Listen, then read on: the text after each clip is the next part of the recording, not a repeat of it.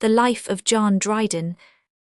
John Dryden was born on the 9th of August 1631, at a place variously denominated Aldwinkle or Oldwinkle All Saints, or at Oldwinkle St. Peter's in Northamptonshire. The name Dryden or Dryden is from the north. There are Drydens still in the town of Scotland, where we now write, and the poet's ancestors lived in the county of Cumberland. One of them, named John, removed from a place called Staffhill to Northamptonshire, where he succeeded to the estate of Canons Ashby by marriage with the daughter of Sir John Cope. John Dryden was a schoolmaster, a Puritan, and honoured, it is said, with the friendship of the celebrated Erasmus, after whom he named his son, who succeeded to the estate of Canons Ashby, and besides becoming a sheriff of the county of Northamptonshire, was created a knight under James Roman I. Sir Erasmus had 3 sons, the third of whom, also an Erasmus, became the father of our poet. His mother was Mary, the daughter of the Rev. Henry Pickering, whose father, a zealous Puritan, had been one of the marked victims in the Gunpowder Plot. Dryden thus had connections both on his father's and mother's side with that party, by deriding, defaming, and opposing which he afterwards gained much of his poetical glory. The poet was the eldest of 14 children, 4 sons, and 10 daughters. The honour of his birth is claimed, as already stated, by 2 parishes, that of Oldwinkle All Saints, and that of Oldwinkle St. Peter's, as Homer's was of old, by 7 cities. His brothers and sisters have been followed by eager biographers into their diverging and deepening paths of obscurity, paths in which we do not choose to attend them. Dryden received the rudiments of his education at Titchmarsh or at Oundlefor. Here too we have conflicting statements. It is certain, however, that he was admitted a King's Scholar at Westminster, under the tuition of Dr. Busby, whom he always respected, and who discovered in him poetical power. He encouraged him to write as a Thursday's night's task a translation of the 3rd satire of Persius, a writer precisely of that vigorously rhetorical, rapidly satirical and semi-poetical school, which Dryden was qualified to appreciate, and to mirror, besides other pieces of a similar kind, which are lost during the last year of his residence at Westminster. And when only 18 years of age, he wrote one among the 98 elegies, which were called forth by the sudden death of Henry Lord Hastings, and published under the title of Lacrim Musarum. Hastings seems to have been an amiable person, but he was besides a lord, and hinc illo lacrim. We know not of what quality the other tears were, but assuredly Dryden's is one of very suspicious sincerity, and of very little poetical merit. But even the crocodile tears of a great genius, if they fall into a fanciful shape, must be preserved, and we have preserved his accordingly, notwithstanding the false taste, as well as doubtful truth and honesty of this his earliest poem. Shortly after, Dryden obtained a Westminster scholarship, and on the 11th of May 1650 entered on Trinity College, Cambridge. His tutor was one John Templar, famous, then, as one of the many who had attempted to put a hook in the jaws of old Hobbes, the Leviathan of his time, but whose reply, as well as Hobbes' own book, like a whale disappearing from a Shetland voe into the deep, with all the hooks and harpoons of his enemies along with him, has been almost entirely forgotten. At Cambridge, Dryden was noted for regularity and diligence, and took the degree of B.A. in January 16,534, and in 1657 was made A Roman 1000 by a dispensation from the Archbishop of Canterbury. Once, indeed, he was rusticated for a fortnight on account of some disobedience to the vice-master. He resided, however, at his university 3 years after the usual term, and although he did not become a fellow, and made no secret in after days of preferring Oxford to Cambridge, yet the reason of this seems to have lain not in any personal disgust, but in some other cause which, says Scott, we may now search for in vain. Up till June 1654, his father had continued to reside at his estate at Blakesley in Northamptonshire, when he died, leaving Dryden 2/3 of a property which was worth in all only 60 ire. The other third was bequeathed to his mother during her lifetime, with this miserable modicum of 40 ire. The poet returned to Cambridge and continued there, doing little and little known, as one who could do anything, till the year 1657. The only records of the diligence of his college years are the lines on the death of Lord Hastings, and 1 or 2 other inconsiderable copies of verses.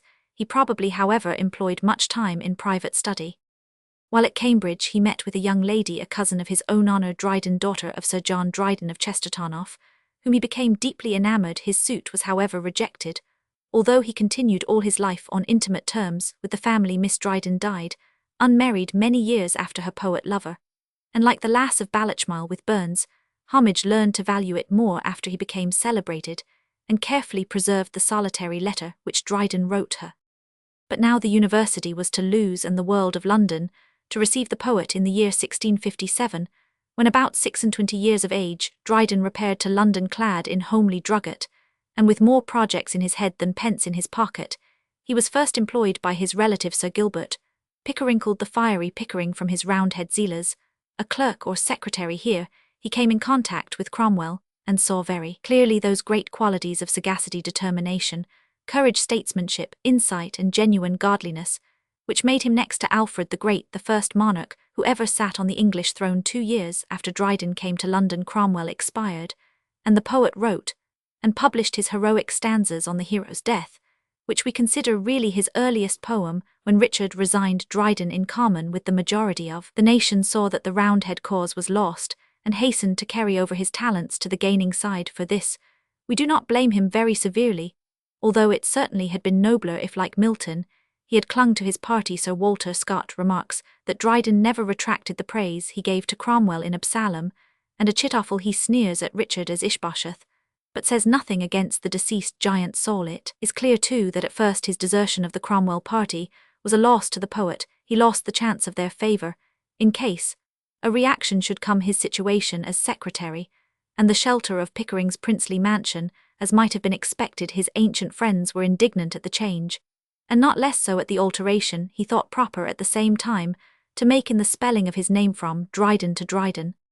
He went to reside in the obscure house of one Herringman, a bookseller in the New Exchange, and became for life a professional author. His enemies afterwards reproached him bitterly for his mean circumstances at this period of his life, and asserted that he was a mere drudge to Herringman. He, at all events, did little in his own proper poetic calling for 2 years, a poem on the coronation of Charles, well fitted to wipe away the stain of Cromwellism, and to attract upon the poet the eye of that rising sun whose glory he sang with more zeal than truth. A panegyric on the Lord Chancellor, and a satire on the Dutch, were all, and are all short, and all savour of a vein somewhat hidebound. He planned indeed too, and partly wrote one or more plays, and was considered of consequence enough to be elected a member of the Royal Society. In 1662, previous to this, he had been introduced through Herringman to Sir Robert Howard, son of the first Earl of Berkshire, and a relation of Edward Howard, the author of British Princes, and the object of the witty wrath of Butler. Sir Robert too had a poetical propensity, and Dryden, and he became and continued intimate for a number of years, the poet assisting the knight in his literary compositions, particularly in a play entitled The Indian Queen, and the latter inviting the former to the family seat at Charlton, where Dryden met in an unlucky hour his future wife, Lady Elizabeth Howard, the sister of Sir Robert. It was on the 1st of December 1663 in St. Swithin's, London, and with the consent of the Earl, who settled about 60 ire on his daughter, that this unhappy union took place. The lady seems to have had absolutely none of the qualities which tend either to command a husband's respect or to conciliate his regard, but is described as a woman of violent temper and weak understanding. Much of the bitterness of Dryden's satire, some of the coarse licentiousness of his plays, and all the sarcasms at matrimony which he has scattered in multitudes throughout his works, may be traced to his domestic unhappiness. Otherwise the match had some advantages. It broke up for a time at least some licentious connections. He had formed particularly, after a time, one with Mrs. Reeves, the actress, with whom, having laid aside his Norwich drugget, he used to eat tarts at the Mulberry Gardens with a sword and a chadru wig. It secured to him, including his own property, an income of about 100 ire, a sum equal to 300 no, and which on the death of his mother 3 years later was increased by 20 more, or 60 at the present value of money. He was thus protected for life against the meaner and more miserable necessities of the literary man, under which many of his unfortunate rivals were crushed, and if he could not always command luxuries, he was always sure of bread. To improve his circumstances, however, and to enable him to keep up a style of living in unison with his lady's rank, he must write, and the question arose what mode of composition was likely to be the most lucrative. Were he to continue to indite panegyrical verses like those to Clarendon, he stood a chance of having a few guineas tossed to him now and then by a patron like a crust to an unfortunate cur. Were he to translate or write prefaces for the booksellers, he might pay his bill for salt, if diligent enough for satires. As yet there was little demand. The follies of the more fanatical of the Puritans were too recent, although they were beginning to ripen for the hand of Butler, and the far grosser absurdities of the Cavaliers were yet in blossom. There remained nothing for an aspiring author but the stage which during the previous regime had been abolished, while the French Revolution was in progress even in the depths of the Reign of Terror. The theatres were all open and all crowded. But when Cromwell was enacting his solemn and solitary part before God, angels and men, the petty potentates, guards and goddesses of the stage vanished into thin air at his tremendous stamp.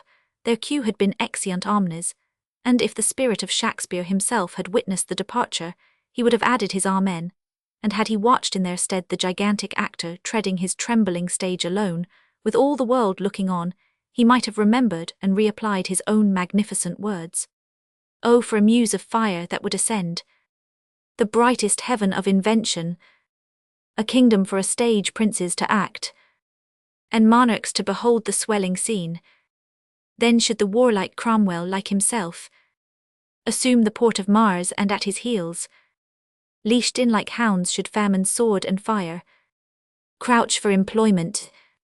No sooner had this great man passed away, and an earnest age with him, and Charles mounted the throne, than from the darkest recesses of the stews, and the taverns from the depths within depths of Alsatia or Paris, the whole tribe of dancers, fiddlers, drabs, mime stage players and playwrights, knowing that their enemy was dead, and their hour of harvest had come, emerged in swarming multitudes, swelled by the vast tribe of playgoers who had been counting the hours, since a Falstaff had made them laugh, and Ophelia made them weep, and a Lear made them tremble, and had this only issued in the revival of the drama of Shakespeare and Jonson, few could have had much to say in objection, for that in general was as pure as it was powerful.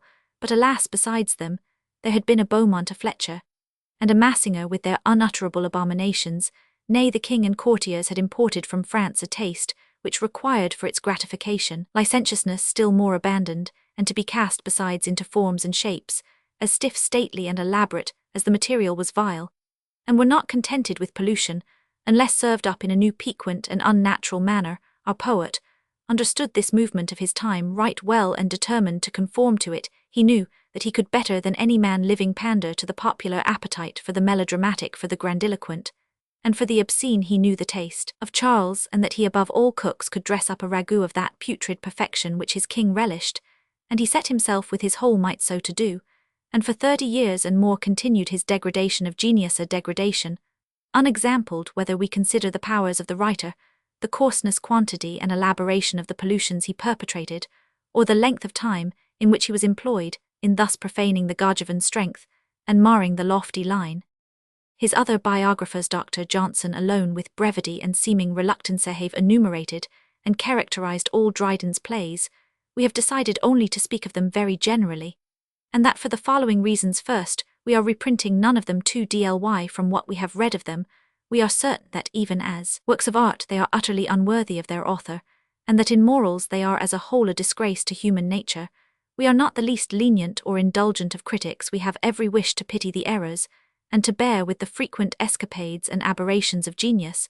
But when we see, as in Dryden's case, what we are forced to consider either a deliberate and systematic attempt to poison the sources of virtue, or at least an elaborate and incessant habit of conformity to the bad tastes of a bad age, we can think of no plea fully available for his defence. Vain to say, he wrote for bread, he did not wrote only for the luxuries, not the staff of life. Vain to say, he consulted the taste of his audience and suited their atmosphere. But why did he select that atmosphere as his, and why so much gratuitous and superfluous iniquity in his works? But he wrote to gratify his monarch. This would form a good enough excuse for a Sporus, a white curd of ass milk, but not for a strong man like Dryden. But he was no worse than others of his age. Pitiful apology, since being the ablest man of his day, and therefore bound to be before it, he was in reality behind it, his plays excelling all contemporary productions in wickedness as well as in wit. But his own conduct was latterly irreproachable. This we doubt, and Scott doubts so too. But even though it were true, it were damaging, because it would deprive him of the plea of passion, and reduce him from the warm human painter to the cold demon-like sculptor of unclean and abominable ideas. It never can be forgotten that whenever Dryden translated a filthy play, he made it filthier than in the original, and that he has once and again scattered his satyr-like fancies in spots such as the Paradise of Milton and the Enchanted Isle of Shakespeare, which every imagination and every heart previously had regarded as holy ground. The only extenuating circumstance we can mention is that his pruriency was latterly in part relinquished and much deplored by himself, and that his poetry is on the whole free from it in our critical paper. prefixed to the second volume, we intend to examine the question how far an author's faults are, or are not to be charged upon his age. His next poem was Annus Mirabilis, published in 1667, and counted justly one of his most vigorous, though also one of the faultiest of his poems. It includes glowing, although somewhat quaint and fantastic descriptions of the Dutch War, and the Great Fire in London, in 1668. By the death of Sir William Davenant, the post of Poet Laureate became vacant, and Dryden was appointed to it. He was also appointed Historiographer Royal. The salary of these two offices amounted to 200 a year, besides the famous annual butt of canary. While his profits from the theatre were equivalent to 300, his whole income was thus at the very least equal to £1,000 of our money, a great sum for a poet in that or in any age. He published the same year an essay on dramatic poetry, vindicating his own practice of rhymed heroic verse in place of stupid French innovation, which all the ingenuity of a Dryden defended in vain. It was cast into the shape of a dialogue. Duke of Dorset, being one of the respondents, and formed the first specimen of Dryden's easy rambling, but most vivid, vigorous, and entertaining prose. No one was ever more ready than he to render reasons for his writings, for their faults as well as merits, and to show by more ingenious arguments that if they failed they ought to have succeeded. At this time we may consider Dryden's prosperity, although not his powers to have culminated. He had a handsome income, a run of unparalleled popularity. As a playwright, he was Poet Laureate, a favourite at court, and on terms of intimacy with many of the nobility and many of the eminent men of letters. The public would have at that time bid high for his very snuff papers, and were thankful for whatever garbage he chose to throw at them from the stage. How different his position from that of the great blind old man at this time, residing in Bunhill Fields in obscurity and sorrow, and preparing to put off his tabernacle and take his flight to the heavens of God. The one heard every night the claps of multitudes, other the whispers of angels saying to his soul sister spirit, "Come away." The one was revelling in reputation, other was listening to the far-off echoes of a coming fame as wide as the world, and as permanent as the existence of man. To do Dryden justice, he admired Milton, and although he did, and that too immediately after Milton departed, venture to travesty the Paradise Lost into a rhymed play as dull as it is disgusting, and although he knew that Milton had called him somewhat harshly a good rhymer, but no poet, yet he praised his genius at a time when it was as little appreciated as was the grandeur of his character. But now the slave in the chariot of Dryden's triumph was about to appear. First came in 1671, The Rehearsal, a play concocted among various wits of the time, including Spratt, Clifford, poor butler of Hudibras, and chiefly the Duke of Buckingham. The object of this play was to turn rhymed heroic tragedy, and especially the great playwright of the day, under the name of Bayes, his person, manners, conversation, and habits, into unmitigated ridicule. The plan has often since been followed with various success. Minor wits have delighted in clubbing their small but poisoned missiles, and in aiming flights of minikin arrows at the Gullivers of their different periods. Thus Pope was assailed by the dunces whom he afterwards preserved in amber. That terrible old lion Bentley, by Boyle, and his associates, and Wordsworth, by the critics or criticasters of his day. Dryden acted with greater prudence than any of those we have named, except indeed Bentley, who, being assailed upon points involving the integrity of his scholarship, and on which demonstrative contradiction was possible, felt himself compelled to leave his lair, and to rend his enemies in pieces. But Dryden, feeling on this occasion at least that a squib, however personal and severe, cannot harm any man worthy of the name, and that the very force of the laughter it produces drives out the sting, determined to answer it by silence, and to bide his time. Zimri in Absalom and Achitophel shows how deep had been his secret oath of vengeance, and how carefully the sweltered venom had been kept, in which at last he baptizes Buckingham, and embalms him at the same time. For the wonder and contempt of posterity here is the danger of the smaller wits in a controversy of this kind. Their squibs excite a sensation at the moment, and sometimes annoy the assaulted giant much and his friends and publishers more, but he continues to live and grow, while their spiteful effusions perish, or worse, are preserved to the everlasting shame of their authors on the lowest shelf of the records of their enemies' fame. 2 years after occurred the famous controversy between Dryden and Settle. Poor Elkanah Settle seemed raised up like another Mordecai to poison the peace, and disturbed the false self-satisfaction of Dryden. Raised up Rathershall, we say, to wean the poet from a sphere where his true place and power were not, and to prepare him for other stages where he was yet destined far more powerfully to play his part. At all events, this should have been his inference from the success of Settle. It should have taught him that a scene where a pitiful poetaster backed by mob favour, and the word of a Rochester could eclipse his glory was no scene for him, and he ought instantly, with proud humility, to have left the theatre for ever instead of this. He fell into a violent passion with one who, like himself, had levelled his desires to the claps of multitudes, and had ravished the larger share of the coveted prize, and so there commenced a long and ludicrous controversy dishonourable to settle much to Rochester, and Dryden more between, a mere insolent twaddler, and a man of real and transcendent genius. The particulars of the struggle are too humiliating and contemptible to deserve a minute.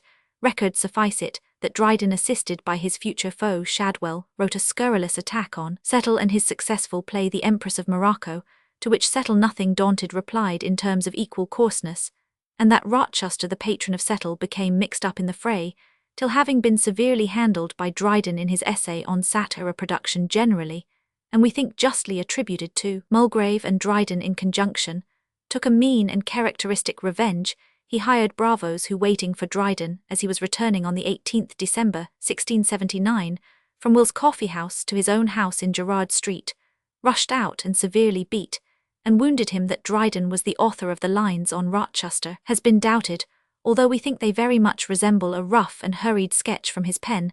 That Rochester deserved the truculent treatment he received in them. This anecdote sufficiently proves it was partly indeed the manner of the age. Had this nobleman existed now, and been pilloried by a true and powerful pen, he would, in addition to his own anonymous assaults, have stirred up a posse of his creatures to assist him in seeking by falsehoods, hypercriticisms, and abuse to diminish the influence and take away the good name of his opponent. The satanic spirit is always the Samate's weapons, and instruments are continually changing. Soon after this Dryden translated the epistles of Ovid, thus breathing himself for the far greater efforts which were before him.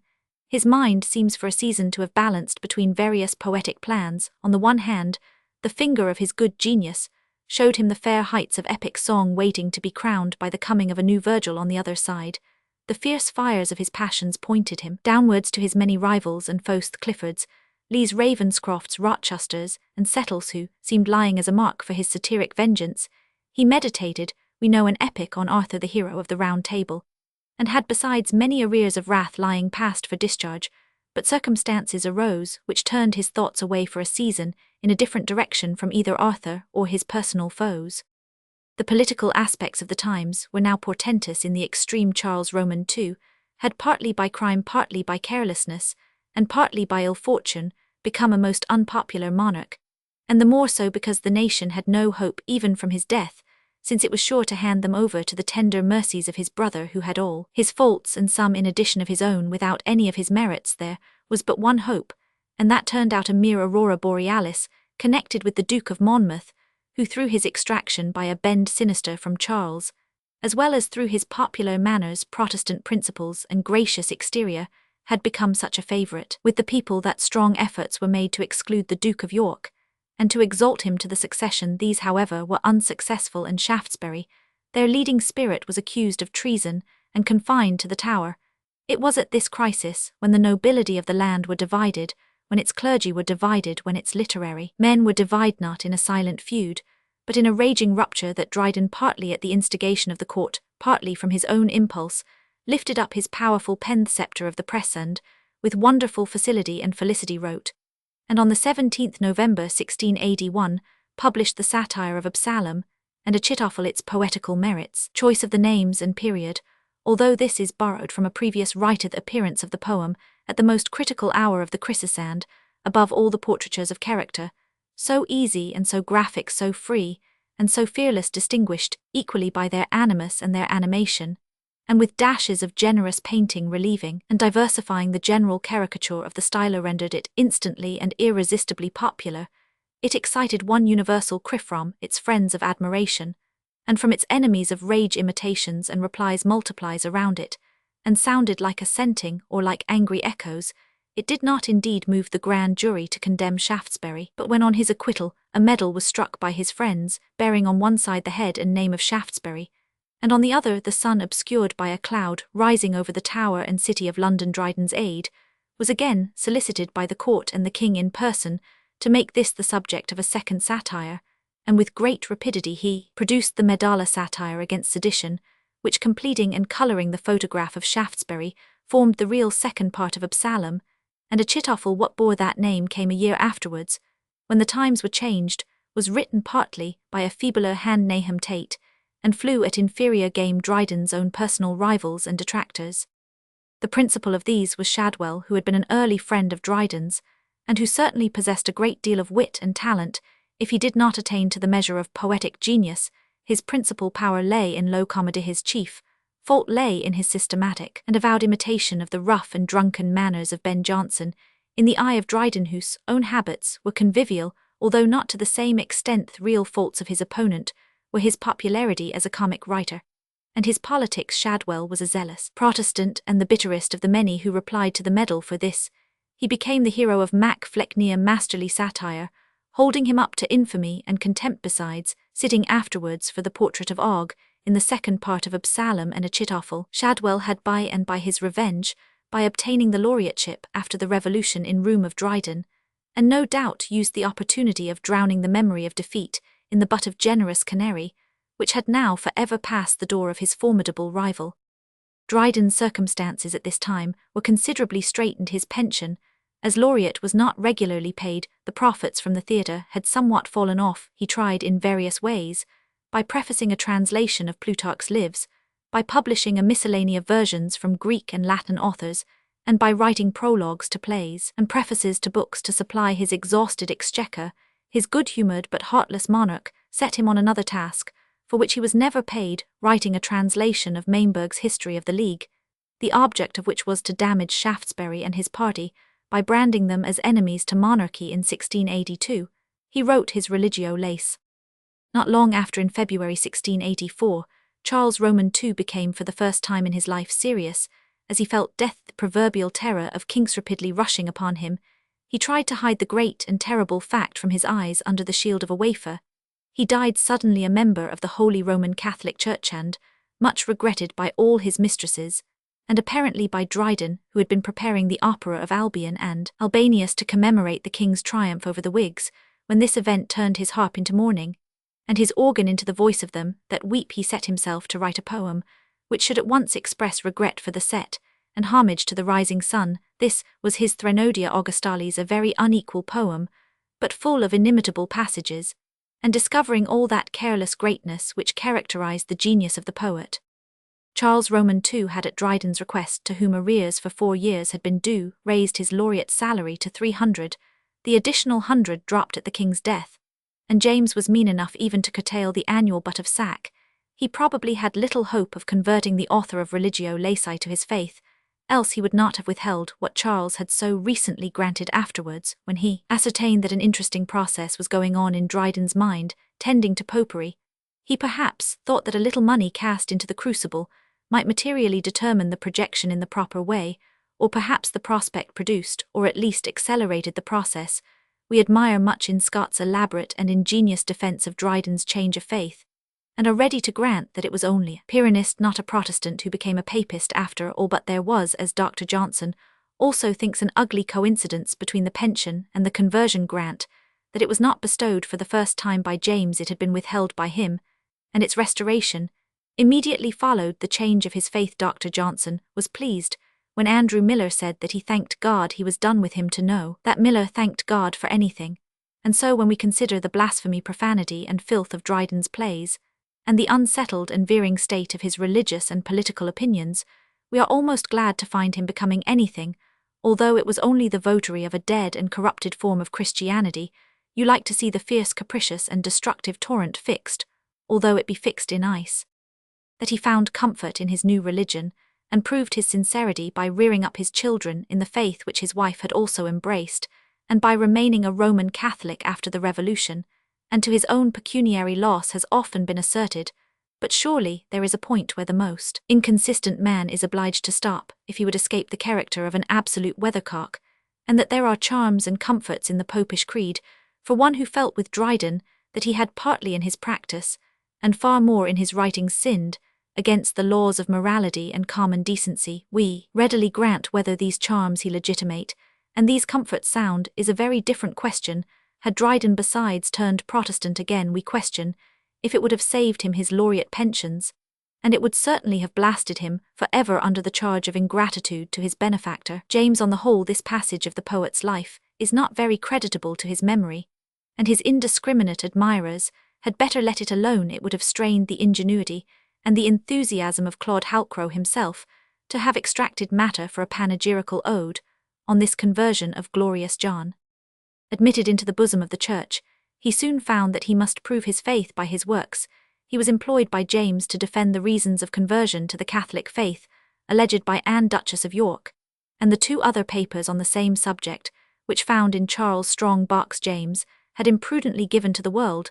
This led him to a contest with Stillingfleet, in which Dryden came off only second best. He next, in an embowered walk in a country retirement at Rushton, near his birthplace, composed his strange, unequal, but brilliant and ingenious poem The Hind, and the Panther, the object of which was to advocate King James' repeal of the Test Act, and to prove the immeasurable superiority of the Church of Rome to that of England, as well as to all the dissenting sects. This piece produced a prodigious clamour against the author.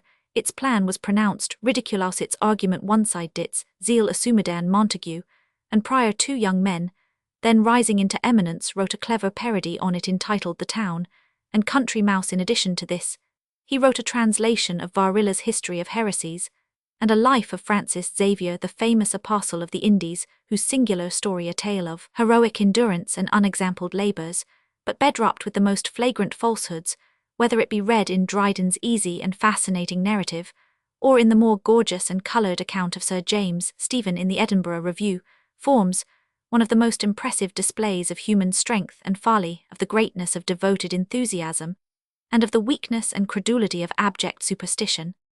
In spite of all these attempts to bolster up a tottering throne and an effete faith, the Revolution came, and Dryden's hopes and prospects sank like a vision of the night.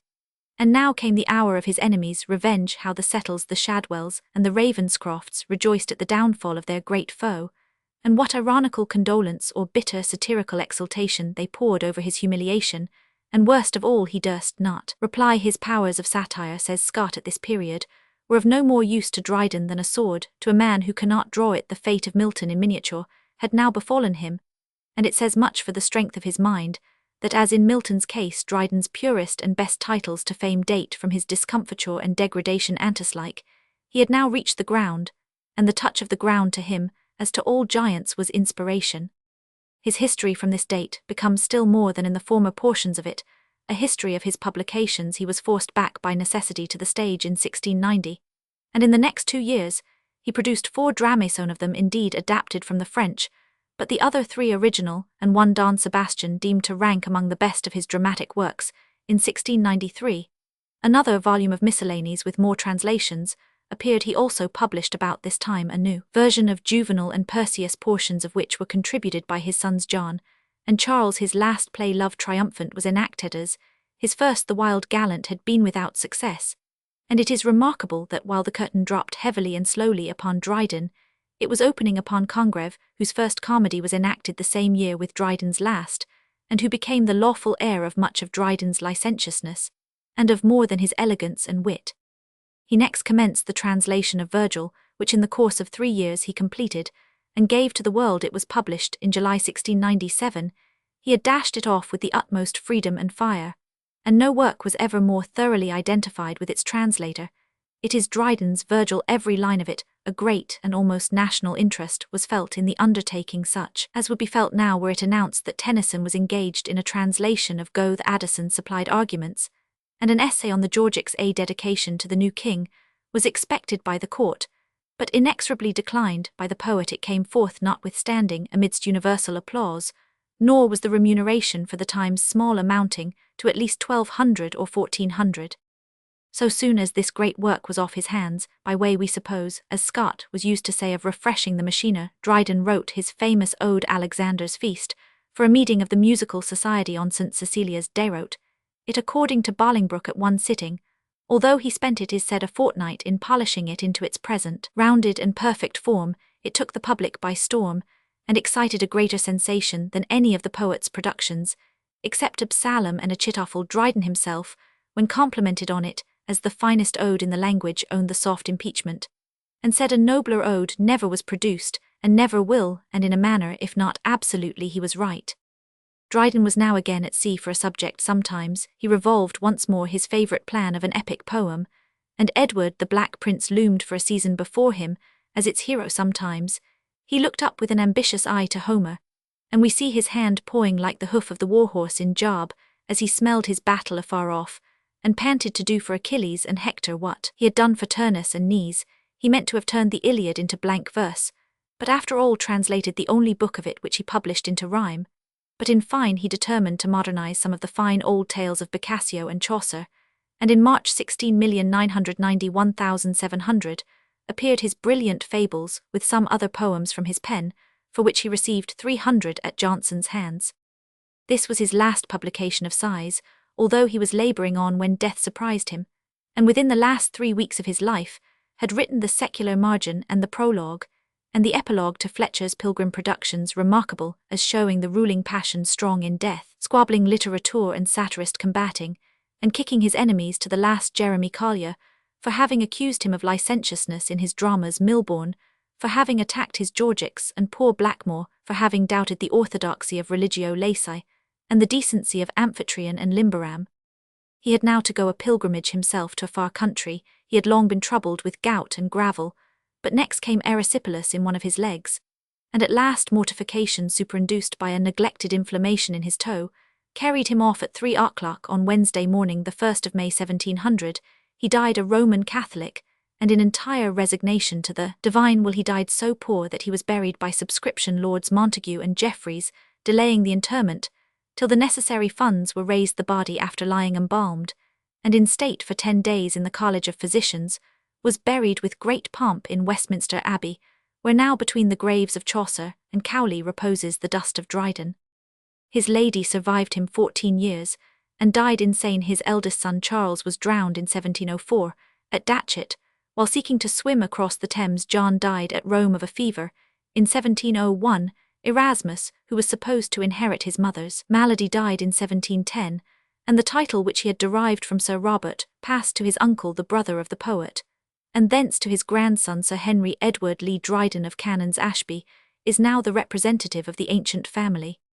We reserve till our next volume a criticism on Dryden's genius and works. As to his habits and manners little is known, and that little is worn threadbare by his many biographers. In appearance, he became in his maturer years fat and florid, and obtained the name of poet squab. His portraits show a shrewd, but rather sluggish face with long grey hair floating down his cheeks, not unlike Coleridge, but without his dreamy eye like a nebulous star. His conversation was less sprightly than solid. Sometimes men suspected that he had sold all his thoughts to his booksellers. His manners are by his friends pronounced modest, and the word modest has since been amiably confounded by his biographers with pure bashful.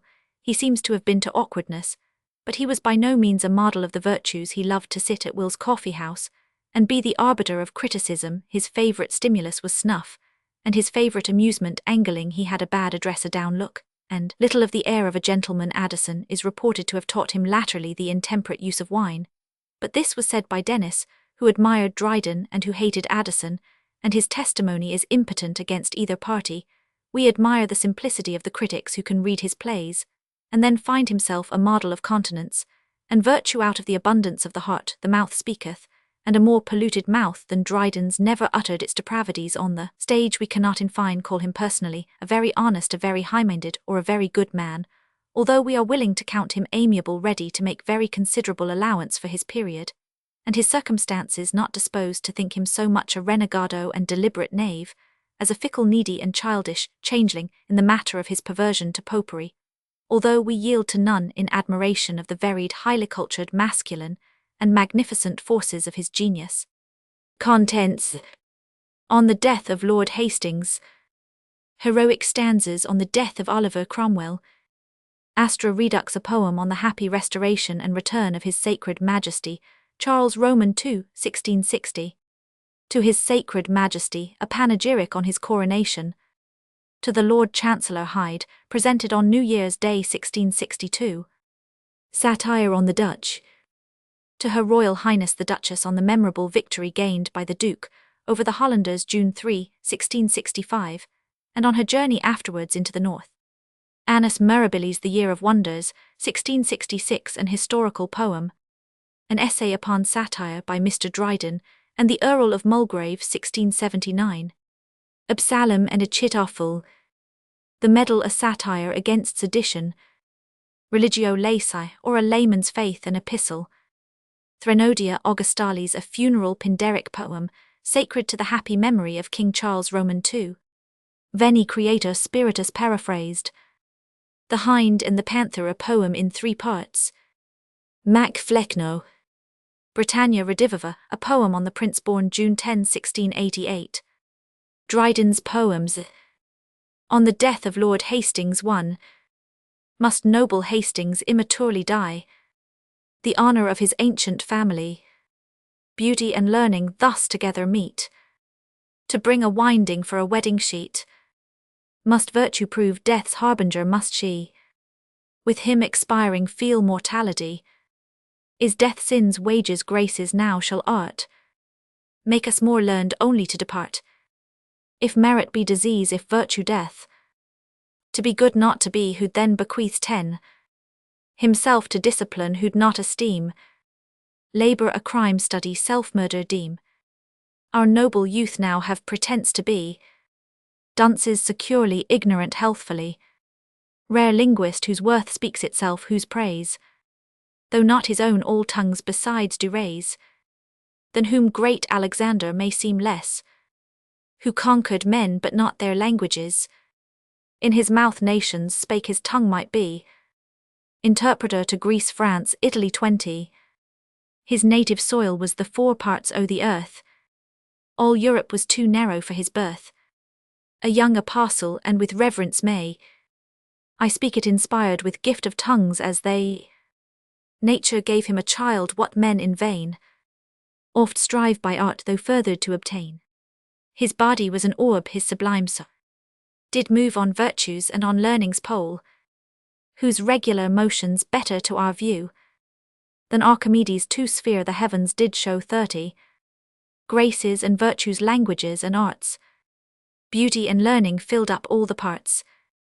Heaven's gifts, which do like falling stars appear, scattered in others all as in their sphere, were fixed conglobate in his soul, and thence shone through his body with sweet influence, letting their glories so on each limb fall. The whole frame rendered was celestial. Come learn Ptolemy 3 and trial make, if thou this hero's altitude canst take 40.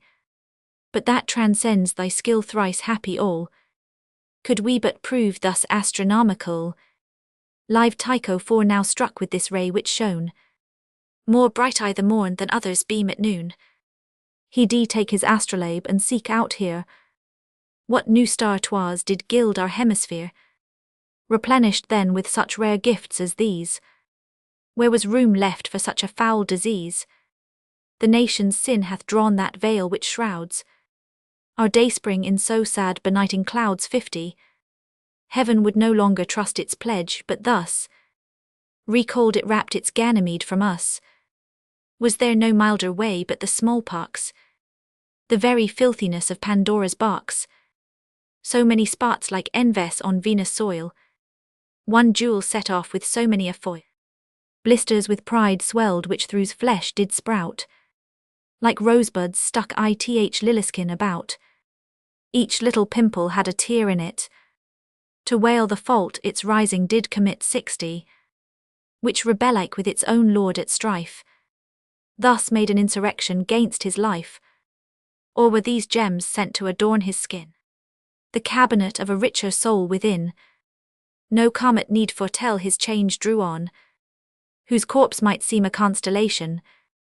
Oh, had he died of old, how great a strife had been who from his death should draw their life, who should by one rich draught become whate'er Seneca, Cato, Numa, Caesar were 70, learned, virtuous, pious, great, and have by this an universal metempsychosis.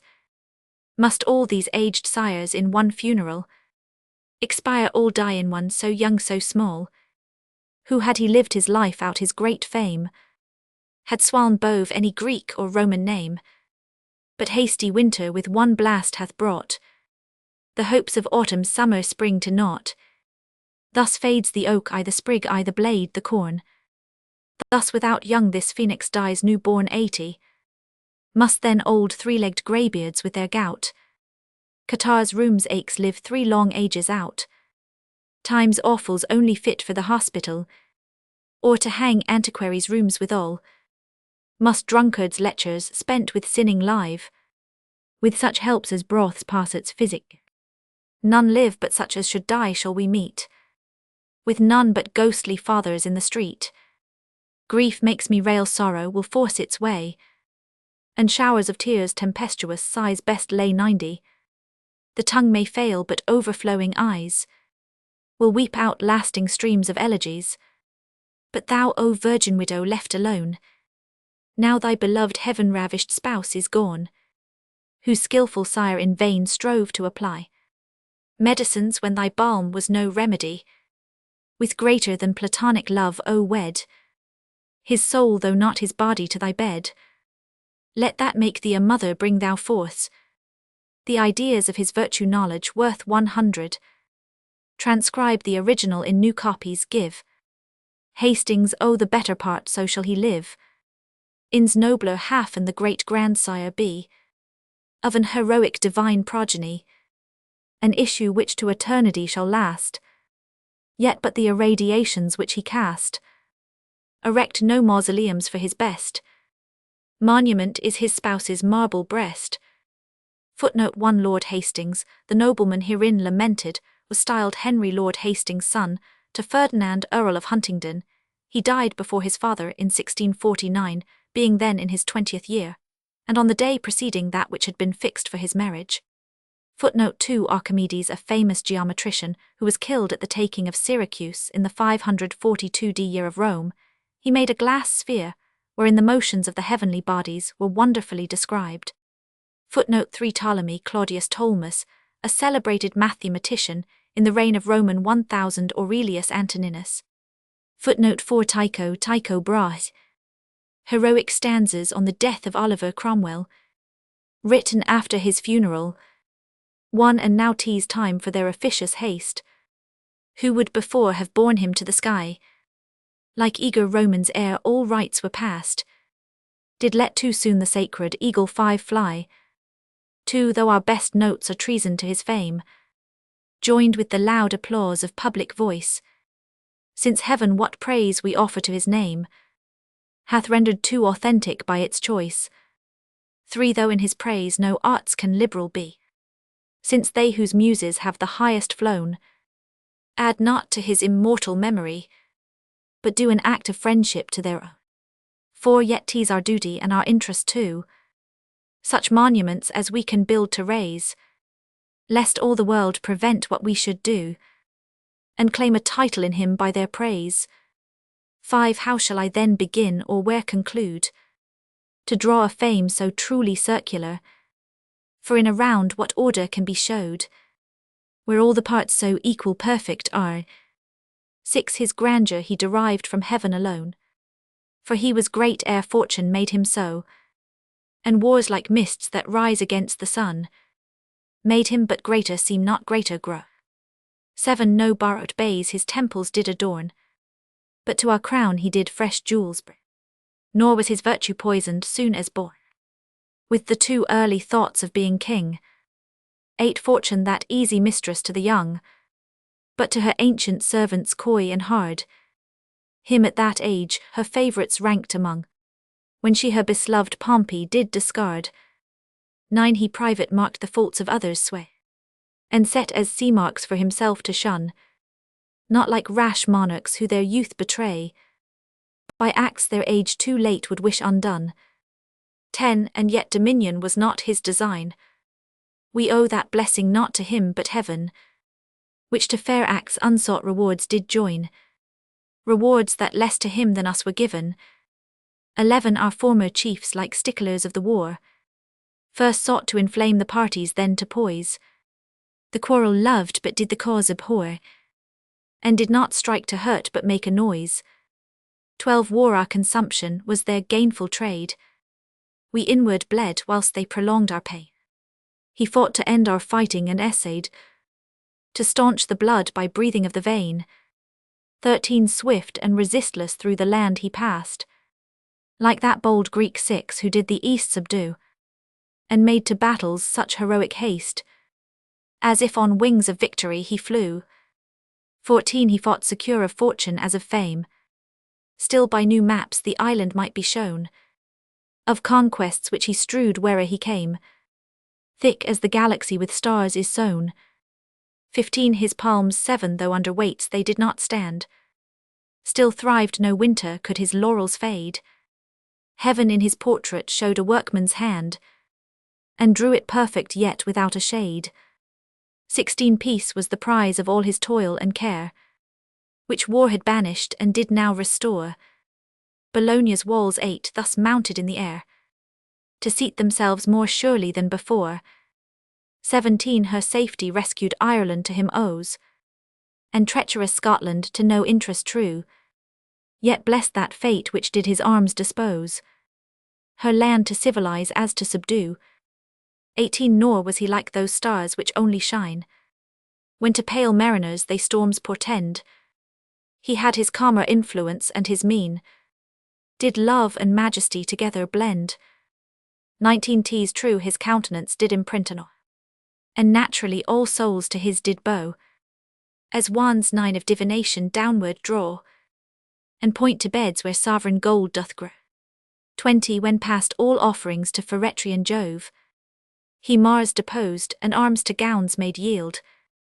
Successful counsels did him soon approve, as fit for close intrigues as open field. 21 To suppliant Holland he vouchsafed a peace, our once bold rival of the British main, now tamely glad her unjust claim to cease, and by our friendship with her idle gain.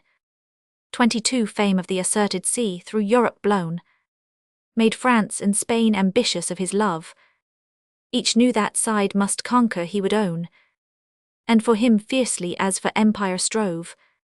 23 No sooner was the Frenchman's cause embraced, than the light Monsieur the grave dawn outweighed.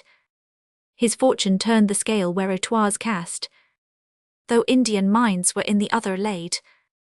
24 When absent yet we conquered in his right, for though some meaner artist's skill was shown in mingling colours or in placing light, yet still the fair designment was his own.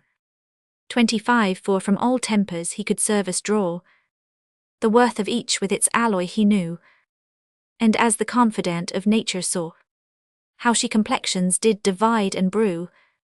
26 Or he their single virtues did survey, by intuition in his own large breast, where all the rich ideas of them lay, that were the rule and measure to the rest. 27 When such heroic virtue heaven sets out, the stars like commons sullenly obey, because it drains them when it comes about, and therefore is a tax they seldom pay.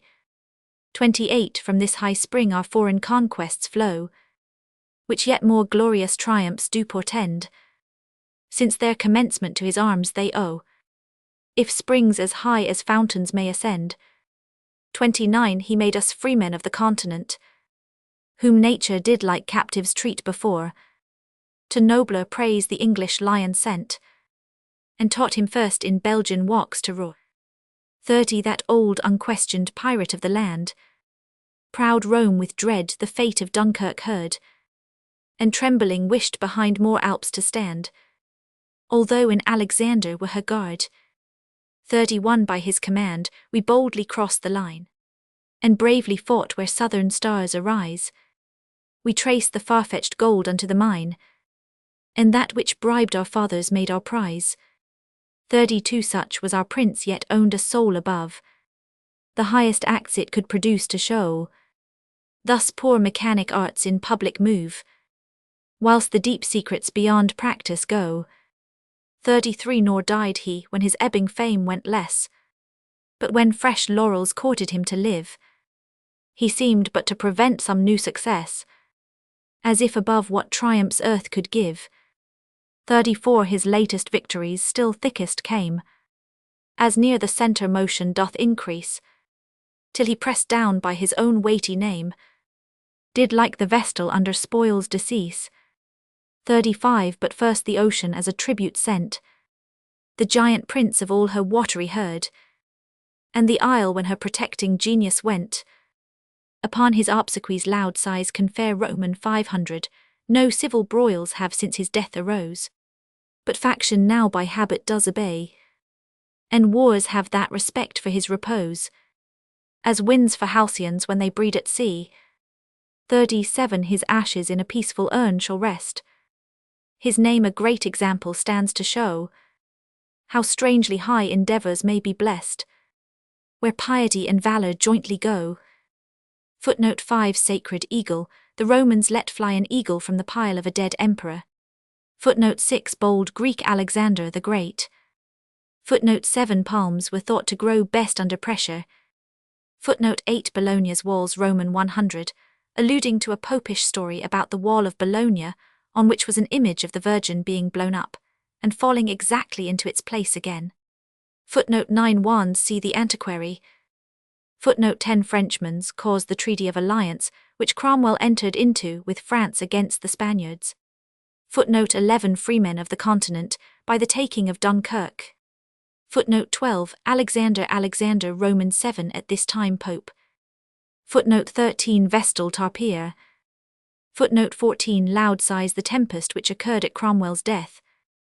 Footnote 15 Peaceful urn Dryden no true prophet Cromwell's bones, having been dragged out of the royal vault, and exposed on the gibbet in 1660. Astra Redux, a poem on the happy restoration and return of His Sacred Majesty, Charles Roman II 1660. Jam redit et Virgo redunt Saturnia Rignavurg. The last great age foretold by sacred rhymes renews its finished course Saturnian times. Rolled round again. Now with a general peace the world was blessed, while ours a world divided from the rest. A dreadful quiet felt and were so far, then arms a sullen interval of war. Thus when black clouds draw down the labouring skies, ere yet abroad the winged thunder flies, and horrid stillness first invades the air, and in that silence we the tempest fear. The ambitious Swede like restless billows tossed, on this hand gaining what on that he lost 10, though in his life he blood and ruin breathed. To his now guideless kingdom peace bequeath Roman 500, and heaven that seemed regardless of our fate. For France and Spain did miracles create, such mortal quarrels to compose in peace, as nature bred and intrust did increase. We sighed to hear the fair Iberian bride must grow a lily to the lily's side, while our cross stars denied us Charles' bed, whom our first flames and virgin love did wed 20. For his long absence church and state did groan. Madness the pulpit faction seized the throne. Experienced age in deep despair was lost. To see the rebel thrive the loyal crossed. Youth that with joys had unacquainted been, envied grey hairs that once good days had seen. We thought our sires not with their own content had ere we came to age our portion spent, nor could our nobles hope their bold attempt 30, who ruined crowns would coronets exempt, for when by their designing leaders taught to strike at power which for themselves they sought, the vulgar gulled into rebellion armed, their blood to action by the prize was warm Roman 500, the sacred purple then and scarlet gown, like sanguine dye to elephants was shown. Thus when the bold Typhorus scaled the sky, and forced great Jove from his own heaven to fly, what king what crown from treason's reach is free? If Jove and heaven can violated be 40, the lesser gods that shared his prosperous state, all suffered in the exiled thunderer's fate. The rabble now such freedom did enjoy, as winds at sea that use it to destroy. Blind as the Cyclop and as wild as he, they owned a lawless savage liberty, like that our painted ancestors so prized, ere empires arts their breasts had civilized. How great were then our Charles' woes who thus was forced to suffer for himself and us 50. He tossed by fate and hurried up and down, heir to his father's sorrows with his crown, could taste no sweets of youth's desired age. but found his life too true a pilgrimage. Unconquered yet in that forlorn estate, his manly courage overcame his fate. His wounds he took like Romans on his breast, which by his virtue were with laurels dressed. As souls reach heaven while yet in bodies pent, so did he live above his banishment 60. That sun which we beheld with cozened eyes, within the water moved along the skies. How easy 'tis when destiny proves kind, with full spread sails to run before the wind. But those that 'gainst stiff gales laveering go, must be at once resolved and skilful too. He would not like soft Otho hope prevent, but stayed and suffered fortune to repent. These virtues Galba in a stranger sought, and Piso to adopted empire brought 70. How shall I then my doubtful thoughts express? That must his sufferings both regret and bless. For when his early valour heaven had crossed, and all at Worcester but the honour lost, forced into exile from his rightful throne, he made all countries where he came his own, and viewing monarchs' secret arts of sway, a royal factor for his kingdoms lay. Thus banished David spent abroad his time, when to be God's anointed was his crime 80, and when restored made his proud neighbours rue. Those choice remarks he from his travels drew. Nor is he only by afflictions shown to conquer other realms but rule his own, recovering hardly what he lost before. His right endears it much his purchase more, in order to suffer ere he came to reign. No rash procedure will his actions stain, to business ripened by digestive thought. His future rule is into method brought 90, as they who first proportion understand, with easy practice reach a master's hand. Well might the ancient poets then confer on night the honoured name of counsellor, since struck with rays of prosperous fortune blind, we light alone in dark afflictions find. In such adversities to sceptre trained, the name of great his famous grandsire gained, who yet a king alone in name and right, with hunger cold and angry Jove did fight 100, shocked by a covenanting league's vast powers, as holy and as Catholic as ours, till fortune's fruitless spite had made it known. Her blows not shook but riveted his throne. Some lazy ages lost in sleep and ease, no action leave to busy chronicles, such whose supine felicity but makes in story chasms in epoch's mistakes, o'er whom time gently shakes his wings of down, till with his silent sickle they are mown 110. Such is not Charles' too active age, which governed by the wild distempered rage of some black star infecting all the skies, made him at his own cost like Adam wise. Tremble ye nations which secure before laughed at those arms that 'gainst ourselves we bore. Roused by the lash of his own stubborn tail, our lion now will foreign foes assail, with alga who the sacred altar strews. To all the sea gods Charles an offering owes 120. A bull to the Portumnus shall be slain, a lamb to you ye tempests of the main, for those loud storms that did against him roar have cast his shipwrecked vessel on the shore. Yet as wise artists mix their colours so, that by degrees they from each other go, black steals unheeded from the neighbouring white, without offending the well-cozened sight. So on us stole our blessed change while we the effect did feel, but scarce the manner see 130.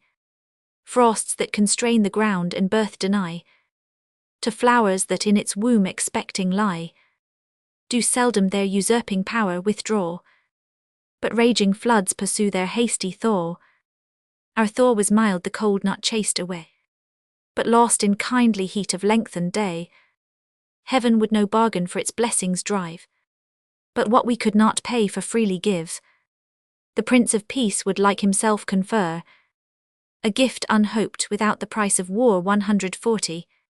Yet as he knew his blessings worth took care that we should know it by repeated prayer, which stormed the skies and ravished Charles from thence, as heaven itself is took by violence, Booth's forward valour only served to show he durst that duty pay we all did owe.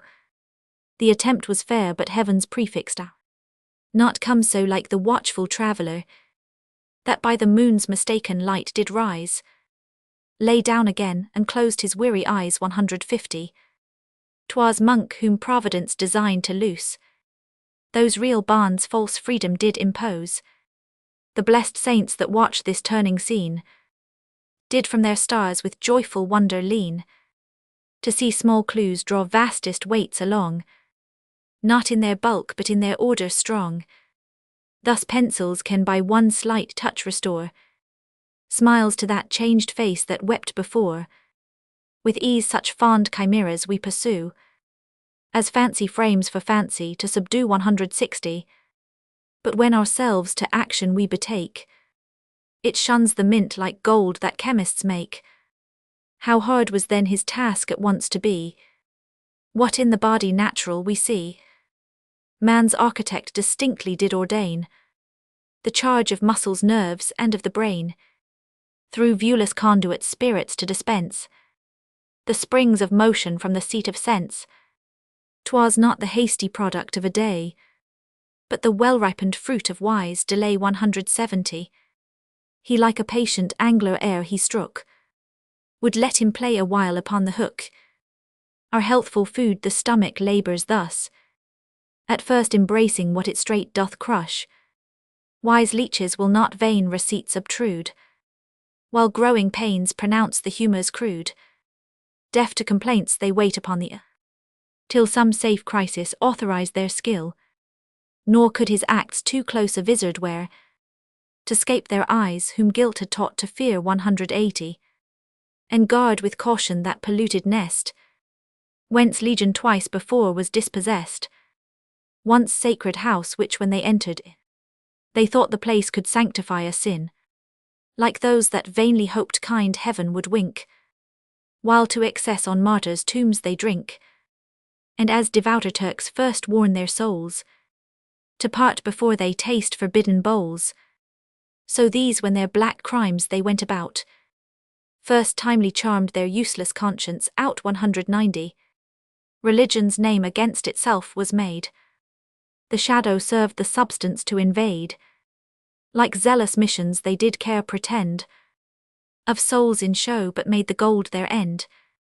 The incensed powers beheld with scorn from high, and heaven so far distant from the sky, which durst with horses' hoofs that beat the ground, and martial brass belie the thunder's sound.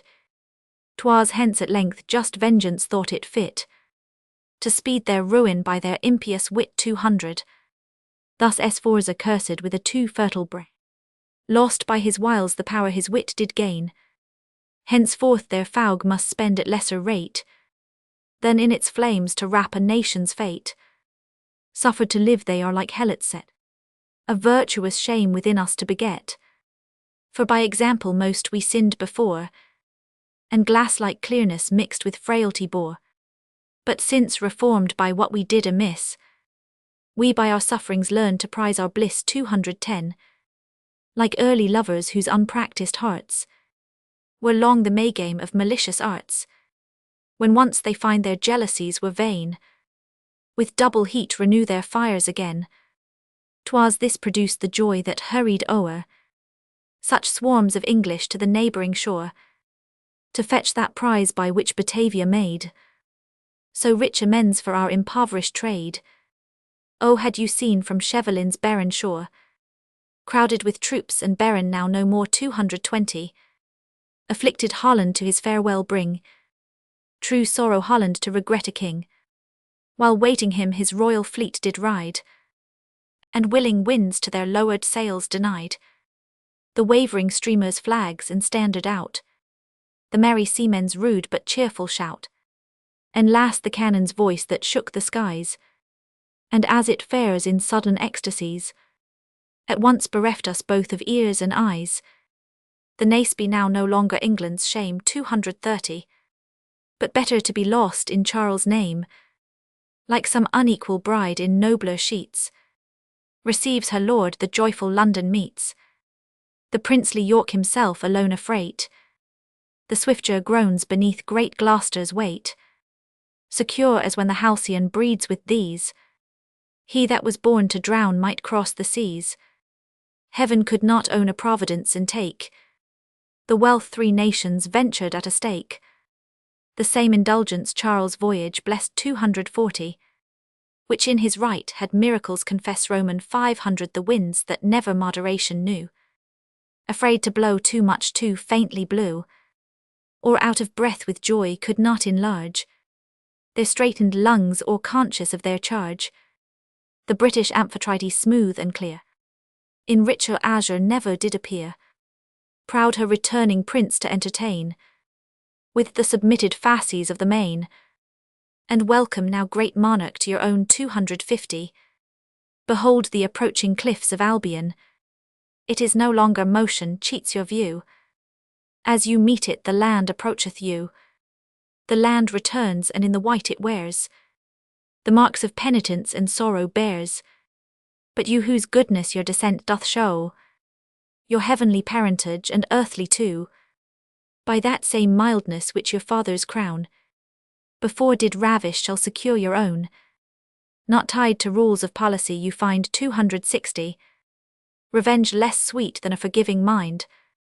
Thus when the Almighty would to Moses give a sight of all he could behold and live, a voice before his entry did proclaim, long-suffering goodness mercy in his name. Your power to justice doth submit your cause. Your goodness only is above the laws, whose rigid letter while pronounced by you, is softer made so winds that tempests brew. When through Arabian groves they take their flight 270, made wanton with rich odours lose their spite, and as those lees that trouble it refine the agitated soul of generous wine, so tears of joy for your returning spilt work out and expiate our former guilt. Methinks I see those crowds on Dover's strand, who in their haste to welcome you to land, choked up the beach with their still growing store, and made a wilder torrent on the shore, while spurred with eager thoughts of past delight 280, those who had seen you court a second sight, preventing still your steps and making haste to meet you often wheresoe'er you passed. How shall I speak of that triumphant day, when you renewed the expiring pomp of May, a month that owns an interest in your name? You and the flowers are its peculiar claim. That star that at your birth shone out so bright, it stained the duller sun's meridian light, did once again its potent fires renew 290, guiding our eyes to find and worship you. And now time's whiter series is begun, which in soft centuries shall smoothly run. Those clouds that overcast your morn shall fly, dispelled to farthest corners of the sky. Our nation with united interest blessed, not now content to poise shall sway the rest. Abroad your empire shall no limits know, but like the sea in boundless circles flow. Your much-loved fleet shall with a wide command 300 besiege the petty monarchs of the land, and as old time his offspring swallowed down, our ocean in its depths all seas shall drown, their wealthy trade from pirates rapine free.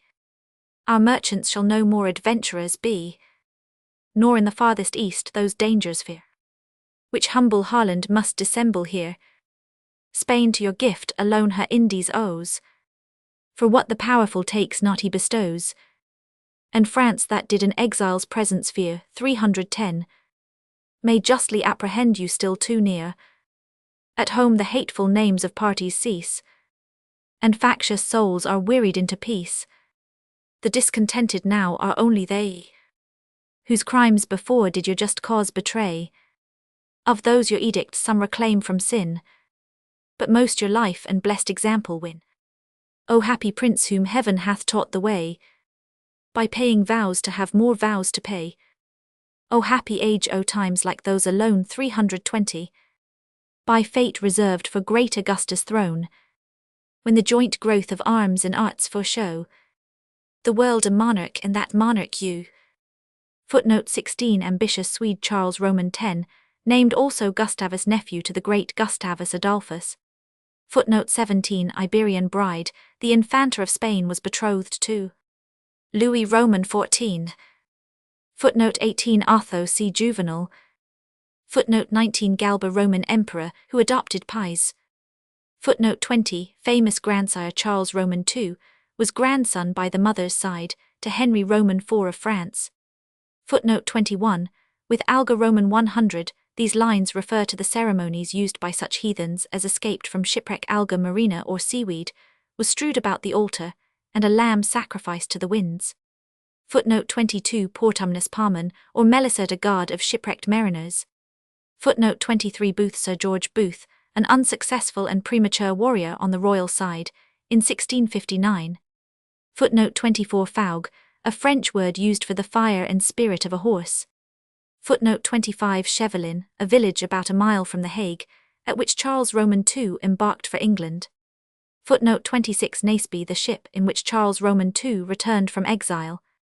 Footnote 27 Great Gloucester Henry Duke of Gloucester, third son of Charles Roman I, landed at Dover with his brother in 1660, and died of the smallpox soon afterwards. Footnote 28 Charles entered London on the 29th of May. Footnote 29 Star said to have shone on the day of Charles' birth, and outshone the sun. To his sacred majesty. A panegyric on his coronation. In that wild deluge where the world was drowned, when life and sin one common tomb had found, the first small prospect of a rising hill, with various notes of joy the ark did fill.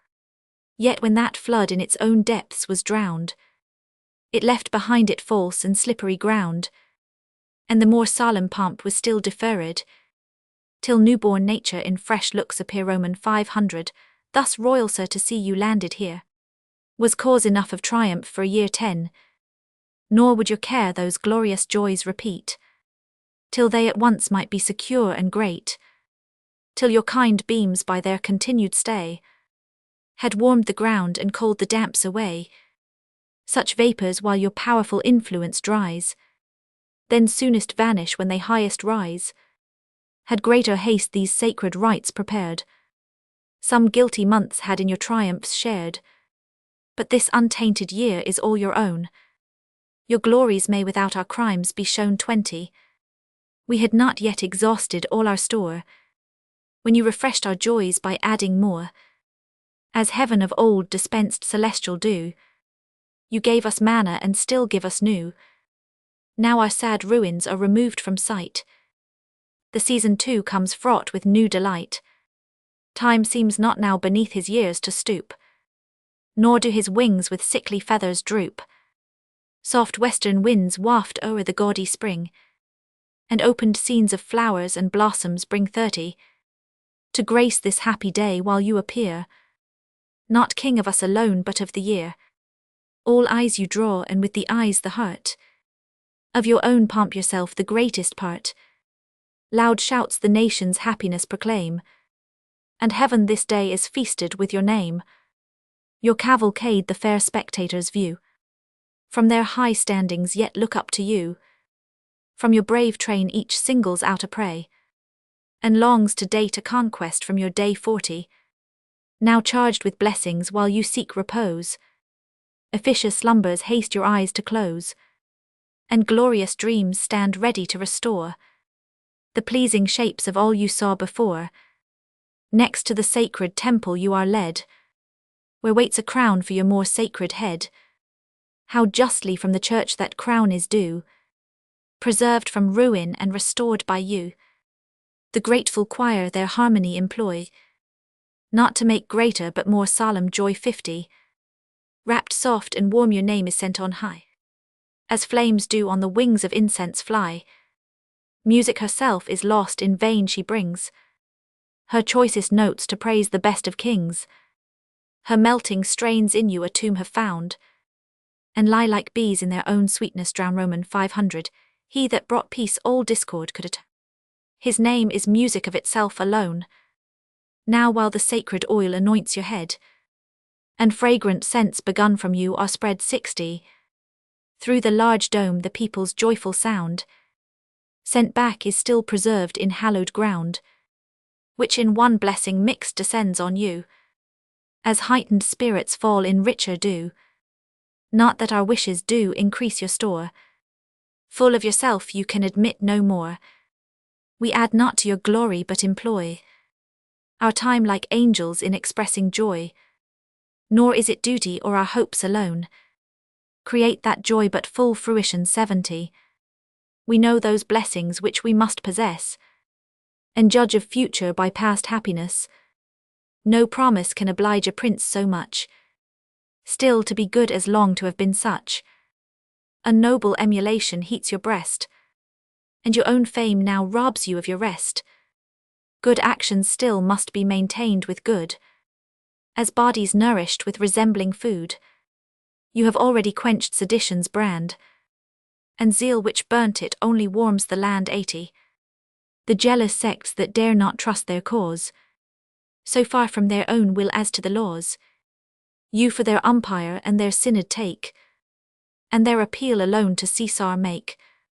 Kind heaven so rare a temper did provide, that guilt repenting might in it confide. Among our crimes oblivion may be set, but 'tis our king's perfection to forget virtues unknown to these rough northern climes. From milder heavens you bring without their crimes 90. Your calmness does no afterstorms provide, nor seeming patience mortal anger hide. When empire first from families did spring, then every father governed as a king. But you that are a sovereign prince allay imperial power with your paternal sway. From those great cares when ease your soul unbends, your pleasures are designed to noble ends, born to command the mistress of the seas. Your thoughts themselves in that blue empire please 100. Hither in summer evenings you repair, to taste the fraîture of the purer air. Undaunted here you ride when winter raves, with Caesar's heart that rose above the waves. More I could sing but fear my number stays, no loyal subject dares that courage praise. In stately frigates most delight you find, where well-drawn battles fire your martial mind. What to your cares we owe is learnt from hence, when even your pleasures serve for our defence. 110. Beyond your court flows in admitted tide, where in new depths the wandering fishes glide. Here in a royal bed the waters sleep, when tired at sea within this bay they creep. Here the mistrustful fowl no harm suspects, so safe are all things which our king protects. From your loved Thames a blessing yet is due, second alone to that it brought in you, a queen near whose chaste womb ordained by fate the souls of kings unborn for bodies wait. 120. It was your love before made discord cease, your love is destined to your country's peace. Both Indies rivals in your bed provide, with gold or jewels to adorn your bride. This to a mighty king presents rich ore, while that with incense does a god implore. 2 kingdoms wait your doom, and as you choose, this must receive a crown or that must lose. Thus from your royal oak like Jove's of old, our answers sought and destinies foretold. 130. Propitious oracles are begged with vows, and crowns that grow upon the sacred boughs. Your subjects while you weigh the nation's fate, suspend to both their doubtful love or hate. Choose only, sir, that so they may possess, with their own peace their children's happiness. Footnote 30. Royal bed, the river led from the Thames through St. James Park to the Lord Chancellor Hyde, presented on New Year's Day 1662. My lord, while flattering crowds officiously appear to give themselves not you a happy year, and by the greatness of their presence prove how much they hope but not how well they love, the muses who your early courtship boast, though now your flames are with their beauty lost, yet watch their time that if you have forgot, they were your mistresses the world may not. Decayed by time and wars they only prove their former beauty by your former love 10, and now present as ancient ladies do, that courted long at length are forced to woo, for still they look on you with such kind eyes, as those that see the church's sovereign rise. from their own order chose, in whose high state they think themselves the second choice of fate. When our great monarch into exile went, wit and religion suffered banishment. Thus once when Troy was wrapped in fire and smoke, the helpless gods their burning shrines forsook. 20. They with the vanquished prince and party go, and leave their temples empty to the foe. At length the muses stand restored again to that great charge which nature did ordain, and their loved druids seem revived by fate, while you dispense the laws and guide the state. The nation's soul our monarch does dispense, through you to us his vital influence. You are the channel where those spirits flow, and work them higher as to us they go. 30. In open prospect nothing bounds our eye, until the earth seems joined unto the sky. So in this hemisphere our utmost view is only bounded by our king and you. Our sight is limited where you are joined, and beyond that no farther heaven can find. So well your virtues do with his agree, that though your orbs of different greatness be, yet both are for each other's use disposed, his to enclose and yours to be enclosed. 40. Nor could another in your room have been, except an emptiness had come between. Well may he then to you his cares impart, and share his burden where he shares his heart. In you his sleep still wakes, his pleasures find their share of business in your labouring mind. So when the weary sun his place resigns, he leaves his light and by reflection shines. Justice that sits and frowns where public laws exclude soft mercy from a private cause. 50. In your tribunal most herself does please, there only smiles because she lives at ease, and like young David finds her strength the more, when disencumbered from those arms she wore. Heaven would our royal master should exceed most in that virtue which we most did need, and his mild father who too late did find all mercy vain, but what with power was joined, his fatal goodness left to fitter times, not to increase but to absolve our crimes. 60. But when the heir of this vast treasure knew how large a legacy was left to you, too great for any subject to retain, he wisely tied it to the crown again.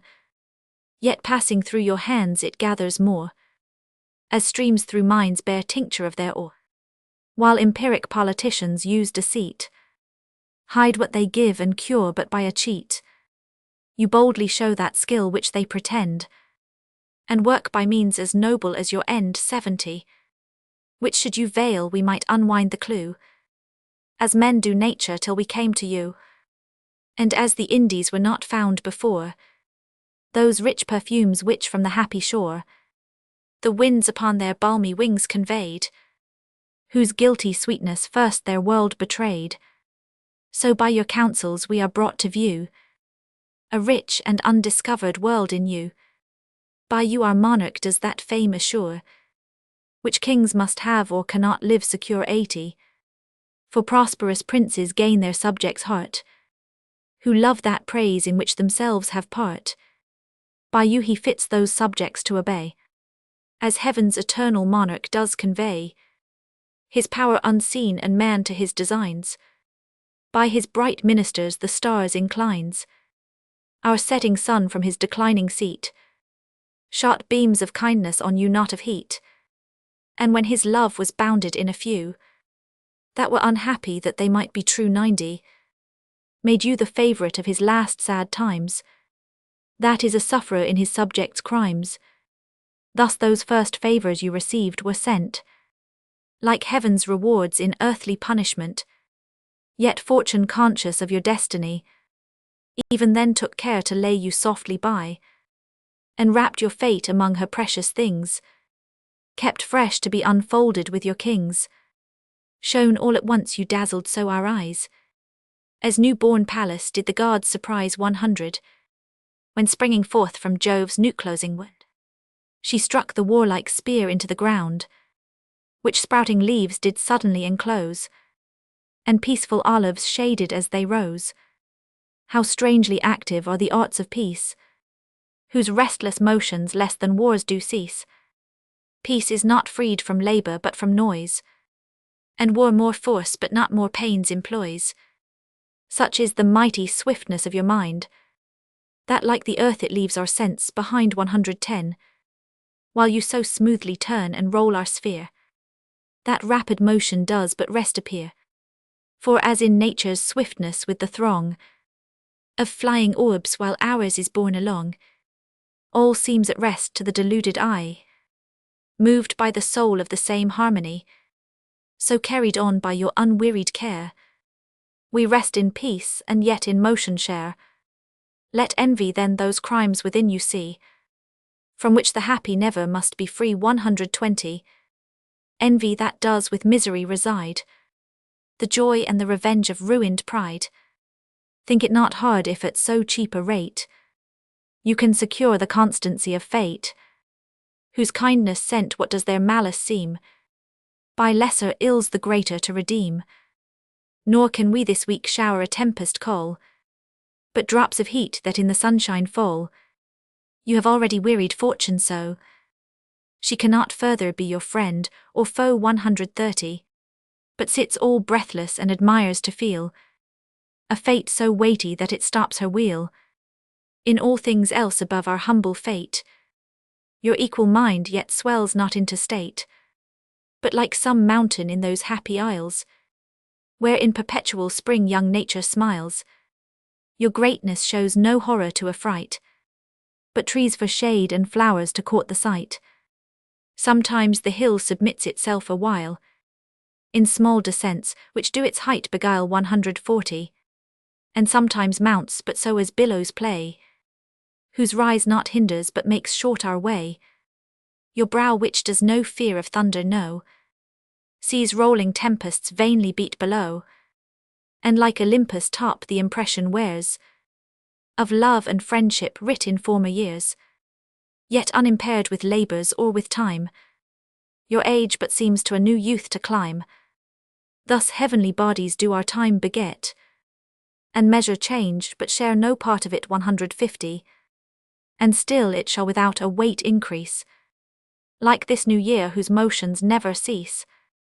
For since the glorious course you have begun is led by Charles as that is by the sun, it must both weightless and immortal prove, because the centre of it is above. Footnote 30. 1. Hide the far-famed historian Clarendon. Satire on the Dutch. Written in the year 1662. As needy gallants in the scrivener's hands court the rich knaves that gripe their mortgaged lands. The first fat buck of all the seasons sent, and keeper takes no fee in compliment. The dotage of some Englishmen is such, to fawn on those who ruin them the Dutch. They shall have all rather than make a war with those who of the same religion are. The straits, the guinea trade, the herrings too. Nay, to keep friendship they shall pickle you 10. Some are resolved not to find out the cheat, but cuckold like love them that do the feat. What injuries soever upon us fall, yet still the same religion answers. Religion wheedled us to civil war, drew English blood and Dutchmen's now would spare. Be gulled no longer, for you'll find it true, they have no more religion faith than you. Interests the God they worship in their state, and we I take it have not much of that. 20. Well, monarchies may own religion's name, but states are atheists in their very frame. They share a sin and such proportions fall, that like a stink tease nothing to them all. Think on their rapine falsehood cruelty, and that what once they were they still would be. To one wellborn the affront is worse and more, when he's abused and baffled by a with an ill grace the Dutch their mischiefs do. They've both ill nature and ill manners. 230. Well may they boast themselves an ancient nation, for they were bred ere manners were in fashion, and their new commonwealth has set them free, only from honour and civility. Venetians do not more uncouthly ride than did their lubber state mankind bestride. Their sway became them with as ill a mien as their own paunches swell above their chin. Yet is their empire no true growth but humour, and only 2 kings' touch can cure the tumour 40. As Cato fruits of Afric did display, let us before our eyes their Indies lay. All loyal English will like him conclude. Let Caesar live and Carthage be subdued. Footnote 32 Satire the same nearly with his prologue to Ambona. Footnote 33 2 Kings, alluding to projected union between France and England. To Her Royal Highness the Duchess, on the memorable victory gained by the Duke over the Hollanders June 3, 1665, and on her journey afterwards into the north.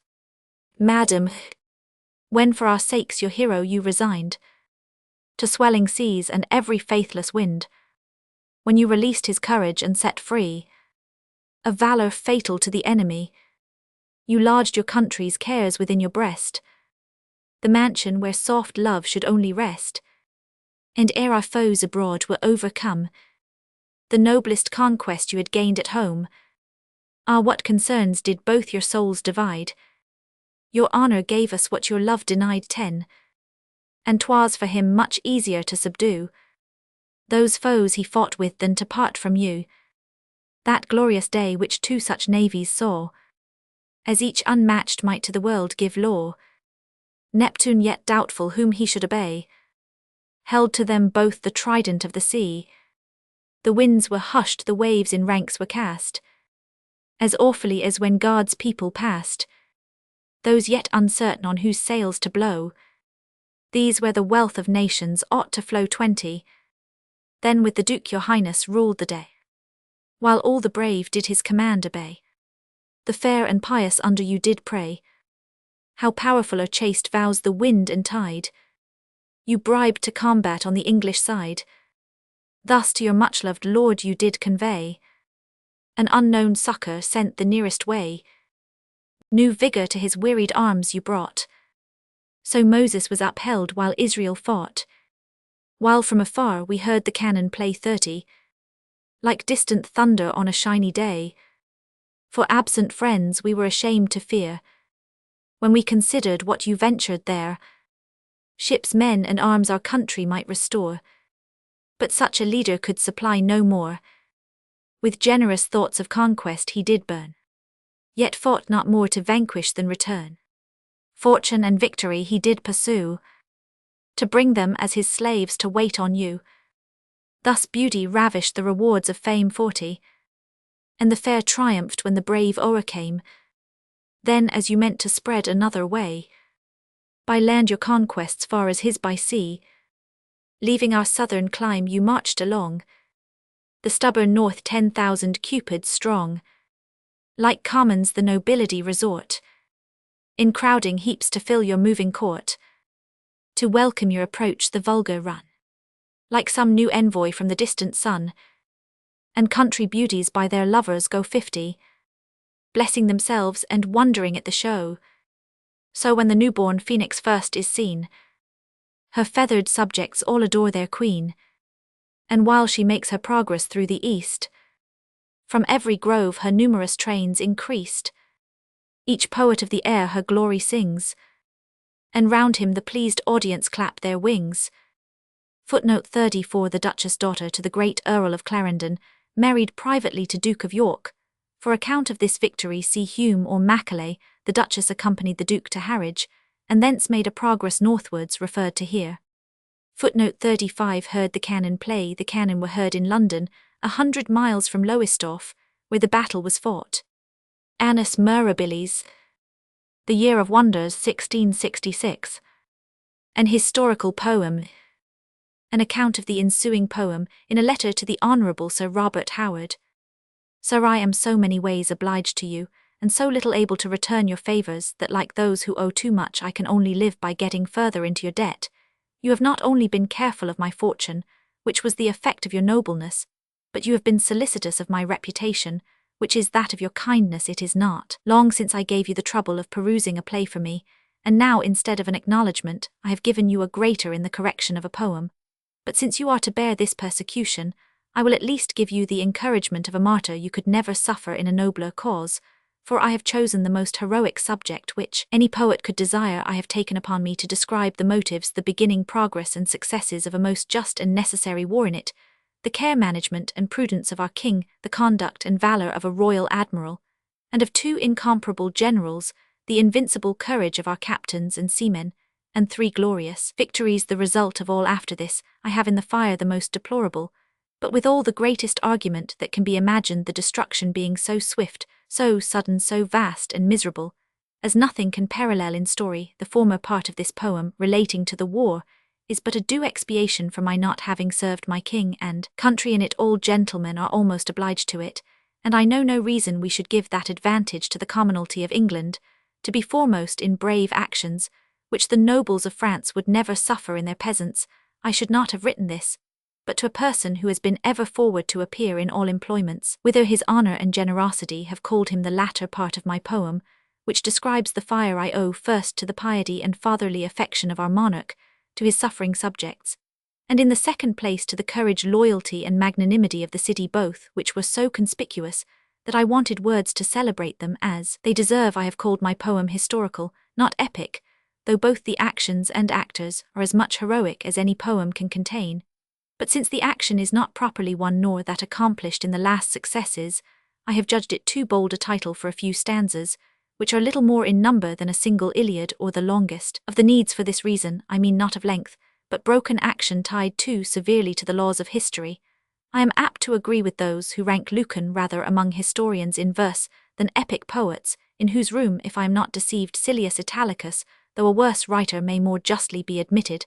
I have chosen to write my poem in quatrains or stanzas of 4 in alternate rhyme, because I have ever judged them more noble and of greater dignity, both for the sound and number, than any other verse in use amongst us, in which I am sure I have your approbation. The learned languages have certainly a great advantage of us in not being tied to the slavery of any rhyme, and were less constrained in the quantity of every syllable, which they might vary with spondees or dactyls, besides so many other helps of grammatical figures for the lengthening or abbreviation of them, than the modern, are in the close of that one syllable, which often confines and more often corrupts the sense of all the rest.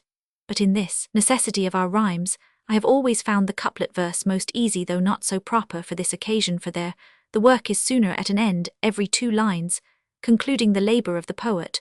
But in quatrains he is to carry it further on, and not only so, but to bear along in his head the troublesome sense of 4 lines together. For those who write correctly in this kind must needs acknowledge that the last line of the stanza is to be considered in the composition of the first. Neither can we give ourselves the liberty of making any part of a verse for the sake of rhyme, or concluding with a word which is not current English, or using the variety of female rhymes, all which our fathers practiced, and for the female rhymes they are still in use among other nations, with the Italian in every line, with the Spaniard promiscuously with the French, alternately, as those who have read the Alaric the Pucelle, or any of their later poems, will agree with me.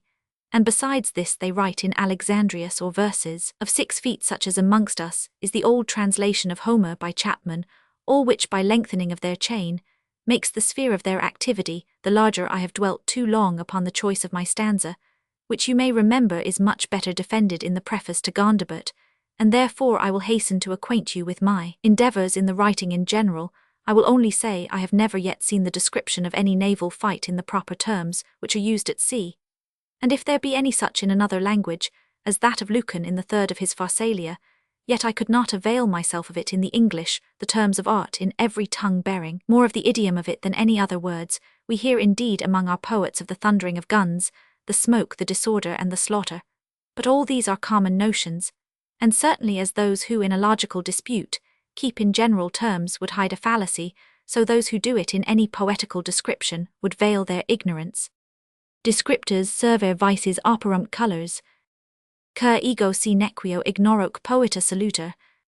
For my own part, if I had little knowledge of the sea, yet I have thought it no shame to learn, and if I have made some few mistakes, it is only as you can bear me witness, because I have wanted opportunity to correct them, the whole poem being first written, and now sent you from a place where I have not so much as the converse of any seaman.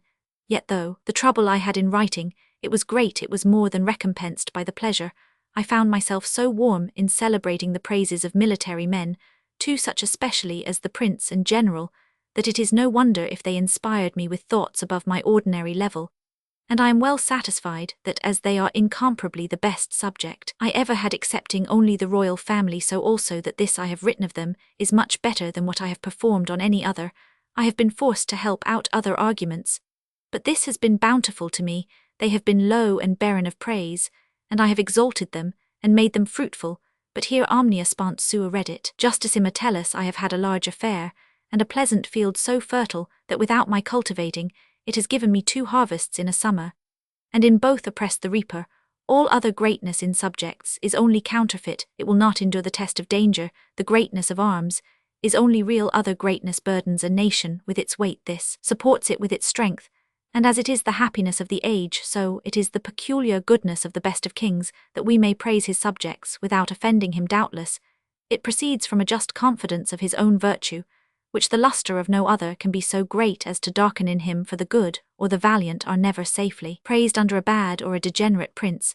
But to return from this digression to a further account of my poem, I must crave leave to tell you that as I have endeavoured to adorn it with noble thoughts, so much more to express those thoughts with elocution. The composition of all poems is or ought to be of wit, and wit in the poet, or wit-writing, if you will give me leave to use a school distinction, is no other than the faculty of imagination in the writer, which like a nimble spaniel beats over, and ranges through the field of memory, till it springs the quarry it hunted after, or without metaphor, which searches over all the memory for the species or ideas of those things which it designs to represent. Wit written is that which is well designed, the happy result of thought or product of imagination. But to proceed from wit in the general notion of it, to the proper wit of an heroic or historical poem, I judge it chiefly to consist in the delightful imaging of persons, actions, passions, or things. It is not the jerk or sting of an epigram, nor the seeming contradiction of a poor antithesis, the delight of an ill-judging audience in a play of rhyme, nor the jingle of a more poor paronomasia. Neither is it so much the morality of a grave sentence affected by Lucan, but more sparingly used by Virgil, but it is some lively and apt description dressed in such colours of speech that it sets before your eyes the absent object as perfectly and more delightfully than nature.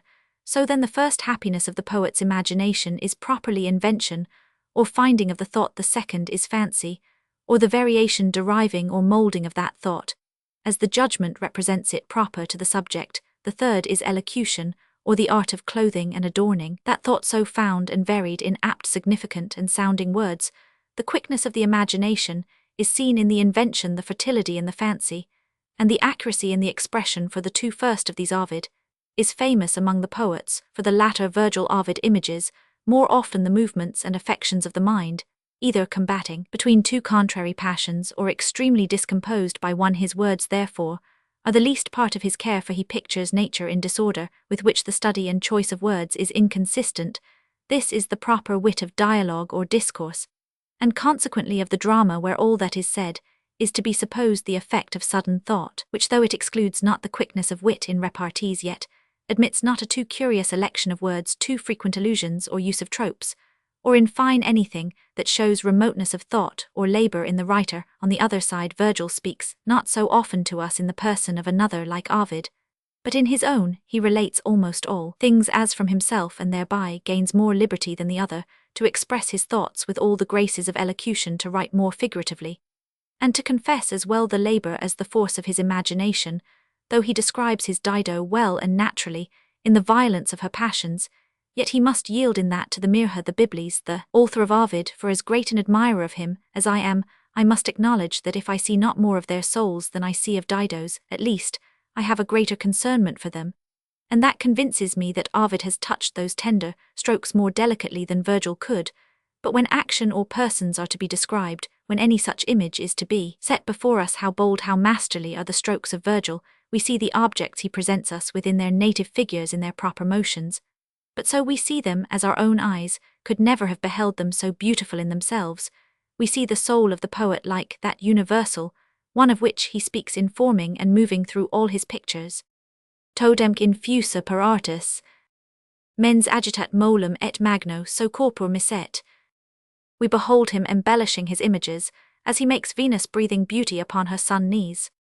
Lumenque juvent, purpureum et eltas oculis efflerit honors, quale manus adunt ebori decus aut ubi flavo, argentum perius lapis circundatur oro.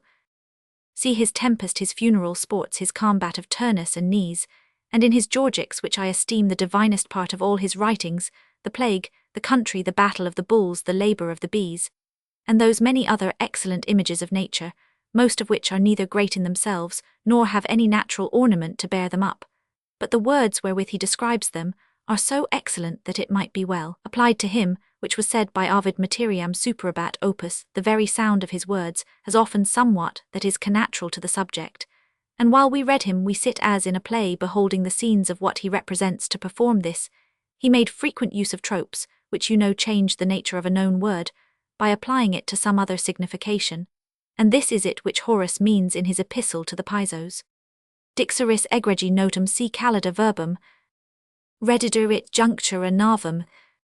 But I am sensible I have presumed too far to entertain you with a rude discourse of that art, which you both know so well and put into practice with so much happiness. Yet, before I leave Virgil, I must own the vanity to tell you, and by you the world, that he has been my master in this poem. I have followed him everywhere, I know not with what success, but I am sure with diligence enough. My images are many of them copied from him, and the rest are imitations of him. My expressions also are as near as the idioms of the two languages would admit of in translation, and this, sir, I have done with that boldness for which I will stand accountable to any of our little critics, who perhaps are no better acquainted with him than I am. Upon your first perusal of this poem you have taken notice of some words which I have innovated, if it be too bold for me to say refined upon his Latin, which, as I offer not to introduce into English prose, so I hope they are neither improper nor altogether inelegant in verse, and in this Horace will again defend me. Et nova fictac nuper habebunt verba fidem si, grco font cadunt pars ditorta. The inference is exceeding plain, for, if a Roman poet might have liberty to coin a word, supposing only that it was derived from the Greek, was put into a Latin termination, and that he used this liberty but seldom, and with modesty, how much more justly may I challenge that privilege to do it with the same prerequisites from the best and most judicious of Latin writers. In some places, where either the fancy or the words were his or any others, I have noted it in the margin, that I might not seem a plagiary. In others, I have neglected it to avoid as well tediousness as the affectation of doing it too often. Such descriptions or images well wrought, which I promise not for mine, are, as I have said, the adequate delight of heroic poesy, for they beget admiration, which is its proper object, as the images of the burlesque, which is contrary to this, by the same reason beget laughter, for the one shows nature beautified, as in the picture of a fair woman, which we all admire, the other shows her deformed, as in that of a Lazar, or of a fool with distorted face and antique gestures, at which we cannot forbear to laugh, because it is a deviation from nature. But though the same images serve equally for the epic poesy, and for the historic and panegyric, which are branches of it, yet a several sort of sculpture is to be used in them, if some of them are to be like those of juvenile stance in Curibus Milioni heroes, drawn in their triumphal chariots, and in their full proportion, others are to be like that of Virgil Spirantia Malleus, or there is somewhat more of softness and tenderness to be shown in them. You will soon find I write not this without concern. Some who have seen a paper of verses, which I wrote last year to Her Highness, the Duchess, have accused them of that only thing I could defend in them. They said I did humi serper, that I wanted not only height of fancy but dignity of words to set it off. I might well answer with that of Horace, nunc non erat his locus. I knew I addressed them to a lady, and accordingly I affected the softness of expression and the smoothness of measure rather than the height of thought, and in what I did endeavour it is no vanity to say I have succeeded. I detest arrogance, but there is some difference betwixt that and a just defence. But I will not further bribe your candour, or the readers. I leave them to speak for me, and if they can to make out that character, not pretending to a greater which I have given them. And now, sir, it is time I should relieve you from the tedious length of this account.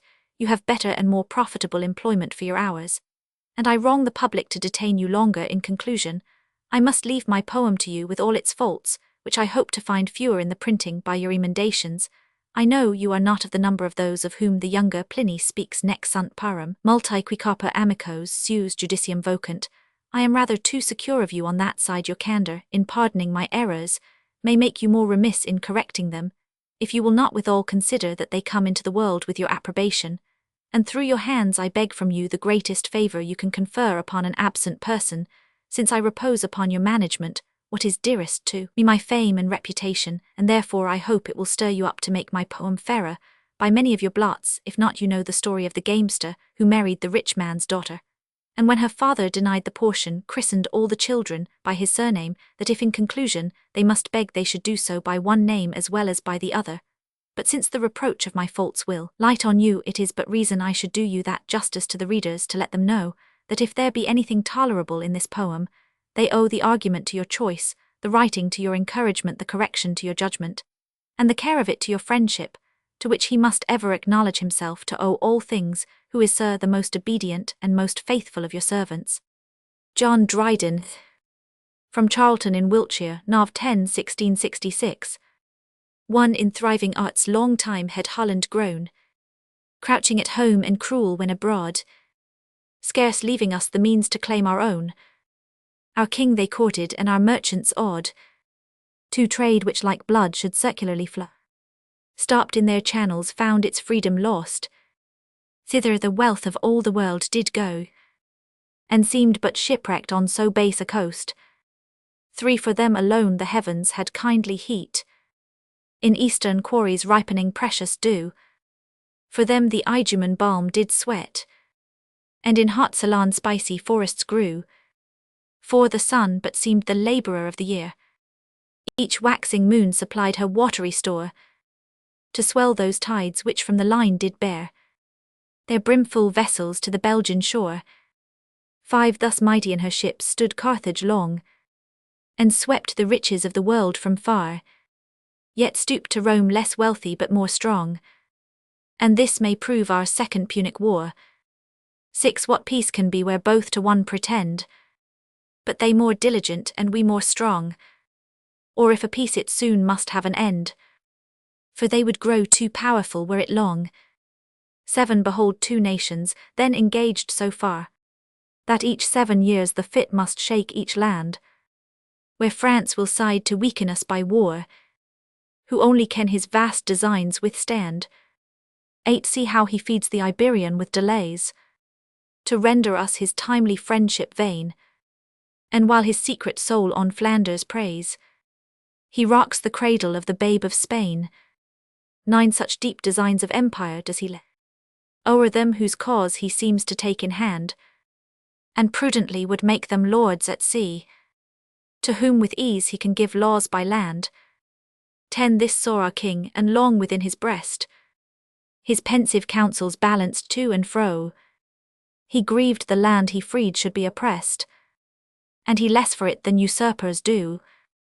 11 His generous mind the fair ideas drew of fame and honour which in dangers lay, where wealth like fruit on precipices grew, not to be gathered but by birds of prey. 12 The loss and gain each fatally were great, and still his subjects called aloud for war, but peaceful kings o'er martial people set, each other's poise and counterbalance are. 13 He first surveyed the charge with careful eyes, which none but mighty monarchs could maintain, yet judged like vapours that from limbecks rise, it would in richer showers descend again. 14 At length resolved to assert the watery bowl, he in himself did whole armados bring, him aged seamen might their master call, and choose for general were he not their king. 15 It seems as every ship their sovereign knows, his awful summons they so soon obey, so hear the scaly herd when Proteus blows, and so to pasture follow through the sea. 16 To see this fleet upon the ocean, angels drew wide the curtains of the skies, and heaven as if there wanted lights above, for tapers made 2 glaring comets rise. 17 Whether they unctuous exhalations are, fired by the sun or seeming so alone, or each some more remote and slippery star, which loses footing when to mortals shown.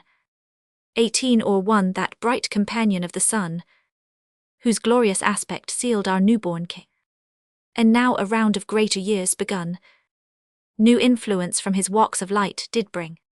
19 Victorious York did first with famed success, to his known valour make the Dutch give place, thus heaven our monarch's fortune did confess, beginning conquest from his royal race. 20 But since it was decreed auspicious king In Britain's right that thou shouldst wed the main. Heaven as a gauge would cast some precious thing, and therefore doomed that Lawson should be slain. 21 Lawson amongst the foremost met his fate, whom sea-green sirens from the rocks lament, thus as an offering for the Grecian state. He first was killed who first to battle went. 22 Their chief blown up in air, not waves expired, to which his pride presumed to give the law. The Dutch confessed heaven present and retired, and all was Britain the wide ocean saw. 23 To nearest ports their shattered ships repair, where by our dreadful cannon they lay awed. So reverently men quit the open, when thunder speaks the angry gods abroad. 24 And now approach their fleet from India fraught with all the riches of the rising sun, and precious sand from southern climates brought, the fatal regions where the war begun. 25 Like hunted casters conscious of their store, their waylaid wealth to Norway's coasts they bring. There first the north's cold bosom spices bore, and winter brooded on the eastern spring.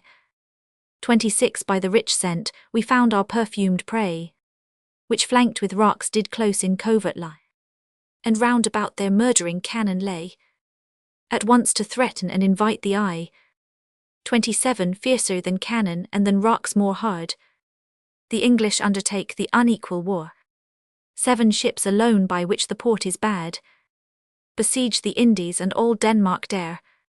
28 These fight like husbands but like lovers those, these fain would keep and those more fain enjoy, and to such height their frantic passion grows, that what both love both hazard to destroy. 29 Amidst whole heaps of spices lights a ball, and now their odours armed against them fly, some preciously by shattered porcelain fall, and some by aromatic splinters die. 30 And though by tempests of the prize bereft, in heaven's inclemency some ease we find, our foes we vanquished by our valour left, and only yielded to the seas and wind. 31 Nor wholly lost we so deserved a prey, for storms repenting part of it restored, which as a tribute from the Baltic Sea, the British Ocean sent her mighty lord. 32 Go mortals now, and vex yourselves in vain, for wealth which so uncertainly must come, when what was brought so far and with such pain, was only kept to lose it nearer home. 33 The son who twice 3 months on th ocean tossed, prepared to tell what he had passed before, now sees in English ships the Holland coast, and parents' arms in vain stretched from the shore. 34 This careful husband had been long away, whom his chaste wife and little children more, who on their fingers learned to tell the day, on which their father promised to return. 35 Such are the proud designs of humankind, and so we suffer shipwreck everywhere. Alas, what port can such a pilot find, who in the night of fate must blindly steer? 36 The undistinguished seeds of good and ill, heaven in his bosom from our knowledge hides, and draws them in contempt of human skill, which oft for friends mistaken foes provides. 37 Let Munster's prelate ever be accursed, in whom we seek the German faith in vain.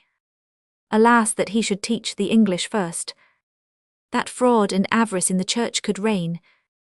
38 Happy who never trust a stranger's will, whose friendships in his interest understood, since money given but tempts him to be ill, when power is too remote to make him good. 39 Till now alone the mighty nation strove, the rest at gaze without the lists did stand, and threatening France placed like a painted Jove, kept idle thunder in his lifted hand. 40 That eunuch guardian of rich Holland's trade, who envies us what he wants power to enjoy, whose noiseful valour does no foe invade, and weak assistance will his friends destroy.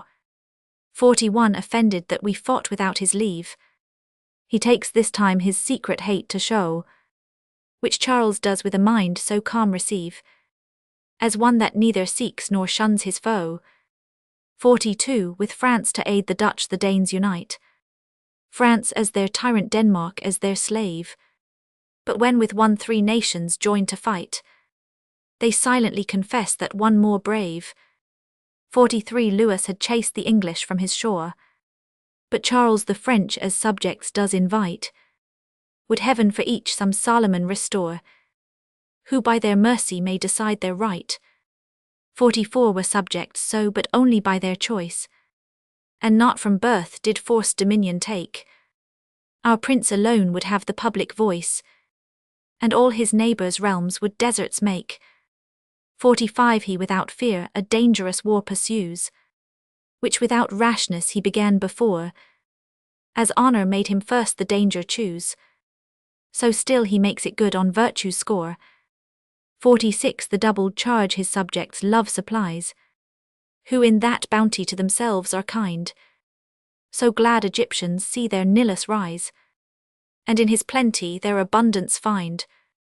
47 With equal power he does 2 chiefs create, 2 such as each seemed worthiest when alone, each able to sustain a nation's fate, since both had found a greater in their own.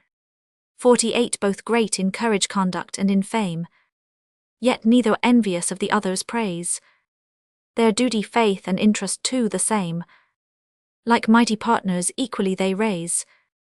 49 The prince long time had courted fortune's love, but once possessed did absolutely reign. Thus with their Amazons the heroes strove, and conquered first those beauties they would gain. 50 The duke beheld like Scipio with disdain that Carthage which he ruined rise once more, and shook aloft the fasces of the main, to fright those slaves with what they felt before. 51 Together to the watery camp they haste, whom matrons passing to their children show, infants' first vows for them to heaven are cast, and future people bless them as they go. 52 With them no riotous pomp nor Asian train, to infect a navy with their gaudy fears, to make slow fights and victories but vain, but war severely like itself appears. 53 Diffusive of themselves where'er they pass, they make that warmth in others they expect, their valour works like bodies on a glass, and does its image on their men project. 54 Our fleet divides and straight the Dutch appear, in number and a famed commander bold, the narrow seas can scarce their navy bear, or crowded vessels can their soldiers hold. 55 The duke less numerous but in courage more, on wings of all the winds to combat flies, his murdering guns a loud defiance roar, and bloody crosses on his flagstaffs rise. 56 Both furl their sails and strip them for the fight, their folded sheets dismiss the useless air, the Elean plains could boast no nobler sight, when struggling champions did their bodies bear. 57 Borne each by other in a distant line, the sea-built forts in dreadful order move, so vast the noise as if not fleets did join, but lands unfixed and floating nations strove. 58 Now past on either side they nimbly tack, both strive to intercept and guide the wind, and in its eye more closely they come back, to finish all the deaths they left behind. 59 On high-raised decks the haughty Belgians ride, beneath whose shade our humble frigates go, such port the elephant bears and so defied by the rhinoceros her unequal foe. 60 And as the build so different is the fight, their mounting shot is on our sails designed, deep in their hulls our deadly bullets light, and through the yielding planks a passage find. 61 Our dreaded admiral from far they threat, whose battered rigging their whole war receives, all bare like some old oak which tempests beat, he stands and sees below his scattered leaves. 62 Heroes of old when wounded shelter sought, but he who meets all danger with disdain, even in their face his ship to anchor brought, and steeply high stood propped upon the main. 63 At this excess of courage all amazed, the foremost of his foes a while withdraw, with such respect in entered Rome they gazed, who on high chairs the godlike fathers saw. 64 And now as where Patroclus' body lay, here Trojan chiefs advanced and there the Greek, Ours o'er the Duke their pious wings display, and theirs the noblest spoils of Britain seek. 65 Meantime his busy mariners he hastes, his shattered sails with rigging to restore, and willing pines ascend his broken masts, whose lofty heads rise higher than before. 66 Straight to the Dutch he turns his dreadful prow, more fierce the important quarrel to decide. Like swans in long array his vessels show, whose crests advancing do the waves divide. 67 They recharge, and all along the sea they drive and squander the huge Belgian fleet. Berkeley alone, who nearest danger lay, did a like fate with lost cruiser meet. 68 The night comes on, we eager to pursue the combat still, and they ashamed to leave, till the last streaks of dying day withdrew, and doubtful moonlight did our rage deceive. 69 In the English fleet each ship resounds with joy, and loud applause of their great leader's fame.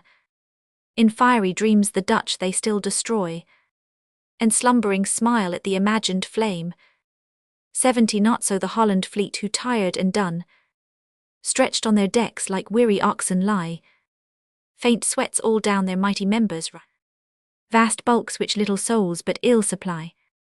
71 In dreams they fearful precipices tread, or shipwrecked labour to some distant shore, or in dark churches walk among the dead. They wake with horror and dare sleep no more.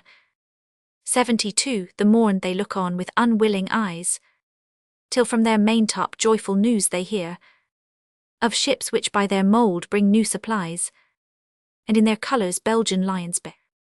73 Our watchful general had discerned from far this mighty succour which made glad the foe. He sighed, but like a father of the war, his face spake hope while deep his sorrows flow. 74 His wounded men he first sends off to shore, never till now unwilling to obey. They not their wounds but want of strength deplore, and think them happy who with him can stay. 75 Then to the rest rejoice, said he today, in you the fortune of Great Britain lies.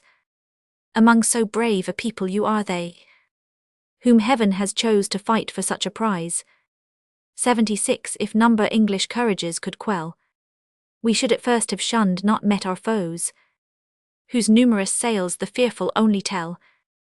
Courage from hearts and not from numbers grows. 77 He said, nor needed more to say with haste. To their known stations cheerfully they go, and all at once disdaining to be last, solicit every gale to meet the foe. 78 Nor did the encouraged Belgians long delay, but bold in others not themselves they stood, so thick our navy scarce could steer their way, but seemed to wander in a moving wood. 79 Our little fleet was now engaged so far, that like the swordfish in the whale they fought, the combat only seemed a civil war, till through their bowels we our passage wrought. 80 Never had valour, no not ours before, done aught like this upon the land or main, where not to be o'ercome was to do more than all the conquests former kings did gain. 81 The mighty ghosts of our great Herries rose, and armed Edwards looked with anxious eyes to see this fleet among unequal foes, by which fate promised them their Charles should rise. 82 Meantime the Belgians tack upon our rear, and raking chase guns through our sterns they send, close by their fire ships like jackals appear, who on their lions for the prey attend. 83 Silent in smoke of cannon they come on, such vapours once did fiery Cacus hide. In these the height of pleased revenge is shown, who burn contented by another's side. 84 Sometimes from fighting squadrons of each fleet, deceived themselves or to preserve some friend, two grappling Tinas on the ocean meet, and English fires with Belgian flames contend. 85 Now at each tack our little fleet grows less, and like maimed fowls swim lagging on the main, their greater loss their numbers scarce confess, while they lose cheaper than the English gain. 86 Have you not seen when whistled from the fist, some falcon stoops at what her eye designed, And with her eagerness the quarry missed, straight flies at check and clips it down the wind. AD 7, the dastard crow that to the wood made wing, and sees the groves no shelter can afford, with her loud cause her craven kind does bring, who safe in numbers cuff the noble bird. AD 8 among the Dutch thus Albemarle did fare. He could not conquer and disdained to fly, past hope of safety 'twas his latest care, like falling Caesar decently to die. AD 9 yet pity did his manly spirit move, to see those perish who so well had fought, and generously with his despair he strove, resolved to live till he their safety wrought. 90 let other muses write his prosperous fate, of conquered nations tell and kings restored, but mine shall sing of his eclipsed estate, which like the sun's more wonders does afford. 91 he drew his mighty frigates all before, on which the foe his fruitless force employs, his weak ones deep into his rear he bore, remote from guns as sick men from the noise. 92 his fiery cannon did their passage guide, and following smoke obscured them from the foe. Thus Israel safe from the Egyptians' pride, by flaming pillars and by clouds did go. 93 elsewhere the Belgian force we did defeat, but here our courages did there subdue. So Xenophon once led that famed retreat, which first the Asian empire overthrew.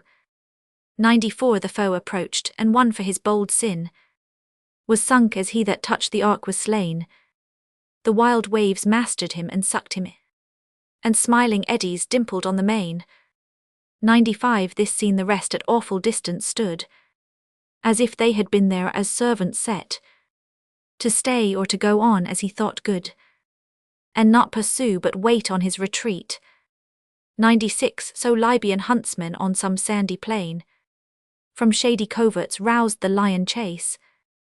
The kingly beast roars out with loud disdain, and slowly moves unknowing to give place.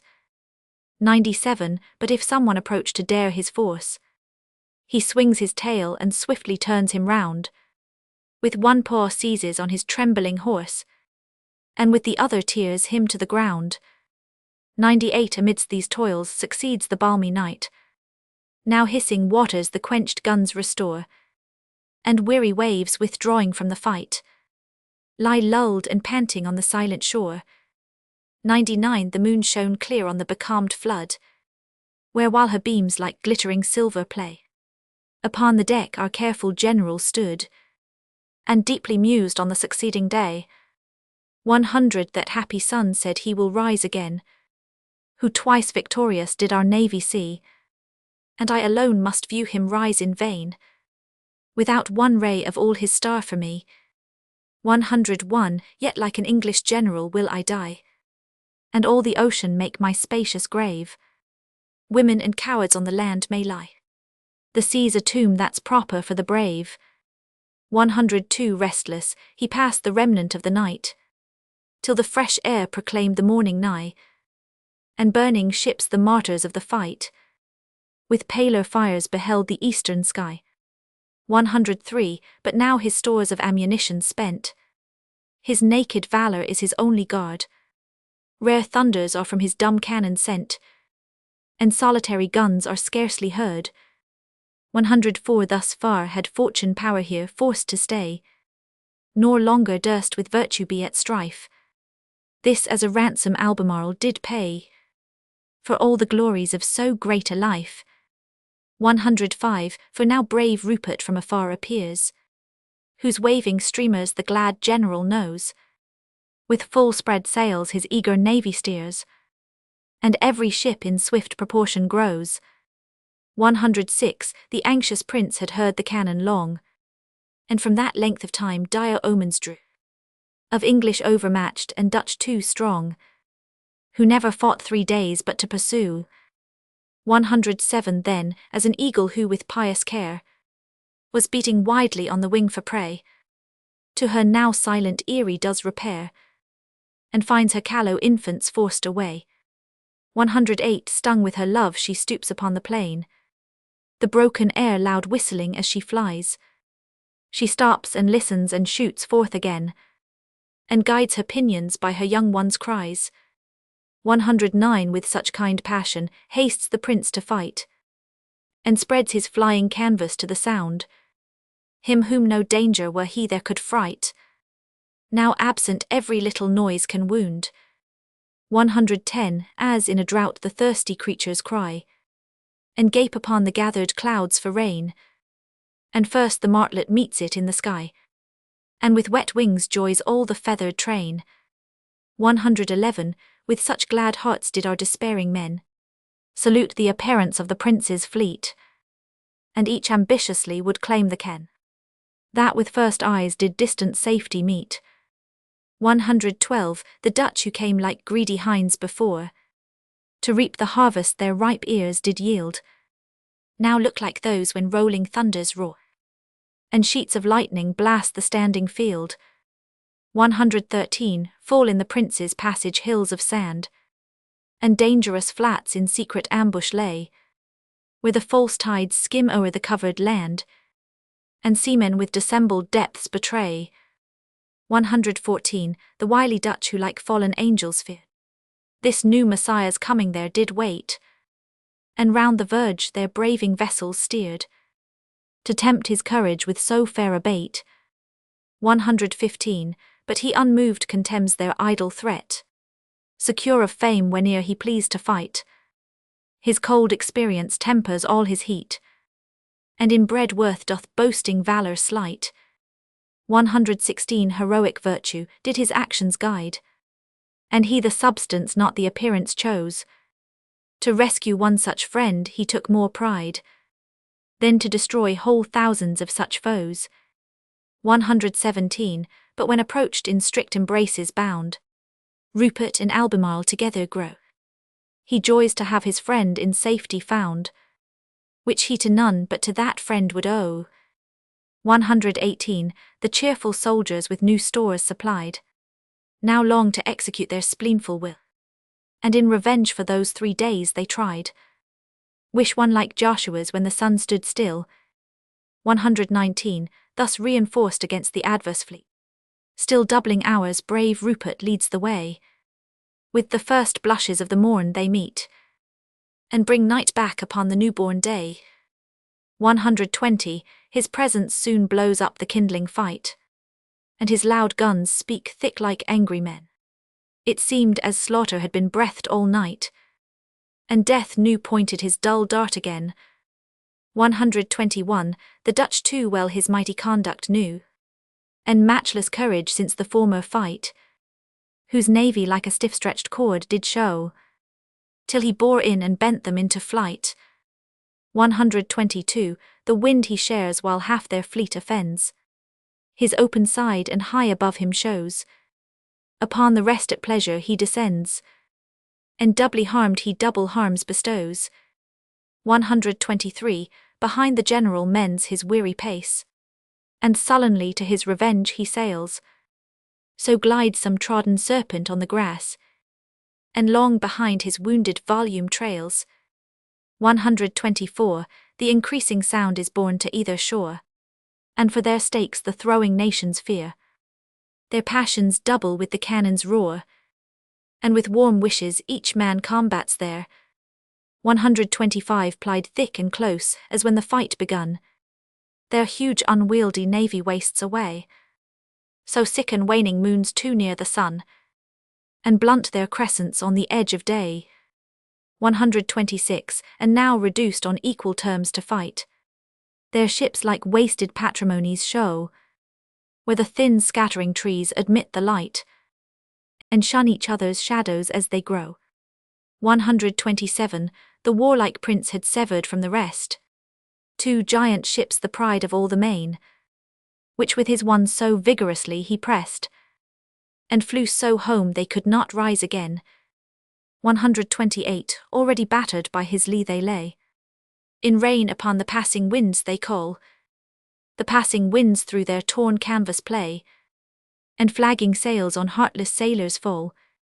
129 Their opened sides receive a gloomy light, dreadful as day let into shades below, without grim death rides barefaced in their sight, and urges entering billows as they flow. 130, when one dire shot the last they could supply. Close by the board the prince's mainmast bore. All three now helpless by each other lie. And this offends not, and those fear no more. 131, so have I seen some fearful hare maintain a course till tired before the dog she lay, who stretched behind her pants upon the plain, past power to kill as she to get away. 132, with his lolled tongue, he faintly licks his prey. His warm breath blows her flicks up as she lies. She trembling creeps upon the ground away, and looks back to him with beseeching eyes. 133, the prince unjustly does his stars accuse, which hindered him to push his fortune on, for what they to his courage did refuse, by mortal valour never must be done. 134, this lucky hour the wise Batavian takes, and warns his tattered fleet to follow home, proud to have so got off with equal stakes, where 'twas a triumph not to be o'ercome. 135, the general's force is kept alive by fight, now not opposed no longer can pursue, lasting till heaven had done his courage right. When he had conquered he his weakness knew. 136, he casts a frown on the departing foe, and sighs to see him quit the watery field. His stern fixed eyes no satisfaction show, for all the glories which the fight did yield. 137, though, as when fiends did miracles avow, he stands confessed e'en by the boastful Dutch, he only does his conquest disavow, and thinks too little what they found too much. 138, returned he with the fleet resolved to stay. No tender thoughts of home his heart divide, domestic joys and cares he puts away, for realms are households which the great must guide. 139, as those who unripe veins in mines explore, on the rich bed again the warm turf lay, till time digests the yet imperfect ore, and know it will be gold another day. 140, so looks our monarch on this early fight, essay and rudiments of great success, which all maturing time must bring to light, while he like heaven does each day's labour bless. 141, heaven ended not the first or second day, yet each was perfect to the work designed. God and kings work when they their work survey, a passive aptness in all subjects find. 142, in burdened vessels, first with speedy care, his plenteous stores do seasoned timber send, thither the brawny carpenters repair, and as the surgeons of maimed ships attend. 143, with cord and canvas from rich Hamburg sent, his navy's molted wings he imps once more, tall Norway fur their masts in battle spent, and English oak sprung leaks and planks restore. 144, all hands employed the royal work grows warm, like labouring bees on a long summer's day. Some sound the trumpet for the rest to swarm, and some on bells of tasted lilies play. 145, with gluey wax some new foundations lay, of virgin combs which from the roof are hung, some armed within doors upon duty stay, or tend the sick or educate the young. 146, so here some pick out bullets from the sides, some drive old oakum through each seam and rift, their left hand does the calking iron guide, the rattling mallet with the right they lift. 147, with boiling pitch another near at hand, from friendly Sweden brought the seams in stops, which well paid o'er the salt sea waves withstand, and shakes them from the rising beak in drops. 148, some the gold ropes with dauby marlin bind, or cerecloth masts with strong tarpaulin coats, to try new shrouds one mounts into the wind, and one below their ease or stiffness notes. 149, our careful monarch stands in person by, his new-cast cannon's firmness to explore, the strength of big-corned powder loves to try, and ball and cartridge sorts for every bore. 150, each day brings fresh supplies of arms and men, and ships which all last winter were abroad, and such as fitted since the fight had been, or new from stocks were fallen into the road.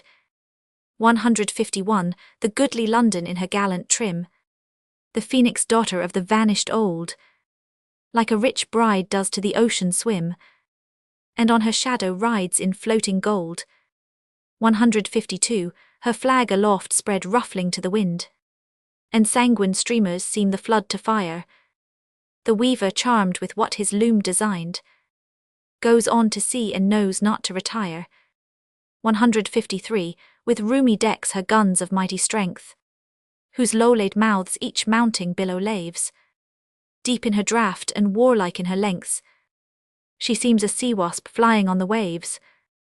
154. This martial present piously designed, the loyal city give their besloved king, and with a bounty ample as the wind, built, fitted, and maintained to aid him bring. 155. By viewing nature's handmade art, makes mighty things from small beginnings grow. Thus fishes first to shipping did impart, their tail the rudder and their head the prow. 156. Some log perhaps upon the waters swam, an useless drift which rudely cut within, and hollowed first a floating trough became, and cross some rivulet passage did begin. 157. In shipping such as this the Irish kern, and untaught Indian on the stream did glide, ere sharp-keeled boats to stem the flood did learn, or fin-like oars did spread from either side. 158. Add, but a sail and Saturn so appeared, when from lost empire he to exile went, and with the golden age to Tiber steered, where coin and commerce first he did invent. 159. Rude as their ships was navigation then, no useful compass or meridian known, coasting they kept the land within their ken, and knew no north but when the pole star shone.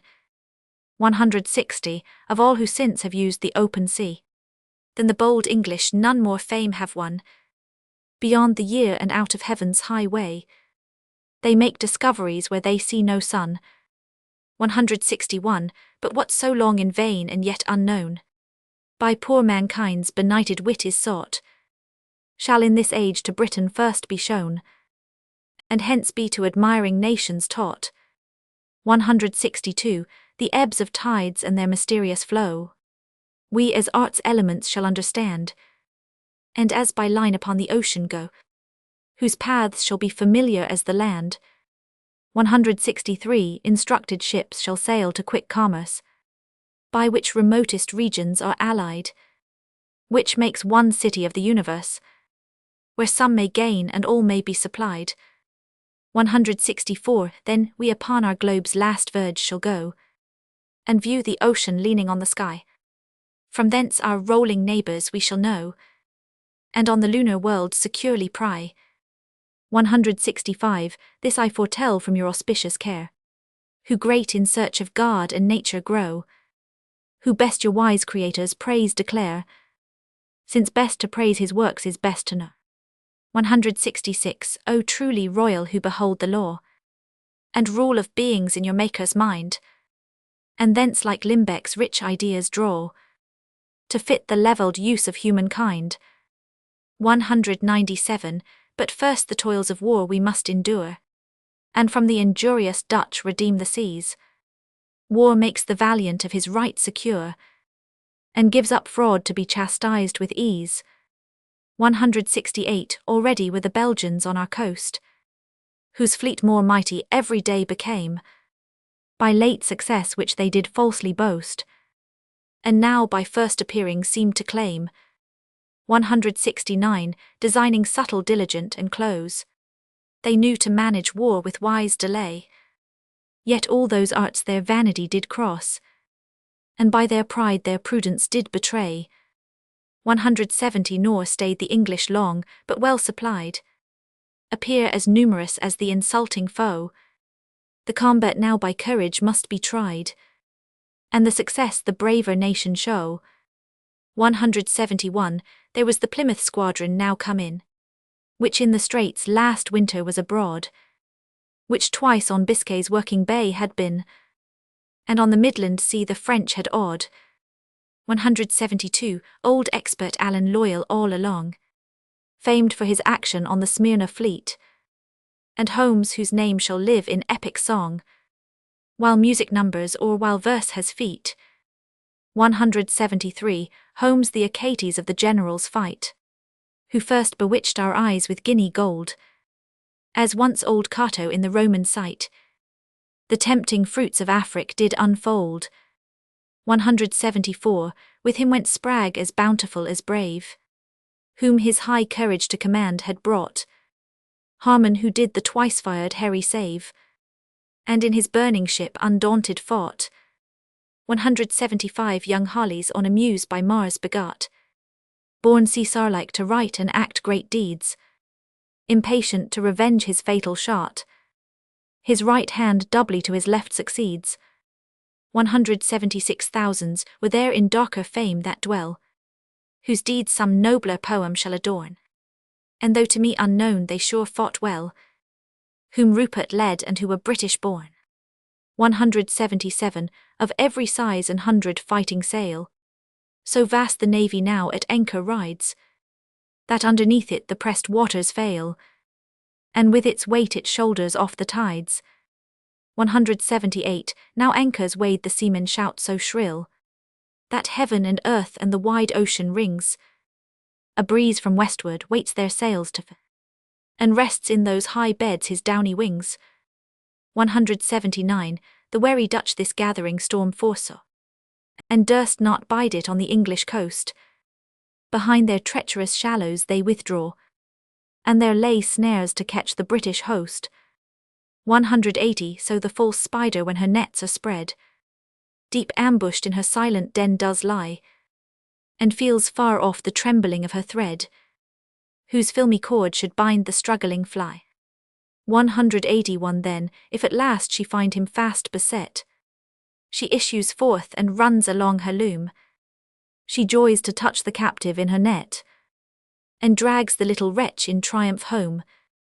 182, the Belgians hoped that with disordered haste our deep-cut keels upon the sands might run, or if with caution leisurely were passed, their numerous gross might charge us one by one. 183, but with a forewind pushing them above, and swelling tide that heaved them from below, o'er the blind flats our warlike squadrons move, and with spread sails to welcome battle go. 184, it seemed as there the British Neptune stood, with all his hosts of waters at command, beneath them to submit the officious flood, and with his trident shoved them off the sand. 185, to the pale foes they suddenly draw, and summon them to unexpected fight. They start like murderers when ghosts appear, and draw their curtains in the dead of night. 186, now van to van the foremost squadrons meet, the midmost battles hastening up behind, who view far off the storm of falling sleet, and hear their thunder rattling in the wind. 187, at length the adverse admirals appear, the two bold champions of each country's right. Their eyes describe the lists as they come near, and draw the lines of death before they fight. 188, the distance judged for shot of every size. The linstocks touch, the ponderous ball expires. The vigorous seaman every porthole plies, and adds his heart to every gun he fires. 189, fierce was the fight on the proud Belgian side, for honour which they seldom sought before, but now they by their own vain boasts were tied, and forced at least in show to prize it more. 190, but sharp remembrance on the English part, and shame of being matched by such a foe, rouse conscious virtue up in every heart, and seeming to be stronger makes them so. 191, nor long the Belgians could that fleet sustain, which did two generals' fates and Caesar's bear. Each several ship a victory did gain, as Rupert or as Albemarle were there. 192, their battered admiral too soon withdrew, unthanked by ours for his unfinished fight, but he the minds of his Dutch masters knew, who called that providence which we called flight. 193. Never did men more joyfully obey, or sooner understood the sign to fly. With such alacrity they bore away, as if to praise them all the states stood by. 194. O famous leader of the Belgian fleet, thy monument inscribed such praise shall wear, as Varro timely flying once did meet, because he did not of his Rome despair. 195. Behold that navy which a while before provoked the tardy English close to fight, now draw their beaten vessels close to shore, as larks lie dared to shun the hobby's flight. 196. Woe would English monuments survey, in other records may our courage know, but let them hide the story of this day, whose fame was blemished by too base a foe. 197. Or if too busily they will inquire into a victory which we disdain, then let them know the Belgians did retire before the patron saint of injured Spain. 198. Repenting England, this revengeful day, to Philip's Manes did an offering bring. England, which first by leading them astray hatched up rebellion to destroy her king. 199. Our fathers bent their baneful industry to check a monarchy that slowly grew, but did not France or Holland's fate foresee, whose rising power to swift dominion flew. 200. In fortune's empire blindly thus we go, and wander after pathless destiny, whose dark resort since prudence cannot know, in vain it would provide for what shall be. 201. But whate'er English to the blest shall go, and the fourth Harry or first Orange meet, find him disowning of a Bourbon foe, and him detesting a Batavian fleet. 202. Now on their coasts our conquering navy rides, waylays their merchants and their land besets, each day new wealth without their care provides, they lie asleep with prizes in their nets. 203. So close behind some promontory lie the huge leviathans to attend their prey, and give no chase but swallow in the fry, which through their gaping jaws mistake the way.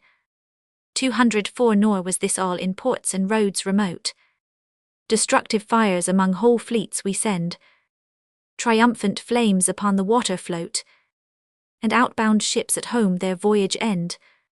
205. Those various squadrons variously designed, each vessel freighted with a several load, each squadron waiting for a several wind, all find but one to burn them in the road.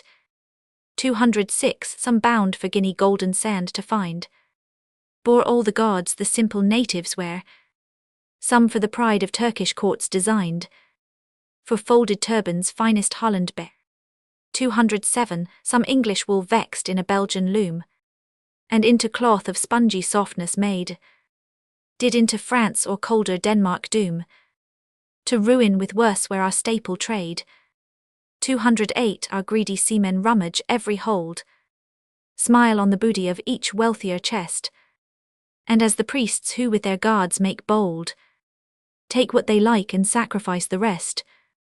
209. But how insincere are all our joys, which sent from heaven like lightning make no stay, their palling taste the journey's length destroys, or grief sent post o'ertakes them on the way. 210. Swelled with our late successes on the foe, which France and Holland wanted power to cross, we urge an unseen fate to lay us low, and feed their envious eyes with English loss. 211. Each element his dread command obeys, who makes or ruins with a smile or frown, who as by one he did our nation raise, so now he with another pulls us down.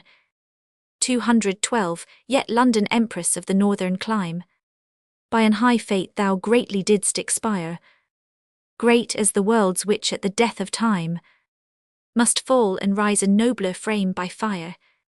213. As when some dire usurper heaven provides to scourge his country with a lawless sway, his birth perhaps some petty village hides, and sets his cradle out of fortune's way. 214. Till fully ripe his swelling fate breaks out, and hurries him to mighty mischiefs on.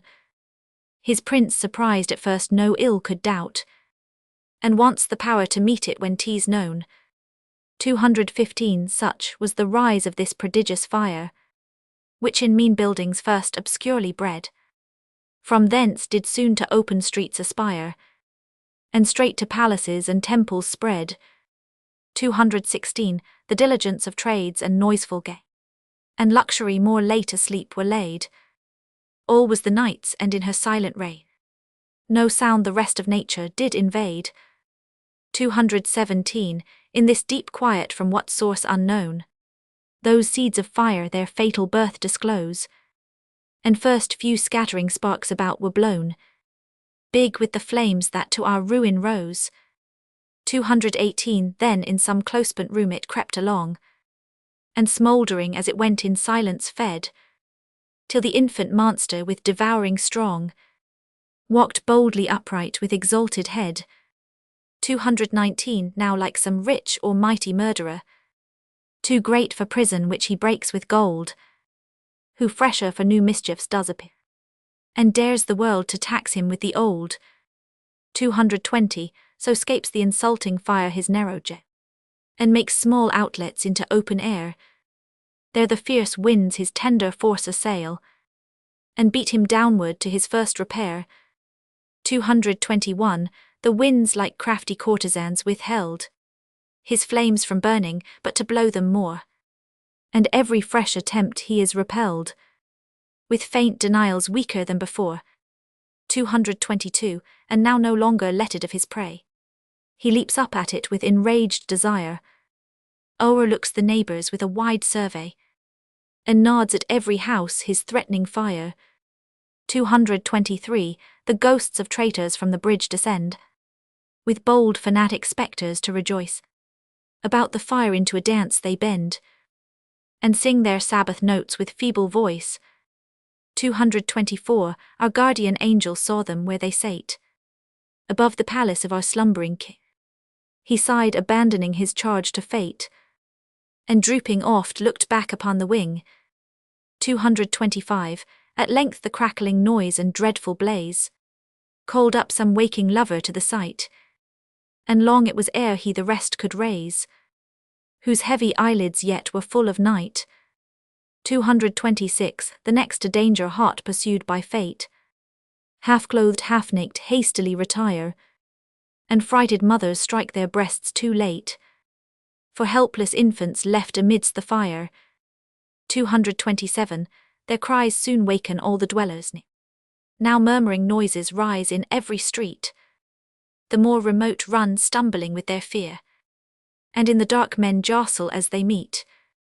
228 So weary bees in little cells repose, but if night robbers lift the well-stirred hive, and humming through their waxen city grows, and out upon each other's wings they drive. 229 Now streets grow thronged and busy as by day, some run for buckets to the hallowed choir, some cut the pipes and some the engines play, and some more bold mount ladders to the fire. 230 In vain, for from the east a Belgian wind his hostile breath through the dry rafters sent. The flames impelled soon left their foes behind, and forward with a wanton fury went. 231 A key of fire ran all along the shore, and lightened all the river with a blaze. The wakened tides began again to roar, and wondering fish in shining waters gaze. 232 Old Father Thames raised up his reverend head, but feared the fate of Simwa would return. Deep in his ooze he sought his sedgy bed, and shrunk his waters back into his urn. 233 The fire meantime walks in a broader gross, to either hand his wings he opens wide. He wades the streets and straight he reaches cross, and plays his longing flames on the other side. 234 At first they warm, then scorch, and then they take.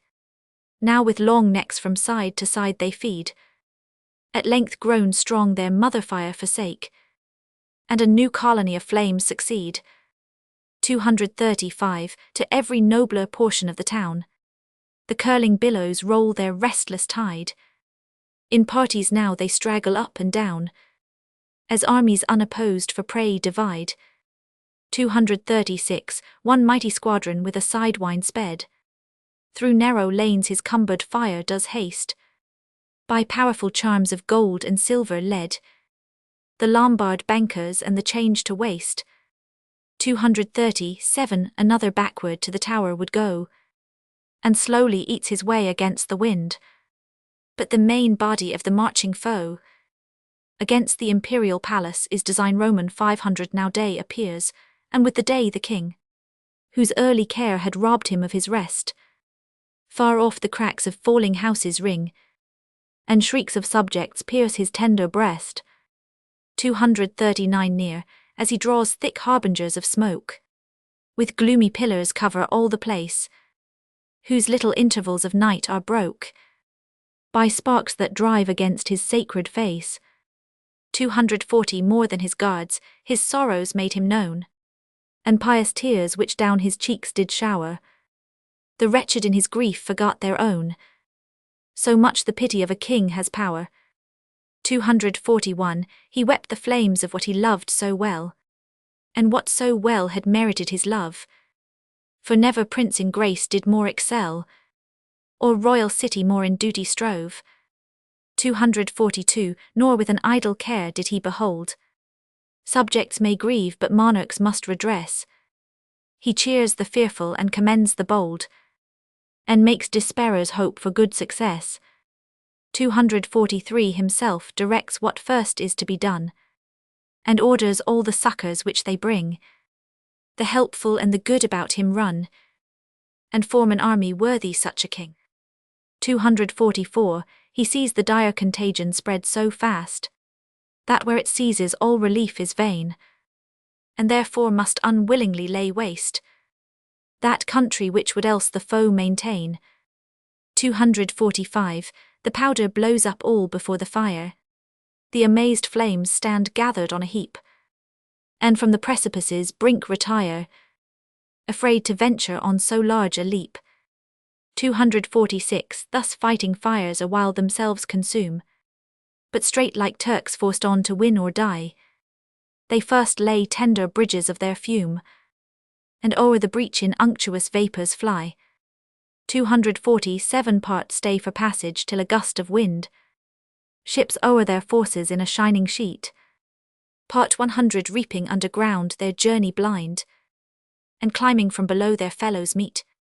248, thus to some desert plain or old woodside, dire night hags come from far to dance their round, and o'er broad rivers on their fiends they ride, or sweep in clouds above the blasted ground. 249, no help avails for Hydra like the fire, lifts up his 100 heads to aim his way, and scarce the wealthy can one half retire, before he rushes in to share the prey. 250, the rich grow suppliant and the poor grow proud, those offer mighty gain and these ask more, so void of pity is the ignoble crowd, when others' ruin may increase their store.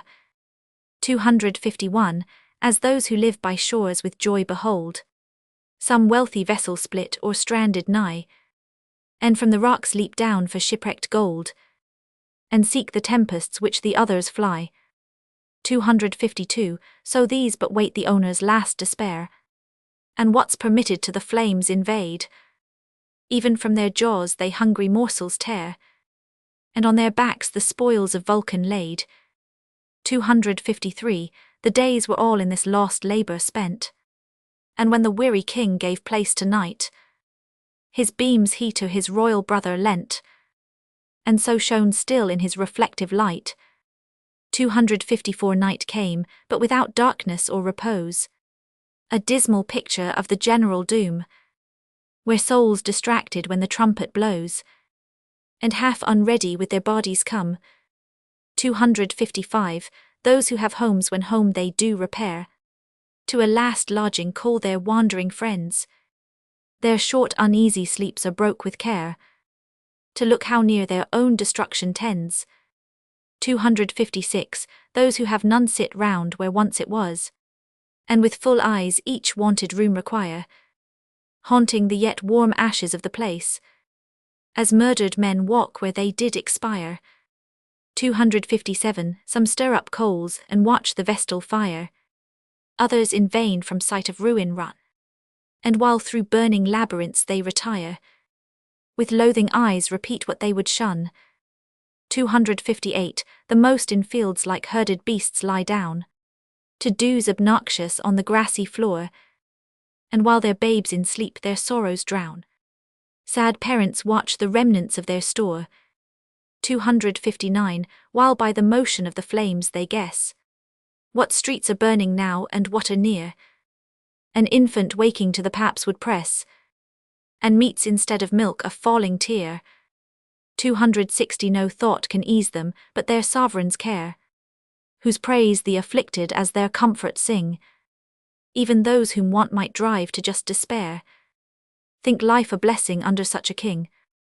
261. Meantime, he sadly suffers in their grief, outweeps an hermit and outprays a saint. All the long night he studies their relief, how they may be supplied and he may want. 262. O God, said he, thou patron of my days, guide of my youth in exile and distress, who me unfriended brought'st by wondrous ways, the kingdom of my fathers to possess. 263. Be thou my judge with what unwearied care I since have laboured for my people's good, to bind the bruises of a civil war, and stop the issues of their wasting blood. 264. Thou who hast taught me to forgive the ill, and recompense as friends the good misled, if mercy be a precept of thy will, return that mercy on thy servant's head.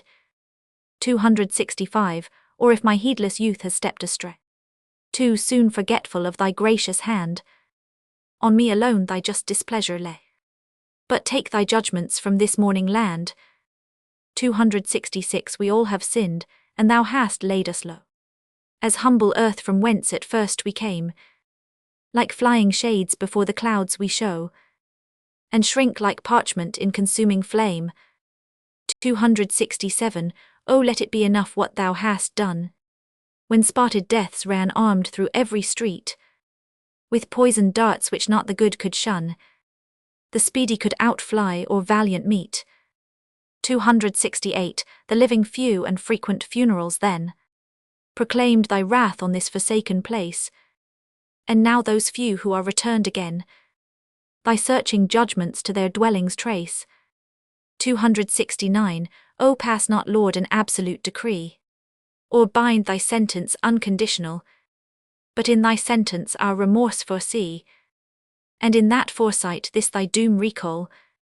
270. Thy threatenings, Lord, as thine thou mayst revoke, but if immutable and fixed they stand, continue still thyself to give the stroke, and let not foreign foes oppress thy land. 271. The eternal heard and from the heavenly choir chose out the cherub with the flaming sword, and bade him swiftly drive the approaching fire from where our naval magazines were stored. 272. The blessed minister his wings displayed, and like a shooting star he cleft the night. He charged the flames and those that disobeyed, he lashed to duty with his sword of light. 273. The fugitive flames chastised went forth to prey on pious structures by our fathers reared, by which to heaven they did effect the way, ere faith in churchmen without works was heard. 274. The wanting orphans saw with watery eyes their founder's charity in dust laid low, and sent to God their ever-answered cries, for he protects the poor who made them so. 275. Nor could thy fabric poles defend thee long, though thou wert sacred to thy Maker's praise, though made immortal by a poet's song, and poet's songs the Theban walls could raise. 276. The daring flames peeped in and saw from far the awful beauties of the sacred choir, but since it was profaned by civil war, heaven thought it fit to have it purged by fire. 277. Now down the narrow streets it swiftly came, and widely opening did on both sides prey. This benefit we sadly owe the flame, if only ruin must enlarge our way. 278. and now 4 days the sun had seen our woes. 4 nights the moon beheld the incessant fire. It seemed as if the stars more sickly rose, and farther from the feverish north retire. 279, in th empyrean heaven the blessed abode. The thrones and the dominions prostrate lie, not daring to behold their angry God, and a hushed silence damps the tuneful sky. 280 at length, the Almighty cast a pitying eye, and mercy softly touched his melting breast. He saw the town's one half in rubbish lie, and eager flames drive on to storm the rest. 281, an hollow crystal pyramid he takes, in firmamental waters dipped above. Of it a broad extinguisher he makes, and hoods the flames that to their quarry drove. 282, the vanquished fires withdraw from every place, or full with feeding sink into a sleep. Each household genius shows again his face, and from the hearths the little Lares creep. 283, our king this more than natural change beholds. With sober joy his heart and eyes abound. To the all-good his lifted hands he folds, and thanks him low on his redeemed ground. 284, as, when sharp frosts had long constrained the earth, a kindly thaw unlocks it with mild rain, and first the tender blade peeps up to birth, and straight the green fields laugh with promised grain. 285, by such degrees the spreading gladness grew in every heart which fear had froze before. The standing streets with so much joy they view, that with less grief the perished they deplore. 286, the Father of the people opened wide his stores, and all the poor with plenty fed. Thus God's anointed God's own place supplied, and filled the empty with his daily bread. 287, this royal bounty brought its own reward, and in their minds so deep did print the sense, that if their ruins sadly they regard, 'tis but with fear the sight might drive him thence. 288, but so may he live long that town to sway, which by his auspice they will nobler make, as he will hatch their ashes by his stay, and not their humble ruins now forsake. 289, they have not lost their loyalty by fire, nor is their courage or their wealth so low, that from his wars they poorly would retire, or beg the pity of a vanquished foe. 290, not with more constancy, the Jews of old, by Cyrus from rewarded exile sent, their royal city did in dust behold, or with more vigour to rebuild it went. 291, the utmost malice of their stars is past, and 2 dire comets which have scourged the town, in their own plague and fire have breathed the last, or dimly in their sinking sockets frown. 292, now frequent trines the happier lights among, and high raised Jove from his dark prison free. Those weights took off that on his planet hung, will gloriously the new-laid work succeed. 293, methinks already from this chemic flame, I see a city of more precious mould, rich as the town which gives the Indies name, with silver paved and all divine with gold. 294, already labouring with a mighty fate, she shakes the rubbish from her mounting brow, and seems to have renewed her charter's date, which heaven will to the death of time allow. 295, more great than human now and more august, now deified she from her fires does rise, her widening streets on new foundations trust, and opening into larger parts she flies. 296, before she like some shepherdess did show, who sat to bathe her by a river's side, not answering to her fame but rude and low, nor taught the beauteous arts of modern pride.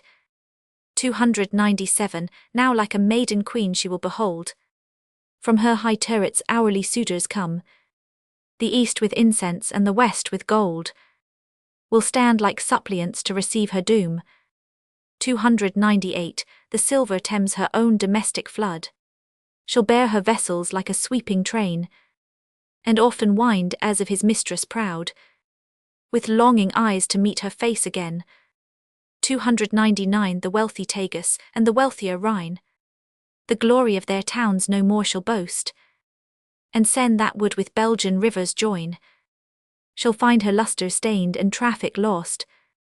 300 The venturous merchant who designed more far, and touches on our hospitable shore, charmed with the splendor of this northern star, shall here unlade him and depart no more. 301 Our powerful navy shall no longer meet the wealth of France or Holland to invade the beauty of this town without a fleet, from all the world shall vindicate her trade. 302 And while this famed emporium we prepare, the British Ocean shall such triumphs boast, that those who now disdain our trade to share, shall rob like pirates on our wealthy coast. 303 Already we have conquered half the war, and the less dangerous part is left behind. Our trouble now is but to make them dare, and not so great to vanquish as to find. 304 Thus to the eastern wealth through storms we go, but now the Cape once doubled fear no more. A constant trade wind will securely blow, and gently lay us on the spicy shore. Footnote 36 Prince Rupert and General Monk Duke of Albemarle. Footnote 37 Lawson Sir John Lawson Rear Admiral of the Red killed by a ball that wounded him in the knee. Footnote 38 Wholly lost the Dutch ships on their return home, being separated by a storm. The rear and vice admirals of the East India fleet, with 4 men of war, were taken by 5 English frigates. Soon after 4 men of war, 2 fireships and 30 merchantmen being driven out of their course, joined our fleet instead of their own, and were all taken. These things happened in 1665.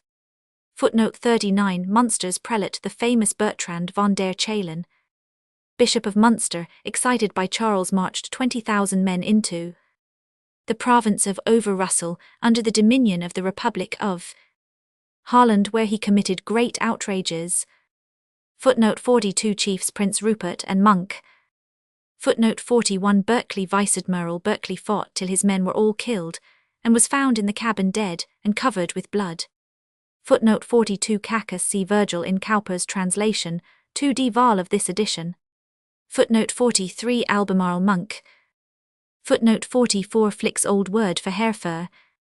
Footnote 45 Allen Sir Thomas Allen Admiral of the White. The Acatee Sir Robert Holmes was Rear Admiral of the White. Footnote 46 Leader de Ruyter. Footnote 47 Patron, Saint St. James on whose day the victory was gained. Footnote 48 Usurper. This seems a reference to Cromwell. If so, it contradicts Scott's statement quoted above in the Life. Footnote 49 Let it hindered. An essay upon satire, by me Dryden and the Earl of Mulgrave, 1679. How dull and how insensible a beast is man who yet would lord it o'er the rest. Philosophers and poets vainly strove in every age the lumpish mass to move, but those were pedants when compared with these, who know not only to instruct but please.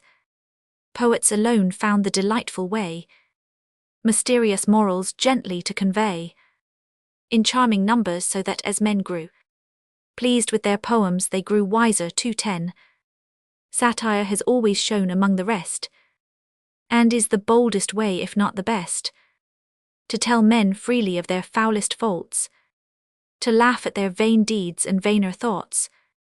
In satire too, the wise took different ways, to each deserving its peculiar praise. Some did all folly with just sharpness blame, whilst others laughed and scorned them into shame. But of these two the last succeeded best, as men aim rightest when they shoot in jest 20. Yet if we may presume to blame our guides, and censure those who censure all besides, in other things they justly are prefer Roman 500. In this alone, methinks the ancients erred. Against the grossest follies they declaim, hard they pursue but hunt ignoble game. Nothing is easier than such blots to hit, and tease the talent of each vulgar wit. Besides tease labour lost, for who would preach morals to Armstrong or dull Aston teach 30? Tease being devout at play, wise at a bowl, or bringing wit and friendship to Whitehall, but with sharp eyes those nicer faults to find, which lie obscurely in the wisest mind. that little speck which all the rest does spoil. To wash off that would be a noble toil, beyond the loose writ libels of this or the forced scenes of our declining stay. Above all censure too, each little wit will be so glad to see the greater hit 40, who judging better though concerned the most, of such correction will have cause to boast. In such a satire all would seek a share, and every fool will fancy he is there. Old storytellers too must pine and die, to see their antiquated wit laid by, like her who missed her name in a lampoon, and grieved to find herself decayed so soon. No common coxcomb must be mentioned here, not the dull train of dancing sparks appear 50, nor fluttering officers who never fight, of such a wretched rabble who would write, much less half-wits that's more against our rules, for they are fops the other are but fools, who would not be as silly as Dunbar, as dull as Monmouth rather than Sir Carr. The cunning courtier should be slighted too, who with dull knavery makes so much ado, till the shrewd fool by thriving too fast, like Sop's fox becomes a prey at last 60. Nor shall the royal mistresses be named, too ugly or too easy to be blamed, with whom each rhyming fool keeps such a pother. They are as common that way as the other, yet sauntering Charles between his beastly brace, meets with dissembling still in either place, affected humour or a painted face. In loyal libels we have often told him, how one has jilted him the other sold him, how that affects to laugh how this to weep 70, but who can rail so long as he can sleep? Was ever prince by two at once misled?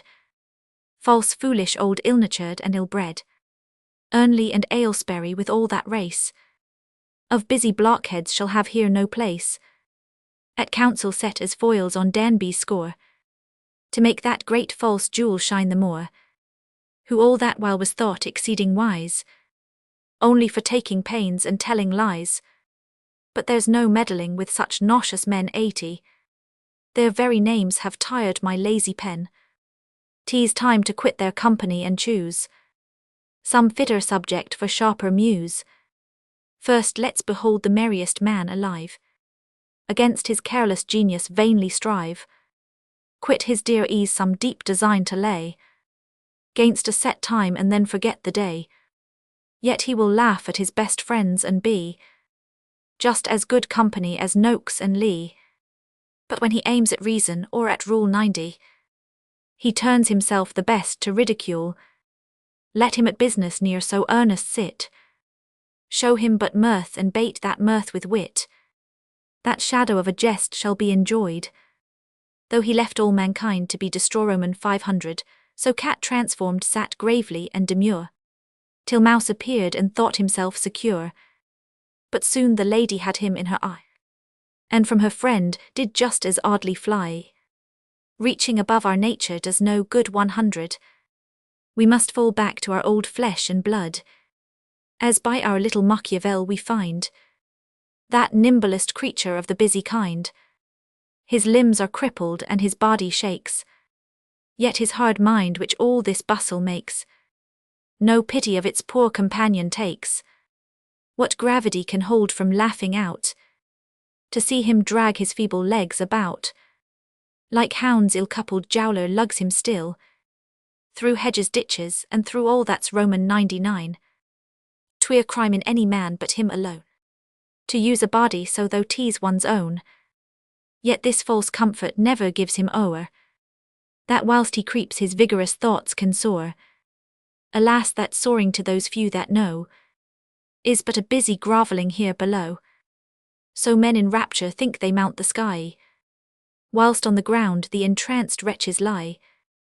So modern fops have fancied they could fly, as the new Earl with parts deserving praise 120, and wit enough to laugh at his own ways, yet loses all soft days and sensual nights. Kind nature checks and kinder fortune slights, striving against his quiet all he can, for the fine notion of a busy man. And what is that at best but one whose mind is made to tire himself and all mankind. For Ireland he would go, faith let him reign. For if some odd fantastic lord would fain carry in trunks and all my drudgery do 130, I'll not only pay him but admire him too. But is there any other beast that lives, who his own harm so wittingly contrives? Will any dog that has his teeth and stones refinedly leave his bitches and his bones, to turn a wheel and bark to be employed, while Venus is by rival dogs enjoyed? Yet this fond man to get a statesman's name forfeits his friends, his freedom and his fame, though satire nicely writ with humour stings 140. But those who merit praise in other things, yet we must needs this one exception make, and break our rules for silly Tropo's sake, who was too much despised to be accused, and therefore scarce deserves to be abused, raised only by his mercenary tongue, for railing smoothly and for reasoning wrong, as boys on holidays let loose to play, lay waggish traps for girls that pass that way, then shout to sea in dirt and deep distress 150. Some silly sit in her flowered foolish dress, so have I mighty satisfaction found, to see his tinsel reason on the ground, to see the florid fool despised and know it, by some who scarce have words enough to show it. For sense sits silent and condemns for weaker, the finer nay sometimes the wittier speaker, but 'tis prodigious so much eloquence should be acquired by such little sense, for words and wit did anciently agree 160, and Tully was no fool though this man be, at bar abusive on the bench unable, knave on the woolsack fop at counsel-table. These are the grievances of such fools as would be rather wise than honest, great than good. Some other kind of wits must be made known, whose harmless errors hurt themselves alone. Excess of luxury they think can please, and laziness call loving of their ease. To live dissolved in pleasures still they feign 170, though their whole life's but intermitting pain. So much of surfeits headaches claps are seen, we scarce perceive the little time between. Well-meaning men who make this gross mistake, and pleasure lose only for pleasure's sake. Each pleasure has its price, and when we pay too much of pain we squander life away. Thus Dorset purring like a thoughtful cat, married but wiser puss ne'er thought of that, and first he worried her with railing rhyme 180. Like Pembroke's mastiffs at his kindest time, then for one night sold all his slavish life, a teeming widow but a barren wife, swelled by contact of such a fulsome toad, he lugged about the matrimonial load, till fortune blindly kind as well as he has ill restored him to his liberty, which he would use in his old sneaking way, drinking all night and dozing all the day, dull as Ned Howard, whom his brisker times 190 had famed for dullness in malicious rhymes. Mulgrave had much ado to scape the snare, though learned in all those arts that cheat the fair, for after all his vulgar marriage marks with beauty dazzled numps was in the stocks. Deluded parents dried their weeping eyes to see him catch his tartar for his prize. The impatient town waited the wished for change, and cuckolds smiled in hopes of sweet revenge, till Petworth plot made us with sorrow see 200. As his estate his person too was free, him no soft thoughts no gratitude could move. To gold he fled from beauty and from love, yet failing there he keeps his freedom still, forced to live happily against his will. 'Tis not his fault if too much wealth and power break not his boasted quiet every hour, and little Sid for simile renowned, pleasure has always sought but never found, though all his thoughts on wine and women fall 210. His are so bad sure he ne'er thinks at all. The flesh he lives upon is rank and strong, his meat and mistresses are kept too long. But sure we all mistake this pious man, who mortifies his person all he can. What we uncharitably take for sin, are only rules of this odd capuchin, for never hermit under grave pretence has lived more contrary to common sense, and 'tis a miracle we may suppose 220. No nastiness offends his skilful nose, which from all stink can with peculiar art extract perfume and essence from a ft. Expecting supper is his great delight. He toils all day but to be drunk at night. Then o'er his cups this night-bird chirping sits, till he takes Hewitt and Jack Hall for wits. Rochester I despise for want of wit, though thought to have a tail and cloven feet. For while he mischief means to all mankind 230, himself alone the ill effects does find, and so like witches justly suffer shame, whose harmless malice is so much the same. False are his words affected is his wit, so often he does aim so seldom hit. To every face he cringes while he speaks, but when the back is turned the head he breaks. Mean in each action, lewd in every limb, manners themselves are mischievous in him, a proof that chance alone makes every creature 240. A very killigrew without good nature, for what a Bessus has he always lived, and his own kickings notably contrived, for there's the folly that's still mixed with fear. Cowards more blows than any hero bear. Of fighting spark some may their pleasures say, but 'tis a bolder thing to run away. The world may well forgive him all his ill, for every fault does prove his penance still. Falsely he falls into some dangerous noose 250, and then as meanly labours to get loose. A life so infamous is better quitting, spent in base injury and low submit. I'd like to have left out his poetry, forgot by all almost as well as me.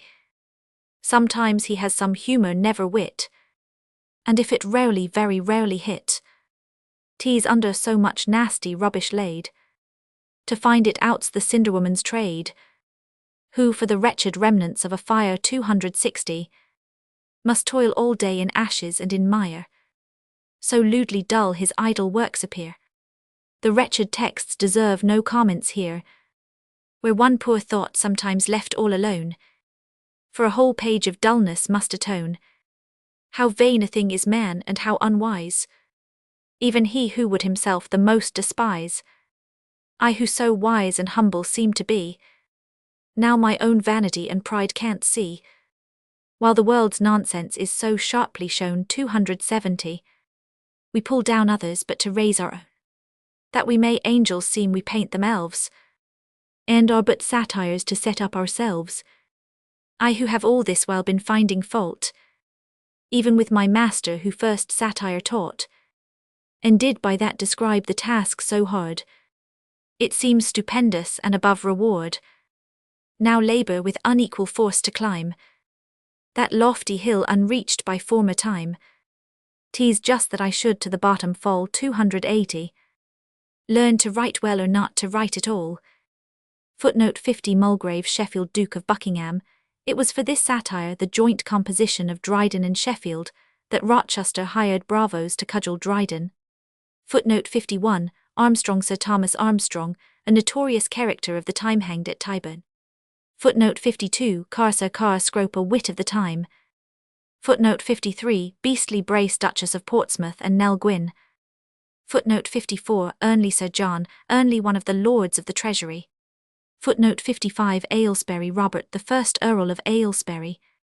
Footnote 56 Danby Thomas Earl of Danby, Lord High Treasurer of England. Footnote 57 Merriest man alive Anthony Ashley Cooper, Earl of Shaftesbury. Footnote 58 Noakes and Lee, two celebrated comedians in Charles Roman II's reign. Footnote 59 New Earl of Essex. Footnote 60 Tropos Sir William Scroggs C. Macaulay. Footnote 61 Ned Howard Edward Howard Esca Dull Writer C. Butler's Works. Footnote 62 Sid brother to Algernon Sidney.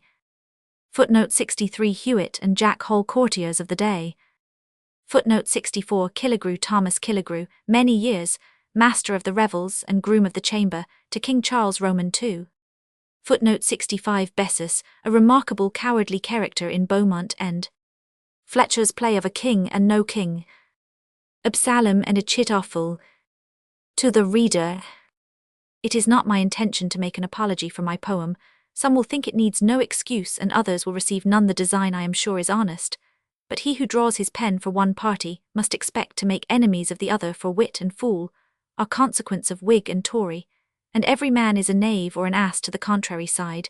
There is a treasury of merits in the fanatic church as well as in the popish, and a pennyworth to be had of saintship, honesty, and poetry for the lewd, the factious, and the blockheads. But the longest chapter in Deuteronomy has not curses enough for an anti-Bromingham. My comfort is their manifest prejudice to my cause will render their judgment of less authority against me. Yet if a poem have genius, it will force its own reception in the world, for there is a sweetness in good verse which tickles even while it hurts, and no man can be heartily angry with him who pleases him against his will. The commendation of adversaries is the greatest triumph of a writer, because it never comes unless extorted, but I can be satisfied on more easy terms if I happen to please the more moderate sort. I shall be sure of an honest party, and in all probability of the best judges, for the least concerned are commonly the least corrupt, and I confess I have laid in for those by rebating the satire where justice would allow it from carrying too sharp an edge. They who can criticize so weakly as to imagine I have done my worst may be convinced at their own cost that I can write severely with more ease than I can gently. I have but laughed at some men's follies, when I could have declaimed against their vices, and other men's virtues I have commended as freely as I have taxed their crimes. And now, if you are a malicious reader, I expect you should return upon me that I affect to be thought more impartial than I am.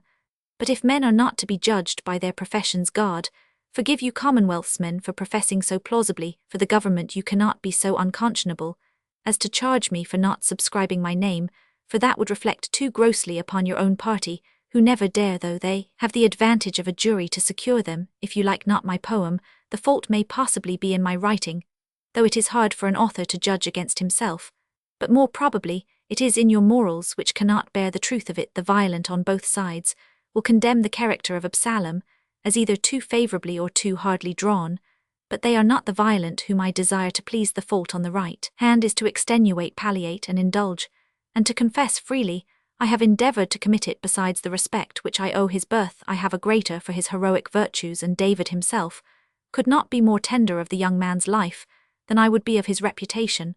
But since the most excellent natures are always the most easy, and as being such are the soonest perverted by ill counsels, especially when baited with fame and glory, it is no more a wonder that he withstood not the temptations of Achitophel than it was for Adam not to have resisted the two devils, the serpent and the woman. The conclusion of the story I purposely forbore to prosecute, because I could not obtain from myself to show Absalom unfortunate. The frame of it was cut out, but for a picture to the waist, and if the draught be so far true, it is as much as I designed.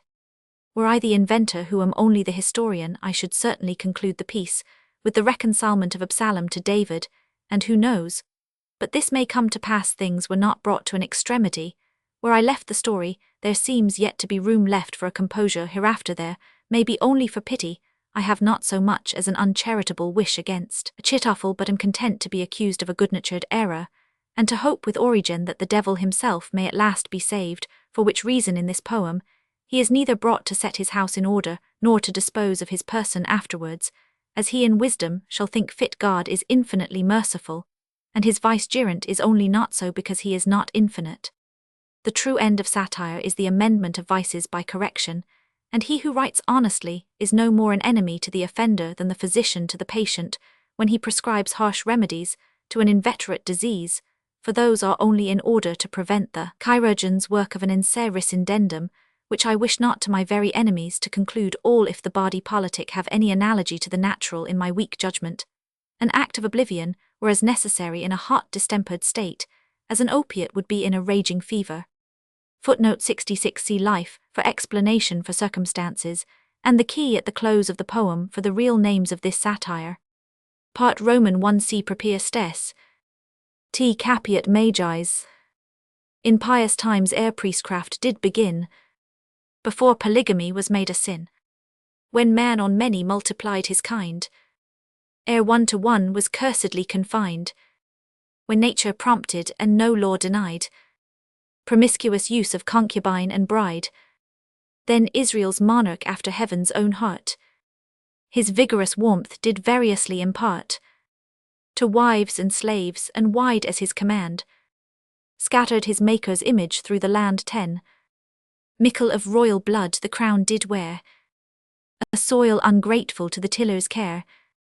Not so the rest, for several mothers bore to godlike David several sons before, but since like slaves his bed they did ascend, no true succession could their seed attend.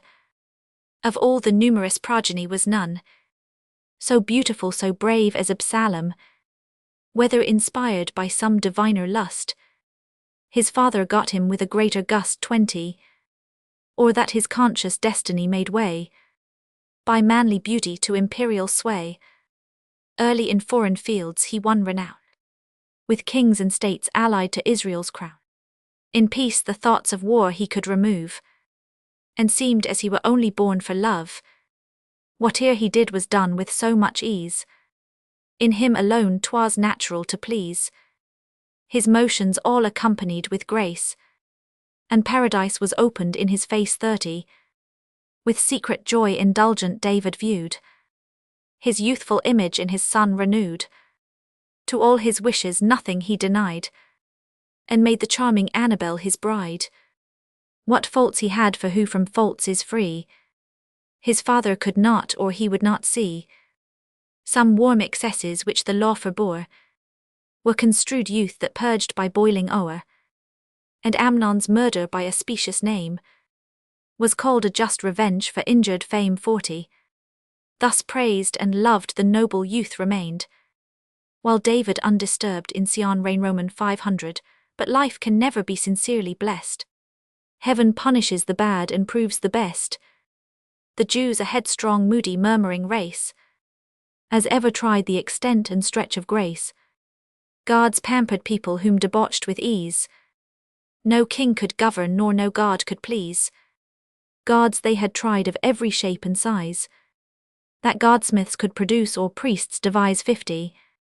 These Adamwits too fortunately free began to dream they wanted liberty, and when no rule no precedent was found of men by laws less circumscribed and bound, they led their wild desires to woods and caves, and thought that all but savages were slaves.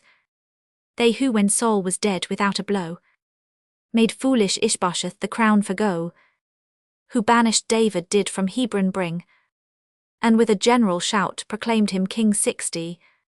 Those very Jews who at their very best their humour more than loyalty expressed, now wondered why so long they had obeyed an idle monarch which their hands had made, thought they might ruin him they could create, or melt him to that golden calf estate. But these were random bolts, no formed design, nor interest made the factious crowd to join. The sober part of Israel, free from stain, well knew the value of a peaceful reign 70, and looking backward with a wise affright, saw seams of wounds dishonest to the sight, in contemplation of whose ugly scars they cursed the memory of civil wars. The moderate sort of men thus qualified inclined the balance to the better side, and David's mildness managed it so well, the bad found no occasion to rebel. But when to sin our biased nature leans, the careful devil is still at hand with means 80, and providently pimps for ill desires. The good old cause revived a plot requires. Plots true or false are necessary things to raise up commonwealths and ruin kings. The inhabitants of old Jerusalem were Jebusites, the town so called from them, and theirs the native right. But when the chosen people grew more strong, the rightful cause at length became the wrong, and every loss the men of Jebus bore 90. They still were thought God's enemies the more. Thus worn or weakened, well or ill content, submit they must to David's government. Impoverished and deprived of all command, their taxes doubled as they lost their land, and what was harder yet to flesh and blood, their gods disgraced and burnt like common wood. This set the heathen priesthood in a flame. For priests of all religions are the same, of whatsoe'er descent their godhead be 100, stark stone or other homely pedigree. In his defence his servants are as bold, as if he had been born of beaten gold. The Jewish rabbins, though their enemies, in this conclude them honest men and wise, for 'twas their duty, all the learned think, to espouse his cause by whom they eat and drink. From hence began that plot, the nation's curse, bad in itself but represented worse, raised in extremes, and in extremes decried 110, with oaths affirmed, with dying vows denied, not weighed nor winnowed by the multitude, but swallowed in the mass unchewed and crude. Some truth there was, but dashed and brewed with lies, to please the fools and puzzle all the wise. Succeeding times did equal Flecknoe, believing nothing or believing alls. The Egyptian rites the Jebusites embraced, where gods were recommended by their taste. Such savoury deities must needs be good 120, as served at once for worship and for food. By force they could not introduce these gods, for 10 to 1 in former days was odds. So fraud was used the sacrificer's trade. Fools are more hard to conquer than persuade. Their busy teachers mingled with the Jews, and raked for converts even the court and stews, which Hebrew priests the more unkindly took, because the fleece accompanies the flock. Some thought they gods anointed, meant to slay 130, by guns invented since full many a day. Our author swears it not, but who can know how far the devil and Jebusites may go? This plot, which failed for want of common sense, had yet a deep and dangerous consequence. For as when raging fevers boil the blood, the standing lake soon floats into a flood, and every hostile humour which before slept quiet in its channels bubbles. So several factions from this first ferment, 140, work up to foam and threat the government. Some by their friends, more by themselves thought wise, opposed the power to which they could not rise.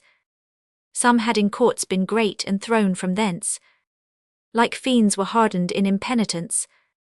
Some by their monarch's fatal mercy grown, from pardoned rebels kinsmen to the throne, were raised in power and public office high. Strong bands, if bands ungrateful men could tie.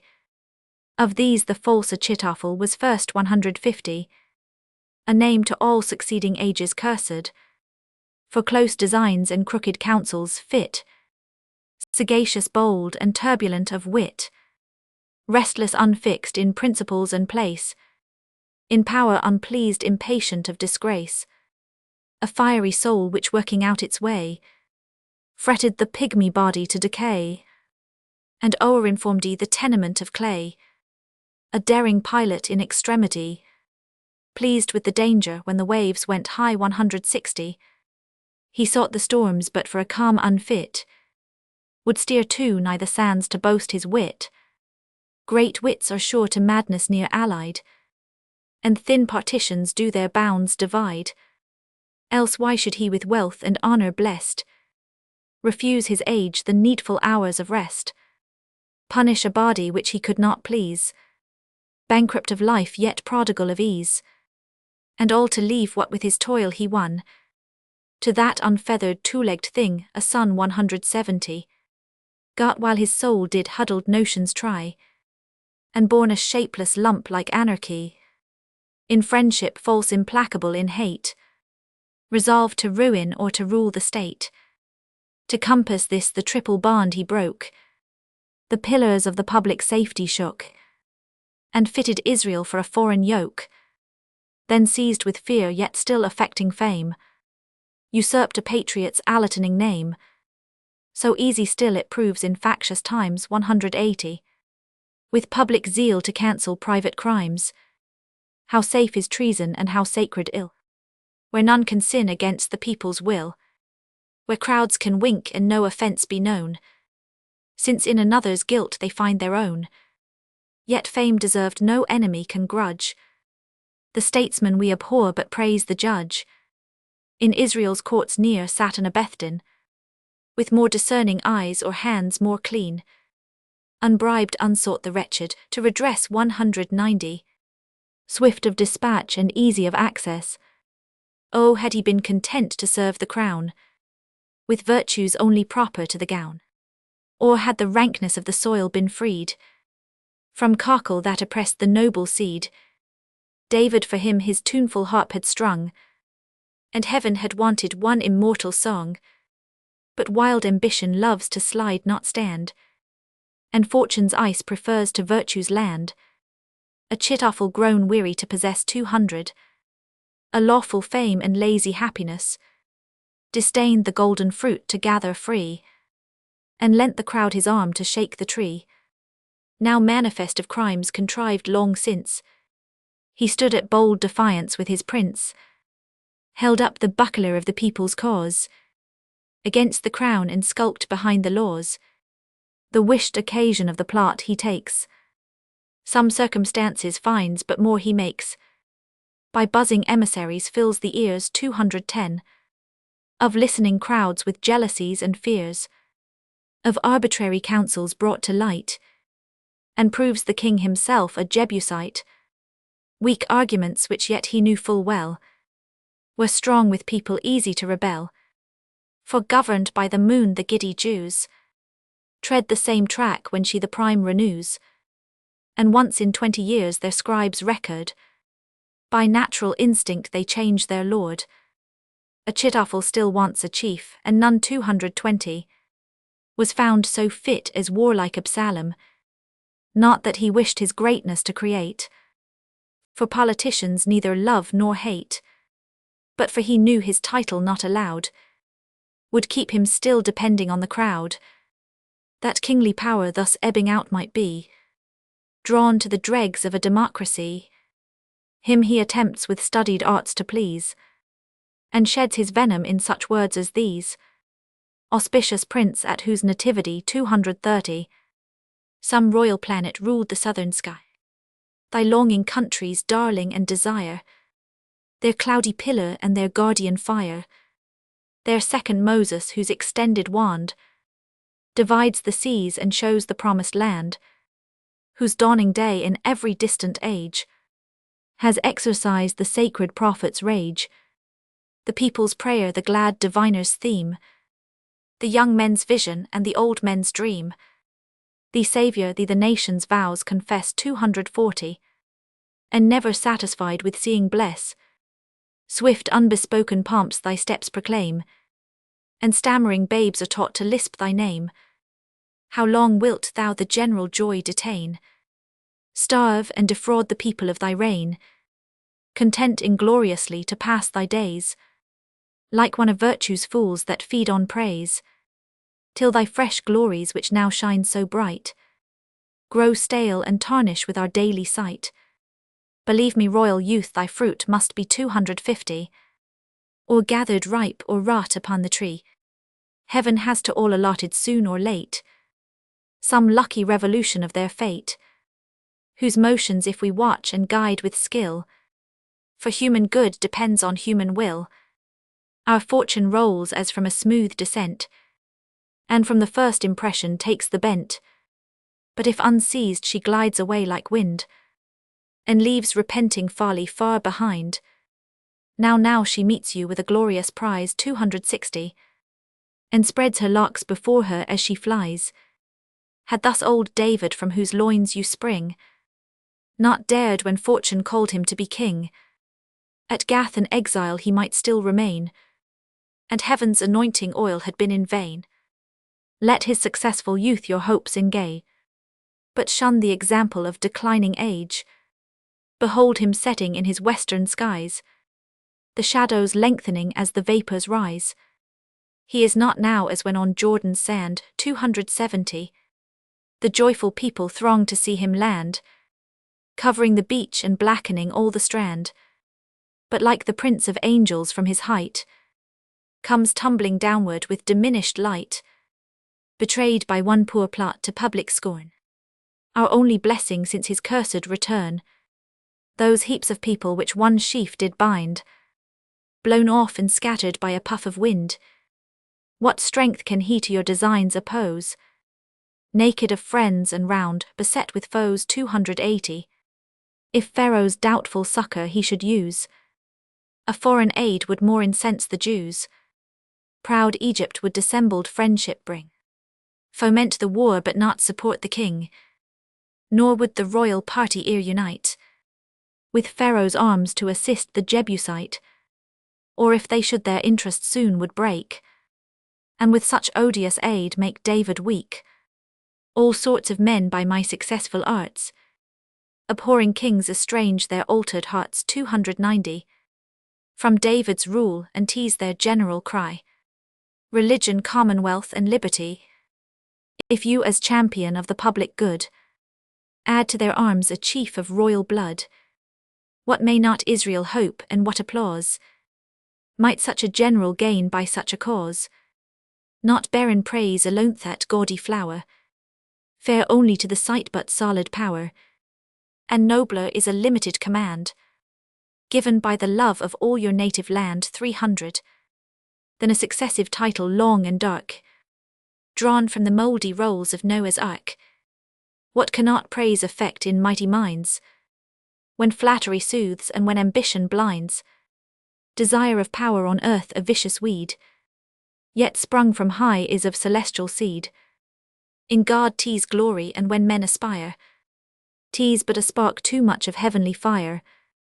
The ambitious youth too covetous of fame, too full of angels' metal in his frame 310, unwarily was led from virtue's ways, made drunk with honour and debauched with praise, half loath and half consenting to the ill. For royal blood within him struggled still.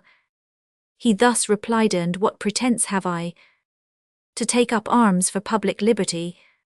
My father governs with unquestioned right, the faith's defender and mankind's delight, good, gracious, just, observant of the laws, and heaven by wonders has espoused his cause 320. Whom has he wronged in all his peaceful reign? Who sues for justice to his throne in vain? What millions has he pardoned of his foes? Whom just revenge did to his wrath expose?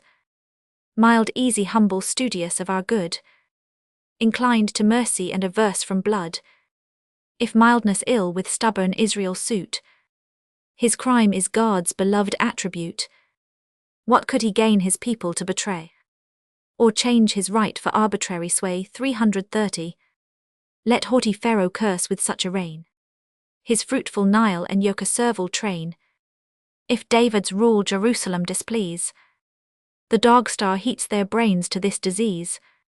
Why then should I, encouraging the bad, turn rebel and run popularly mad? Were he a tyrant who by lawless might oppressed the Jews and raised the Jebusite, well might I mourn, but nature's holy bands would curb my spirits and restrain my hands 340. The people might assert their liberty, but what was right in them were crime in me. His favour leaves me nothing to require, prevents my wishes and outruns desire. What more can I expect while David lives? All but his kingly diadem he gives, and that but here he paused, then sighing said, is justly destined for a worthier head. For when my father from his toils shall rest, and late augment the number of the blessed 350, his lawful issue shall the throne ascend, or the collateral line where that shall end. His brother, though oppressed with vulgar spite, yet dauntless and secure of native right, of every royal virtue stands possessed, still dear to all the bravest and the best. His courage Phoshe's friends his truth proclaim, his loyalty the king the world his fame. His mercy even the offending crowd will find, for sure he comes of a forgiving kind 360. Why should I then repine at heaven's decree, which gives me no pretence to royalty? Yet oh, that fate propitiously inclined had raised my birth or had debased my mind, to my large soul not all her treasure lent, and then betrayed it to a mean descent.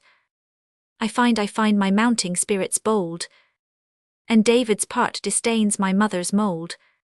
Why am I scanted by a niggard birth? My soul disclaims the kindred of her earth. 370. And made for empire whispers me within. Desire of greatness is a godlike sin. Him staggering so when hell's dire agent found, while fainting virtue scarce maintained her ground. He pours fresh forces in and thus replies, the eternal God supremely good and wise imparts not these prodigious gifts in vain. What wonders are reserved to bless your reign? Against your will your arguments have shown. Such virtues only given to guide a throne. 380. Not that your father's mildness I contemn, but manly force becomes the diadem. 'Tis true he grants the people all they crave, and more perhaps than subjects ought to have. For lavish grants suppose a monarch tame, and more his goodness than his wit proclaim. But when should people strive their bonds to break? If not when kings are negligent or weak. Let him give on till he can give no more. The thrifty Sanhedrim shall keep him poor. 390. And every shekel which he can receive shall cost a limb of his prerogative. To ply him with new plots shall be my care, or plunge him deep in some expensive war, which when his treasure can no more supply, he must with the remains of kingship buy. His faithful friends are jealousies and fears, cold Jebusites and Pharaoh's pensioners, whom when our fury from his aid has torn, he shall be naked left to public scorn. 400. The next successor whom I fear and hate, my arts have made obnoxious to the state, turned all his virtues to his overthrow, and gained our elders to pronounce a foe. His right for sums of necessary gold shall first be pawned and afterwards be sold, till time shall ever wanting David draw, to pass your doubtful title into law. If not, the people have a right supreme, to make their kings, for kings are made for them. 410. All empire is no more than power in trust, which when resumed can be no longer just. Succession for the general good designed, in its own wrong a nation cannot bind. If altering that the people can relieve, better one suffer than a nation grieve. The Jews well know their power ere soul they chose. God was their king and God they durst depose. Urge now your piety, your filial name, a father's right and fear of future fame. 420. The public good, that universal call, to which even heaven submitted answers all. Nor let his love enchant your generous mind. 'Tis nature's trick to propagate her kind. Our fond begetters who would never die, love but themselves in their posterity. Or let his kindness by the effects be tried, or let him lay his vain pretense aside. God said he loved your father, could he bring a better proof than to anoint him king? 430. It surely showed he loved the shepherd well, who gave so fair a flock as Israel. Would David have you thought his darling son? What means he then to alienate the crown? The name of godly he may blush to bear. Is't after God's own heart to cheat his heir? He to his brother gives supreme command, to you a legacy of barren land. Perhaps the old harp on which he thrums his lays, or some dull Hebrew ballad in your praise. 440. Then the next heir, a prince severe and wise, already looks on you with jealous eyes, sees through the thin disguises of your arts, and marks your progress in the people's hearts. Though now his mighty soul its grief contains, he meditates revenge who least complains, and like a lion slumbering in the way, or sleep dissembling while he waits his prey, his fearless foes within his distance draws, constrains his roaring, and contracts his paws. 450. Till at the last his time for fury found, he shoots with sudden vengeance from the ground. The prostrate vulgar passes o'er and spares, but with a lordly rage his hunters tears. Your case no tame expedients will afford. Resolve on death or conquest by the sword, which for no less a stake than life you draw, and self-defense is nature's eldest law. Leave the warm people no considering time, For then rebellion may be thought a crime. 460. Avail yourself of what occasion gives, but try your title while your father lives, and that your arms may have a fair pretence, proclaim you take them in the king's defence, whose sacred life each minute would expose to plots from seeming friends and secret foes, and who can sound the depth of David's soul? Perhaps his fear his kindness may control. He fears his brother though he loves his son, for plighted vows too late to be undone. 470. If so by force he wishes to be gained, by women's lechery to seem constrain. Roman 500. Doubt not, but when he most affects the frown, commit a pleasing rape upon the crown. Secure his person to secure your cause. They who possess the prince possess the laws. He said, and this advice above the rest, with Absalom's mild nature suited best, unblamed of life ambition set aside, not stained with cruelty nor puffed with pride. 480. How happy had he been if destiny had higher placed his birth, or not so high, his kingly virtues might have claimed a throne, and blessed all other countries but his own. But charming greatness, since so few refuse, 'tis juster to lament him than accuse. Strong were his hopes a rival to remove, with blandishments to gain the public love, to head the faction while their zeal was hot, and popularly prosecute the plot. 490. To further this Achitophel unites the malcontents of all the Israelites, whose differing parties he could wisely join, for several ends to serve the same design. The bestand of the princes some were such, who thought the power of monarchy too much, mistaken men and patriots in their hearts, not wicked but seduced by impious arts. By these the springs of property were bent, and wound so high they cracked the government. 500. The next for interest sought to embroil the state, to sell their duty at a dearer rate, and make their Jewish markets of the throne, pretending public good to serve their own. Others thought kings an useless heavy load, who cost too much and did too little good. These were for laying honest David by, on principles of pure good husbandry. With them joined all the haranguers of the throng, that thought to get preferment by the tongue. 510.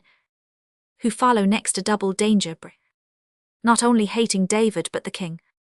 The Saliamean rout well versed of old, in godly faction and in treason bold, cowering and quaking at a conqueror's sword, but lofty to a lawful prince restored. Saw with disdain an ethnic plot begun, and scorned by Jebusites to be outdone. Hot Levites headed these who pulled before, from the ark which in the judges' days they bore. 520. Resumed their cant, and with a zealous cry pursued their old beloved theocracy, where Sanhedrim and priest enslaved the nation, and justified their spoils by inspiration. For who so fit to reign as Aaron's race? If once dominion they could found in grace, these led the pack though not of surest scent, yet deepest mouthed against the government. A numerous host of dreaming saints succeed, of the true old enthusiastic breed. 530. Gainst form and order they their power implore, nothing to build and all things to destroy. But far more numerous was the herd of such, who think too little and who talk too much. These out of mere instinct they knew not why, adored their father's God and property, and by the same blind benefit of fate, the devil and the Jebusite did hate, born to be saved even in their own despite, because they could not help believing right. 540. Such were the tools but a whole hydra more, remains of sprouting heads too long to score. Some of their chiefs were princes of the land. In the first rank of these did Zimri stand, a man so various that he seemed to be not one but all mankind's epitome, stiff in opinions always in the wrong, was everything by starts and nothing long, but in the course of one revolving moon, was chemist, fiddler, statesman, and buffoon. 550. Then all for women painting, rhyming, drinking, besides 10,000 freaks that died in thinking. Blessed madman who could every hour employ with something new to wish or to enjoy. Railing and praising were his usual themes, and both to show his judgment in extremes, so over violent or over civil, that every man with him was god or devil. In squandering wealth was his peculiar art. Nothing went unrewarded but desert 560, beggared by fools whom still he found too late. He had his jest and they had his estate. He laughed himself from court, then sought relief by forming parties, but could ne'er be chief. For spite of him the weight of business fell on Absalom and wise Achitophel. Thus wicked, but in will of means bereft, he left not faction, but of that was left titles and names 'twere tedious to rehearse, of lords below the dignity of verse 570. Wits, warriors, commonwealth's men were the best, kind husbands and mere nobles all the rest. And therefore in the name of dullness be the well-hung Balaam and cold Caleb free, and canting Nadab let oblivion damn, who made new porridge for the paschal lamb. Let friendship's holy band some names assure, some their own worth and some let scorn secure. Nor shall the rascal rabble here have place, whom kings no titles gave, and God no grace 580. Not bull-faced Jonahs who could statutes draw to mean rebellion and make treason law. But he though bad is followed by a worse, the wretch who heaven's anointed dared to curse. Shimei, whose youth did early promise of zeal to God and hatred to his king, did wisely from expensive sins refrain, and never broke the Sabbath but for gain. Nor ever was he known an oath to vent, or curse unless against the government. 590. Thus heaping wealth by the most ready way among the Jews, which was to cheat and pray the city to reward his pious hate. Against his master chose him magistrate, his hand a ver of justice did uphold, his neck was loaded with a chain of gold. During his office treason was no crime. The sons of Belial had a glorious time. For Shimei, though not prodigal of pelf, yet loved his wicked neighbor as himself. 600. When 2 or 3 were gathered to declaim against the monarch of Jerusalem, Shimei was always in the midst of them, and if they cursed the king when he was by, would rather curse than break good company. If any durst his factious friends accuse, he packed a jury of dissenting Jews, whose fellow-feeling in the godly cause would free the suffering saint from human laws. For laws are only made to punish those 610 who serve the king and to protect his foes, if any leisure time he had from power, because 'tis sin to misemploy an hour. His business was by writing to persuade that kings were useless and a clog to trade, and that his noble style he might refine. No Rechabite more shunned the fumes of wind, chaste were his cellars and his shrivel board, the grossness of a city feast abhorred. His cooks with long disuse their trade forgot. 620. Cool was his kitchen though his brains were hot, such frugal virtue malice may accuse, but sure 'twas necessary to the Jews. For towns once burnt such magistrates require, as dare not tempt God's providence by fire. With spiritual food he fed his servants well, but free from flesh that made the Jews rebel. And Moses' laws he held in more account, for 40 days of fasting in the mount. To speak the rest who better are forgot. 630. Would tire a well-breathed witness of the plot, yet Korah thou shalt from oblivion pass. Erect thyself, thou monumental brass, high as the serpent of thy metal made, while nations stand secure beneath thy shade. What though his birth were base, yet comets rise from earthly vapors ere they shine in skies. Prodigious actions may as well be done by weaver's issue as by prince's son. This arch attester for the public good. 640. By that one deed ennobles all his blood. Whoever asked the witness high race, whose oath with martyrdom did Stephen grace. Ours was a Levite, and as times went then, his tribe were God Almighty's gentlemen. Sunk were his eyes, his voice was harsh and loud. Sure signs he neither choleric was nor proud. His long chin proved his wit, his saint-like grace. A church vermilion and a Moses face. His memory miraculously great 650. Could plots exceeding man's belief repeat, which therefore cannot be accounted lies. For human wit could never such devise. Some future truths are mingled in his book, but where the witness failed the prophet spoke. Some things like visionary flights appear. The Spirit caught him up the Lord knows where, and gave him his rabbinical degree.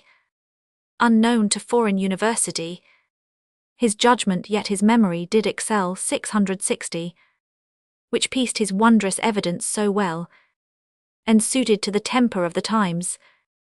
Then groaning under Jebusitic crimes, let Israel's foes suspect his heavenly and rashly judge his wit apocryphal.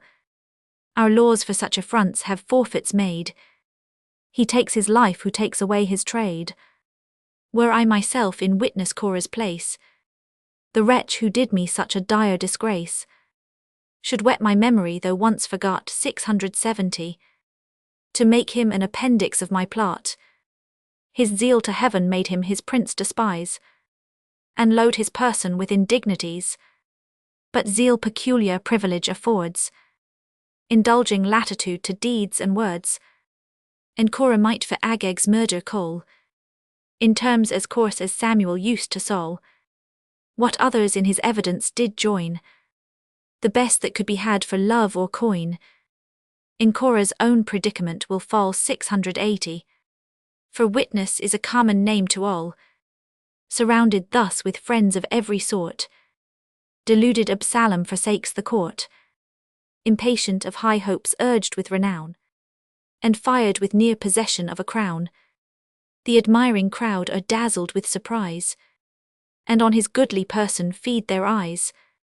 His joy concealed he sets himself to show, on each side bowing popularly low.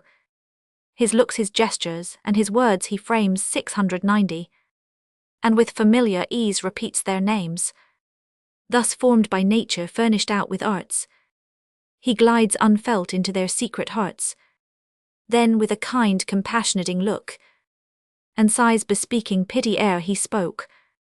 Few words he said, but easy those and fit, more slow than hibblerdrops and far more sweet.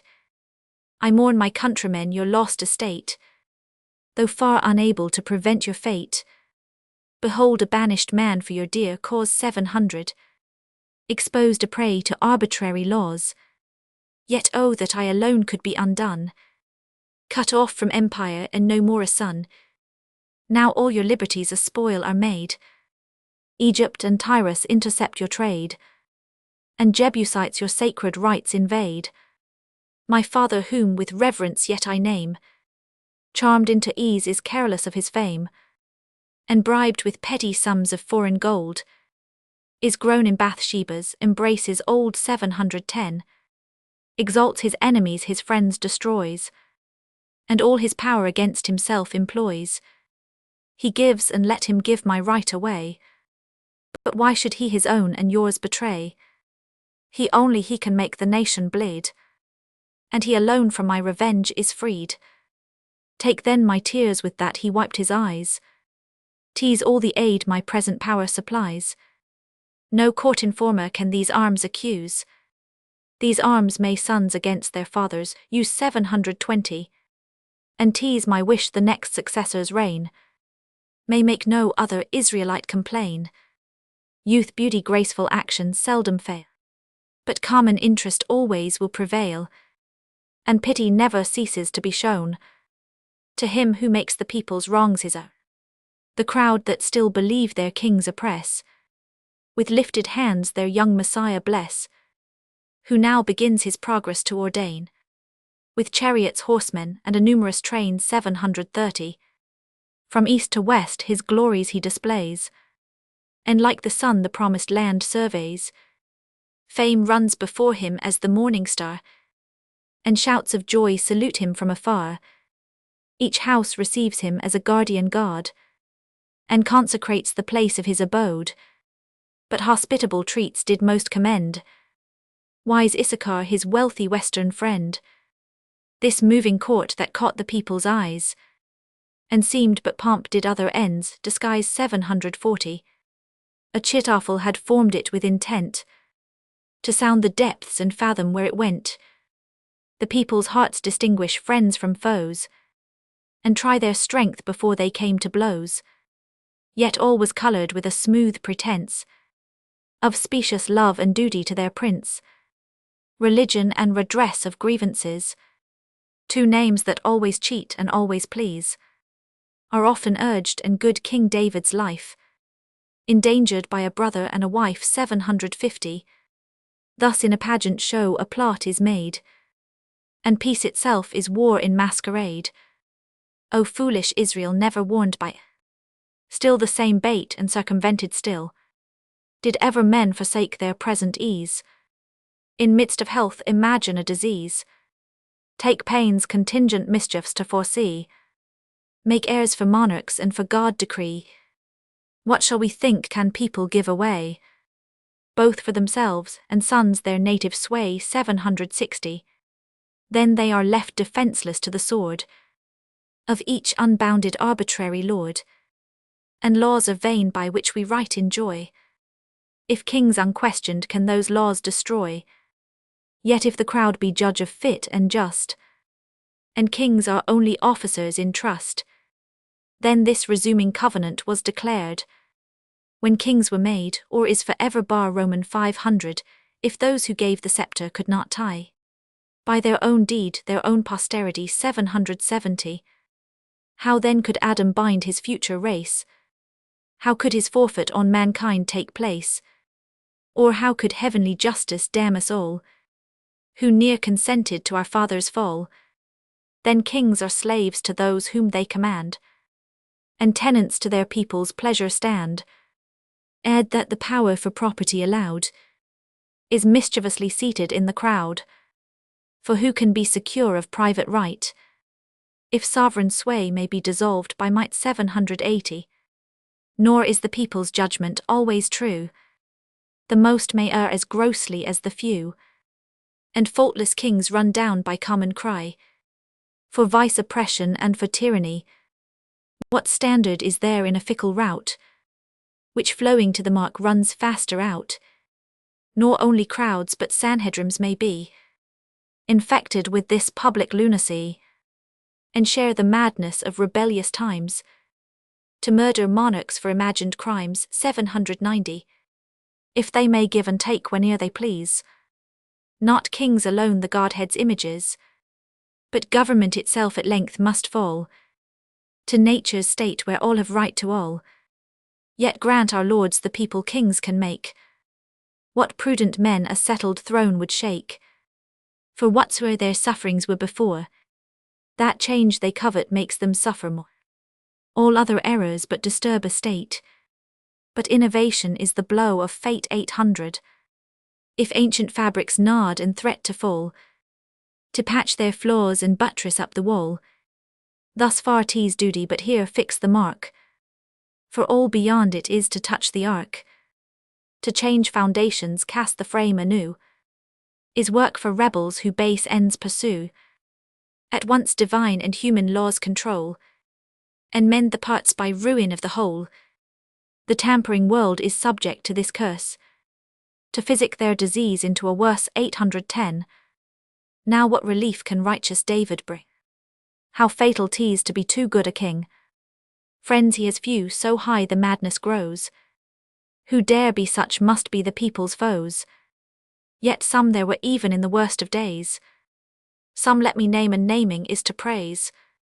In this short file Barzillai first appears.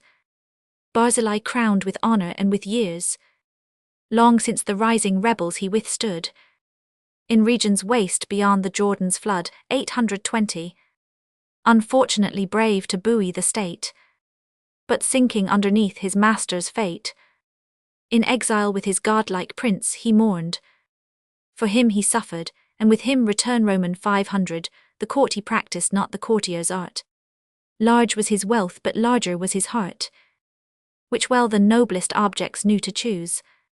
The fighting warrior and recording muse. His bed could once a fruitful issue boast.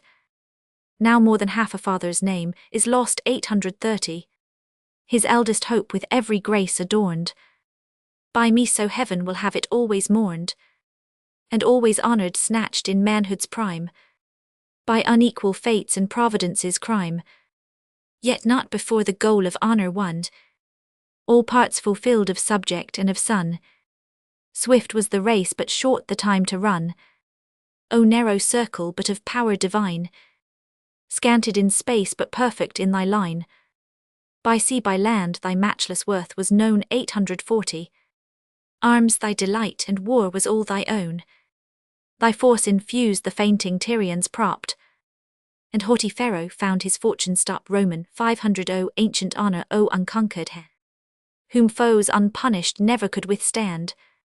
But Israel was unworthy of his name. Short is the date of all immoderate fame. It looks as heaven our ruin had designed, and durst not trust thy fortune and thy mind. Now free from earth thy disencumbered soul 850 mounts up and leaves behind the clouds and starry pole. From thence thy kindred legions mayst thou bring, to aid the guardian angel of thy king. Here stop my muse, here cease thy painful flight. No pinions can pursue immortal height. Tell good Barzillai thou canst sing no more, and tell thy soul she should have fled before. Or fled she with his life and left this verse, to hang on her departed patron's hearse. Now take thy steepy flight from heaven, and see 860. If thou canst find on earth another he would be too hard to find. See then whom thou canst see not far behind. Zadok the priest whom shunning power and place, his lowly mind advanced to David's grace. With him the Sagan of Jerusalem, of hospitable soul and noble stem, him of the western dome whose weighty sense flows in fit words and heavenly eloquence. The prophet's sons by such example led 870, to learning and to loyalty were bred, for colleges on bounteous kings depend, and never rebel was to arts a friend. To these succeed the pillars of the laws, who best can plead and best can judge a cause. Next them a train of loyal peers ascend, sharp-judging Adriel the muse's friend, himself a muse in Sanhedrim's debate, true to his prince but not a slave of state, whom David's love with honors did adorn 880, that from his disobedient son were torn. Jotham of piercing wit and pregnant thought, endued by nature and by learning taught, to move assemblies who but only tried the worse a while, then chose the better side, nor chose alone but turned the balance too. So much the weight of one brave man can do. Hushai the friend of David in distress, in public storms of manly steadfastness, by foreign treaties he informed his youth 890, and joined experience to his native truth.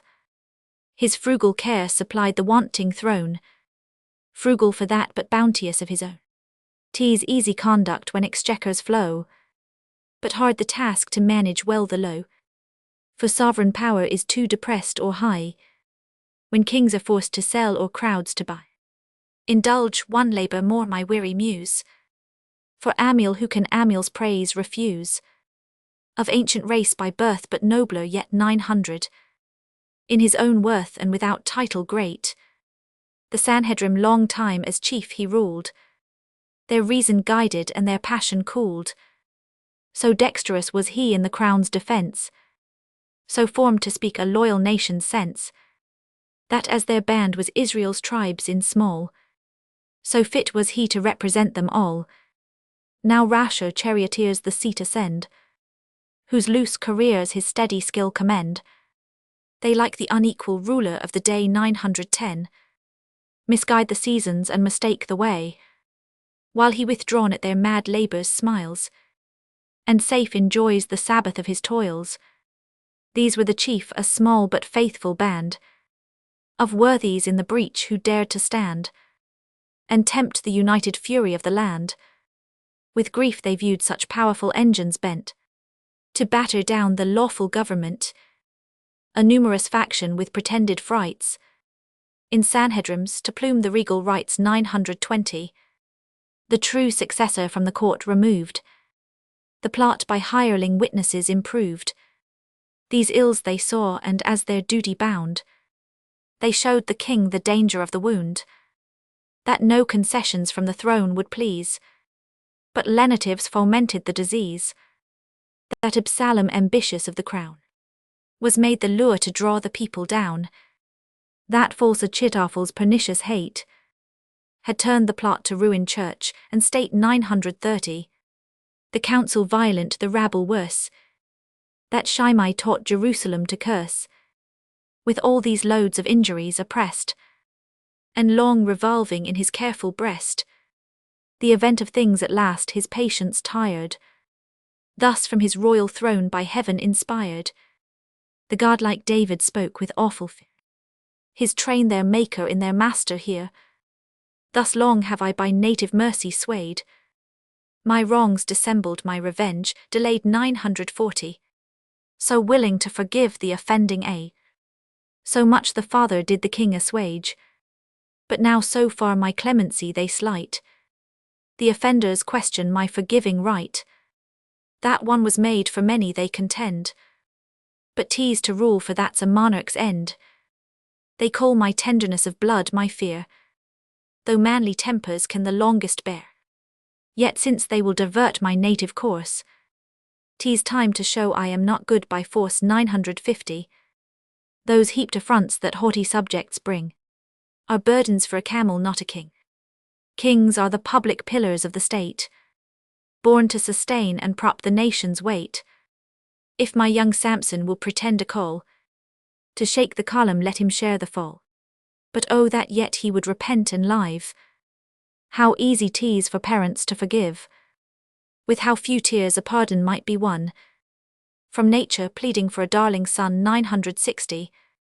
Poor pitied youth by my paternal care, raised up to all the height his frame could bear. Had God ordained his fate for empire born, he would have given his soul another turn, gulled with a patriot's name whose modern sense is one that would by law supplant his prince. The people's brave, the politician's tool, never was patriot yet, but was a fool.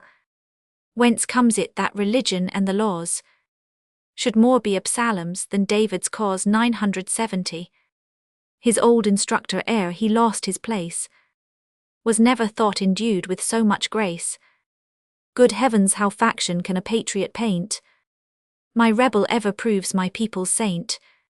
Would they impose an heir upon the throne? Let Sanhedrims be taught to give their own. A king's at least a part of government, and mine as requisite as their consent. Without my leave a future king to choose infers a right the present to depose. 980. True, they petition me to approve their choice, but Esau's hands suit ill with Jacob's voice. My pious subjects for my safety pray, which to secure they take my power away. From plots and treasons, heaven preserve my years, but save me most from my petitioners. Insatiate as the barren womb or grave, God cannot grant so much as they can crave. What then is left but with a jealous eye to guard the small remains of royalty? 990. The law shall still direct my peaceful sway, and the same law teach rebels to obey. Votes shall no more established power control, such votes as make a part exceed the whole. No groundless clamours shall my friends remove, nor crowds have power to punish ere they prove. For gods and godlike kings their care express, still to defend their servants in distress. Oh, that my power to saving were confined! Why am I forced like heaven against my mind? 1000. To make examples of another kind, must I at length the sword of justice draw? O cursed effects of necessary law! How ill my fear they by my mercy scan. Beware the fury of a patient man. Law they require, let law then show her face. They could not be content to look on grace. Her hinder parts but with a daring eye, to tempt the terror of her front and die. By their own arts tease righteously decreed 10:10. Those dire artificers of death shall bleed. Against themselves their witnesses will swear, till viper-like their mother plot they tear, and suck for nutriment that bloody gore, which was their principle of life before.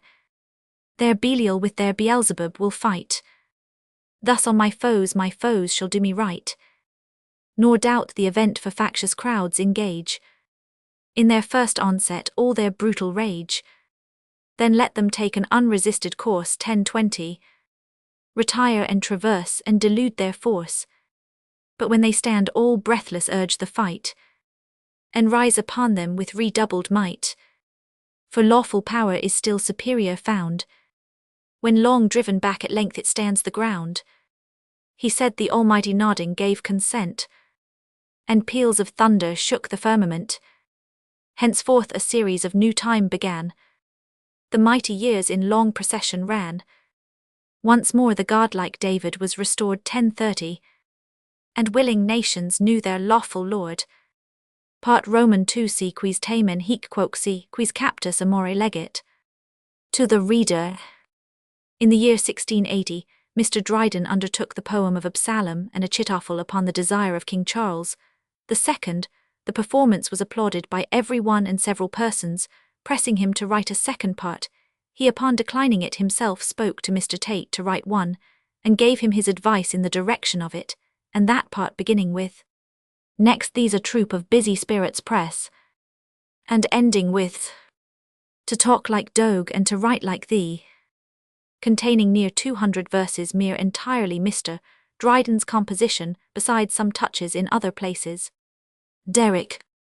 Since men like beasts each other's prey were made, since trade began and priesthood grew a trade, since realms were formed none sure so cursed as those, that madly their own happiness oppose, their heaven itself and godlike kings in vain shower down the manna of a gentle rain, while pampered crowds to mad sedition run, and monarchs by indulgence are undone. Thus David's clemency was fatal grown, while wealthy faction o'd the wanting throne 10, for now their sovereign's orders to contemn, was held the charter of Jerusalem, his rights to invade his tributes to refuse, a privilege peculiar to the Jews, as if from heavenly call this license, and Jacob's seed were chosen to rebel. Achitophel with triumph sees his crimes, thus suited to the madness of the times, and Absalom to make his hopes succeed, of flattering charms no longer stands in need 20, while fond of change though near so dearly bought, our tribes outstrip the youth's ambitious thought, his swiftest hopes with swifter homage meet, and crowd their servile necks beneath his feet. Thus to his aid while pressing tides repair, he mounts and spreads his streamers in the air. The charms of empire might his youth mislead, but what can our besotted Israel plead? Swayed by a monarch whose serene command seems half the blessing of our promised land 30, whose only grievance is excess of ease, freedom our pain and plenty our disease. Yet as all folly would lay claim to sense, and wickedness near wanted a pretence, with arguments they'd make their treason good, and righteous David's self with slanders load, that arts of foreign sway he did affect, and guilty Jebusites from law protect, whose very chiefs convict were never freed. Nay, we have seen their sacrificers bleed 40. Accusers' infamy is urged in vain, while in the bounds of sense they did contain, but soon they launch into the unfathomed tide, and in the depths they knew disdain to ride. For probable discoveries to dispense was thought below a pensioned evidence. Mere truth was dull nor suited with the port of pampered Korah when advanced to court. No less than wonders now they will impose, and projects void of grace or sense disclose 50. Such was the charge on pious Mickle brought. Mickle that near was cruel even in thought. The best of queens and most obedient wife, impeached of cursed designs on David's life. His life the theme of her eternal prayer. 'Tis scarce so much his guardian angels care. Not summer morns such mildness can disclose, the Hermon lily nor the Sharon rose, neglecting each vain pomp of majesty. Transported Mickle feeds her thoughts on high 60. She lives with angels and as angels do, quits heaven sometimes to bless the world below, where cherished by her bounty's plenteous spring, reviving widows smile and orphans sing. Oh, when rebellious Israel's crimes at height are threatened with her lord's approaching fate, the piety of Mickle then remained in heaven's remembrance and prolong his reign. Less desolation did the pest pursue, that from Dan's limits to Beersheba flew 70. Less fatal the repeated wars of Tyre, and less Jerusalem's avenging fire. With gentler terror these our state o'errun, than since our evidencing days began. On every cheek a pale confusion sate, continued fear beyond the worst of fate. Trust was no more art science useless made, all occupations lost but Korah's trade. Meanwhile a guard on modest Korah wait, if not for safety needful yet for state 80. Well might he deem each peer and prince his slave, and lord it o'er the tribes which he could save. Even vice in him was virtue, what sad fate, but for his honesty had seized our state. And with what tyranny had we been cursed, had Korah never proved a villain first, to have told his knowledge of the intrigue in gross, had been alas to our deponent's loss. The travelled Levite had the experience got, to husband well and make the best of's plot 90, and therefore like an evidence of skill, with wise reserve secured his pension still, nor quite of future power himself bereft, but limbos large for unbelievers left. And now his writ such reverence had got, 'twas worse than plotting to suspect his plot. Some were so well convinced they made no doubt themselves to help the foundered swearers out. Some had their sense imposed on by their fear, but more for interest's sake believe and swear 100. Even to that height with some the frenzy grew. They raged to find their danger not prove true. Yet than all these a viler crew remain, who with Achitophel the cry maintain, not urged by fear nor through misguided sense. Blind zeal and starving need had some pretense, but for the good old cause that did excite the original rebels' whilst revenge and spite. These raised the plot to have the scandal thrown upon the bright successor of the crown 110, whose virtue with such wrongs they had pursued, as seemed all hope of pardon to exclude. Thus while on private ends their zeal is built, the cheated crowd applaud and share their guilt. Such practices as these too gross to lie, long unobserved by each discerning eye, the more judicious Israelites unspelled, though still the charm the giddy rabble held. Even Absalom amidst the dazzling beams of empire and ambition's flattering dreams 120, perceives the plot too foul to be excused, to aid designs no less pernicious used, and filial sense yet striving in his breast. Thus to Achitophel his doubts expressed, why are my thoughts upon a crown Roman 500, which once obtained can be but half enjoyed? Not so when virtue did my arms require, and to my father's wars I flew entire. My regal power how will my foes resent, when I myself have scarce my own consent? 130. Give me a son's unblemished truth again, or quench the sparks of duty that remain. How slight to force a throne that legions guard, the task to me to prove unjust how hard.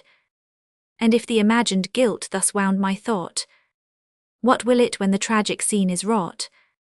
Dire war must first be conjured from below, the realm we rule we first must overthrow. And when the civil furies are on wing, that blind and undistinguished slaughters fling 140. Who knows what impious chance may reach the king? Oh, rather let me perish in the strife, than have my crown the price of David's life. Or if the tempest of the war he stand, in peace some vile officious villain's hand his soul's anointed temple may invade, or pressed by clamorous crowds myself be made his murderer, rebellious crowds whose guilt shall dread his vengeance till his blood be spilt, which if my filial tenderness oppose 150, since to the empire by their arms I rose, those very arms on me shall be employed, a new usurper crowned and I destroyed, the same pretence of public good will hold, and new Achitophels be found as bold, to urge the needful change perhaps the old. He said the statesman with a smile replies, a smile that did his rising spleen disguise. My thoughts presumed our labours at an end, and are we still with conscience to contend 160, whose want in kings as needful is allowed, as 'tis for them to find it in the crowd. Far in the doubtful passage you are gone, and only can be safe by pressing on. The crown's true heir, a prince severe and wise, has viewed your motions long with jealous eyes, your person's charms your more prevailing arts, and marked your progress in the people's hearts, whose patience is the effect of stinted power, but treasures vengeance for the fatal hour. 170. And if remote the peril he can bring, your present dangers greater from the king. Let not a parent's name deceive your sense, nor trust the father in a jealous prince. Your trivial faults if he could so resent, to doom you little less than banishment. What rage must your presumption since inspire? Against his orders you return from Tyre, nor only so but with a pomp more high, and open court of popularity. 180. The factious tribes earn this reproof from thee. The prince replies, O statesman's winding skill, they first condemn that first advise the ill. Illustrious youth, returned Achitophel, misconstrue not the words that mean you well. The course you steer I worthy blame conclude, but 'tis because you leave it unpursued. A monarch's crown with fate surrounded lies, who reach lay hold on death that miss the prize. Did you for this expose yourself to show? 190. And to the crowd bow popularly low, for this your glorious progress next ordain, with chariots, horsemen, and a numerous train, with fame before you like the morning star, and shouts of joy saluting from afar. Oh, from the heights you've reached but take a view, scarce leading Lucifer could fall like you. And must I hear my shipwrecked arts bemoan? Have I for this so oft made Israel groan? Your single interest with the nation weighed 200, and turned the scale where your desires were laid, even when at helm a course so dangerous moved, to land your hopes as my removal proved. I not dispute, the royal youth replies, the known perfection of your policies, nor in Achitophel yet grudge or blame the privilege that statesmen ever claim, who private interest never yet pursued, but still pretended 'twas for others' good. What politician yet e'er scaped his fate? 210. Who saving his own neck not saved the state, from hence on every humorous wind that veered, with shifted sails a several course you steer. Roman 500. What form of sway did David e'er pursue, that seemed like absolute but sprung from you, who at your instance quashed each penal law, that kept dissenting factious Jews in awe, and who suspends fixed laws may abrogate, that done form new and so enslave the state, even property whose champion now you stand. 220. And seem for this the idol of the land, did ne'er sustain such violence before, as when your council shut the royal store, advice that ruin to whole tribes procured, but secret kept till your own banks secured. Recount with this the triple covenant broke, and Israel fitted for a foreign yoke, nor here your council's fatal progress stayed, but sent our levied powers to Pharaoh's aid. Hence Tyre and Israel low in ruins laid. 230. And Egypt once their scorn their common terror made. Even yet of such a season can we dream, when royal rights you made your darling theme, for power unlimited could reasons draw, and place prerogative above the law, which on your fall from office grew unjust. The laws made king the king a slave in trust, whom with statecraft to interest only true, you now accuse of ills contrived by you. To this hell's agent royal youth fix here 240. Let interest be the star by which you steer. Hence to repose your trust in me was wise, whose interest most in your advancement lies. A tie so firm as always will avail, when friendship, nature, and religion fail. On ours the safety of the crowd depends.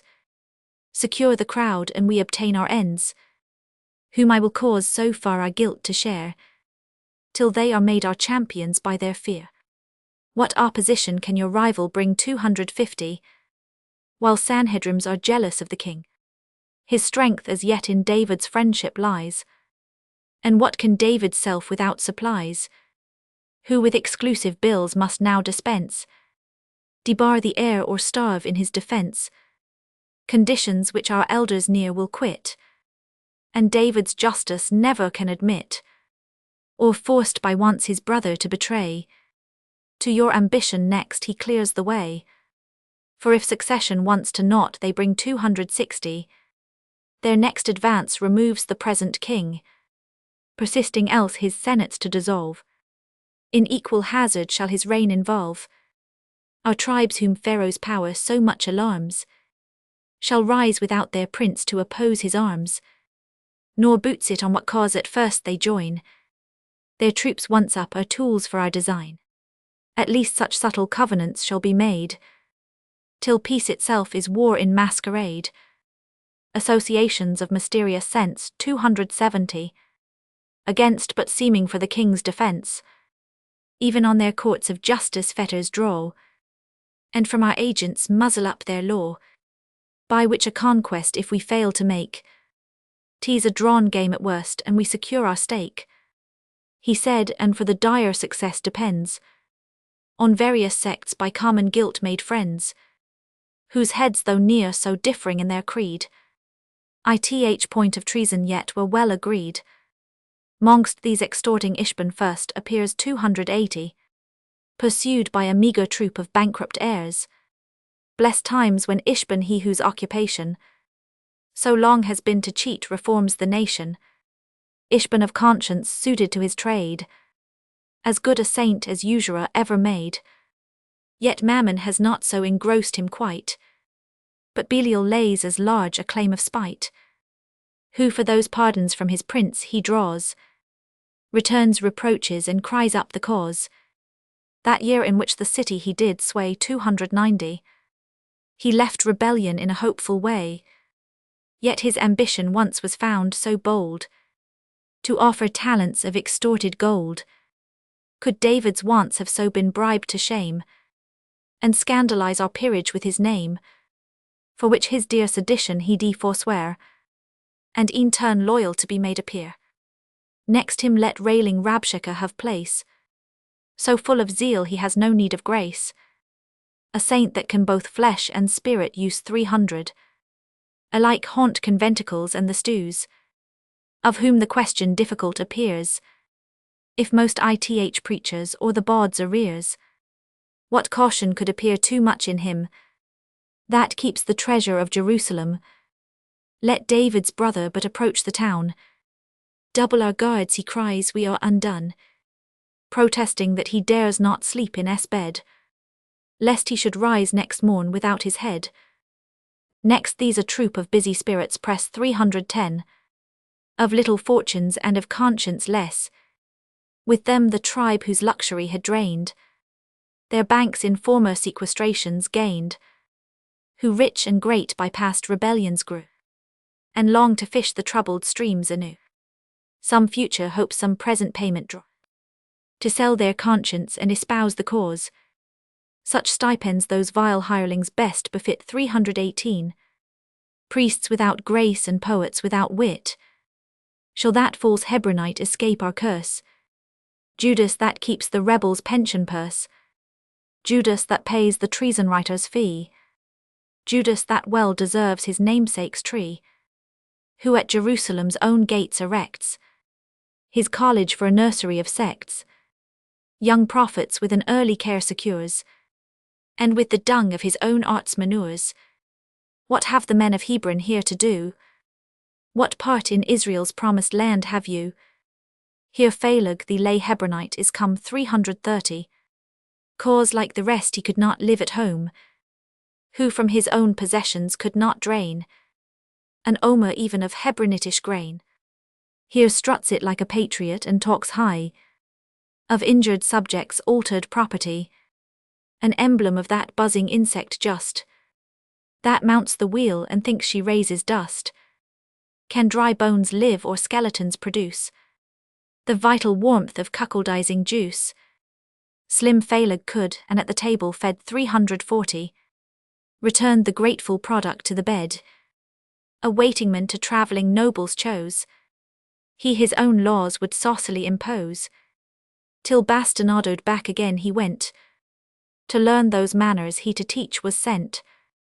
Chastised he ought to have retreated home, but he reads politics to Absalom, for never Hebronite though kicked and scorned, to his own country willingly return Roman 500, but leaving famished Phaleg to be fed 350, and to talk treason for his daily bread.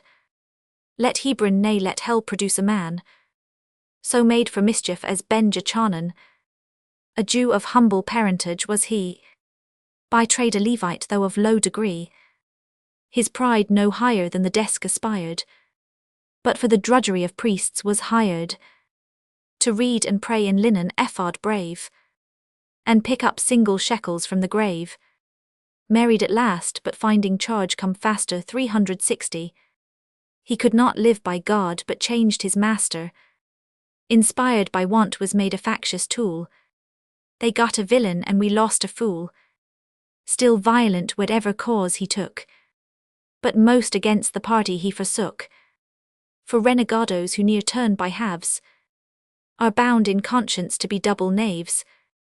So this prose prophet took most monstrous pains to let his masters see he earned his gains. But as the devil owes all his imps a shame 370, he chose the apostate for his proper theme. With little pains he made the picture true, and from reflection took the rogue he drew. A wondrous work to prove the Jewish nation, in every age a murmuring generation, to trace them from their infancy of sinning, and show them factious from their first beginning, to prove they could rebel and rail and mock, much to the credit of the chosen flock. A strong authority which must convince 380 that saints owe no allegiance to their prince, as 'tis a leading card to make a whore, to prove her mother had turned up before. But tell me, did the drunken patriarch bless the son that showed his father's nakedness? Such thanks the present church thy pen will give, which proves rebellion was so primitive. Must ancient failings be examples made? Then murderers from Cain may learn their trade. As thou the heathen and the saint hast drawn 390, methinks the apostate was the better man, and thy hot father waving my respect, not of a mother church but of a sect, and such he needs must be of thy inditing. This comes of drinking ass's milk and writing. If Balak should be called to leave his place, as prophet is the loudest call of grace, his temple dispossessed of one would be, replenished with 7 devils more by thee. Levi, thou art a load, ill lay thee down 400, and show rebellion bare without a gown. Poor slaves in metre dull and addle-pated, who rhyme below even David's psalms translated. Some in my speedy pace I must outrun, as lame Mephibosheth the wizard's son, to make quick way ill leap o'er heavy blocks, shun rot and Uzzah as I would the pox, and hasten Og and Dog to rehearse, 2 fools that crutch their feeble sense on verse, who by my muse to all succeeding times 410 shall live in spite of their own doggerel rhymes. Dog, though without knowing how or why, made still a blundering kind of melody, spurred boldly on and dashed through thick and thin, through sense and nonsense, never out nor in, free from all meaning whether good or bad, and in one word heroically mad. He was too warm on picking work to dwell, but faggoted his notions as they fell, and if they rhymed and rattled all was well. 420. Spiteful he is not though he wrote a satire, for still there goes some thinking to ill nature. He needs no more than birds and beasts to think. All his occasions are to eat and drink. If he call rogue and rascal from a garret, he means you no more mischief than a parrot. The words for friend and foe alike were made. To fetter them in verse is all his trade. For almonds he'll cry whore to his own mother, and call young Absalom King David's brother. 430. Let him be gallows free by my consent, and nothing suffer since he nothing meant. Hanging supposes human soul and reason. This animal's below committing treason. Shall he be hanged who never could rebel? That's a preferment for Achitophel. The woman was rightly sentenced by the law to die, but 'twas hard fate that to the gallows led. The dog that never heard the statute read. 440. Railing in other men may be a crime, but ought to pass for mere instinct in him. Instinct he follows and no further knows, for to write verse with him is to transpose. 'Twere pity treason at his door to lay, who makes heaven's gate a lock to its own key. Let him rail on, let his invective muse, have 24 letters to abuse, which if he jumbles to one line of sense, indict him of a capital offence. 450. In fireworks give him leave to vent his spite. Those are the only serpents he can write. The height of his ambition is we know, but to be master of a puppet show. On that one stage his works may yet appear, and a month's harvest keeps him all the year. Now stop your noses, readers all and some, for here's a ton of midnight work to come. Og from a treason tavern rolling home, round as a globe, and liquored every chink. 460. Goodly and great he sails behind his link. With all this bulk there's nothing lost in Og, for every inch that is not fool is rogue. A monstrous mass of foul corrupted matter, as all the devils had spewed to make the batter. When wine has given him courage to blaspheme, he curses God, but God before cursed him. And if man could have reason, none has more, that made his paunch so rich and him so poor. With wealth he was not trusted, for heaven knew. 470. What 'twas of old to pamper up a Jew, to what would he on quail and pheasant swell, that even on tripe and carrion could rebel?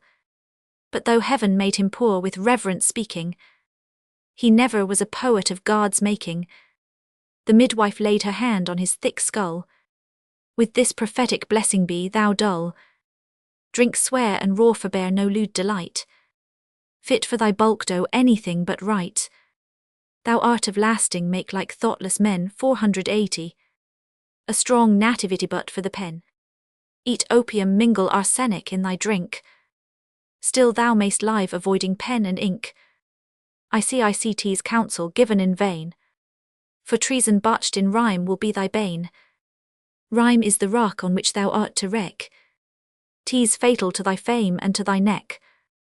Why should thy metre good King David blast? A psalm of his will surely be thy last. Darst thou presume in verse to meet thy foes? 490. Thou whom the penny pamphlet foiled in prose, dogue whom God for mankind's mirth has made, o'ertops thy talent in thy very trade. Dogue, to thee thy paintings are so coarse, a poet is though he's the poet's horse. A double noose thou on thy neck dost pull, for writing treason and for writing dull. To die for faction is a common evil, but to be hanged for nonsense is the devil. Hadst thou the glories of thy king expressed 500, thy praises had been satire at the best. But thou in clumsy verse unlicked unpointed, hast shamefully defied the Lord's anointed. I will not rake the dunghill for thy crimes, For who would read thy life that reads thy rhymes? But of King David's foes be this the doom: may all be like the young man Absalom. And for my foes may this their blessing be: to talk like Doeg and to write like thee. Achitophel each rank degree, and age 510. For various ends neglects not to engage. The wise and rich for purse and counsel brought. The fools and beggars for their number sought. Who yet not only on the town depends, for even in court the faction had its friends. These thought the places they possessed too small, and in their hearts wished court and king to fall. Whose names the muse disdaining holds aye the dark, thrust in the villain herd without a mark. With parasites and libel spawning imps 520, intriguing fops, dull jesters and worse pimps, disdain the rascal rabble to pursue. Their set cabals are yet a viler crew. See where involved in common smoke they sit. Some for our mirth, some for our satire fit. These gloomy, thoughtful, and on mischief bent, while those for mere good fellowship frequent. The appointed club can let sedition pass, sense nonsense anything to employ the glass. And who believe in their dull honest hearts 530. The rest talk reason but to show their parts. Who ne'er had wit or will for mischief yet, but pleased to be reputed of a set. But in the sacred annals of our plot, industrious Arod never be forgot. The labours of this midnight magistrate may vie with Korah's to preserve the state.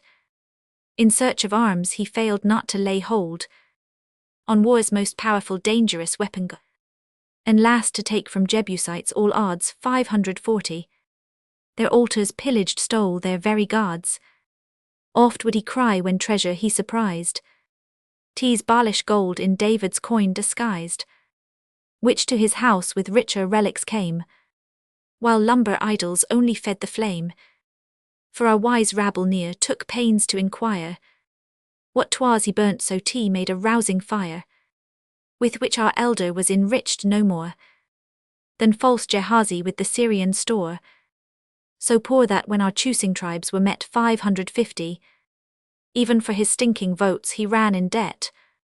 For meet the wicked, and as authors think, the saints he choused for his electing drink. Thus every shift and subtle method passed, and all to be no Zachan at the last. Now raised on Tyre's sad ruins Pharaoh's pride, soared high his legions threatening far and wide, as when a battering storm engendered high, by winds upheld hangs hovering in the sky, is gazed upon by every trembling swain 560. This for his vineyard fears, and that his grain, for blooming plants and flowers new opening these, for lambs yeaned lately and far labouring bees. To guard his stock each to the gods does call, uncertain where the fire-charged clouds will fall. Even so the doubtful nations watch his arms, with terror each expecting his alarms. Where Judah, where was now thy lion's roar? Thou only couldst the captive lands restore, but thou with inbred broils and faction pressed 570. From Egypt needst a guardian with the rest. Thy prince from Sanhedrim's no trust allowed, too much the representers of the crowd, who for their own defence give no supply, but what the crown's prerogatives must buy, as if their monarch's rights to violate more needful were than to preserve the state. From present dangers they divert their care, and all their fears are of the royal heir, whom now the reigning malice of his foes 580 unjudged would sentence and ere crowned depose. Religion the pretence but their decree, to bar his reign whate'er his faith shall be. By Sanhedrims and clamorous crowds thus pressed, what passions rent the righteous David's breast, who knows not how to oppose or to comply, unjust to grant or dangerous to deny. How near in this dark juncture Israel's fate, whose peace one sole expedient could create, which yet the extremest virtue did require 590. Even of that prince whose downfall they conspire, his absence David does with tears advise. To appease their rage undaunted he complies, Thus he who prodigal of blood and ease, a royal life exposed to winds and seas, at once contending with the waves and fire, and heading danger in the wars of Tyre, inglorious now forsakes his native sand, and like an exile quits the promised land. Our monarch scarce from pressing tears refrains 600, and painfully his royal state maintains, who now embracing on the extremest shore, almost revokes what he enjoined before, concludes at last more trust to be allowed to storms and seas than to the raging crowd, forbear rash muse the parting scene to draw, with silence charmed as deep as theirs that saw, not only our attending nobles weep, but hardy sailors swell with tears the deep.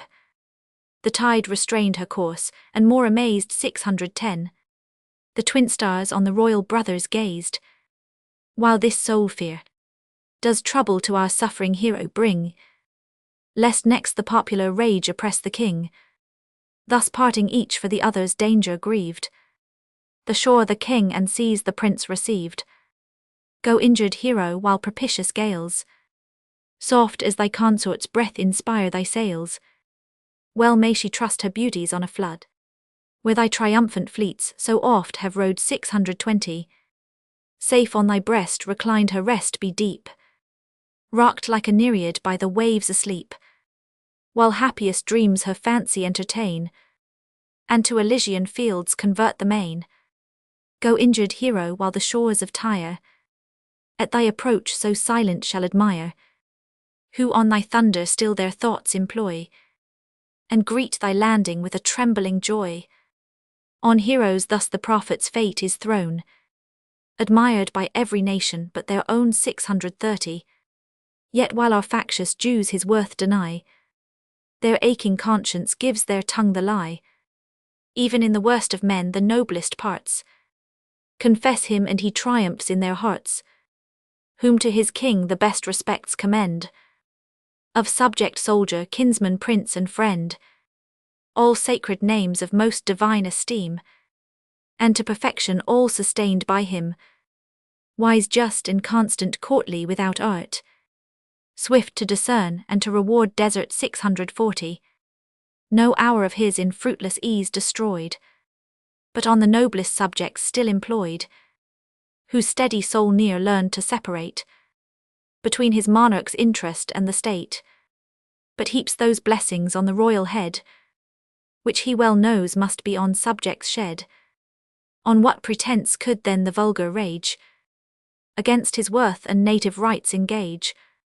Religious fears their argument are made, religious fears his sacred rights invade 650. Of future superstition they complain, and Jebusitic worship in his reign. With such alarms his foes the crowd deceive, with dangers fright which not themselves believe, since nothing can our sacred rights remove, whate'er the faith of the successor prove. Our Jews their ark shall undisturbed retain, at least while their religion is their gain, who know by old experience Baal's commands, not only claimed their conscience, but their lands 660. They grudge God's tithes, how therefore shall they yield an idle full possession of the field? Grant such a prince enthroned, we must confess the people's sufferings than that monarch's less, who must to hard conditions still be bound, and for his quiet with the crowd compound. Or should his thoughts to tyranny incline, where are the means to compass the design? Our crown's revenues are too short a store, and jealous Sanhedrims would give no more 670. As vain are fears of Egypt's potent aid, not so has Pharaoh learned ambition's trade, nor ever with such measures can comply. As shock the common rules of policy, none dread like him the growth of Israel's king, and he alone sufficient aids can bring. Who knows that prince to Egypt can give law, that on our stubborn tribes his yoke could draw? At such profound expense he has not stood, nor died for this his hands so deep in blood. 680 would near through wrong and right his progress take, grudge his own rest and keep the world awake, to fix a lawless prince on Judah's throne. first to invade our rights and then his own, his dear-gained conquests cheaply to despoil, and reap the harvest of his crimes and toil. We grant his wealth vast as our ocean's sand, and curse its fatal influence on our land, which our bribed Jews so numerously partake, that even an host his pensioners would make 690. From these deceivers our divisions spring, our weakness and the growth of Egypt's king, these with pretended friendship to the state, our crowd's suspicion of their prince create, both pleased and frightened with the specious cry, to guard their sacred rights and property, to ruin thus the chosen flock are sold, while wolves are ta'en for guardians of the fold. Seduced by these we groundlessly complain, and loathe the manna of a gentle reign 700. Thus our forefathers' crooked paths are trod. We trust our prince no more than they their God, but all in vain our reasoning prophets preach, to those whom sad experience ne'er could teach, who can commence new broils in bleeding scars, and fresh remembrance of intestine wars, when the same household mortal foes did yield, and brothers stained with brothers' blood the field, when sons cursed steel the father's gore did stain, and mothers mourned for sons by fathers slain 710, when thick as Egypt's locusts on the sand, our tribes lay slaughtered through the promised land, whose few survivors with worse fate remain, to drag the bondage of a tyrant's reign, which scene of woes unknowing we renew, and madly even those ills we fear pursue, while Pharaoh laughs at our domestic broils, and safely crowds his tents with nations' spoils. Yet our fierce Sanhedrim in restless rage, against our absent hero, still engage 720, and chiefly urge such did their frenzy prove, the only suit their prince forbids to move, which till obtained they cease affairs of state, and real dangers waive for groundless hate. Long David's patience waits relief to bring, with all the indulgence of a lawful king, expecting still the troubled waves would cease, but found the raging billows still increase. The crowd whose insolence forbearance swells, while he forgives too far almost rebels 730. At last his deep resentment's silence broke, the imperial palace shook while thus he spoke. Then justice wait and rigor take her time, for lo our mercy is become our crime, while halting punishment her stroke delays, our sovereign right heaven's sacred trust decays, for whose support even subjects' interest calls. Woe to that kingdom where the monarch falls, that prince who yields the least of regal sway, so far his people's freedom does betray 740. Right lives by law and law subsists by power. Disarm the shepherd, wolves the flock devour. Hard lot of empire o'er a stubborn race, which heaven itself in vain has tried with grace. When will our reason's long-charmed eyes unclose, and Israel judge between her friends and foes? When shall we see expired deceivers sway, and credit what our God and monarchs say? Dissembled patriots bribed with Egypt's gold, even Sanhedrims in blind obedience hold 750. Those patriots falsehood in their actions see, and judge by the pernicious fruit the tree, if aught for which so loudly they declaim. Religion, laws, and freedom were their aim. Our senates in due methods they had led, to avoid those mischiefs which they seemed to dread. But first ere yet they prop the sinking state, to impeach and charge as urged by private hate, proves that they near believed the fears they pressed, but barbarously destroyed the nation's rest 760. O whither will ungoverned senates drive, and to what bounds licentious votes arrive, when their injustice we are pressed to share, the monarch urged to exclude the lawful heir. Our princes thus distinguished from the crowd, and this the privilege of royal blood. But grant we should confirm the wrongs they press, his sufferings yet were than the people's less, condemned for life the murdering sword to wield, and on their heirs entail a bloody field 770. Thus madly their own freedom they betray, and for the oppression which they fear make way. Succession fixed by heaven the kingdom's bar, which once dissolved admits the flood of war. Waste rapine spoil without the assault begin, and our mad tribes supplant the fence within. Since then their good they will not understand. 'Tis time to take the monarch's power in hand, authority and force to join with skill, and save the lunatics against their will. 780. The same rough means that swage the crowd appease, our senates raging with the crowd's disease.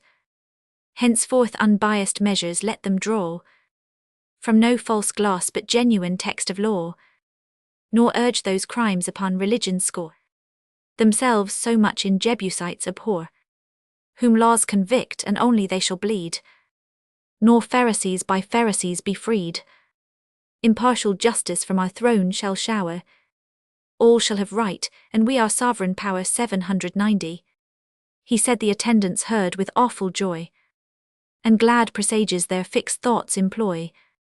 From Hebron now the suffering heir returned, a realm that long with civil discord mourned, till his approach like some arriving god, composed and healed the place of his abode. The deluge checked that to Judea spread, and stopped sedition at the fountain's head. Thus in forgiving David's paths he drives, and chased from Israel's peace contrives. 800.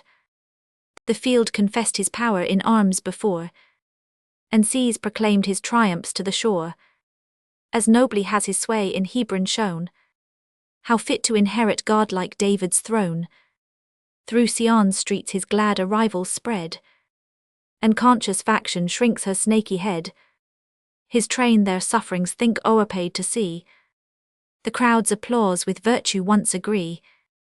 Success charms all but zeal for worth distressed, a virtue proper to the brave and best. 810.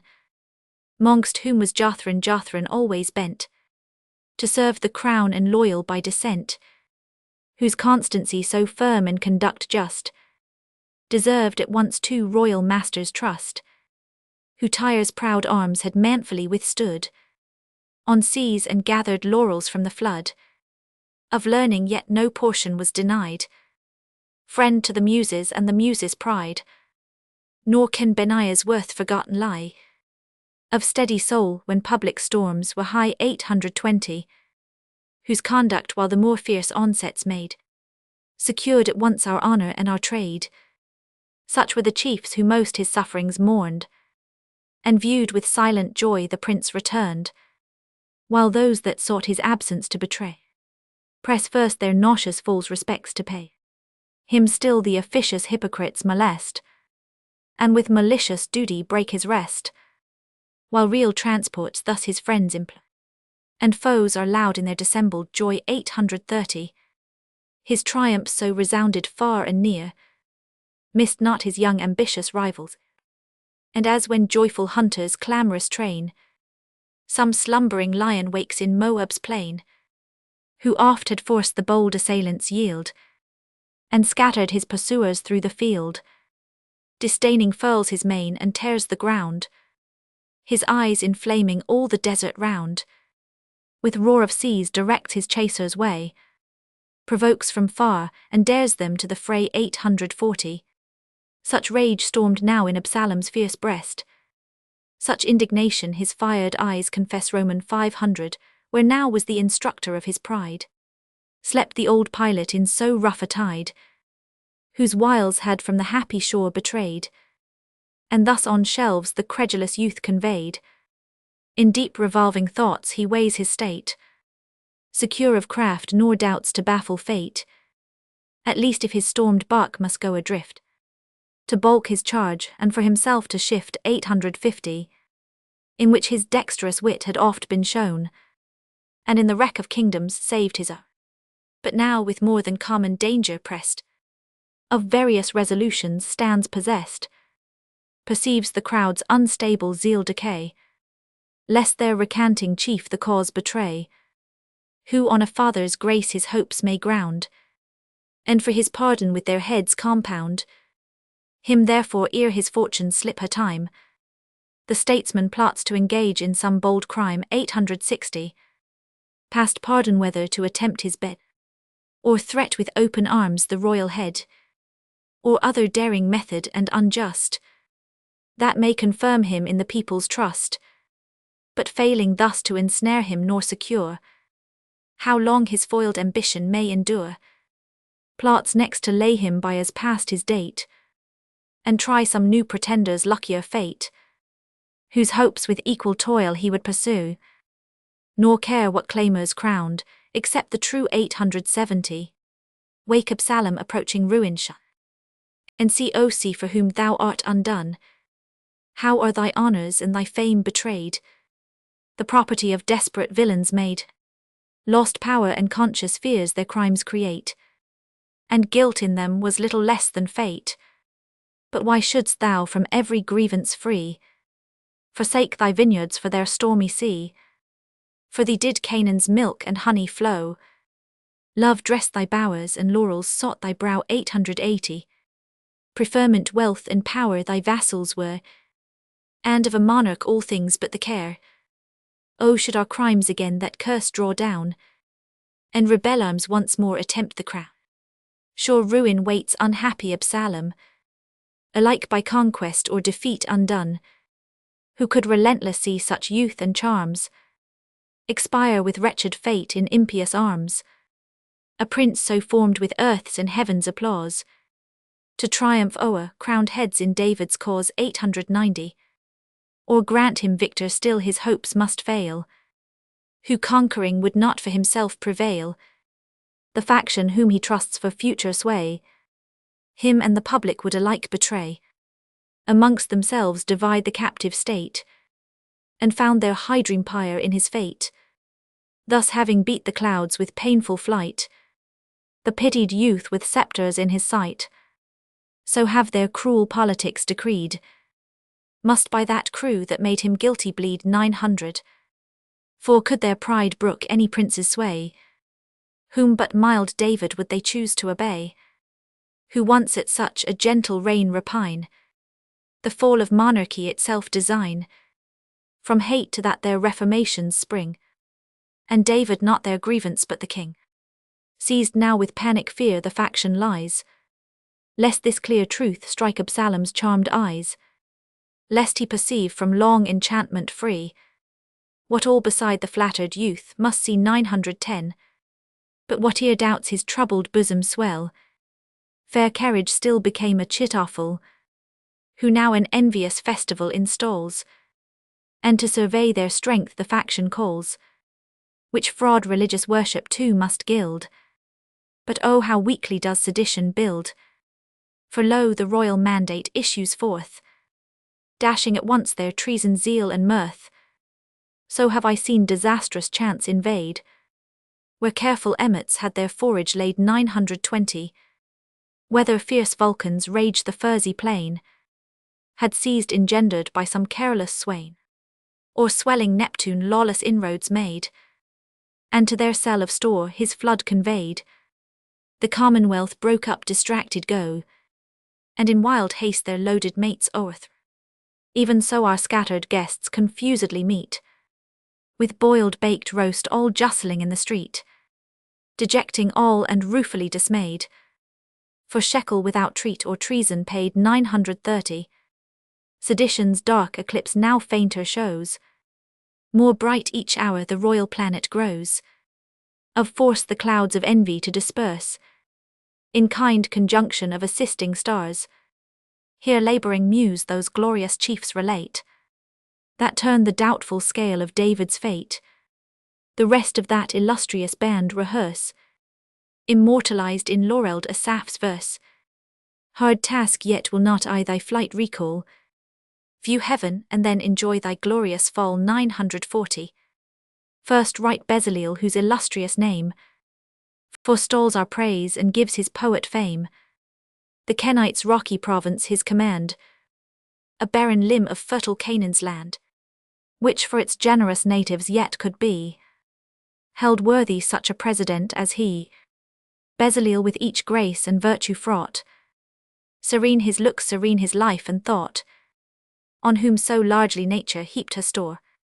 There scarce remained for arts to give him more 950, to aid the crown and state his greatest zeal, his second care that service to conceal, of dues observant firm to every trust, and to the needy always more than just, who truth from specious falsehood can divide, has all the gownsmen's skill without their pride, thus crowned with worth from heights of honour won, sees all his glories carped in his son, whose forward fame should every muse engage, whose youth boasts skill denied to others age 960, men manners language books of noblest kind, already are the conquest of his mind, whose loyalty before its date was prime, nor waited the dull course of rolling time, the monster faction early he dismayed, and David's cause long since confessed his aid. Brave Abdel o'er the prophet's school was placed, Abdel with all his father's virtue graced, a hero who while stars looked wondering down, without one Hebrew's blood, restored the crown 970. That praise was his what therefore did remain, for following chiefs but boldly to maintain, that crown restored and in this rank of fame, brave Abdel with the first a place must claim. Proceed, illustrious happy chief, proceed, for seize the garlands for thy brow decreed, while the inspired tribe attend with noblest strain, to register the glories thou shalt gain, for sure the dew shall Gilboa's hills forsake, and Jordan mix his stream with Sodom's lake 980, or seas retired their secret stores disclose, and to the sun their scaly brood expose, or swelled above the cliffs their billows raise, before the muses leave their patron's praise. Eliab our next labour does invite, and hard the task to do Eliab right. Long with the royal wanderer he roved, and firm in all the turns of fortune proved. Such ancient service and desert so large, well claimed the royal household for his charge 990.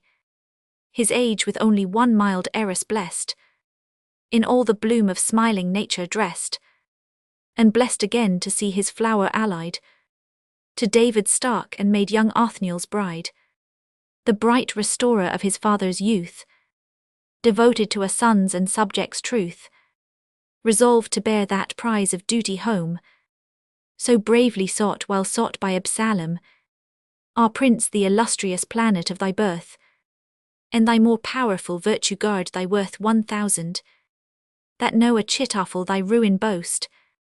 Israel too much in one such wreck has lost, even envy must consent to Helen's worth, whose soul though Egypt glories in his birth, could for our captivirk its zeal retain, and Pharaoh's altars in their pomp disdain. To slight his guards was small with nobler pride, he all the allurements of his court defied, whom prophet nor example could betray. But Israel's friend and true to David's sway 1010. What acts of favour in his province fall, on merit he confers and freely all. Our list of nobles next let Amri grace, whose merits claim the Abethdin's high place, who with a loyalty that did excel, brought all the endowments of Achitophel. Sincere was Amri and not only knew, but Israel's sanctions into practice drew. Our laws that did a boundless ocean seem, were coasted all and fathomed all by him 1020. No rabbin speaks like him their mystic sense, so just and with such charms of eloquence, to whom the double blessing does belong, with Moses' inspiration Aaron's tongue, than Sheva none more loyal zeal have shown, wakeful as Judah's lion for the crown, who for that cause still combats in his age, for which his youth with danger did engage. In vain our factious priests the cant revive, in vain seditious scribes with libel strive 1030, to inflame the crowd while he with watchful eye observes and shoots their treasons as they fly. Their weakly frauds his keen replies detect, he undeceives more fast than they infect. So Moses when the pest on legions preyed, advanced his signal, and the plague was stay. Roman 500. Once more my fainting muse thy pinions try, and strength's exhausted store let love supply. What tribute a Saph shall we render thee? Well crown thee with a wreath from thy own tree 1040. Thy laurel grove no envy's flash can blast. The song of a Saph shall for ever last. With wonder late posterity shall dwell on Absalom and false Achitophel. Thy strains shall be our slumbering prophet's dream, and when our Sion virgins sing their theme, our jubilees shall with thy verse be graced. The song of a Saph shall for ever last. How fierce his satire loosed restrained, how tame, how tender of the offending young man's fame 1050. How well his worth and brave adventures styled, just to his virtues to his error mild. No page of thine that fears the strictest view, but teems with just reproof or praise as due.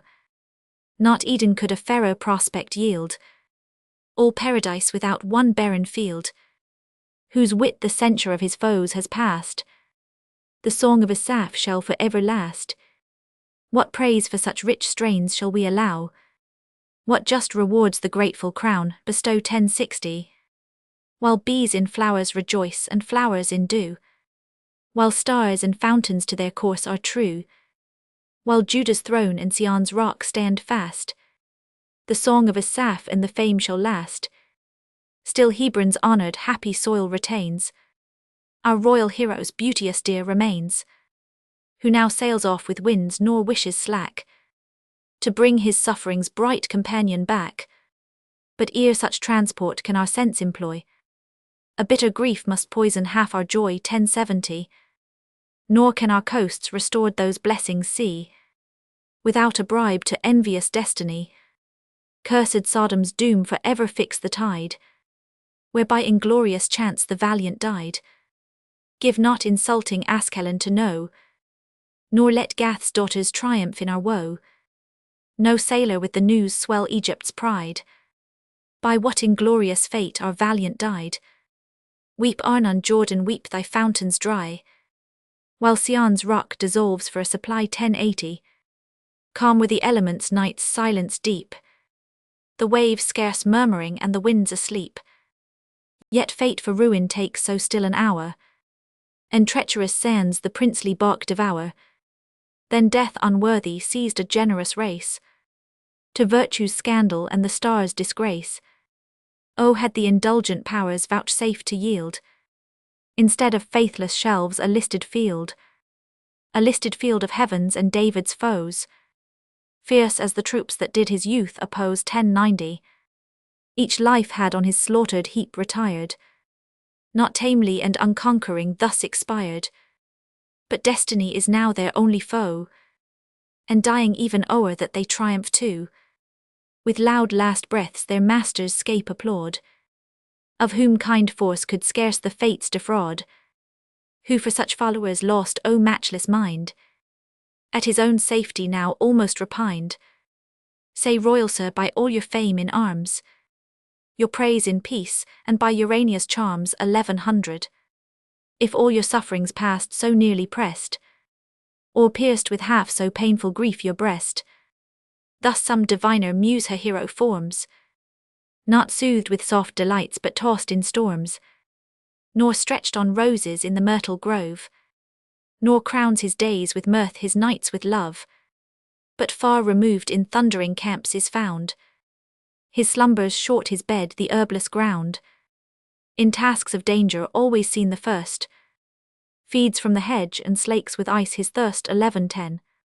Long must his patience strive with fortune's rage, and long opposing gods themselves engage, must see his country flame his friends destroyed, before the promised empire be in Roman 500. Such toil of fate must build a man of fame, and such to Israel's crown the godlike David came. What sudden beams dispel the clouds so fast, whose drenching rains laid all our vineyards waste? The spring so far behind her course delayed, on the instant is in all her bloom arrayed 1120. The winds breathe low the element serene, yet mark what motion in the waves is seen, thronging and busy as Hyblaean swarms, or straggled soldiers summoned to their arms. See where the princely bark in loosest pride with all her guardian fleet adorns the tide. High on her deck the royal lovers stand, our crimes to pardon ere they touched our land. Welcome to Israel and to David's breast. Here all your toils, here all your sufferings rest. 1130. This year did Xilo rule Jerusalem, and boldly all sedition's surges stem. Howe'er encumbered with a viler pair than Ziph or Shimei to assist the chair, yet Xilo's loyal labour so prevailed that faction at the next election failed, when even the common cry did justice found, and merit by the multitude was crowned. With David then was Israel's peace restored. Crowds mourned their error, and obeyed their Lord. 1140. A key to both parts of Absalom and Achitophel, Aldale General Monk Duke of Albemarle, a Bethdin the name given through this poem to a Lord Chancellor in general. Absalom Duke of Monmouth, natural son of King Charles Roman II, Achitophel Anthony Ashley Cooper, Earl of Shaftesbury, Adriel John Sheffield Earl of Mulgrave, Agag Sir Edmund Berry Godfrey, Amiel Mr. Seymour Speaker of the House of Commons, Amri Sir Heneage Finch Earl of Winchelsea and Lord Chancellor, Annabel Duchess of Monmouth, Arad Sir William Waller. Asaph A character drawn by Tate for Dryden in the second part of this poem. Balaam Earl of Huntingdon, Balak Barnet, Barzillai Duke of Ormond, Bathsheba Duchess of Portsmouth, Benaiah General Sackville, Ben Jachanan Rev Samuel Johnson, Bezaleel Duke of Beaufort, Caleb Ford Lord Grey of Werk, Cora Dr. Titus Oates, David King Charles Roman II Dogue Elkanah Settle the city poet, Egypt France, Eliab Sir Henry Bennett Earl of Arlington, Ethnic plot the Popish plot, Gath the land of exile, more particularly Brussels, where King Charles Roman II long resided, Hebrew priests the Church of England clergy, Hebron Scotland, Helen Earl of Feversham, a Frenchman by birth and nephew to Marshal Turenne, Hushai Hyde Earl of Rochester, Ishban Sir Robert Clayton Alderman and one of the city members, Ishbosheth Richard Cromwell, Israel England, Issachar Thomas Thin Esk who was shot in his coach, Jebusites Papists, Jerusalem London, Jews English, Jonas Sir William Jones a great lawyer, Jordan Dover, Jotham Saville Marquis of Halifax, Jothram Lord Dartmouth, Judas Mr. Ferguson a canting teacher, Mephibosheth Portage, Mickle Queen Kassarin, Nadab Lord Howard of Escrick, Og Shadwell, Othniel Henry Duke of Grafton natural son of King Charles Roman II by the Duchess of Cleveland, Phaleg Forbes, Pharaoh King of France, Rabshakeh Sir Thomas Player one of the city members, Sagan of Jerusalem Dr. Compton, Bishop of London youngest son to the Earl of Northampton, Sanhedrin Parliament, Sol Oliver Cromwell, Sheva Sir Roger Lestrain, Shimei Slingsby Bethel Sheriff of London in 1680, Sion England, Solimian Rout London Rebels, Tyre Holland, Uzzah Jack Hall, Zadok Sancroft Archbishop of Canterbury, Zachan a member of the House of Commons, Xilo Sir John Moore Lord Mayor, in 1682, Zimri Villiers Duke of Buckingham. Footnote 67, Annabel Lady Anne Scott daughter of Francis III Earl of Buccleuch. Footnote 68, Adamwitz, comparing the discontented to Adam and his fall. Footnote 69, Triple Bond alliance between England, Sweden and Holland, broken by the Second Dutch War through the influence of France and Shaftesbury. Footnote 70, Ver Roman 1 e wand from Spanish vara. Footnote 71, him Dr. Dulban Bishop of Rochester. Footnote 72, ruler of the day Phaeton. Footnote 73, the second part was written by Mr. Nahum Tate, and is by no means equal to the first, though Dryden corrected it throughout the poem is here printed complete. Footnote 74, next from this to the line to talk like Dogue, and to write like thee is Dryden's own. Footnote 75, who makes Roman 100 a line quoted from Settle. The Medal, a satire against sedition, epistle to the Whigs. For to whom can I dedicate this poem with so much justice, as to you it is the representation of your own hero, it is the picture drawn at length which you admire and prize so much in little none of your ornaments, are wanting neither the landscape of your tower, nor the rising sun, nor the anno domini of your new sovereign's coronation. This must needs be a grateful undertaking to your whole party, especially to those who have not been so happy as to purchase the original. I hear the graver has made a good market of it, all his kings are bought up already, or the value of the remainder so enhanced that many a poor parlander, who would be glad to worship the image, is not able to go to the cost of him, but must be content to see him here. I must confess I am no great artist, but signpost painting will serve the turn to remember a friend by, especially when better is not to be had. Yet for your comfort, the lineaments are true, and though he sat not 5 times to me as he did to be, yet I have consulted history, as the Italian painters do, when they would draw a Nero or a Caligula. Though they have not seen the man, they can help their imagination by a statue of him, and find out the colouring from Suetonius and Tacitus. Truth is, you might have spared one side of your medal. The head would be seen to more advantage if it were placed on a spike of the tower, a little nearer to the sun, which would then break out to better purpose. You tell us in your preface to the No Protestant Plot that you shall be forced hereafter to leave off your modesty. I suppose you mean that little which is left you, for it was worn to rags when you put out this medal. Never was there practised such a piece of notorious impudence in the face of an established government. I believe when he is dead you will wear him in thumb rings, as the Turks did Skanderbeg, as if there were virtue in his bones, to preserve you against monarchy. Yet all this while you pretend not only zeal for the public good, but a due veneration for the person of the king. But all men who can see an inch before them may easily detect those gross fallacies, that it is necessary for men in your circumstances to pretend both is granted you, for without them there could be no ground to raise a faction. But I would ask you one civil question: what right has any man among you, or any association of men, to come nearer to you who out of Parliament cannot be considered in a public capacity, to meet as you daily do in factious clubs, to vilify the government in your discourses, and to libel it in all your writings, who made you judges in Israel? Or how is it consistent with your zeal for the public welfare to promote sedition? Does your definition of loyal, which is to serve the king according to the laws, allow you the license of traducing the executive power, with which you own he is invested? You complain that his majesty has lost the love and confidence of his people, and by your very urging it you endeavour what in you lies to make him lose them. All good subjects abhor the thought of arbitrary power, whether it be in one or many. If you were the patriots you would seem you would not at this rate incense the multitude to assume it, for no sober man can fear it either from the king's disposition or his practice, or even where you would odiously lay it from his ministers. Give us leave to enjoy the government and the benefit of laws under which we were born, and which we desire to transmit to our posterity. You are not the trustees of the public liberty, and if you have not right to petition in a crowd, much less have you to intermeddle in the management of affairs, or to arraign what you do not like, which in effect is everything that is done by the king and council. Can you imagine that any reasonable man will believe you respect the person of his majesty when it is apparent that your seditious pamphlets are stuffed with particular reflections on him?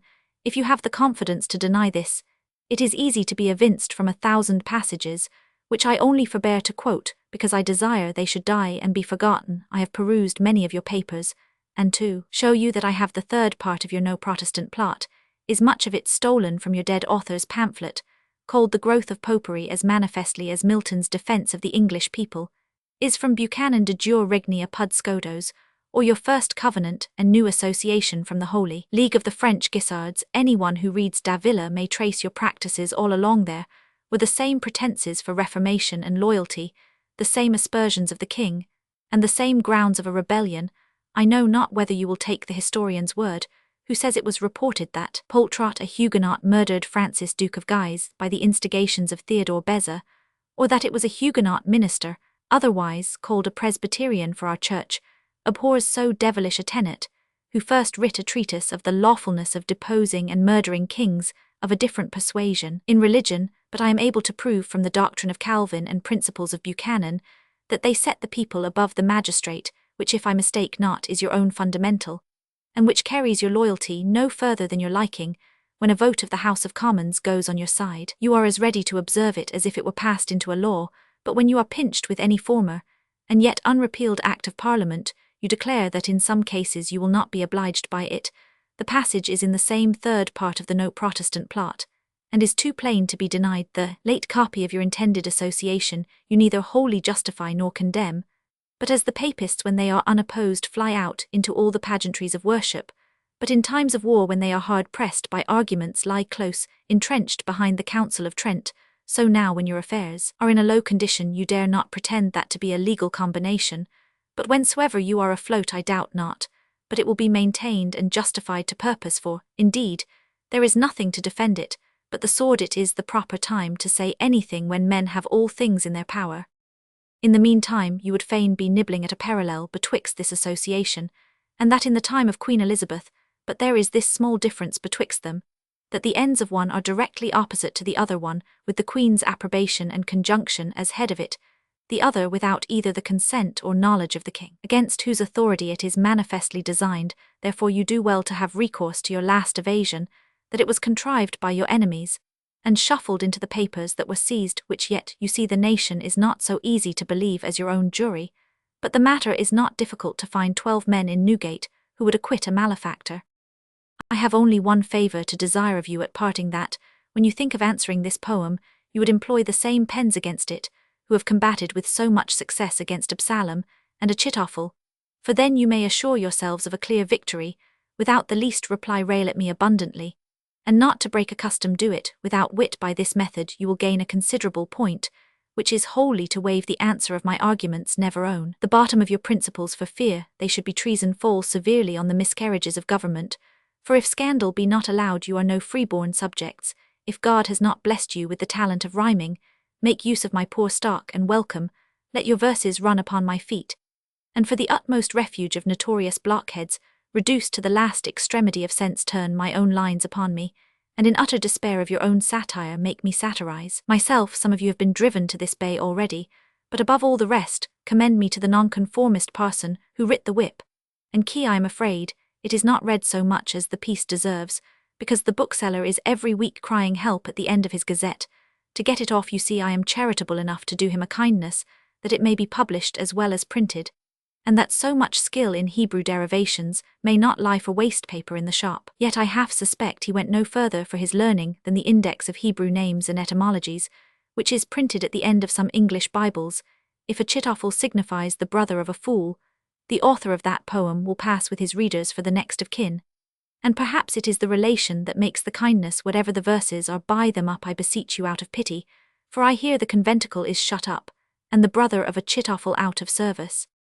Now footmen, you know, have the generosity to make a purse for a member of their society, who has had his livery pulled over his ears, and even Protestant socks are bought up among you out of veneration to the name.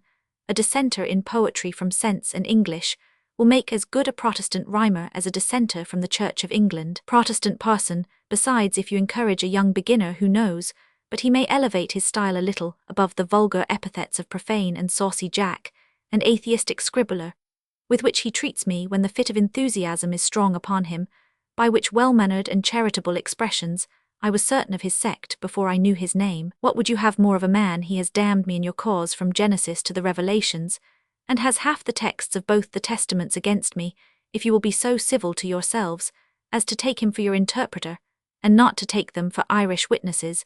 After all, perhaps you will tell me that you retained him only for the opening of your cause, and that your main lawyer is yet behind. Now, if it so happen he meet with no more reply than his predecessors, you may either conclude that I trust to the goodness of my cause, or fear my adversary, or disdain him, or what you please. For the short of it is indifferent to your humble servant whatever your party says or thinks of him. Of all our antic sights and pageantry, which English idiots run in crowds to see, the Polish medal bears the prize alone. A monster more the favourite of the town than either fairs or theatres have shown. Never did art so well with nature strive, nor ever idol seemed so much alive, so like the man, so golden to the sight, so base within, so counterfeit and light.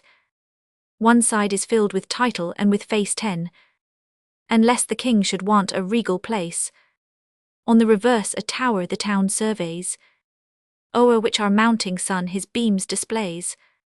The word pronounced aloud by shrivel voice, litama, which in Polish is rejoice. The day, month, year to the great act are joined, and a new canting holiday design Roman 505 days, he sate for every cast and look. For more than God to finish Adam took. But who can tell what essence angels are 20? Or how long heaven was making Lucifer? Oh, could the style that copied every grace, and ploughed such furrows for an eunuch face, could it have formed his ever-changing will? The various piece had tired the graver's skill, a martial hero first with early care, blown like a pygmy by the winds to war, a beardless chief, a rebel ere a man, so young his hatred to his prince began. Next this, how wildly will ambition steer 30, a vermin wriggling in the usurper's ear, bartering his venal wit for sums of gold. He cast himself into the saint-like mould, groaned, sighed and prayed, while godliness was gain, the loudest bagpipe of the squeaking train. But as 'tis hard to cheat a juggler's eyes, his open lewdness he could ne'er disguise. There split the saint for hypocritic zeal, allows no sins but those it can conceal. Whoring to scandal gives too large a scope 40. Saints must not trade but they may interlope. The ungodly principle was all the same, but a gross cheat betrays his partner's game. Besides their pace was formal, grave and slack. His nimble wit outran the heavy pack. Yet still he found his fortune at a stay. Whole droves of blockheads choking up his way. They took but not rewarded his advice. Villain and wit exact a double price. Power was his aim, but thrown from that pretence 50. The wretch turned loyal in his own defence, and malice reconciled him to his prince. Him in the anguish of his soul he served, rewarded faster still than he deserved. Behold him now exalted into trust. His counsels oft convenient, seldom just. Even in the most sincere advice he gave. He had a grudging still to be a knave. The frauds he learned in his fanatic years made him uneasy in his lawful gears 60. At best as little honest as he could, and like white witches mischievously good. To his first bias longingly he leans, and rather would be great by wicked means. Thus framed for ill he loosed our triple hold, advice unsafe, precipitous and bold. From hence those tears, that Ilium of our woe, who helps a powerful friend forearms a foe. What wonder if the waves prevail so far, when he cut down the banks that made the bar 70. Seas follow but their nature to invade, but he by art our native strength betray. Roman 500, so Samson to his foe his force confessed, and to be shorn lay slumbering on her breast. But when this fatal counsel found too late, exposed its author to the public hate, when his just sovereign by no impious way could be seduced to arbitrary sway, forsaken of that hope he shifts his sail, drives down the current with a popular gale 80, and shows the fiend confessed without avail. He preaches to the crowd that power is lent, but not conveyed to kingly government, that claims successive bear no binding force, that coronation oaths are things of course, maintains the multitude can never err, and sets the people in the papal chair. The reason's obvious interest never lies. The most have still their interest in their eyes. The power is always theirs, and power is ever wise. 90. Almighty crowd, thou shortenest all dispute. Power is thy essence, wit thy attribute. Nor faith nor reason make thee at a stay. Thou leapst o'er all eternal truths in thy Pindaric way. Athens no doubt did righteously decide, when Phocion and when Socrates were tried. As righteously they did those dooms repent. Still they were wise whatever way they went. Crowds err not though to both extremes they run, to kill the father and recall the son 100. Some think the fools were most as times went then, but now the world's o'erstocked with prudent men. The common cry is even religion's test. The Turks is at Constantinople best, idols in India, popery at Rome, and our own worship only true at home. And true but for the time 'tis hard to know how long we please it shall continue so. This side today and that tomorrow burns, so all are God Almighty's in their turns. 110. Attempting doctrine plausible and new. What fools our fathers were if this be true, who to destroy the seeds of civil war, inherent right in monarchs did declare, and that a lawful power might never cease, secured succession to secure our peace.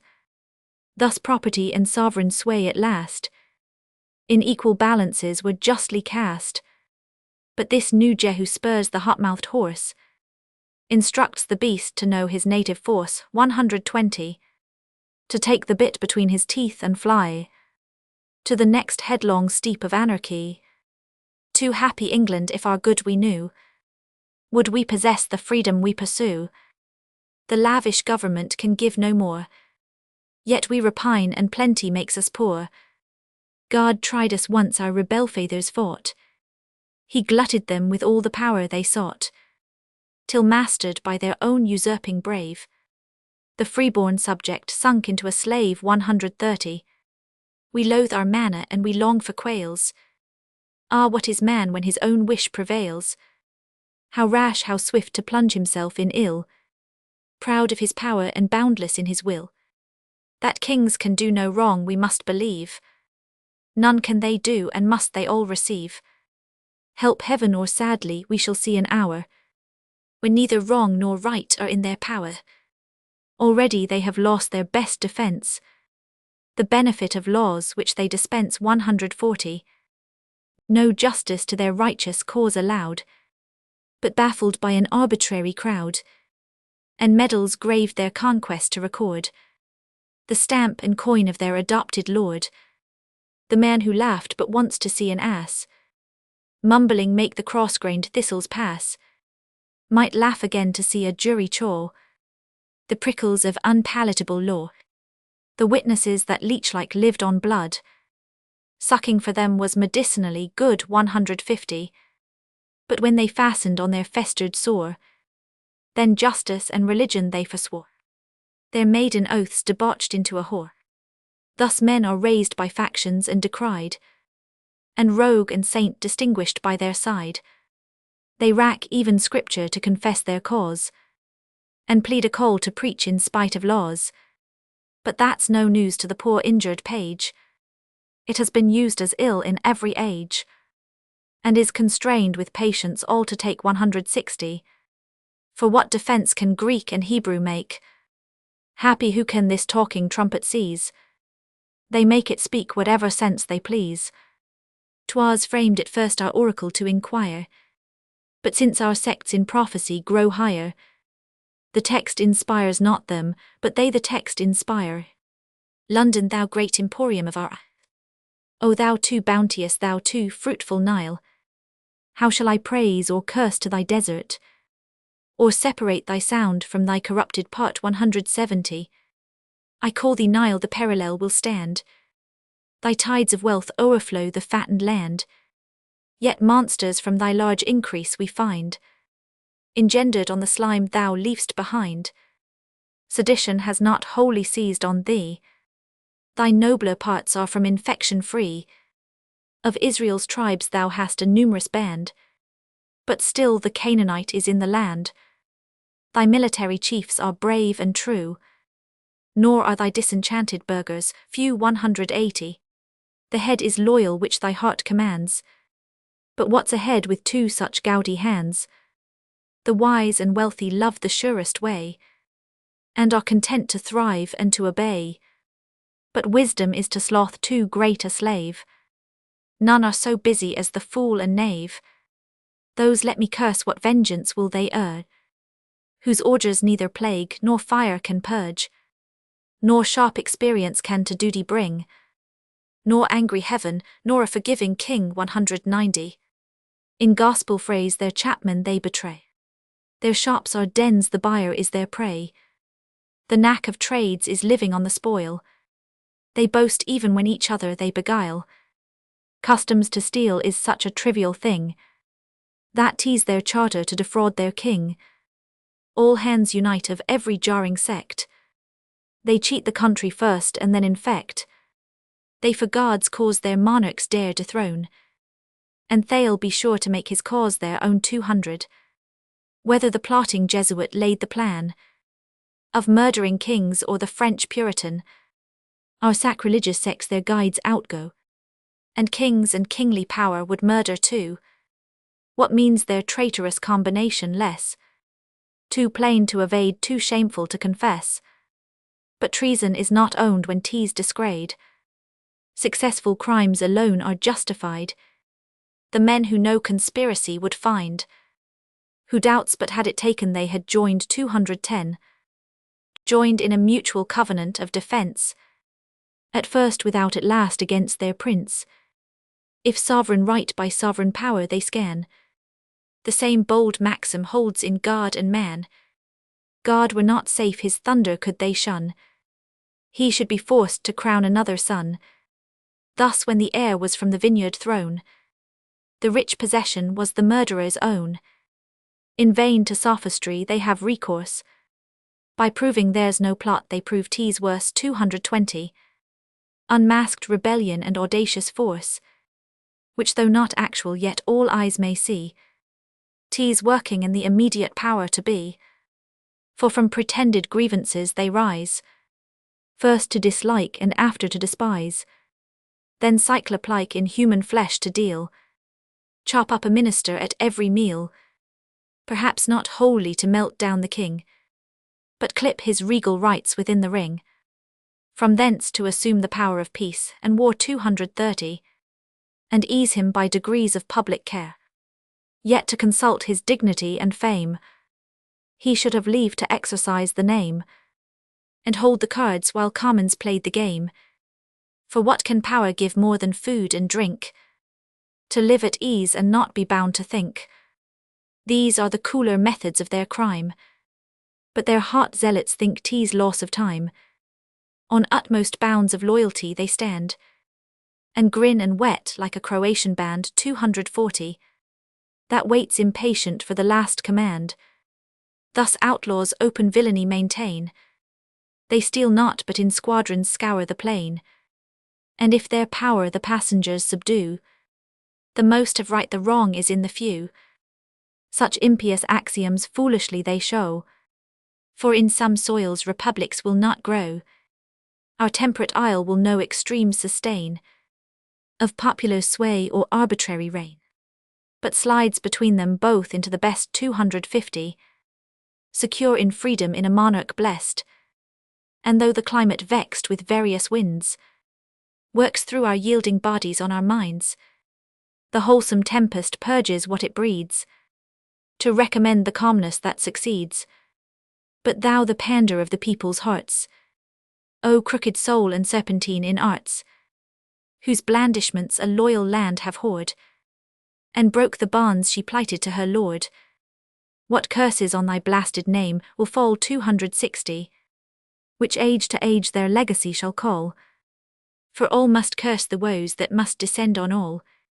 Religion thou hast none, thy Mercury has passed through every sect, or theirs through thee, but what thou giv'st that venom still remains, and the pox nation feels thee in their brains. What else inspires the tongues and swells the breasts of all thy bellowing renegado priests, that preach up thee for God dispense thy laws, and with thy stum ferment their fainting cause. 270, fresh fumes of madness raise and toil and sweat, to make the formidable cripple great. Yet should thy crimes succeed, should lawless power compass those ends, thy greedy hopes devour, thy canting friends thy mortal foes would be. Thy God and theirs will never long agree, for thine if thou hast any must be one, that lets the world and humankind alone. A jolly God that passes ours too well to promise heaven or threaten us with hell. 280, that unconcerned can at rebellion sit, and wink at crimes he did himself commit. A tyrant theirs the heaven their priesthood paints, a conventicle of gloomy sullen saints, a heaven like Bedlam slovenly and sad, foredoomed for souls with false religion mad. Without a vision poets can foreshow what all but fools by common sense may know. If true succession from our isle should fail, and crowds profane with impious arms prevail 290, not thou nor those thy factious arts engage shall reap that harvest of rebellious rage, with which thou flatterest thy decrepit age, the swelling poison of the several sects, which wanting vent the nation's health infects, shall burst its bag and fighting out their way, the various venoms on each other prey. The presbyter puffed up with spiritual pride, shall on the necks of the lewd nobles ride, his brethren damn the civil power defy 300, and parcel out republic prelacy, but short shall be his reign his rigid yoke, and tyrant power will puny sects provoke, and frogs and toads and all the tadpole tray will croak to heaven for help from this devouring cray. The cut-throat sword and clamorous gown shall jar, in sharing their ill-gotten spoils of war. Chiefs shall be grudged the part which they pretend, lords envy lords and friends with every friend, about their impious merit shall contend 310, the surly commons shall respect deny, and justle peerage out with property. Their general either shall his trust betray, and force the crowd to arbitrary sway, or they suspecting his ambitious aim, in hate of kings shall cast anew the frame, and thrust out Calatine that bore their name. Thus inborn broils the factions would engage, or wars of exiled heirs or foreign rage, till halting vengeance overtook our age 320, and our wild labours wearied into rest, reclined us on a rightful monarch's breast, pudit hc opprobria varbis, et disi partuis et non partuis refelli. Footnote 76. The Medal See Life. Footnote 77. A pamphlet vindicating Lord Shaftesbury from being concerned in any plotting designs against the king would, says the general report, was that it was written by the Earl himself. Footnote 78. When England in the 16th century was supposed in danger from the designs of Spain, the principal people with the Queen at their head entered into an association for the defence of their country and of the Protestant religion against popery invasion and innovation. Footnote 79. Brother George Cooper-esque brother to the Earl of Shaftesbury, was married to a daughter of Alderman Oldfield, and being settled in the city became a great man among the Whigs and fanatics. Footnote 80. Polish Shaftesbury was said to have entertained hopes of the crown of Poland. Footnote 80. One white witches who wrought good ends by infernal means. Footnote 82. Loosed our triple hold our breaking the alliance with Holland and Sweden was owing to the Earl of Shaftesbury's advice. Footnote 83. The man Crassus. Footnote 84. The head Roman 100, alluding to the Lord Mayor, and the two sheriffs, the former Sir John Moore being a Tory, the latter Shute and Pilkington Whigs. Religio Laici, or a layman's faith. An epistle. The preface is a poem with so bold a title, and a name prefixed from which the handling of so serious a subject would not be expected may reasonably oblige the author to say somewhat in defence both of himself and of his undertaking in the first place, if it be objected to me, that being a layman I ought not to have concerned myself with speculations, which belong to the profession of divinity. I could answer that perhaps laymen with equal advantages of parts and knowledge are not the most incompetent judges of sacred things, but in the due sense of my own weakness and want of learning, I plead not this. I pretend not to make myself a judge of faith in others, but only to make a confession of my own. I lay no unhallowed hand upon the ark, but wait on it with the reverence that becomes me at a distance. In the next place, I will ingenuously confess that the helps I have used in this small treatise were many of them taken from the works of our own reverend divines of the Church of England, so that the weapons with which I combat irreligion are already consecrated, though I suppose they may be taken down as lawfully as the sword of Goliath was by David, when they are to be employed for the common cause against the enemies of piety. I intend not by this to entitle them to any of my errors, which yet I hope are only those of charity to mankind, and such as my own charity has caused me to commit, that of others may more easily excuse being naturally inclined to scepticism in philosophy, I have no reason to impose my opinions in a subject which is above it, but whatever they are I submit them with all reverence to my mother church, accounting them no farther mine than as they are authorized, or at least uncondemned by her, and, indeed, to secure myself on this side, I have used the necessary precaution of showing this paper, before it was published, to a judicious and learned friend, a man indefatigably zealous in the service of the church and state, and whose writings have highly deserved of both. He was pleased to approve the body of the discourse, and I hope he is more my friend than to do it out of complaisance.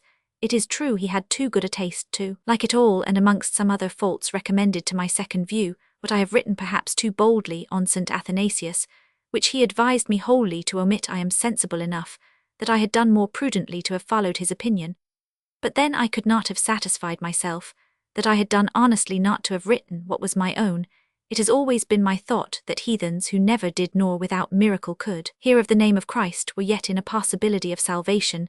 Neither will it enter easily into my belief that before the coming of our Saviour, the whole world excepting only the Jewish nation should lie under the inevitable necessity of everlasting punishment for want of that revelation, which was confined to so small a spot of ground as that of Palestine among the sons of Noah.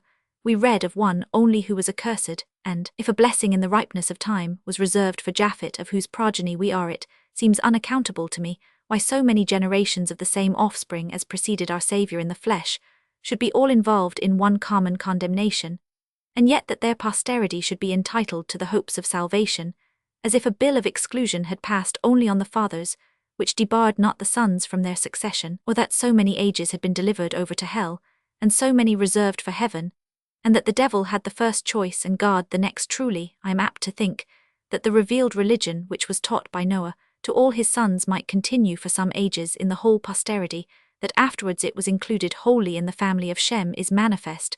But when the progenies of Ham and Japhet swarmed into colonies, and those colonies were subdivided into many others in process of time, their descendants lost by little and little the primitive and purer rites of divine worship, retaining only the notion of one deity, to which succeeding generations, added others for men, took their degrees in those ages from conquerors, to God's revelation being thus eclipsed to almost all mankind the light of nature, as the next in dignity was substituted.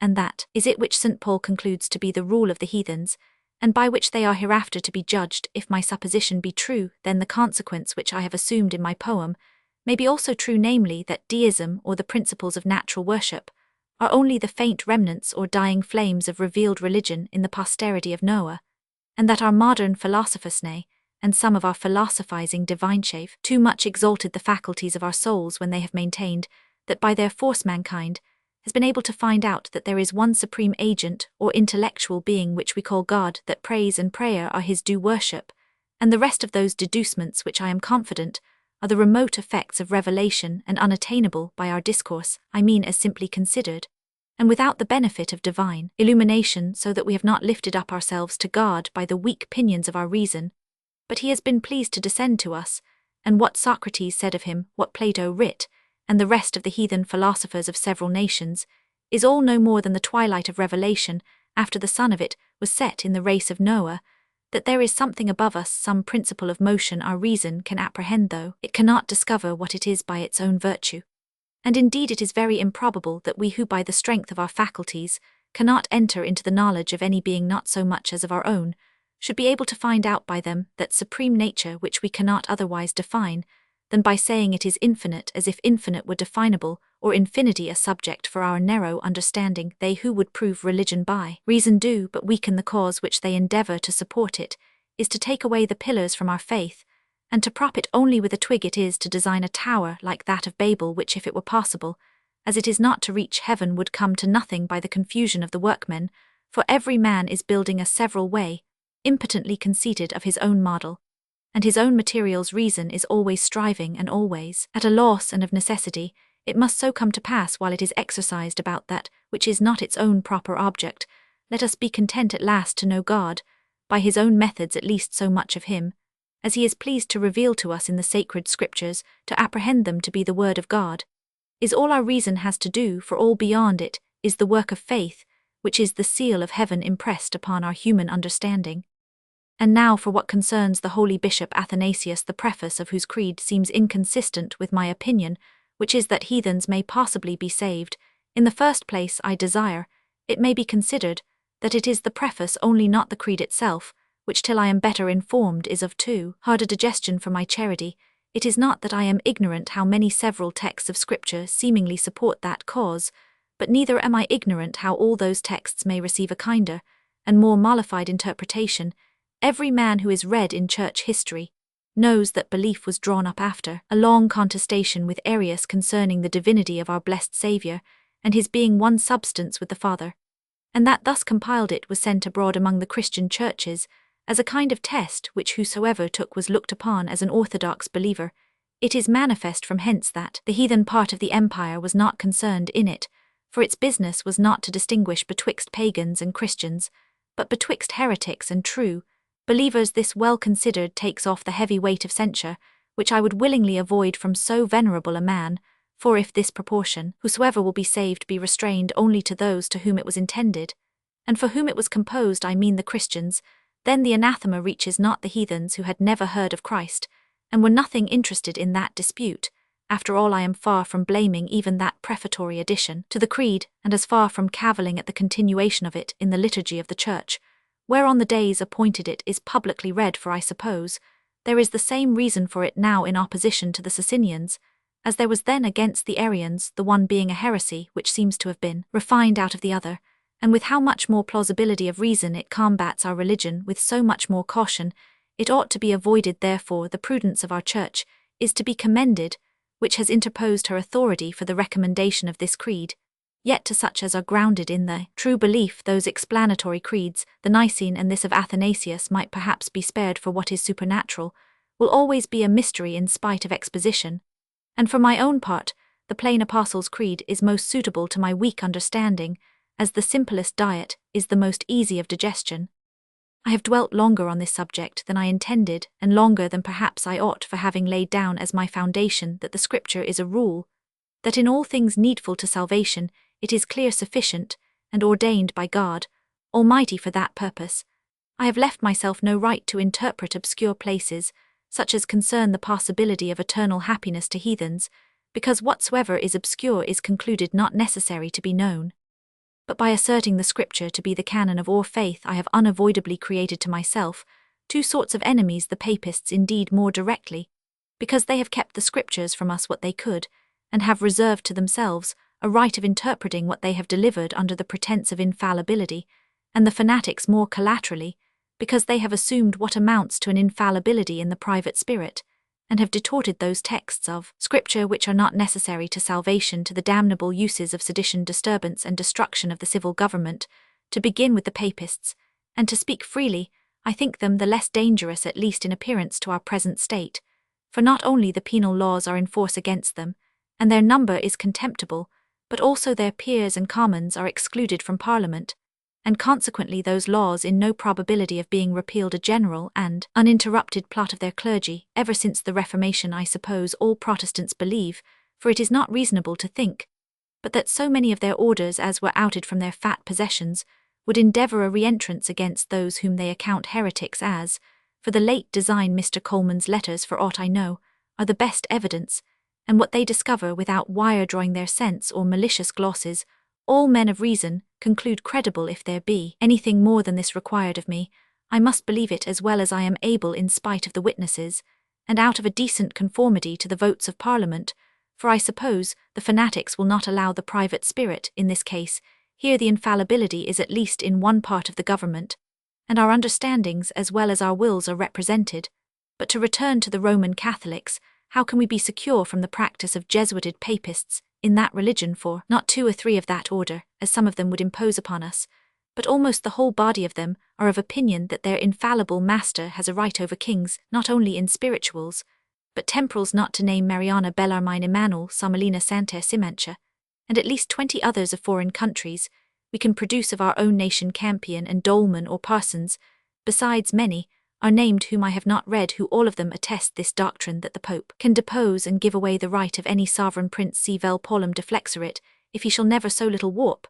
But if he once comes to be excommunicated, then the bond of obedience is taken off from subjects, and they may and ought to drive him like another Nebuchadnezzar ex hominum Christianorum dominatu, from exercising dominion over Christians, and to this they are bound by virtue of divine precept, and by all the ties of conscience under no less penalty than damnation if they answer me as a learned priest has lately written that this doctrine of the Jesuits is not defied, and that consequently they are not obliged by it.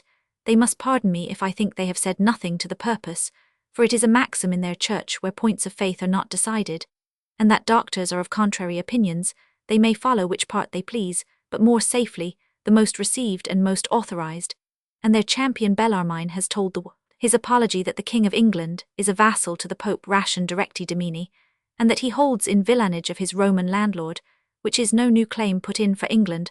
Our chronicles are his authentic witnesses, that King John was deposed by the same plea and Philip Augustus admitted tenant, and which makes the more for Bellarmine the French king was again ejected, when our king submitted to the church, and the crown was received under the sordid condition of a vassalage. It is not sufficient for the more moderate and well-meaning papists, of which I doubt not there are many, to produce the evidences of their loyalty to the late king, and to declare their innocency in this plot.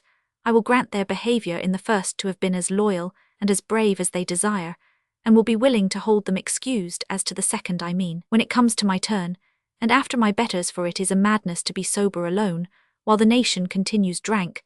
But that saying of their father Cres is still running in my head, that they may be dispensed with in their obedience to an heretic prince, while the necessity of the times shall oblige them to it, for that, as another of them tells us, is only the effect of Christian prudence, but when once they shall get power to shake him off, an heretic is no lawful king, and consequently to rise against him is no rebellion. I should be glad, therefore, that they would follow the advice which was charitably given them by a reverend prelate of our church, namely that they would join in a public act of disowning and detesting those Jesuitic principles and subscribe to all doctrines which deny the Pope's authority of deposing kings and releasing subjects from their oath of allegiance, to which I should think they might easily be induced if it be true that this present Pope has condemned the doctrine of kinkilling, a thesis of the Jesuits maintained amongst others ex cathedra, as they call it, or in open consistory.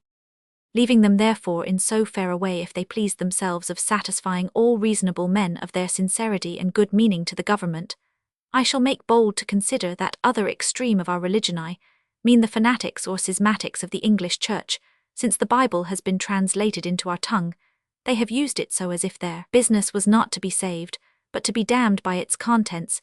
If we consider only them, better had it been for the English nation that it had still remained in the original Greek and Hebrew, or at least in the honest Latin of St. Jerome, than that several texts in it should have been prevaricated to the destruction of that government, which put it into so ungrateful hands. How many heresies the first translation of Tyndale produced in few years!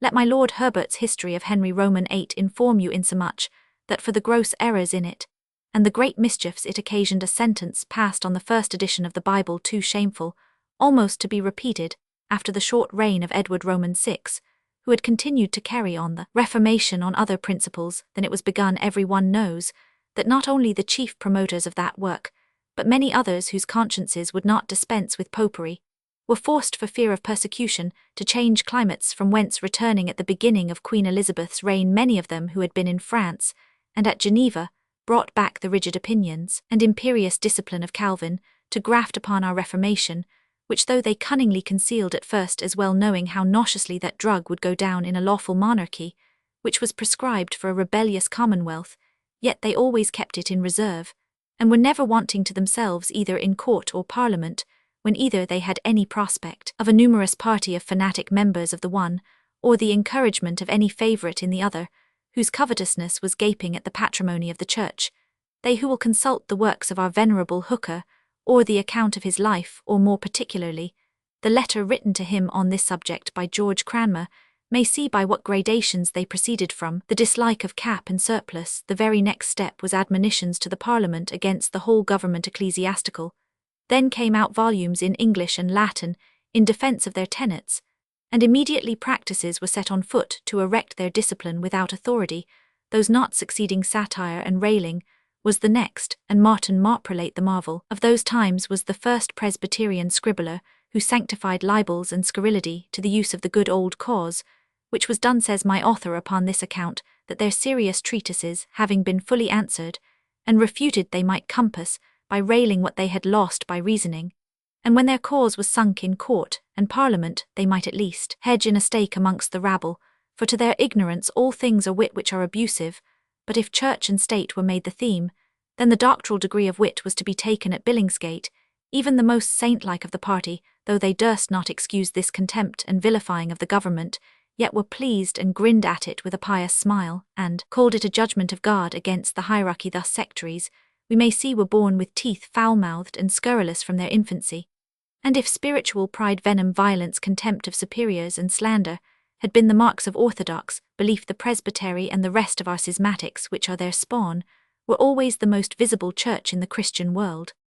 It is true the government was too strong at that time for a rebellion, but to show what proficiency they had made in Calvin's school, even then their mouths watered at it, for two of their gifted brotherhood, Hacket and Carpinger, as the story tells us, got up into a peascart, and harangued the people to dispose them to an insurrection, and to establish their discipline by force, so that however it comes about that now they celebrate Queen Elizabeth's birthnight as that of their saint and patroness, yet then they were for doing the work of the Lord by arms against her, and in all probability they wanted but a fanatic Lord Mayor and 2 sheriffs of their party to have compassed it. Our venerable Hooker, after many admonitions which he had given them towards the end of his preface, breaks out into this prophetic speech: there is in every one of these considerations most just cause to fear, lest our hastiness to embrace a thing of so perilous consequence, meaning the Presbyterian discipline, should cause posterity to feel those evils which as yet are more easy for us to prevent than they would be for them to remedy. How fatally this Cassandra has foretold we know too well by sad experience. The seeds were sown in the time of Queen Elizabeth, the bloody harvest ripened in the reign of King Charles the Martyr, and because all the sheaves could not be carried off without shedding some of the loose grains, another crop is too like to follow. Nay, I fear it is unavoidable, if the conventiclers be permitted still to scatter. A man may be suffered to quote an adversary to our religion when he speaks truth, and it is the observation of Maimberg in his History of Calvinism, that wherever that discipline was planted and embraced, rebellion, civil war, and misery attended it, and how indeed should it happen otherwise, reformation of church and state has always been the ground of our divisions in England.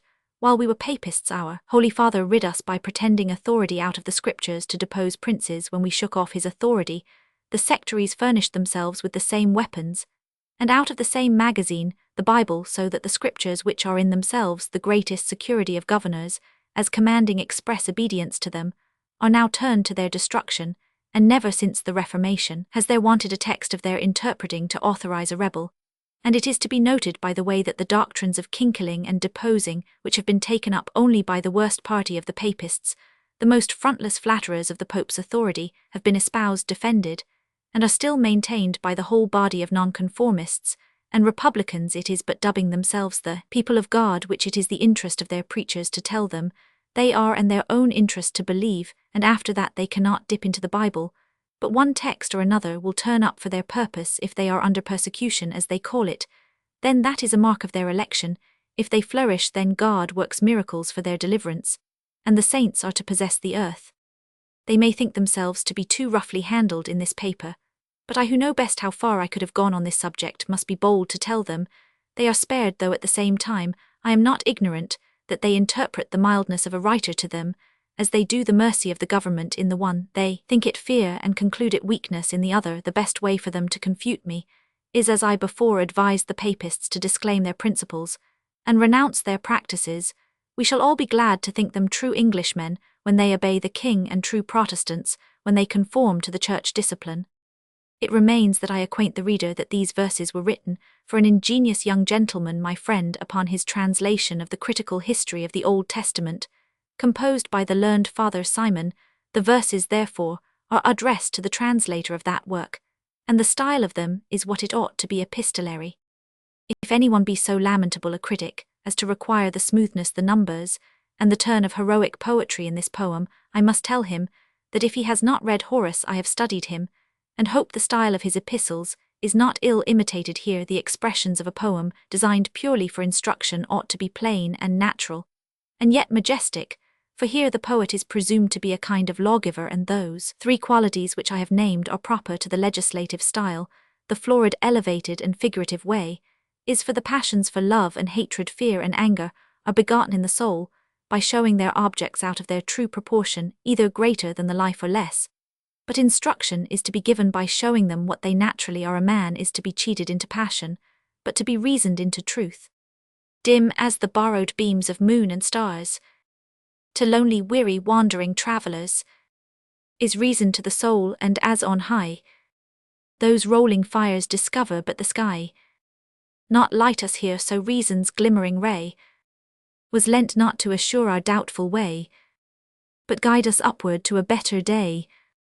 And as those nightly tapers disappear, when day's bright Lord ascends our hemisphere, so pale grows reason at religion's sight. 10. So dies and so dissolves in supernatural light some few whose lamp shone brighter have been led from cause to nature's secret head, and found that one first principle must be.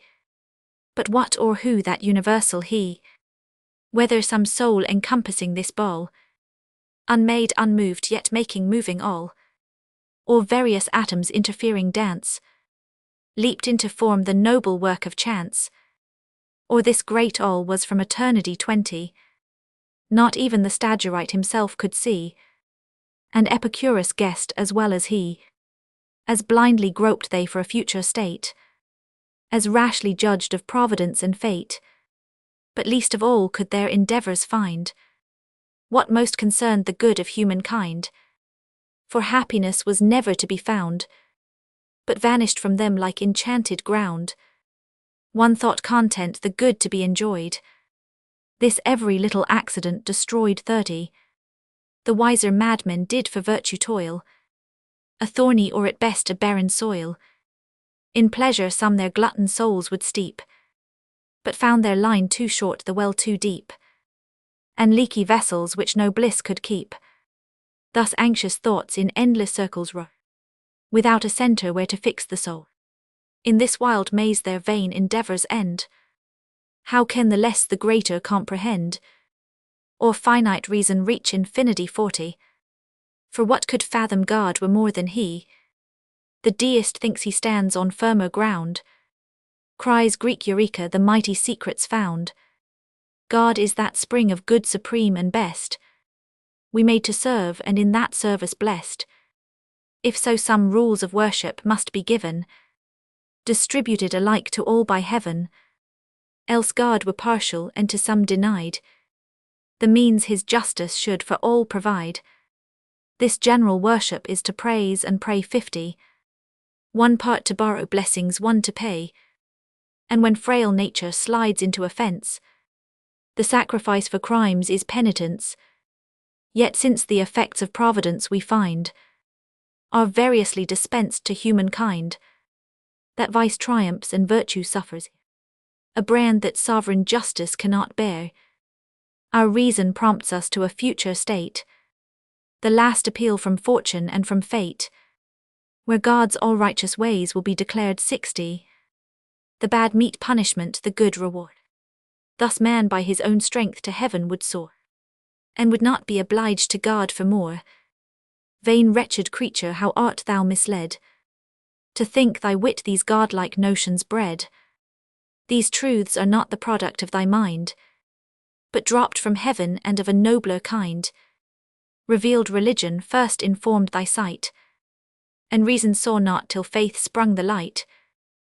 Hence all thy natural worship takes the source. 70.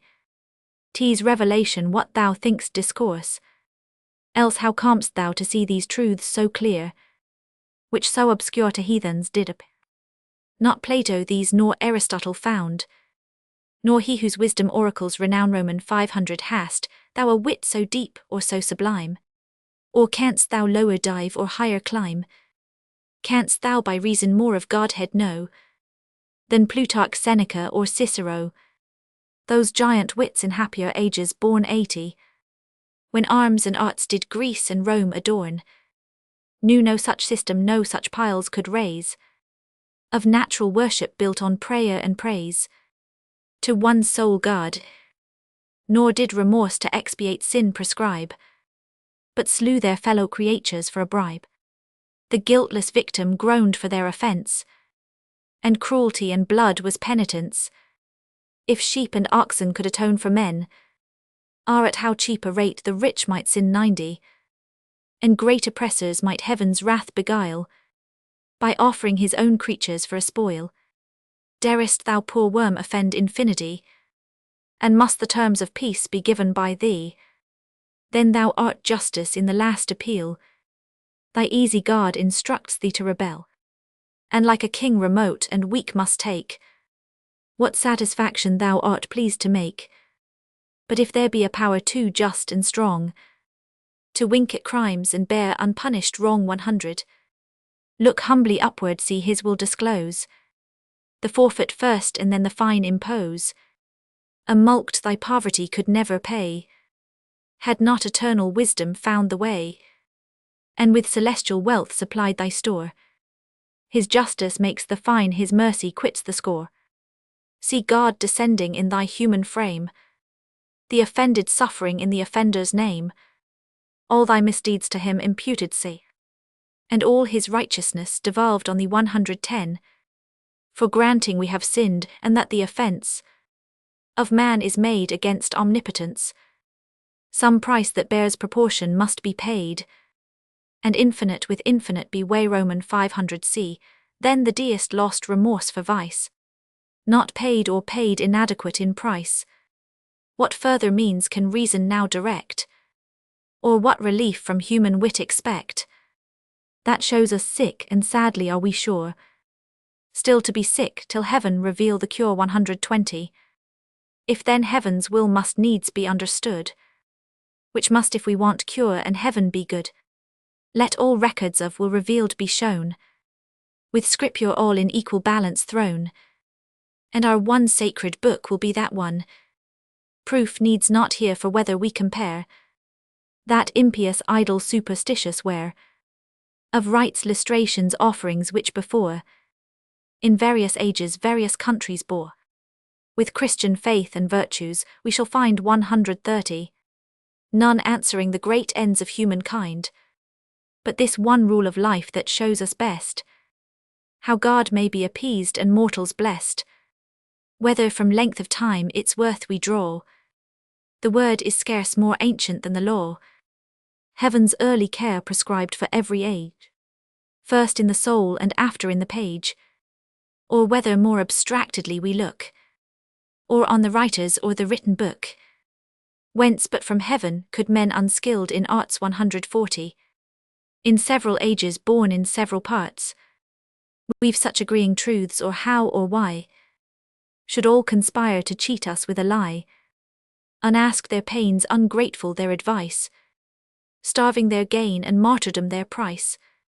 If on the book itself we cast our view, concurrent heathens prove the story true, the doctrine miracles which must convince, for heaven in them appeals to human sense, and though they prove not they confirm the cause 150, when what is taught agrees with nature's laws, then for the style majestic and divine, it speaks no less than God in every line, commanding words whose force is still the same as the first fiat that produced our frame.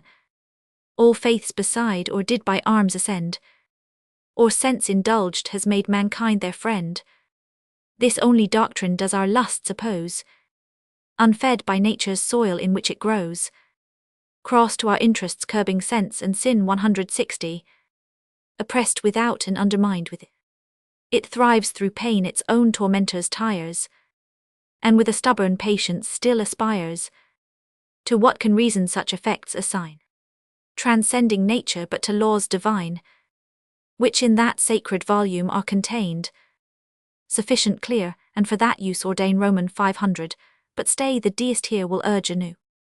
No supernatural worship can be true, because a general law is that alone 170, which must to all and everywhere be known, a style so large as not this book can claim, nor aught that bears revealed religion's name.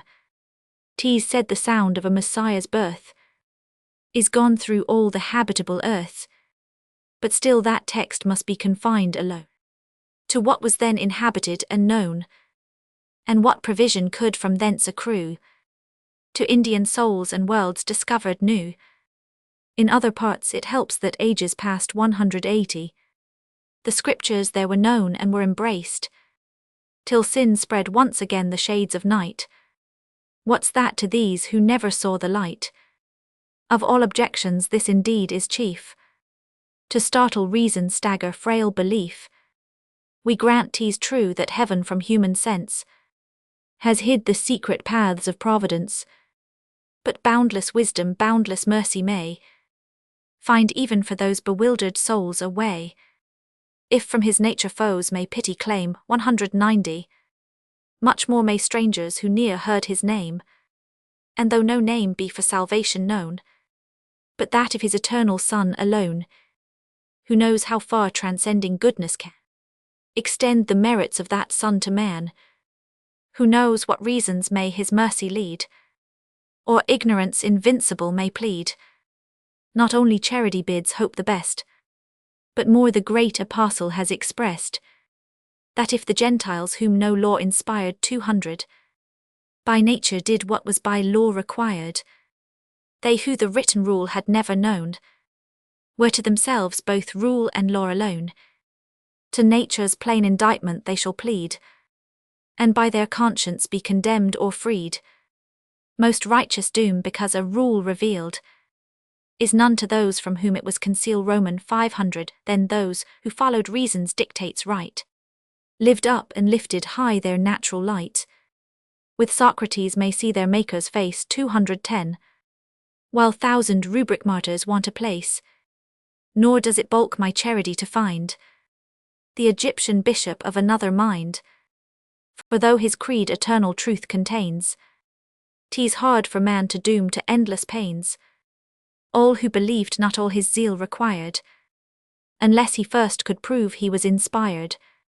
Then let us either think he meant to say, this faith where published was the only way, or else conclude that Arius to confute. 220. The good old man too, eager in dispute, flew high, and as his Christian fury rose, damned all for heretics who durst oppose. Thus far my charity this path has tried, a much unskilful but well-meaning guide. Yet what they are, even these crude thoughts were bred by reading that which better thou hast read, thy matchless author's work, which thou, my friend, by well translating better dost commend.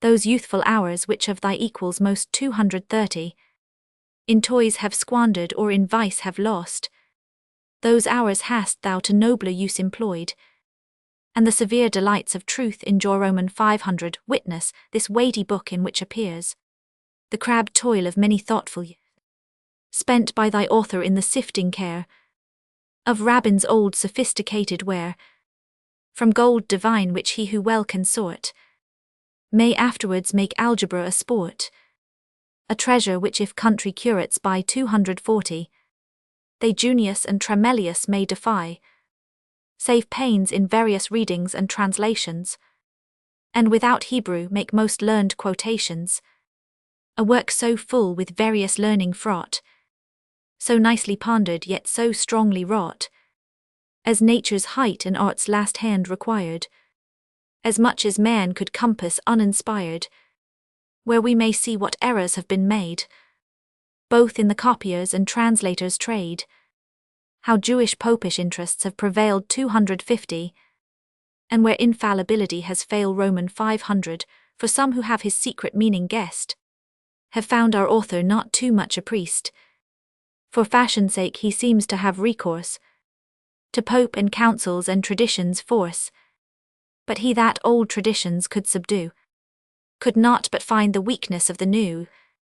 If scripture, though derived from heavenly birth, has been but carelessly preserved on earth, if God's own people who of God before 260 knew what we know and had been promised more, in fuller terms of heaven's assisting care, and who did neither time nor study spare, to keep this book untainted unperplexed, let in gross errors to corrupt the text, omitted paragraphs embroiled the sense, with vain traditions stopped the gaping fence, which every common hand pulled up with ease.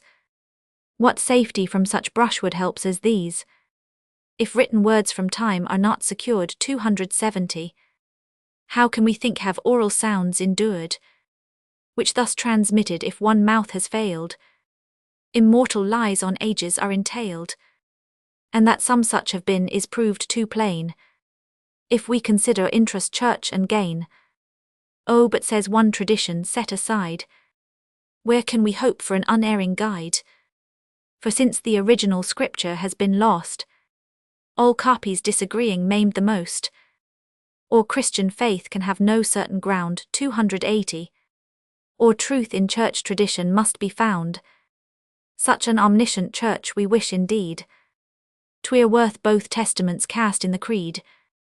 But if this mother be a guide so sure, as can all doubts resolve all truth secure, then her infallibility as well, where copies are corrupt or lame can tell, restore lost canon with as little pains, as truly explicate what still remains, which yet no council dare pretend to do 290, unless like Esdras they could write it new.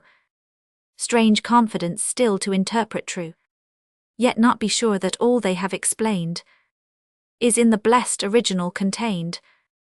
More safe and much more modest tease to say, God would not leave mankind without a way, and that the scriptures, though not everywhere free from corruption or entire or clear, are uncorrupt sufficient clear entire, in all things which our needful faith require 300, if others in the same glass better see, tease for themselves they look but not for me, for my salvation must its doom receive, not from what others but what I believe. Must all tradition then be set aside, this to affirm were ignorance or pride? Are there not many points, some needful sure, to saving faith that scripture leaves obscure, which every sect will wrest a several way? For what one sect interprets all sects may 310, we hold and say we prove from scripture plain, that Christ is God the bold Socinian, from the same scripture urges he's but man. Now what appeal can end the important suit? Both parts talk loudly but the rule is mute. Shall I speak plain and in a nation free, assume an honest layman's liberty? I think according to my little skill, to my own mother church submitting still, that many have been saved, and many may 320, who never heard this question brought in play. Unlettered Christian who believes in gross, plods on to heaven and near is at a loss, for the strait gate would be made straighter yet, were none admitted there but men of wit, the few by nature formed with learning fraught, born to instruct as others to be taught, must study well the sacred page and see which doctrine this or that does best agree with the whole tenor of the work divine 330, and plainliest points to heaven's revealed design, which exposition flows from genuine sense, and which is forced by wit and eloquence. Not that tradition's parts are useless here, when general old disinterest and clear, that ancient fathers thus expound the page, gives truth the reverend majesty of a, confirms its force by biding every test, for best authorities next rules are best, and still the nearer to the spring we go 340, more limpid more unsoiled the waters flow. Thus first traditions were a proof alone, could we be certain such they were so known, but since some flaws in long descent may be, they make not truth but probability. Even Arius and Pelagius durst provoke to what the centuries preceding spoke. Such difference is there in an oft-told tale, but truth by its own sinews will prevail. Tradition written therefore more commends 350 authority than what from voice descends, and this as perfect as its kind can be, rolls down to us the sacred history, which from the universal church received, is tried and after for itself believed. The partial papists would infer from hence, their church in last resort should judge the sense, but first they would assume with wondrous art, themselves to be the whole who are but part, Of that vast frame the church yet grant they were 360. The handers down can they from thence infer a right to interpret, or would they alone, who brought the present, claim it for their own? The books are common largest to mankind, not more for them than every man designed. The welcome news is in the letter found, the carrier's not commissioned to expound. It speaks itself, and what it does contain, in all things needful to be known, is plain. In times o'ergrown with rust and ignorance 370, a gainful trade their clergy did advance, when want of learning kept the layman low, and none but priests were authorized to know, when what small knowledge was in them did dwell, and he a God who could but read and spell. Then Mother Church did mightily prevail. She parcelled out the Bible by retail, but still expounded what she sold or gave, to keep it in her power to damn and save. Scripture was scarce, and as the market went 380, poor laymen took salvation on content, as needy men take money good or bad. God's word they had not, but priests they had. Yet whate'er false conveyances they made, the lawyer still was certain to be paid. In those dark times they learned their knack so well, that by long use they grew infallible. At last a knowing age began to inquire if they the book or that did them inspire, and making narrower search they found, though late 390, that what they thought the priests was their estate, taught by the will produced the written word. How long they had been cheated on record. Then every man who saw the title fair claimed a child's part and put in for a share, consulted soberly his private good, and saved himself as cheap as e'er he could. 'Tis true, my friend, and far be flattery hence, this good had full as bad a consequence.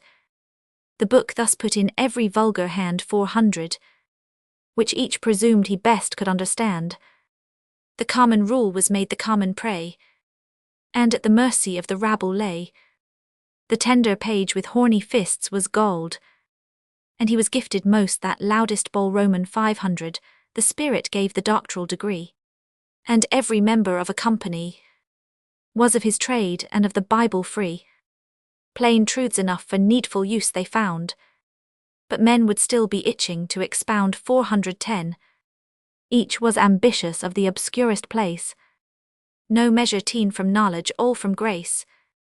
Study and pains were now no more their care. Texts were explained by fasting and by prayer. This was the fruit the private spirit brought, occasioned by great zeal and little thought, while crowds unlearned with rude devotion warm about the sacred viands buzz and swarm. The flyblown text creates a crawling brood, and turns to maggots what was meant for food. 420. 1,000 daily sects rise up and die, 1,000 more the perished race supply. So all we make of heaven's discovered will is not to have it or to use it. Roman 99, the danger's much the same on several shelves. If others wreck us or we wreck ourselves, what then remains but waving each extreme? The tides of ignorance and pride to stem, neither so rich a treasure to forgo, nor proudly seek beyond our power to know. 430. Faith is not built on disquisitions vain. The things we must believe are few and plain. But since men will believe more than they need, and every man will make himself a creed, in doubtful questions 'tis the safest way to learn what unsuspected ancients say. For 'tis not likely we should hire sore in search of heaven than all the church before, nor can we be deceived unless we see the scripture and the fathers disagree. 440. If after all they stand suspected still, for no man's faith depends upon his will, 'tis some relief that points not clearly known, without much hazard may be let alone. And after hearing what our church can say, if still our reason runs another way, that private reason 'tis more just to curb, than by disputes the public peace disturb. For points obscure are of small use to learn, but common quiet is mankind's concern. 450. thus have I made my own opinions clear. Yet neither praise expect nor censure fear. And this unpolished rugged verse I chose, as fittest for discourse and nearest prose. For while from sacred truth I do not swerve, Tom Sternhold's or Tom Shadwell's rhymes will serve. Footnote 85. Not to name Mariana Bellarmine. Roman 100. All Jesuits and controversial writers in the Roman Catholic Church. Footnote 86. Hackett was a man of learning. He had much of the scriptures by heart, and made himself remarkable by preaching in an enthusiastic strain. In 1591, he made a great parade of sanctity, pretended to divine inspiration and visions from God. Footnote 87. The son of the celebrated John Hampden, he was in the Rye House plot and fined 15,000, which was remitted at the Revolution. Footnote 88. Bishop Athanasius. Footnote 89. Junius and Tremellius. Francis Junius and Emmanuel Tremellius, two Calvinist ministers, who in the 16th century joined in translating the Bible from Hebrew into Latin. Threnodier Augustalis. A funeral Pindaric poem, sacred to the happy memory of King Charles. Roman 2. Roman 1. Thus long my grief has kept me dumb. Sure there's a lethargy in mighty woe. Tears stand congealed and cannot flow, and the sad soul retires into her inmost room. Tears for a stroke foreseen afford relief, but unprovided for a sudden blow. Like Niobe we marble grow, and petrify with grief. Our British heaven was all serene. No threatening cloud was nigh, not the least wrinkle to deform the sky. We lived as unconcerned and happily as the first age in nature's golden scene. Supine amidst our flowing store, we slept securely and we dreamt of more. When suddenly the thunderclap was heard, it took us unprepared and out of guard. Already lost before we fear. Roman 500. The amazing news of Charles at once was spread. At once the general voice declared, our gracious prince was dead. No sickness known before, no slow disease, to soften grief by just degrees. But like a hurricane on Indian seas, the tempest rose, an unexpected burst of woes, with scarce a breathing space betwixt. This now becalmed and perishing the next, as if great Atlas from his height should sink beneath his heavenly weight, and with a mighty flaw the flaming wall at once it should gape immense and rushing down o'erwhelm this nether bowl. So swift and so surprising was our fear. Our Atlas fell indeed, but Hercules was near. Roman 2. His pious brother, sure the best who ever bore that names, was newly risen from his rest, and with a fervent flame his usual morning vows had just addressed, for his dear sovereign's health, and hoped to have them heard in long increase of years, in honour, fame, and wealth. Guiltless of greatness, thus he always prayed, nor knew nor wished those vows he made on his own head should be repaid. Soon as the illumined rumour reached his ear, ill news is winged with fate and flies apace. Who can describe the amazement of his face? Horror in all his pomp was there, mute and magnificent without a tear. And then the hero first was seen to fear. Half unarrayed he ran to his relief, so hasty and so artless was his grief. Approaching greatness met him with her charms of power and future state, but looked so ghastly in a brother's fate. He shook her from his arms. Arrived within the mournful room he saw a wild distraction void of awe, and arbitrary grief unbounded by a law. God's image, God's anointed lay, without motion, pulse, or breath, a senseless lump of sacred clay, an image now of death. Amidst his sad attendants' groans and cries, the lines of that adored forgiving face, distorted from their native grace, an iron slumber sat on his majestic eyes. The pious Duke forbear audacious muse. No terms thy feeble art can use are able to adorn so vast a woe. The grief of all the rest like subject grief did show, his like a sovereign did transcend. No wife, no brother such a grief could know, nor any name but friend. Roman 3. O wondrous changes of a fatal still varying to the last. Heaven, though its hard decree was past, seemed pointing to a gracious turn again, and death's uplifted arm arrested in its haste. Heaven half repented of the doom, and almost grieved it had foreseen what by foresight it willed eternally to come. Mercy above did hourly plead for her resemblance here below, and mild forgiveness intercede to stop the coming blow. New miracles approached the ethereal throne, such as his wondrous life had oft and lately known, and urged that still they might be shown. On earth his pious brother prayed and vowed, renouncing greatness at so dear a rate, himself defending what he could from all the glories of his future fate. With him the innumerable crowd of armed prayers knocked at the gates of heaven and knocked aloud. The first well-meaning rude petitioners, all for his life assailed the throne. All would have bribed the skies by offering up their own. So great a throng not heaven itself could bar. 'Twas almost borne by force as in the giants' war. The prayers at least for his reprieve were heard. His death like Hezekiah's was deferred. Against the sun the shadow went. 5 days those 5 degrees were lent to form our patience and prepare the event. The second causes took the swift command, the medicinal head the ready hand, all eager to perform their part. All but eternal doom was conquered by their art. Once more the fleeting soul came back to inspire the mortal frame, and in the body took a doubtful stand, doubtful and hovering like expiring flame, that mounts and falls by turns and trembles o'er the brand.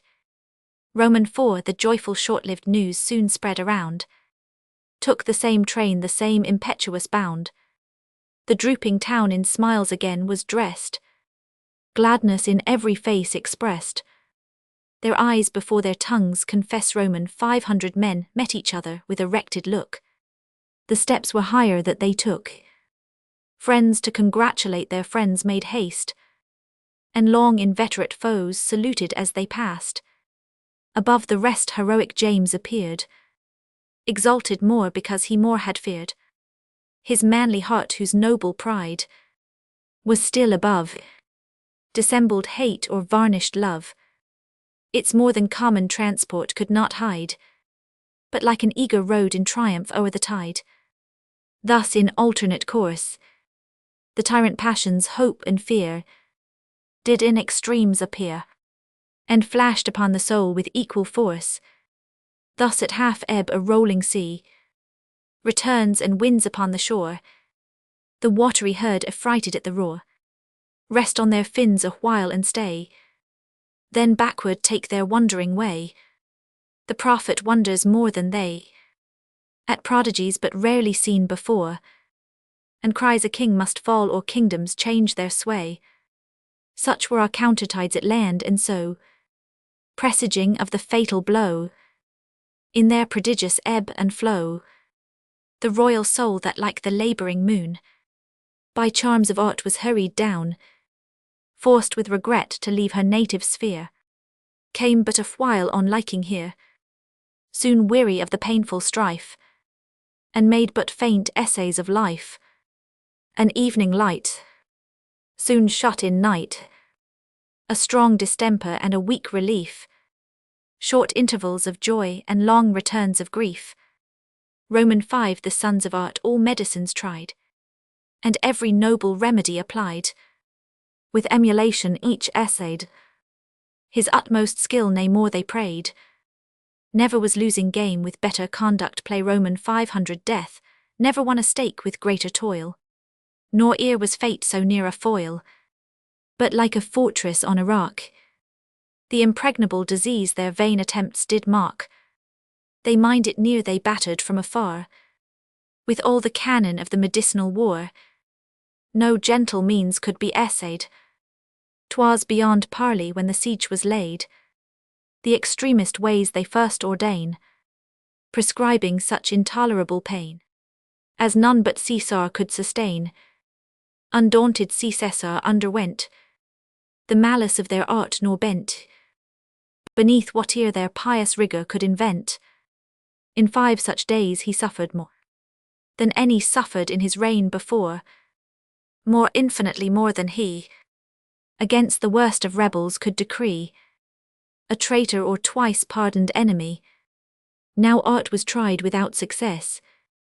No racks could make the stubborn malady confess the vain insurancers of life, and they who most performed and promised less, even short and Hobbes forsook the unequal strife. Death and despair were in their looks, no longer they consult their memories or books, like helpless friends who view from shore the labouring ship and hear the tempest roar. So stood they with their arms across, not to assist but to deplore the inevitable loss. Romans 6 death was denounced, that frightful sound, which even the best can hardly bear. He took the summons void of fear, and unconcernedly cast his eyes around, as if to find and dare the grisly challenger. What death could do he lately tried, when in 4 days he more than died. The same assurance all his words did grace, the same majestic mildness held its place, nor lost the monarch in his dying face. Intrepid, pious, merciful and brave, he looked as when he conquered and forgave. Romans 7 as if some angel had been sent to lengthen out his government, and to foretell as many years again as he had numbered in his happy reign. So cheerfully he took the doom of his departing breath, nor shrunk nor stepped aside for death, but with unaltered pace kept on, providing for events to come. When he resigned the throne, still he maintained his kingly state, and grew familiar with his fate, kind, good, and gracious to the last. On all he loved before his dying beams he cast. O truly good and truly great! For glorious as he rose benignly, so he set all that on earth he held most dear. He recommended to his care, to whom both heaven the right had given, and his own love bequeathed supreme command. He took and pressed that ever loyal hand, which could in peace secure his reign, which could in wars his power maintain, that hand on which no plighted vows were ever vain. Well, for so great a trust he chose a prince who never disobeyed, not when the most severe commands were laid, nor want nor exile with his duty weighed, a prince on whom if heaven its eyes could close, the welfare of the world it safely might repose. Roman 8 that king who lived to God's own heart, yet less serenely died than he.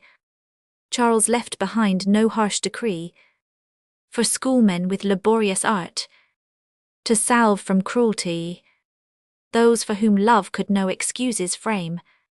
He graciously forgot to name.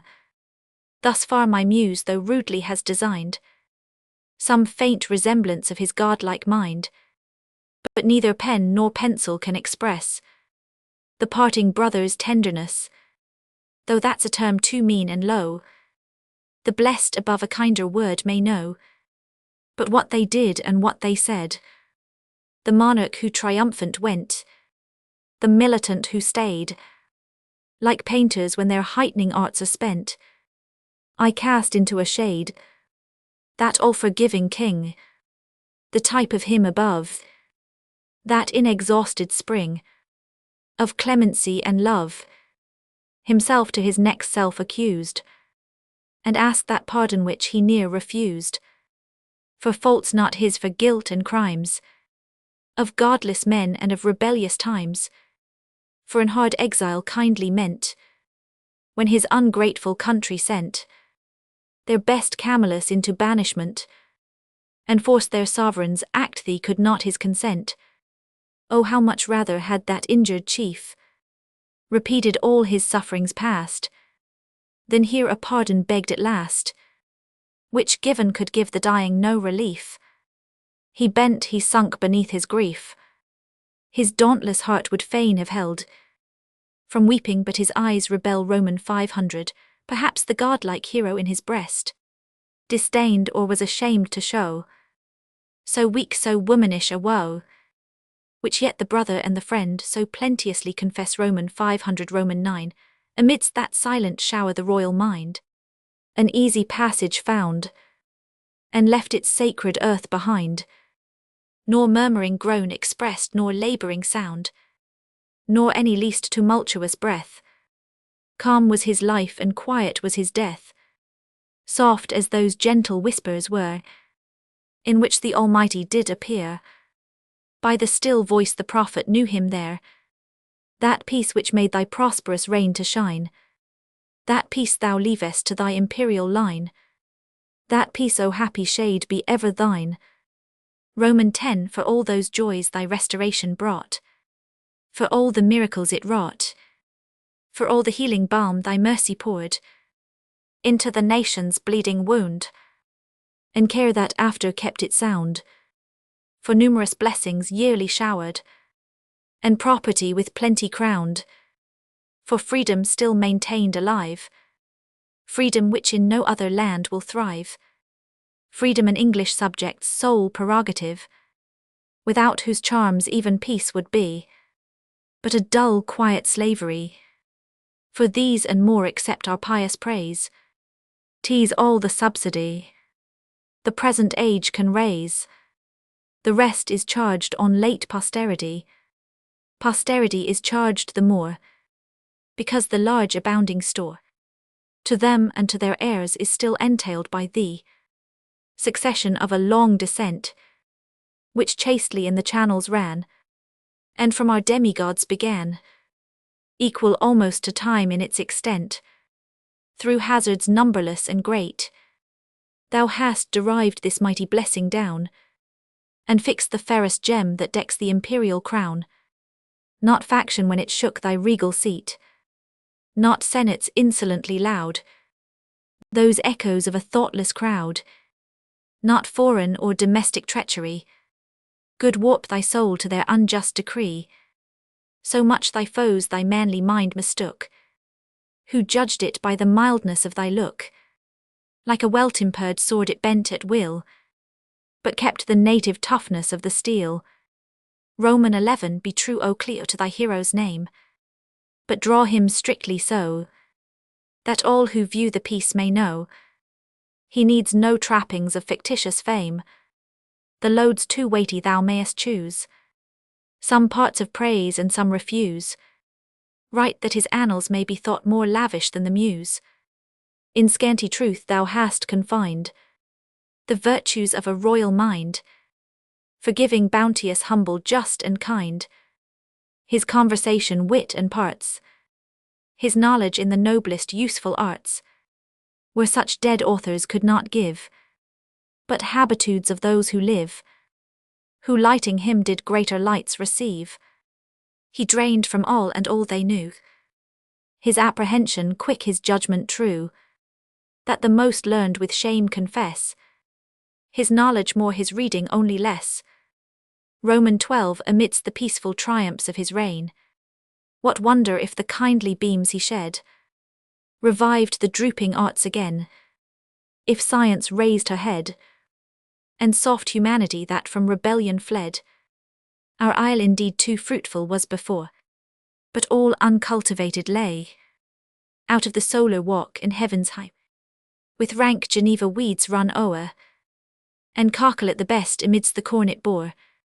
The royal husbandman appeared, and ploughed and sowed and tilled, the thorns he rooted out, the rubbish cleared, and blessed the obedient field, when straight a double harvest rose, such as the swarthy Indian mows, or happier climates near the line, or paradise manured and dressed by hands divine.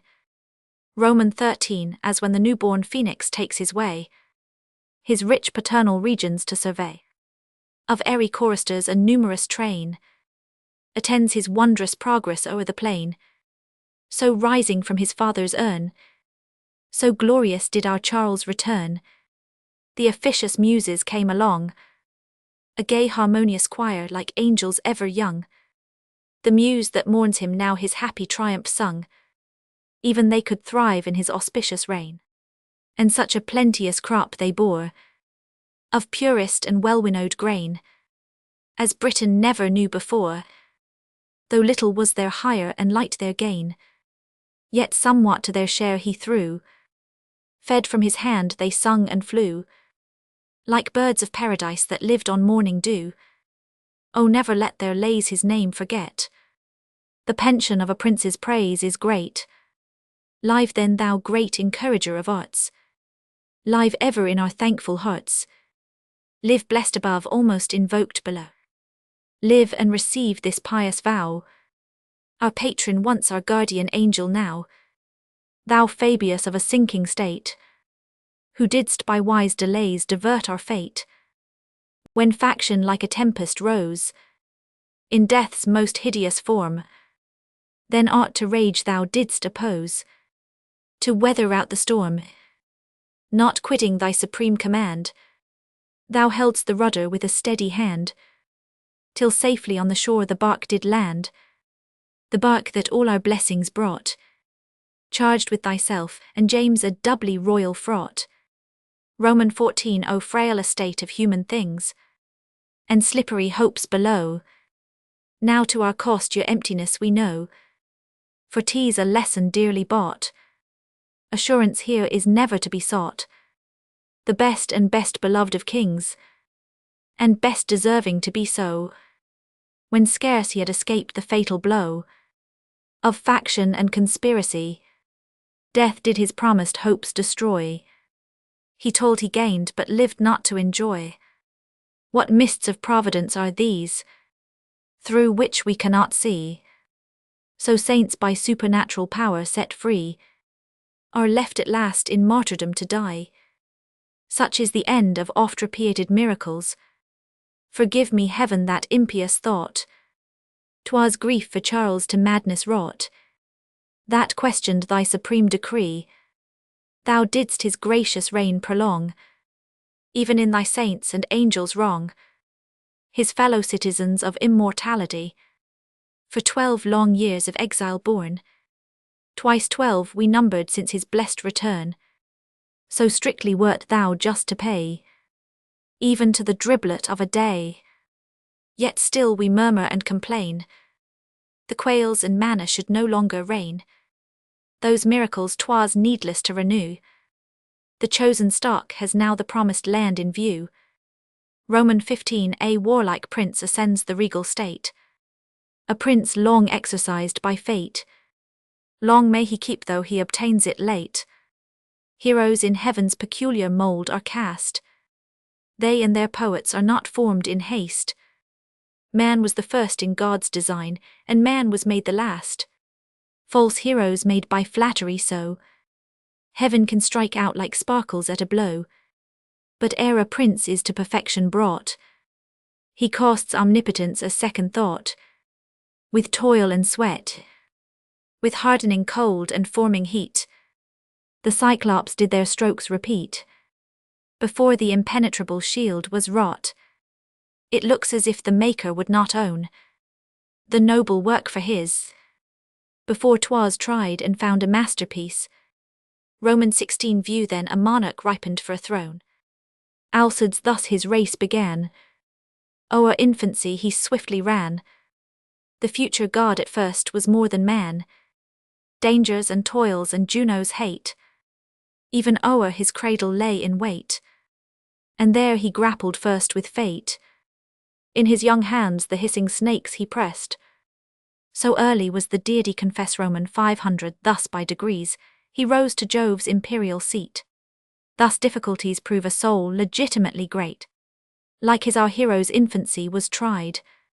Betimes the Furies did their snakes provide, and to his infant arms oppose his father's rebels and his brother's foes. The more oppressed the higher still he rose. Those were the preludes of his fate, that formed his manhood to subdue the hydra of the many-headed hissing crew. Roman 17. As after Numa's peaceful reign, The martial Ancus did the sceptre wield, furbished the rusty sword again, resumed the long-forgotten shield, and led the Latins to the dusty field. So James the drowsy genius wakes, of Britain long entranced in charms, restive and slumbering on its arms. 'Tis roused, and with a new-strung nerve the spear already shakes. No neighing of the warrior steeds, no drum or louder trumpet needs, to inspire the coward, warm the cold. His voice, his sole appearance makes them bold. Gaul and Batavia dread the impending blow. Too well the vigour of that arm they know. They lick the dust and crouch beneath their fatal foe. Long may they fear this awful prince, and not provoke his lingering sword. Peace is their only sure defence, their best security his word. In all the changes of his doubtful state, his truth like heavens was kept inviolate. For him to promise is to make it fate. His valour can triumph o'er land and main. With broken oaths his fame he will not stain, with conquest basely bought and with inglorious gain. Roman 18, for once, O heaven, unfold thy adamantine book, and let his wondering senate see, if not thy firm immutable decree, at least the second page of strong contingency, such as consists with wills originally free. Let them with glad amazement look on what their happiness may be. Let them not still be obstinately blind, still to divert the good thou hast designed, or with malignant penury to starve the royal virtues of his mind. Faith is a Christian's and a subject's test. O give them to believe, and they are surely blessed. They do, and with a distant view I see the amended vows of English loyalty, and all beyond that object there appears the long retinue of a prosperous reign, a series of successful years, in orderly array a martial manly train. Behold even the remoter shores, a conquering navy proudly spread. The British cannon formidably roars, while starting from his oozy bed, the asserted ocean rears his reverend head, to view and recognize his ancient lord again, and with a willing hand restores the fasces of the main. Footnote 90. An eager a tide, swelling above another tiddy observed, on the river Trent. Footnote 91. Short, and Hobbes 2 physicians who attended on the king. Footnote 92. King David. Footnote 93. The prophet Elijah. Veni Creator Spiritus paraphrased. Creator Spirit by whose aid the world's foundations first were laid. Come visit every pious mind. Come pour thy joys on humankind. From sin and sorrow set us free, and make thy temples worthy thee. O source of uncreated light, the Father's promised paraclete, thrice holy fount, thrice holy fire, our hearts with heavenly love inspire. Come and thy sacred unction bring, to sanctify us while we sing. Plenteous of grace descend from high, rich in thy sevenfold energy, thou strength of his almighty hand, whose power does heaven and earth command. Proceeding Spirit our defence, who dost the gifts of tongues dispense, and crown'st thy gift with eloquence. Refine and purge our earthly parts, but O inflame and fire our hearts.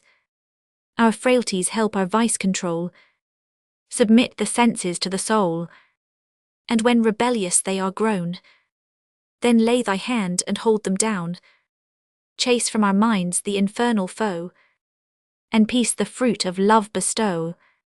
And lest our feet should step astray, protect and guide us in the way. Make us eternal truths receive, and practice all that we believe. Give us thyself that we may see the Father and the Son by thee. Immortal honour, endless fame, attend the Almighty Father's name. The Saviour Son be glorified, who for lost man's redemption died, and equal adoration be eternal paraclete to thee. The hind and the panther, A poem in 3 parts. Antiquam exquirite matrum, et vera incessa patuit de. Virg. Preface. The nation is in too high a ferment for me to expect either fair war, or even so much as fair quarter from a reader of the opposite party. All men are engaged either on this side or that, and though conscience is the common word which is given by both, yet if a writer fall among enemies and cannot give the marks of their conscience, he is knocked down before the reasons of his own. I heard a preface, therefore, which is but a bespeaking of favour, is altogether useless.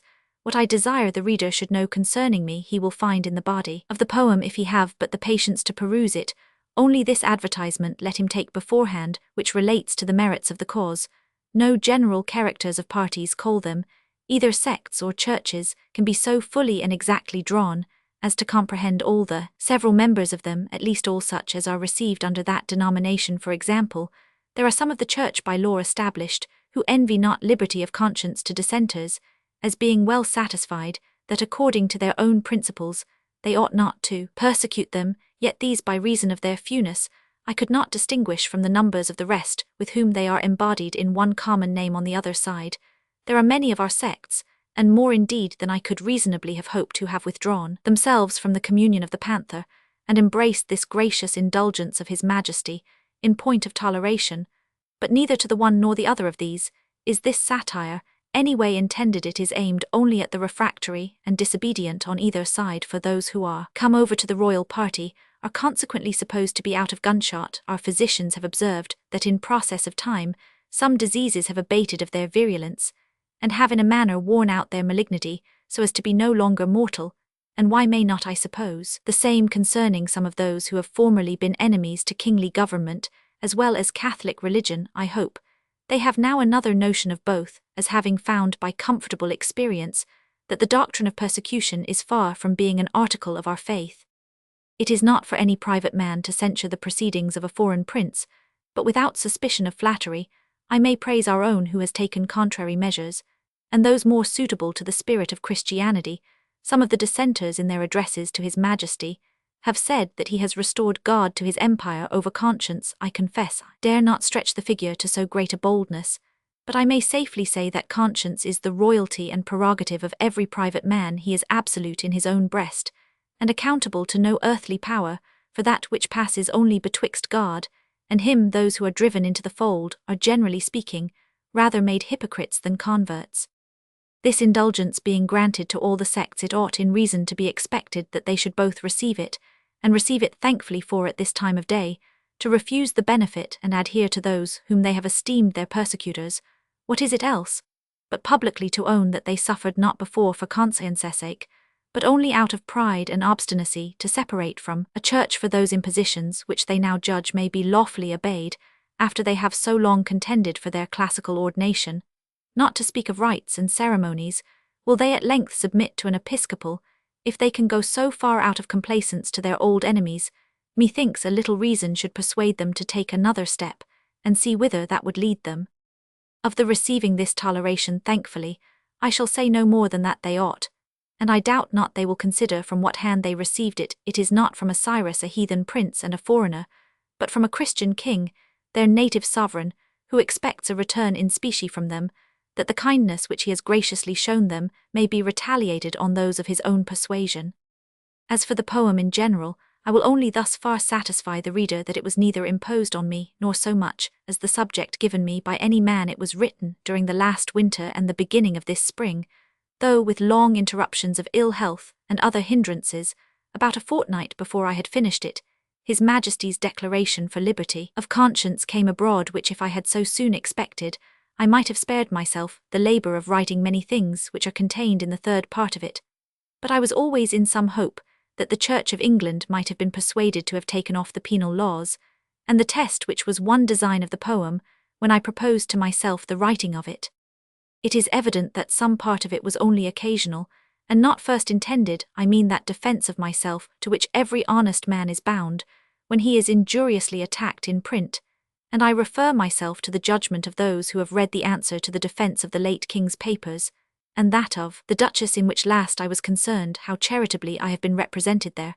I am now informed both of the author and supervisors of this pamphlet, and will reply when I think he can affront me, for I am of Socrates' opinion, that all creatures cannot in the meantime let him consider whether he deserved not a more severe reprehension than I gave him formerly for using so little respect to the memory of those whom he pretended to answer, and at his leisure look out for some original treatise of humility written by any Protestant in English, I believe I may say in any other tongue, for the magnified piece of Duncombe on that subject, which either he must mean or none, and with which another of his fellows has upbraided me, was translated from the Spanish of Rodriguez, though with the omission of the 17th, the 21st, the 25th, and the last chapter, which will be found in comparing of the books.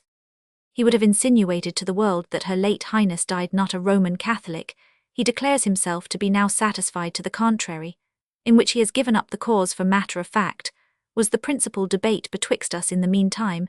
He would dispute the motives of her change, how preposterously let all men judge when he seemed to deny the subject of the controversy the change itself, and because I would not take up this ridiculous challenge, he tells the world I cannot argue, but he may as well infer that a Catholic cannot fast, because he will not take up the cudgels against Mrs. James, to confute the Protestant religion. I have but one word more to say concerning the poem as such, and abstracting from the matters, either religious or civil, which are handled in it. The first part, consisting most in general characters and narration, I have endeavoured to raise, and give it the majestic turn of heroic poesy. The second, being matter of dispute, and chiefly concerning church authority, I was obliged to make as plain and perspicuous as possibly I could, yet not wholly neglecting the numbers, though I had not frequent occasions for the magnificence of verse. The third, which has more of the nature of domestic conversation, is, or ought to be, more free and familiar than the two former. There are in it two episodes or fables which are interwoven with the main design, so that they are properly parts of it, though they are also distinct stories of themselves. In both of these, I have made use of the commonplaces of satire, whether true or false, which are urged by the members of the one church against the other, at which I hope no reader of either party will be scandalized, because they are not of my invention, but as old to my knowledge as the times of Bacchus and Chaucer on the one side, and as those of the Reformation on the other.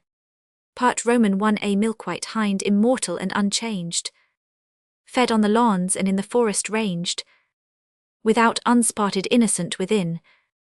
She feared no danger, for she knew no sin.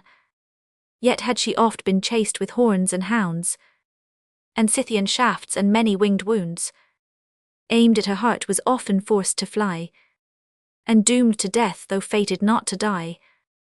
Not so her young, for their unequal line was heroes make half human half divine. 10. Their earthly mould obnoxious was to fate. The immortal part assumed immortal state. Of these a slaughtered army lay in blood, extended o'er the Caledonian wood. Their native walk whose vocal blood arose, and cried for pardon on their perjured foes. Their fate was fruitful, and the sanguine seed, endued with souls, increased the sacred breed. So captive Israel multiplied in chains, a numerous exile, and enjoyed her pains 20. With grief and gladness mixed the mother viewed her martyred offspring, and their race renewed. Their corpse to perish, but their kind to last. So much the deathless plant the dying fruit surpass. Roman 500. Panting and pensive now, she ranged and wandered in the kingdoms once her own. The common hunt, though from their rage restrained by sovereign power, her company disdained. Grinned as they passed, and with a glaring eye gave gloomy signs of secret enmity. 30. 'Tis true she bounded by and tripped so light, they had not time to take a steady sight. For truth has such a face and such a mien, as to be loved needs only to be seen. The bloody bear, an independent beast, unlicked to form in groans her hate express. Roman 500. Among the timorous kind the quaking hare professed neutrality, but would not swear. Next her the buffoon ape, as atheists use, mimicked all sects and had his own to choose. 40. Still when the lion looked his knees he bent, and paid at church a courtier's compliment. The bristled Baptist bore impure as he, but whitened with the foam of sanctity. With fat pollutions filled the sacred place, and mountains levelled in his furious race. So first rebellion founded was in grace, but since the mighty ravage which he made, In German forests had his guilt betrayed, with broken tusks and with a borrowed name 50. He shunned the vengeance and concealed the shame, so lurked insects unseen with greater guile. False Renard fed on consecrated spoil. The graceless beast by Athanasius first was chased from Nice, then by sauciness nursed. His impious race their blasphemy renewed, and nature's king through nature's optics view Roman 500, reversed they viewed him lessened to their eye. Nor in an infant could a god descry. New swarming sects to this obliquely tend 60. Hence they began and here they all will end. What weight of ancient witness can prevail, if private reason hold the public scale? But gracious God, how well dost thou provide for erring judgments an unerring guide. Thy throne is darkness in the abyss of light, a blaze of glory that forbids the sight. O teach me to believe thee thus concealed, and search no farther than thyself revealed. But her alone for my director take 70, whom thou hast promised never to forsake. My thoughtless youth was winged with vain desires, my manhood long misled by wandering fires, followed false lights, and when their glimpse was gone, my pride struck out new sparkles of her own. Such was I, such by nature still I am. Be thine the glory and be mine the shame. Good life be now my task, my doubts are done. What more could fright my face than 3 in 1? Can I believe eternal God could lie 80, disguised in mortal mould and infancy? That the great maker of the world could die, and after that trust my imperfect sense, which calls in question his omnipotence? Can I my reason to my faith compel, and shall my sight and touch and taste rebel? Superior faculties are set aside, shall their subservient organs be my guide? Then let the moon usurp the rule of day, and winking tapers show the sun his way 90. For what my senses can themselves perceive, I need no revelation to believe. Can they who say the host should be disgrayed, by sense define a body glorified, impassable and penetrating parts?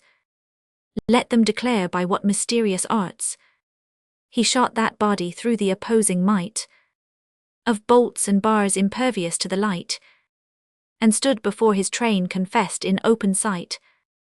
For since thus wondrously he passed T's plain 100, one single place 2 bodies did contain, and sure the same omnipotence as well can make one body in more places dwell. Let reason then at her own quarry fly, but how can finite grasp infinity? T's urged again that faith did first commence by miracles which are appeals to sense, and thence concluded that our sense must be the motive still of credibility. For latter ages must on former wait 110, and what began belief must propagate. But winnow well this thought and you shall find T's light as chaff that flies before the wind, were all those wonders wrought by power divine, as means or ends of some more deep design. Most sure as means whose end was this alone, to prove the Godhead of the eternal Son. God thus asserted man is to believe beyond what sense and reason can conceive, and for mysterious things of faith rely 120 on the proponent heaven's authority. If then our faith we for our guide admit, vain is the farther search of human wit, as when the building gains a surer stay, we take the unuseful scaffolding away. Reason by sense no more can understand, the game is played into another hand. Why choose we then like bylanders to creep along the coast and land in view to keep, when safely we may launch into the deep 130, in the same vessel which our Saviour bore? Himself the pilot let us leave the shore, and with a better guide a better world explore. Could he his Godhead veil with flesh and blood, and not veil these again to be our food?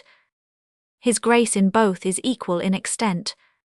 The first affords us life, the second nourishment. And if he can, why all this frantic pain to construe what his clearest words contain? and make a riddle what he made so plain 140. To take up half on trust and half to try. Name it not faith but bungling bigotry. Both knave and fool the merchant we may call, to pay great sums and to compound the small. For who would break with heaven and would not break for all? Rest then my soul from endless anguish freed. Nor science is thy guide nor sense thy creed. Faith is the best insurer of thy bliss. The bank above must fail before the venture miss. But heaven and heaven-born faith are far from thee 150. Thou first apostate to divinity, unkennelled range in thy Polonian plains. A fiercer foe the insatiate wolf remains. Too boastful Britain, please thyself no more, that beasts of prey are banished from thy shore. The bear, the boar, and every savage name, wild in effect though in appearance tame, lay waste thy woods, destroy thy blissful bower. And muzzled though they seem, the mutes devour. More haughty than the rest, the wolfish race 160, appear with belly gaunt and famished face. Never was so deformed a beast of grace. His ragged tail betwixt his legs he wears, close clapped for shame, but his rough crest he rears, and pricks up his predestinating ears. His wild disordered walk, his haggard eyes, did all the bestial citizens surprise. Though feared and hated, yet he ruled a while, as captain or companion of the spoil. Full many a year his hateful head had been 170, for tribute paid nor since in Cambria seen. The last of all the litter scaped by chance, and from Geneva first infested France. Some authors thus his pedigree will trace, but others write him of an upstart race. Because of Wycliffe's brood no mark he brings, but his innate antipathy to kings. These last deduce him from th Helvetian kind, who near the Lemon Lake his consort lined. That fiery Zuinglius first th affection bred 180, and meagre Calvin blessed the nuptial bed. In Israel some believe him whelped long since, when the proud Sanhedrim oppressed the prince, or since he will be Jew derive him higher, when Korah with his brethren did conspire, from Moses' hand the sovereign sway to wrest, and Aaron of his ephod to divest, till opening earth made way for all to pass, and could not bear the burden of a class. The fox and he came shuffled in the dark 190, if ever they were stowed in Noah's ark. Perhaps not made for all their barking train. The dog a common species will contain, and some wild curs who from their masters abhorring the supremacy of man, in woods and caves the rebel race began.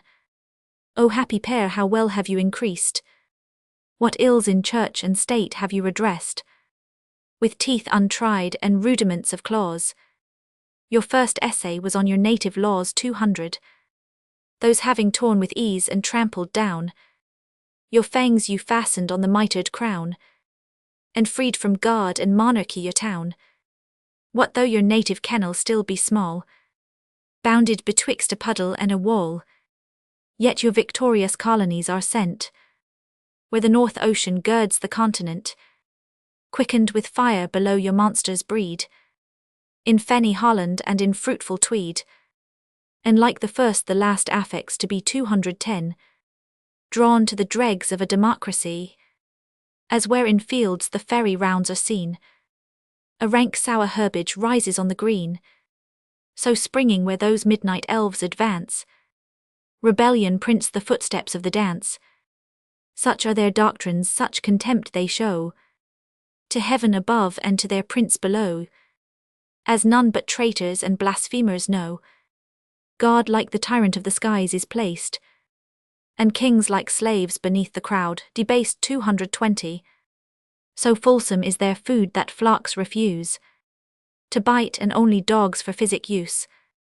As where the lightning runs along the ground, no husbandry can heal the blasting wound, nor bladed grass nor bearded corn succeeds, but scales of scurf and putrefaction breeds. Such wars, such waste, such fiery tracks of dearth, their zeal has left, and such a teemless earth. But as the poisons of the deadliest kind are to their own unhappy coasts confined 230, as only Indian shades of sight deprive, and magic plants will but in cultures thrive, so presbytery and pestilential zeal can only nourish in a commonweal. From Celtic woods is chased the wolfish crew, but are some pity even to brutes is due. Their native walks methinks they might enjoy, curbed of their native malice to destroy. Of all the tyrannies on humankind, the worst is that which persecutes the mind. 240.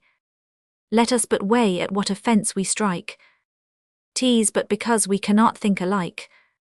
In punishing of this we overthrow the laws of nations and of nature too. Beasts are the subjects of tyrannic sway, where still the stronger on the weaker prey. Man only of a softer mould is made, not for his fellows' ruin but their aid. Created kind, beneficent and free, the noble image of the deity. 250. One portion of informing fire was given to brutes, the inferior family of heaven. The smith divine, as with a careless beat. 253. Struck out the mute creation at a heat, but when arrived at last to human race, the Godhead took a deep considering space, and to distinguish man from all the rest, unlocked the sacred treasures of his breast, and mercy mixed with reason did impart, one to his head, the other to his heart. 260. Reason to rule and mercy to forgive, the first is law, the last prerogative, and like his mind his outward form appeared, when issuing naked to the wondering herd, he charmed their eyes, and for they loved they feared, not armed with horns of arbitrary might, or claws to seize their furry spoils in fight, or with increase of feet to o'ertake them in their flight, of easy shape and pliant every way, confessing still the softness of his clay. 270. And kind as kings upon their coronation day, with open hands and with extended space of arms to satisfy a large embrace, thus kneaded up with milk the new-made man, his kingdom o'er his kindred world began, till knowledge misapplied misunderstood, and pride of empire soured his balmy blood. Then first rebelling his own stamp he coins, the murderer Cain was latent in his loins, and blood began its first and loudest cry. 280. For differing worship of the deity, thus persecution rose, and further space produced the mighty hunter of his race. Not so the blessed Pan his flock increased, content to fold them from the famished beast. Mild were his laws, the sheep and harmless hind. 286. Were never of the persecuting kind, such pity now the pious pastor shows, such mercy from the British lion flows, that both provide protection from their foes. O happy regions Italy and Spain, which never did those monsters entertain. The wolf, the bear, the boar can there advance, no native claim of just inheritance, and self-preserving laws severe in show may guard their fences from the invading foe. Where birth has placed them, let them safely share the common benefit of vital air. Themselves unharmful, let them live unharmed, their jaws disabled and their claws disarmed. 300. Here only in nocturnal howlings bold, they dare not seize the hind nor leap the fold. More powerful and as vigilant as they, the lion awfully forbids the prey. Their rage repressed though pinched with famine sore, they stand aloof and tremble at his roar. Much is their hunger but their fear is more, these are the chief to number o'er the rest, and stand like Adam naming every beast. Were weary work nor will the muse describe. 310. A slimy-born and sun-begotten tribe, who far from steeples and their sacred sound, in fields their sullen conventicles found.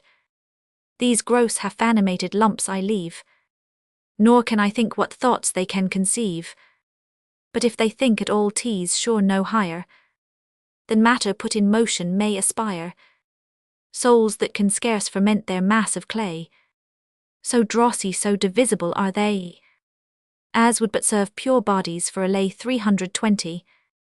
Such souls as shards produce such beetle things, as only buzz to heaven with evening wings, strike in the dark offending but by chance.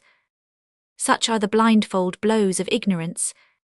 They know not beings and but hate a name. To them the hind and panther are the same.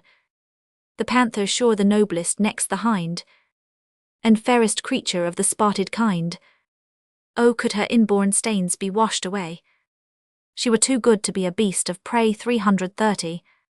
How can I praise or blame and not offend? Or how divide the frailty from the friend? Her faults and virtues lie so mixed that she nor wholly stands condemned nor wholly free. Then like her injured lion let me speak. He cannot bend her and he would not break. Unkind already and estranged in part, the wolf begins to share her wandering heart. Though unpolluted yet with actual ill, she half commits who sins but in her will. 340. If, as our dreaming Platonists report, there could be spirits of a middle sort, too black for heaven and yet too white for hell, who just dropped halfway down nor lower fell, so poised so gently she descends from high, it seems a soft dismission from the sky. Her house not ancient whatsoe'er pretence, her clergy heralds make in her defence, a 2nd century not halfway run, since the new honours of her blood begun. 350. A lion old, obscene and furious made, by lust compressed her mother in a shade, then by a left-hand marriage weds the dame, covering adultery with a specious name. So schism begot and sacrilege, and she, a well-matched pair, got graceless heresy. Gods and kings rebels have the same good cause, to trample down divine and human laws. Both would be called reformers, and their hate alike destructive both to church and state. 360. The fruit proclaims the plant a lawless prince, by luxury reformed incontinence, by ruins charity, by riots abstinence, confessions fasts and penance set aside. Oh, with what ease we follow such a guide, where souls are starved and senses gratified, where marriage pleasures midnight prayers supply, and matin bells a melancholy cry are tuned to merrier notes increase and multiply. Religion shows a rose-coloured face. 370. Not battered out with drudging works of grace, a downhill reformation rolls apace. What flesh and blood would crowd the narrow gate, or till they waste their pampered paunches weight? All would be happy at the cheapest rate, though our lean faith these rigid laws has given. The full-fed Mussulman goes fat to heaven, for his Arabian prophet with delights of sense allured his Eastern proselytes. The jolly Luther reading him began. 380. To interpret scriptures by his Alcoran, to grub the thorns beneath our tender feet, and make the paths of paradise more sweet, bethought him of a wife ere halfway gone, for 'twas uneasy travelling alone, and in this masquerade of mirth and love, mistook the bliss of heaven for bacchanals above. Sure he presumed of praise who came to stalk the ethereal pastures with so fair a flock, burnished and battening on their food to show. 390. Their diligence of careful herds below. Our panther, though like these she changed her head, yet as the mistress of a monarch's bed, her front erect with majesty she bore, the crozier wielded and the mitre wore. Her upper part of decent discipline showed affectation of an ancient line, and father's counsels church and church's head were on her reverend phylacteries read. But what disgraced and disavowed the rest 400 was Calvin's brand that stigmatized the beast. Thus like a creature of a double kind, in her own labyrinth she lives confined. To foreign lands no sound of her is come, humbly content to be despised at home. Such is her faith where good cannot be had, at least she leaves the refuse of the bad. Nice in her choice of ill though not of best, and least deformed because reformed the least. In doubtful points betwixt her differing friends, 410. Where one for substance one for sign contends, their contradicting terms she strives to join. Sign shall be substance, substance shall be sign. A real presence all her sons allow, and yet 'tis flat idolatry to bow, because the Godhead's there they know not how. Her novices are taught that bread and wine are but the visible and outward sign, received by those who in communion join. But the inward grace or the thing signified, 420. His blood and body who to save us died. The faithful this thing signified receive. What is those faithful then partake or leave? For what is signified and understood is by her own confession flesh and blood. Then by the same acknowledgement we know they take the sign and take the substance too. The literal sense is hard to flesh and blood, but nonsense never can be understood. Her wild belief on every wave is tossed, 430. But sure no church can better morals boast. True to her king her principles are found. Oh that her practice were but half so sound. Steadfast in various turns of state she stood, and sealed her vowed affection with her blood. Nor will I meanly tax her constancy, that interest or obligement made the tie bound to the fate of murdered monarchy. Before the sounding axe so falls the vine, whose tender branches round the poplar twine, 440. She chose her ruin and resigned her life, in death undaunted as an Indian wife. A rare example, but some souls we see grow hard and stiffen with adversity, yet these by fortune's favours are undone. Resolved into a baser form they run, and bore the wind but cannot bear the sun. Let this be nature's frailty or her fate, or Isgrim's counsel her chosen mate. Still she's the fairest of the fallen crew, 450. No mother more indulgent but the true. Fierce to her foes yet fears her force to try, because she wants innate authority. For how can she constrain them to obey, who has herself cast off the lawful sway? Rebellion equals all, and those who toil in common theft will share the common spoil. Let her produce the title and the right, against her old superiors first to fight. If she reform by text, even that's as plain, 460. For her own rebels to reform again, as long as words a different sense will bear, and each may be his own interpreter, our airy faith will no foundation find. The word's a weathercock for every wind. The bear, the fox, the wolf by turns prevail. The most in power supplies the present gale. The wretched panther cries aloud for aid to church and councils whom she first betrayed. No help from fathers or traditions train, 470. Those ancient guides she taught us to disdain, and by that scripture which she once abused, to reformation stands herself accused. What bills for breach of laws can she prefer, expounding which she owns herself may err, and after all her winding ways are tried, if doubts arise she slips herself aside, and leaves the private conscience for the guide. If then that conscience set the offender free, it bars her claim to church authority, 480. How can she censure or what crime pretend? But scripture may be construed to defend even those whom for rebellion she transmits, 483. To civil power her doctrine first acquits, because no disobedience can ensue, where no submission to a judge is due, each judging for himself by her consent. Whom thus absolved she sends to punishment. Suppose the magistrate revenge her cause, 'tis only for transgressing human laws, 490. How answering to its end a church is made, whose power is but to counsel and persuade. O solid rock on which secure she stands, eternal house not built with mortal hands. O sure defence against the infernal gate, a patent during pleasure of the state.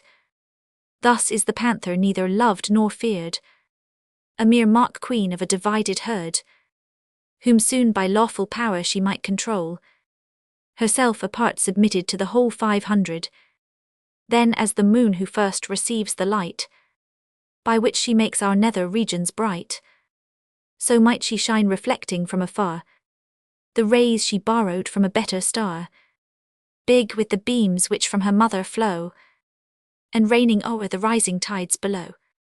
Now mixing with a savage crowd she goes, and meanly flatters her inveterate foes, ruled while she rules and losing every hour her wretched remnants of precarious power. 510. One evening while the cooler shade she sought, revolving many a melancholy thought, alone she walked and looked around in vain, with rueful visage for her vanished train.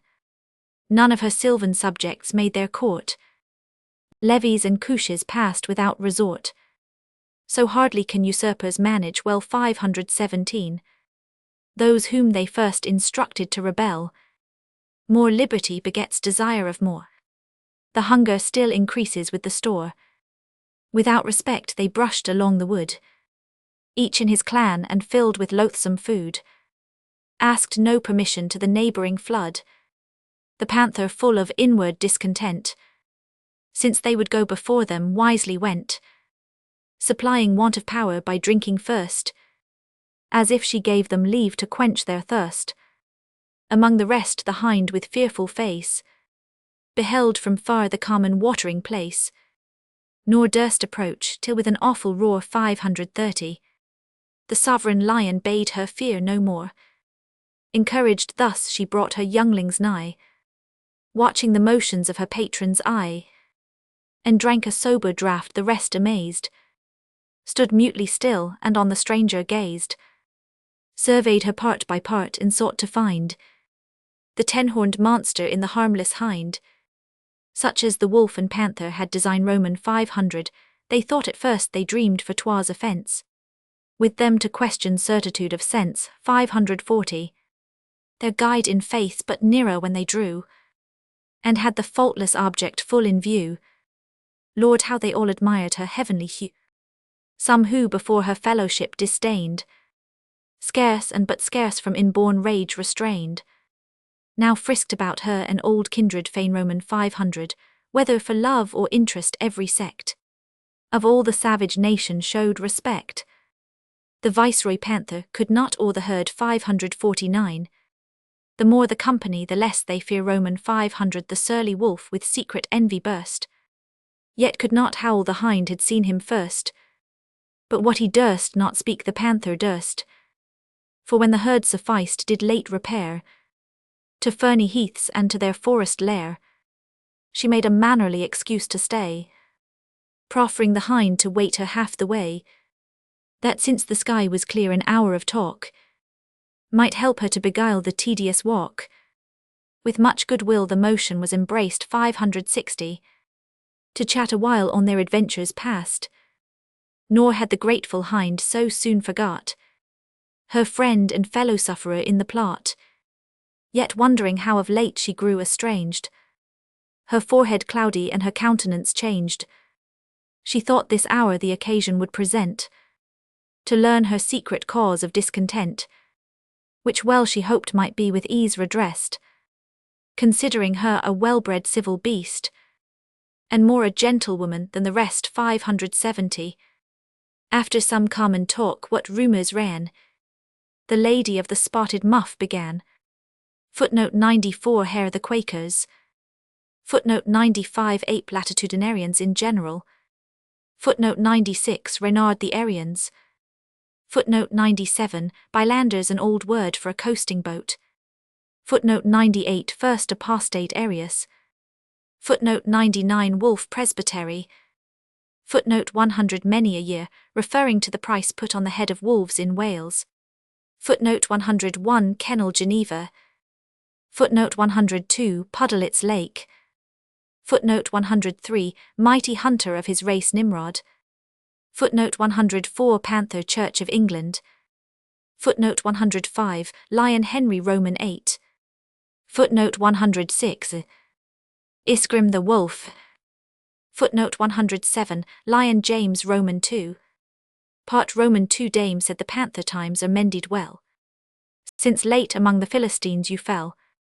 The toils were pitched a spacious tract of ground, with expert huntsmen was encompassed round. The enclosure narrowed the sagacious power 5 of hounds, and death drew nearer every hour. 'Tis true the younger lion scaped the snare, but all your priestly calves lay struggling there, as sacrifices on their altar laid, while you their careful mother wisely fled 10, not trusting destiny to save your head.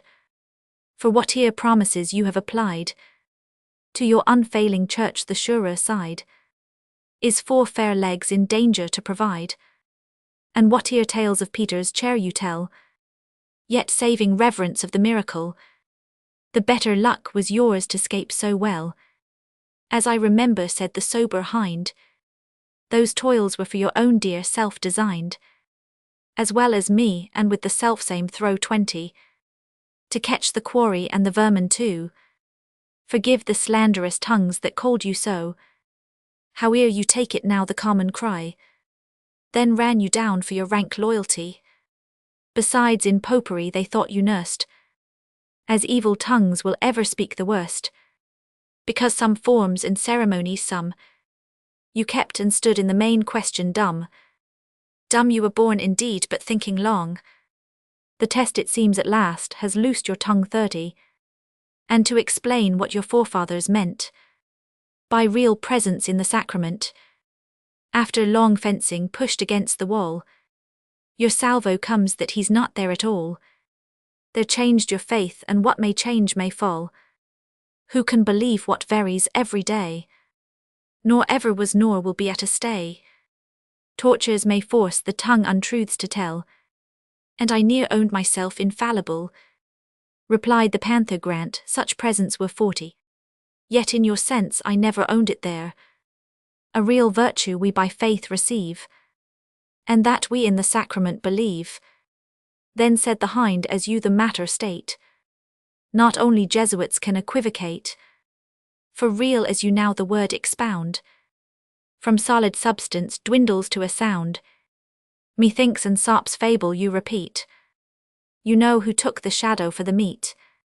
Your church's substance thus you change at will 50, and yet retain your former figure still. I freely grant you spoke to save your life, for then you lay beneath the butcher's knife. Long time you fought redoubled battery bore, but after all against yourself you swore. Your former self for every hour your form is chopped and changed like winds before a storm. Thus fear and interest will prevail with some, for all have not the gift of martyrdom. The panther grinned at this, and thus replied 60, that men may err was never yet denied. But if that common principle be true, the canon dame is levelled full at you. But shunning long disputes I fain would see that wondrous white infallibility. Is he from heaven this mighty champion, or lodged below in subterranean Rome? First seat him somewhere and derive his race, or else conclude that nothing has no place. Suppose though I disown it, said the hind 70, the certain mansion were not yet assigned, the doubtful residence no proof can bring against the plain existence of the thing, because philosophers may disagree, if sight by omission or reception be, shall it be thence inferred I do not see. But you require an answer positive, which yet when I demand you dare not give, for fallacies in universals live. I then affirm that this unfailing guide 80 in Pope and General Councils must reside, both lawful both combined what one decrees, by numerous votes the other ratifies. On this undoubted sense the Church relies. 'Tis true some doctors in a scantier space, I mean in each apart contract the place, some who to greater length extend the line, the Churches after acceptation join. This last circumference appears too wide, the Church diffused is by the Council tied 90, as members by their representatives, obliged to laws which Prince and Senate gives. Thus some contract and some enlarge the space, in Pope and Council who denies the place. assisted from above with God's unfailing grace. Those canons all the needful points contain, their sense so obvious and their words so plain, that no disputes about the doubtful text have hitherto the labouring world perplex. Roman 500, if any should in aftertimes appear 100. New councils must be called to make the meaning clear, because in them the power supreme resides, and all the promises are to the guides. This may be taught with sound and safe defence, but mark how sandy is your own pretence, who setting councils pope and church aside, are every man his own presuming guide. The sacred books you say are full and plain, and every needful point of truth contain. All who can read interpreters may be 110. Thus though your several churches disagree, yet every saint has to himself alone the secret of this philosophically stone. These principles your jarring sects unite, when differing doctors and disciples fight. Though Luther, Zuinglius, Calvin, holy chiefs, have made a battle royal of beliefs, or like wild horses several ways have whirled the tortured text about the Christian world, each Jehu lashing on with furious force 120. That Turk or Jew could not have used it worse, no matter what dissension leaders make, where every private man may save a stake, ruled by the scripture and his own advice. Each has a blind bypath to paradise, where driving in a circle slow or fast, opposing sects are sure to meet at last. A wondrous charity you have in store, for all reformed to pass the narrow door, so much that Mahomet had scarcely more 130, for he kind prophet was for damning none, but Christ and Moses were to save their himself was to secure his chosen ray. Though reason good for Turks to take the place, and he allowed to be the better man, in virtue of his holier Alcoran. True, said the panther, I shall ne'er deny, my brethren may be saved as well as I. Though Huguenots condemn our ordination, succession ministerial vocation 140, and Luther more mistaking what he read, misjoins the sacred body with the bread. Yet, lady, still remember I maintain, the word in needful points is only plain. Needless or needful I not now contend, for still you have a loophole for a friend. Rejoined the matron, but the rule you lay has led whole flocks and leads them still astray, in weighty points and full damnation's way. For did not Arius first sauciness now 150, the Son's eternal Godhead disavow, and did not these by gospel texts alone condemn our doctrine and maintain their? Have not all heretics the same pretense to plead the scriptures in their own defense? How did the Nicene Council then decide? That strong debate was it by scripture tried. No surety that the rebel would not yield. Squadrons of texts he marshalled in the field. That was but civil war in equal set 160, where piles with piles and eagles met. With texts point blank and plain he faced the foe. And did not Satan tempt our Saviour so? The good old bishops took a simpler way. Each asked but what he heard his father say, or how he was instructed in his youth, and by tradition's force upheld the truth. The panther smiled at this, and when said she, were those first councils disallowed by me? Or where did I at sure tradition strike 170? Provided still it were apostolic. Friend, said the hind, you quit your former ground, where all your faith you did on scripture found. Now 'tis tradition joined with holy writ, but thus your memory betrays your wit.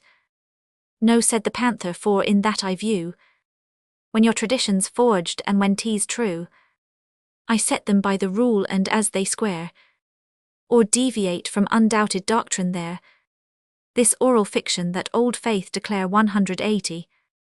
Hind the council steered, it seems, a different course. They tried the scripture by tradition's force, but you tradition by the scripture try. Pursued by sects from this to that you fly, nor dare on one foundation to rely. The word is then deposed, and in this view, You rule the scripture, not the scripture you. Thus said the dame, and smiling thus pursued. I see tradition then is disallowed, when not evinced by scripture to be true 190, and scripture as interpreted by you. But here you tread upon unfaithful ground, unless you could infallibly expound, which you reject as odious popery, and throw that doctrine back with scorn on me. Suppose we on things traditive divide, and both appeal to scripture to decide.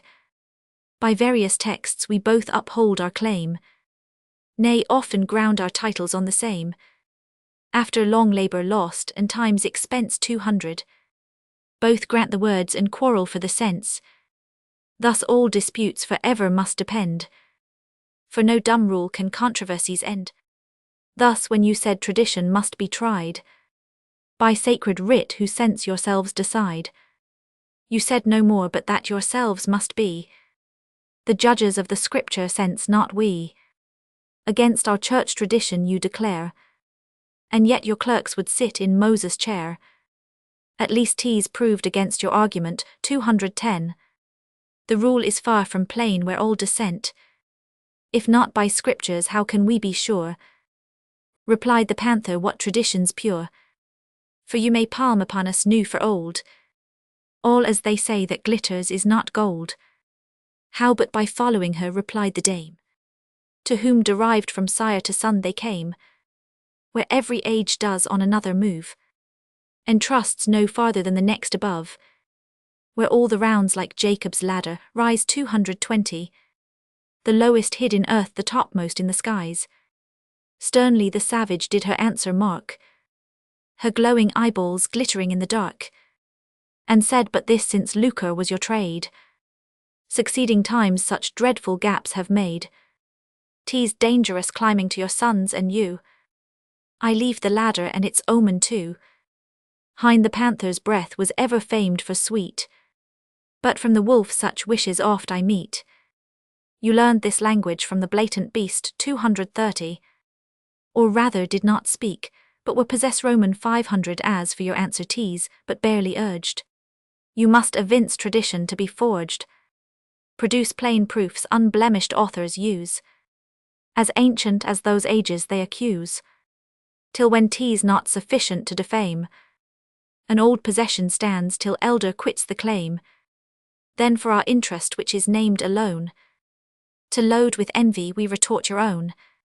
For when traditions in your faces fly 240, resolving not to yield you must decry, as when the cause goes hard the guilty man accepts and thins his jury all he can, so when you stand of other aid bereft, you to the 12 apostles would be left. Your friend the wolf did with more craft provide, to set those toys traditions quite aside, and fathers too, unless when reason's spent, he cites them but sometimes for ornament. But Madam Panther, you though more sincere 250, are not so wise as your adulterer. The private spirit is a better blind than all the dodging tricks your authors find. For they who left the scripture to the crowd, each for his own peculiar judge allowed, the way to please them was to make them proud. Thus with full sails they ran upon the shelf. Who could suspect a cousinage from himself? On his own reason safer 'tis to stand, than be deceived and damned at second hand 260.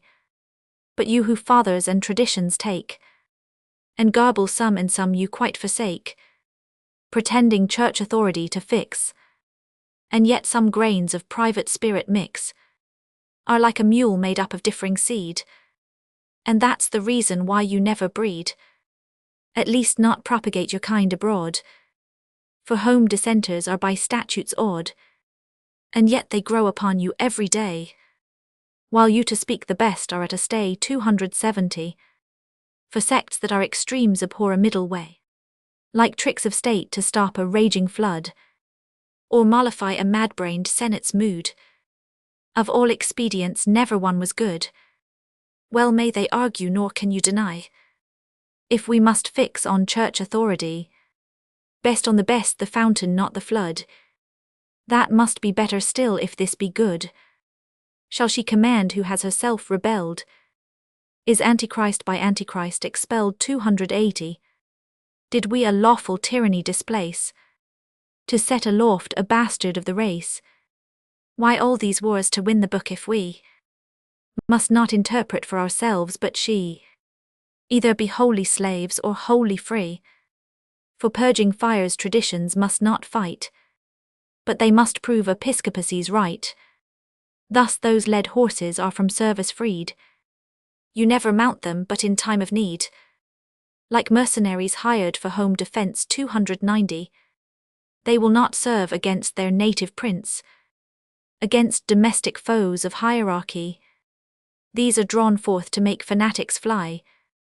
But when they see their countrymen at hand, marching against them under church command, straight they forsake their colours and disband. Thus she nor could the panther well enlarge, with weak defence against so strong a charge, but said, for what did Christ his word provide, if still his church must want a living guide 300, and if all saving doctrines are not there, or sacred penmen could not make them clear, from after ages we should hope in vain.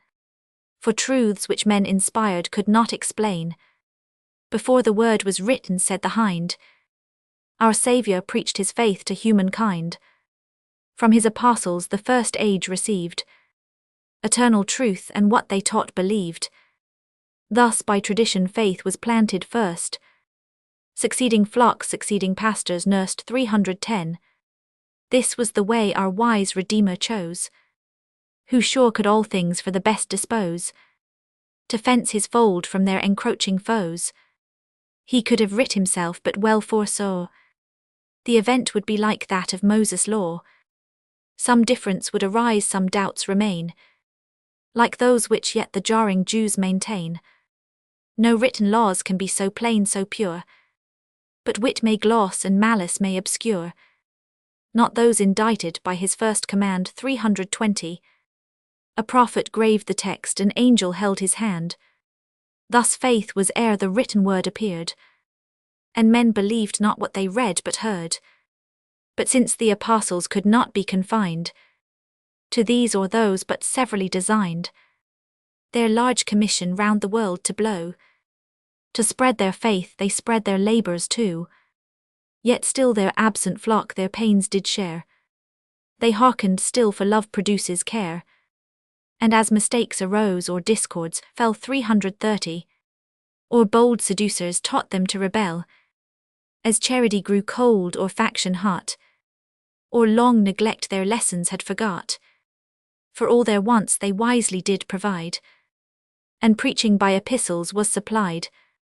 So great physicians cannot all attend, but some they visit and to some they send. Yet all those letters were not writ to all, nor first intended but occasional. Their absent sermons, nor if they contain 340. All needful doctrines are those doctrines plain. Clearness by frequent preaching must be wrought. They writ but seldom, but they daily taught. And what one saint has said of holy Paul, he darkly writ is true applied to all. For this obscurity could heaven provide more prudently than by a living guide. As doubts arose the difference to decide, a guide was therefore needful, therefore made, and if appointed sure to be obey Roman 500. Thus with due reverence to the apostles' writ, by which my sons are taught to which submit, I think those truths their sacred works contain, the Church alone can certainly explain, that following ages leaning on the past, may rest upon the primitive at last. Nor would I thence the word no rule infer, but none without the Church interpreter, because as I have urged before 'tis mute, and is itself the subject of dispute 360. But what the apostles their successors taught, they to the next from them to us is brought, the undoubted sense which is in Scripture sought. From hence the Church is armed when errors rise, to stop their entrance and prevent surprise, and safe entrenched within her foes without defies. By these all festering sores her counsels which time or has disclosed or shall reveal. For discord cannot end without a last appeal, nor can a council national decide 370, but with subordination to her guide. I wish the cause were on that issue tried, much less the scripture for supposed debate, betwixt pretenders to a fair estate, bequeathed by some legator's last intent. Such is our dying Saviour's testament. The will is proved, is opened, and is read. The doubtful heirs their differing titles plead. All vouch the words their interest to maintain, and each pretends by those his cause is plain. 380. Shall then the testament award the right? No, that's the Hungary for which they fight, the field of battle subject of debate, the thing contended for the fair estate. The sense is intricate, T's only clear. What vowels and what consonants are there?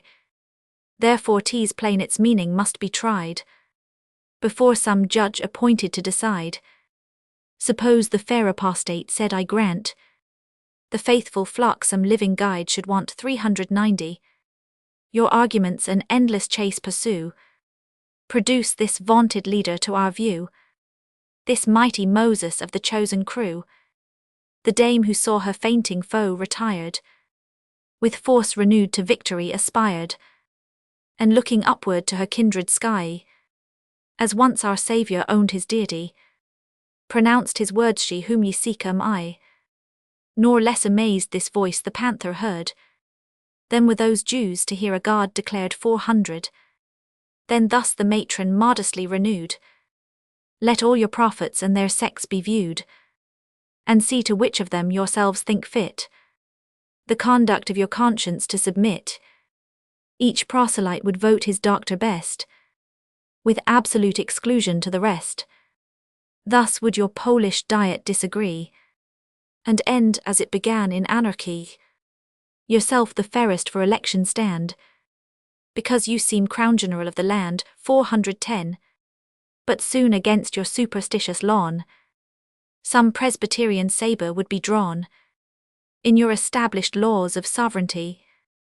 The rest some fundamental flaw would see, and call rebellion gospel liberty.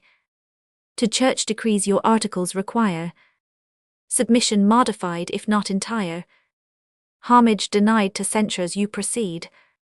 But when Katana will not do the deed, you lay that pointless clergy weapon by. 420, and to the laws your sword of justice fly. Now this your sects the more unkindly take, those prying varlets hit the blots you make, because some ancient friends of yours declare your only rule of faith the scriptures are, interpreted by men of judgment sound, which every sect will for themselves expound, nor think less reverence to their doctors due, for sound interpretation than to you. If then by able heads are understood. 430. Your brother prophets who reformed abroad, those able heads expound a wiser way, that their own sheep their shepherd should obey. But if you mean yourselves are only sound, that doctrine turns the Reformation round, and all the rest are false reformers found, because in sundry points you stand alone, not in communion joined with anyone, and therefore must be all the church or none. Then till you have agreed whose judge is best. 440. Against this forced submission they protest, while sound and sound a different sense explains. Both play at hardhead till they break their brains, and from their chairs each other's force defy, while unregarded thunders vainly fly. I pass the rest because your church alone of all usurpers best could fill the throne, but neither you nor any sect beside for this high office can be qualified, with necessary gifts required in such a guide. 450. For that which must direct the whole must be bound in one bond of faith and unity, but all your several churches disagree. The consubstantiating church and priest refuse communion to the Calvinist. The French reformed from preaching you restrain, because you judge their ordination vain, and so they judge of yours, but donors must ordain. In short, in doctrine or in discipline, not one reformed can with another join 460, but all from each as from damnation fly. No union they pretend but in non-popery, nor should their members in a synod meet. Could any church presume to mount the seat, above the rest their discords to decide, none would obey but each would be the guide, and face-to-face dissensions would increase, for only distance now preserves the peace, all in their turns accusers and accused. Babel was never half so much confused. 470. What one can plead the rest can plead as well, for amongst equals lies no last appeal, and all confess themselves are fallible. Now since you grant some necessary guide, all who can err are justly laid aside, because a trust so sacred to confer. 476. Shows want of such a sure interpreter, and how can he be needful who can err? Then granting that unerring guide we want, that such there is you stand obliged to grant. 480. Our Saviour else were wanting to supply our needs and obviate that necessity. It then remains the Church can only be the guide which owns unfailing certainty, or else you slip your hold and change your side, relapsing from a necessary guide, but this annexed condition of the crown. Immunity from errors you disown. Here then you shrink and lay your weak pretensions down. For petty royalties you raise debate. 490. But this unfailing universal state you shun nor dare succeed to such a glorious weight, and for that cause those promises detest, with which our Saviour did his Church invest, but strive to evade and fear to find them true, as conscious they were never meant to you, all which the Mother Church asserts her own, and with unrivalled claim ascends the throne. So when of old the Almighty Father sate in council to redeem our ruined state, 500 millions of millions at a distance round, silent the sacred consistory crowned, to hear what mercy mixed with justice could propound, all prompt with eager pity to fulfill the full extent of their Creator's will. But when the stern conditions were declared, a mournful whisper through the host was heard, and the whole hierarchy with heads hung down submissively declined the ponderous proffered crown. Then not till then the eternal Son from high 510 rose in the strength of all the deity, stood forth to accept the terms and underwent a weight which all the frame of heaven had bent, nor he himself could bear but as omnipotent, now to remove the least remaining doubt, that even the blearied sects may find her out. Behold what heavenly rays adorn her brows, what from his wardrobe her beloved allows to deck the wedding day of his unspotted spouse. Behold what marks of majesty she brings. 520. Richer than ancient heirs of Eastern kings, her right hand holds the scepter and the keys, to show whom she commands and who obeys, with these to bind or set the sinner free, with that to assert spiritual royalty, one in herself not rent by schism but sound, entire one solid shining diamond, not sparkles shattered into sects like you. One is the Church and must be to be true, one central principle of unity. 530. As undivided so from errors free, as one in faith so one in sanctity, thus she and none but she the insulting rage of heretics opposed from age to age.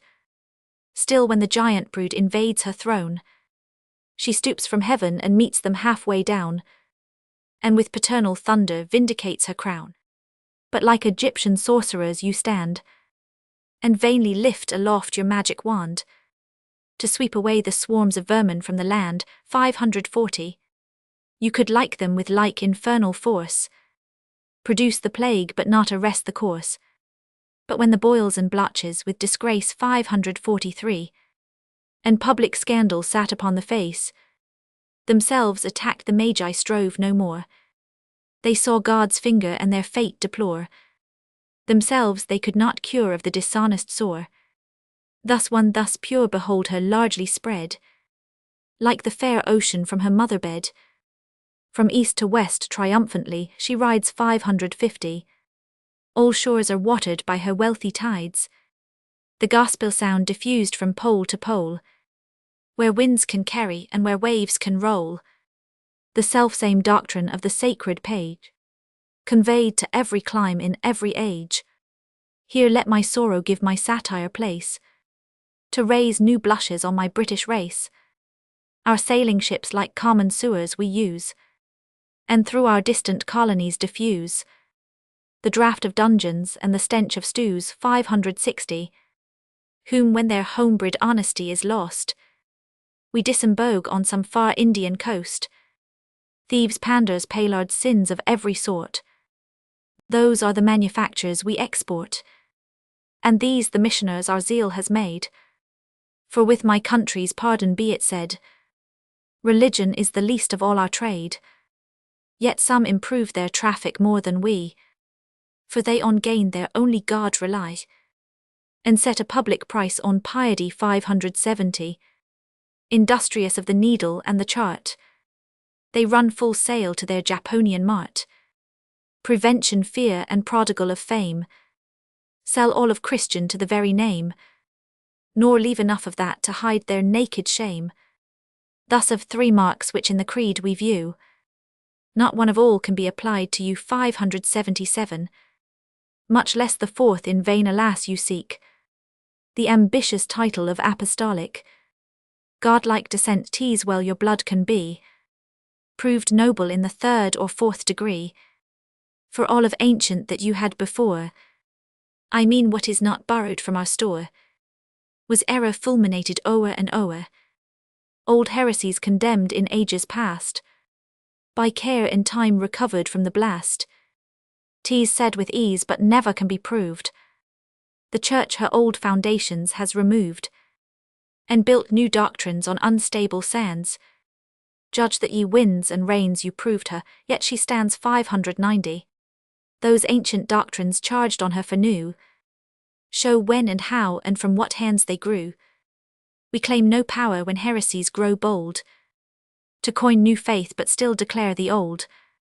How else could that obscene disease be purged, when controverted texts are vainly urged? To prove tradition new there's somewhat more required than saying 'twas not used before. Those monumental arms are never stirred, till schism or heresy call down Goliath's sword. 600, thus what you call corruptions are in truth the first plantations of the gospel's youth. Old standard faith, but cast your eyes again, and view those errors which new sects maintain, or which of old disturbed the Church's peaceful reign. And we can point each period of the time when they began and who begot the crimes, can calculate how long the eclipse endured, who interposed, what digits were obscured. Of all which are already passed away. 610, we know the rise, the progress and decay. Despair at our foundations then to strike, till you can prove your faith apostolic, a limpid stream drawn from the native source, succession lawful in a lineal course. Prove any church opposed to this our head, so one so pure, so unconfinedly spread, under one chief of the spiritual state, the members all combined and all subordinate, show such a seamless coat from schism, so free. 620, in no communion joined with heresy. If such a one you find, let truth prevail, till when your weights will in the balance fail, a church unprincipled kicks up the scale. But if you cannot think, nor sure you can, suppose in God what were unjust in man, that he, the fountain of eternal grace, should suffer falsehood for so long a space, to banish truth and to usurp her place, that 7 successive ages should be lost. 630, and preach damnation at their proper cost, that all your erring ancestors should die, drowned in the abyss of deep idolatry. If piety forbid such thoughts to rise, awake and open your unwilling eyes. God hath left nothing for each age undone, from this to that wherein he sent his Son. Then think but well of him and half your work is done. See how his church adorned with every grace 639. With open arms a kind forgiving face stands ready to prevent her long-lost son's embrace. Not more did Joseph o'er his brethren weep, nor less himself could from discovery keep, when in the crowd of suppliants they were seen, and in their crew his beloved Benjamin. That pious Joseph in the church behold, to feed your famine and refuse your gold. The Joseph you exiled, the Joseph whom you sold.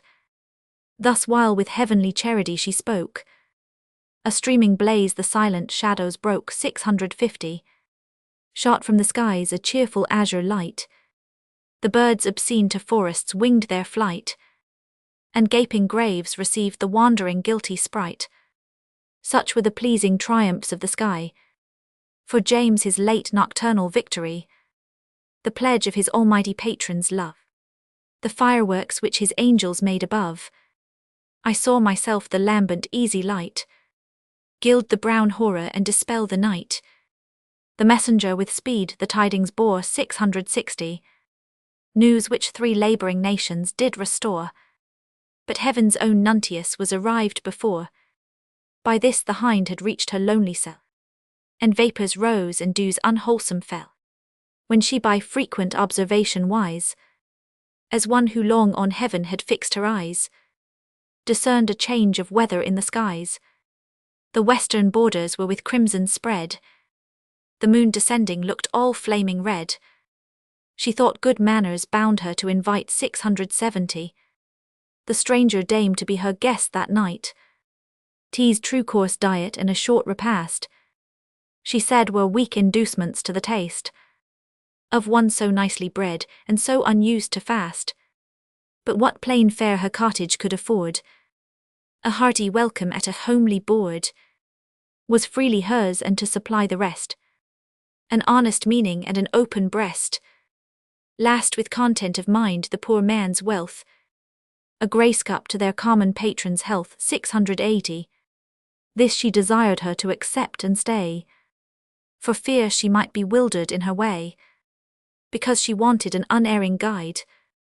And then the dewdrops on her silken hide, her tender constitution did declare, too ladylike a long fatigue to bear, and rough inclemencies of raw nocturnal air. But most she feared that travelling so late, some evil-minded beasts might lie in wait, and without witness wreak their hidden hate. 690. The panther, though she lent a listening ear, had more of lion in her than to fear, yet wisely weighing, since she had to deal with many foes, their numbers might prevail, returned her all the thanks she could afford, and took her friendly hostess at her word, who entering first her lowly roof a shed, with hoary moss and winding ivy spread, honest enough to hide an humble hermit's head, thus graciously bespoke her welcome guest. 700. So might these walls with your fair presence blessed, become your dwelling place of everlasting rest, not for a night or quick revolving year, welcome an owner not a sojourner. This peaceful seat my poverty secures, war seldom enters but where wealth allures, nor yet despise it, for this poor abode has oft received and yet receives a God victorious of the Stygian race, here laid his sacred limbs, and sanctified the place. 710. This mean retreat did mighty Pan contain, be emulous of him and pomp disdain, and dare not to debase your soul to gain.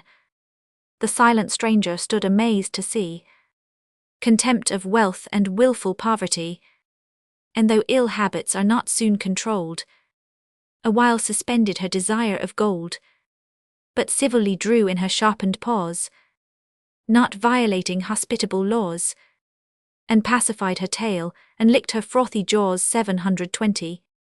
The hind did first her country cates provide, then couched herself securely by her side. Footnote 108, Philistines the Cromwellians Roman 100. Footnote 109, Younger Lion Charles Roman 2. Footnote 110, Priestly calves Roman 100. This alludes to the Commons voting in 1641 that all Dean's chapters Roman 100 should be abolished. Footnote 111, the Test Act passed in 1672, enjoined the abjuration of the real presence in the sacrament. Footnote 112 piles Roman 100 the Roman armspili and eagles. Footnote 113, curtana the name of King Edward the Confessor's sword, without a point an emblem of mercy, and carried before the king at the coronation. Footnote 114, not rent by schism marks of the Catholic Church from the Nicene Creed. Footnote 115, paillards a French word for licentious persons.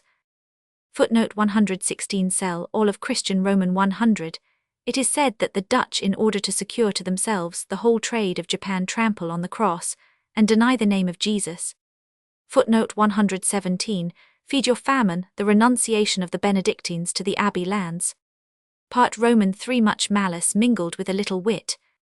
Perhaps may censure this mysterious writ, because the Muse has peopled Caledon with panthers, bears and wolves and beasts unknown, as if we were not stocked with monsters of our own.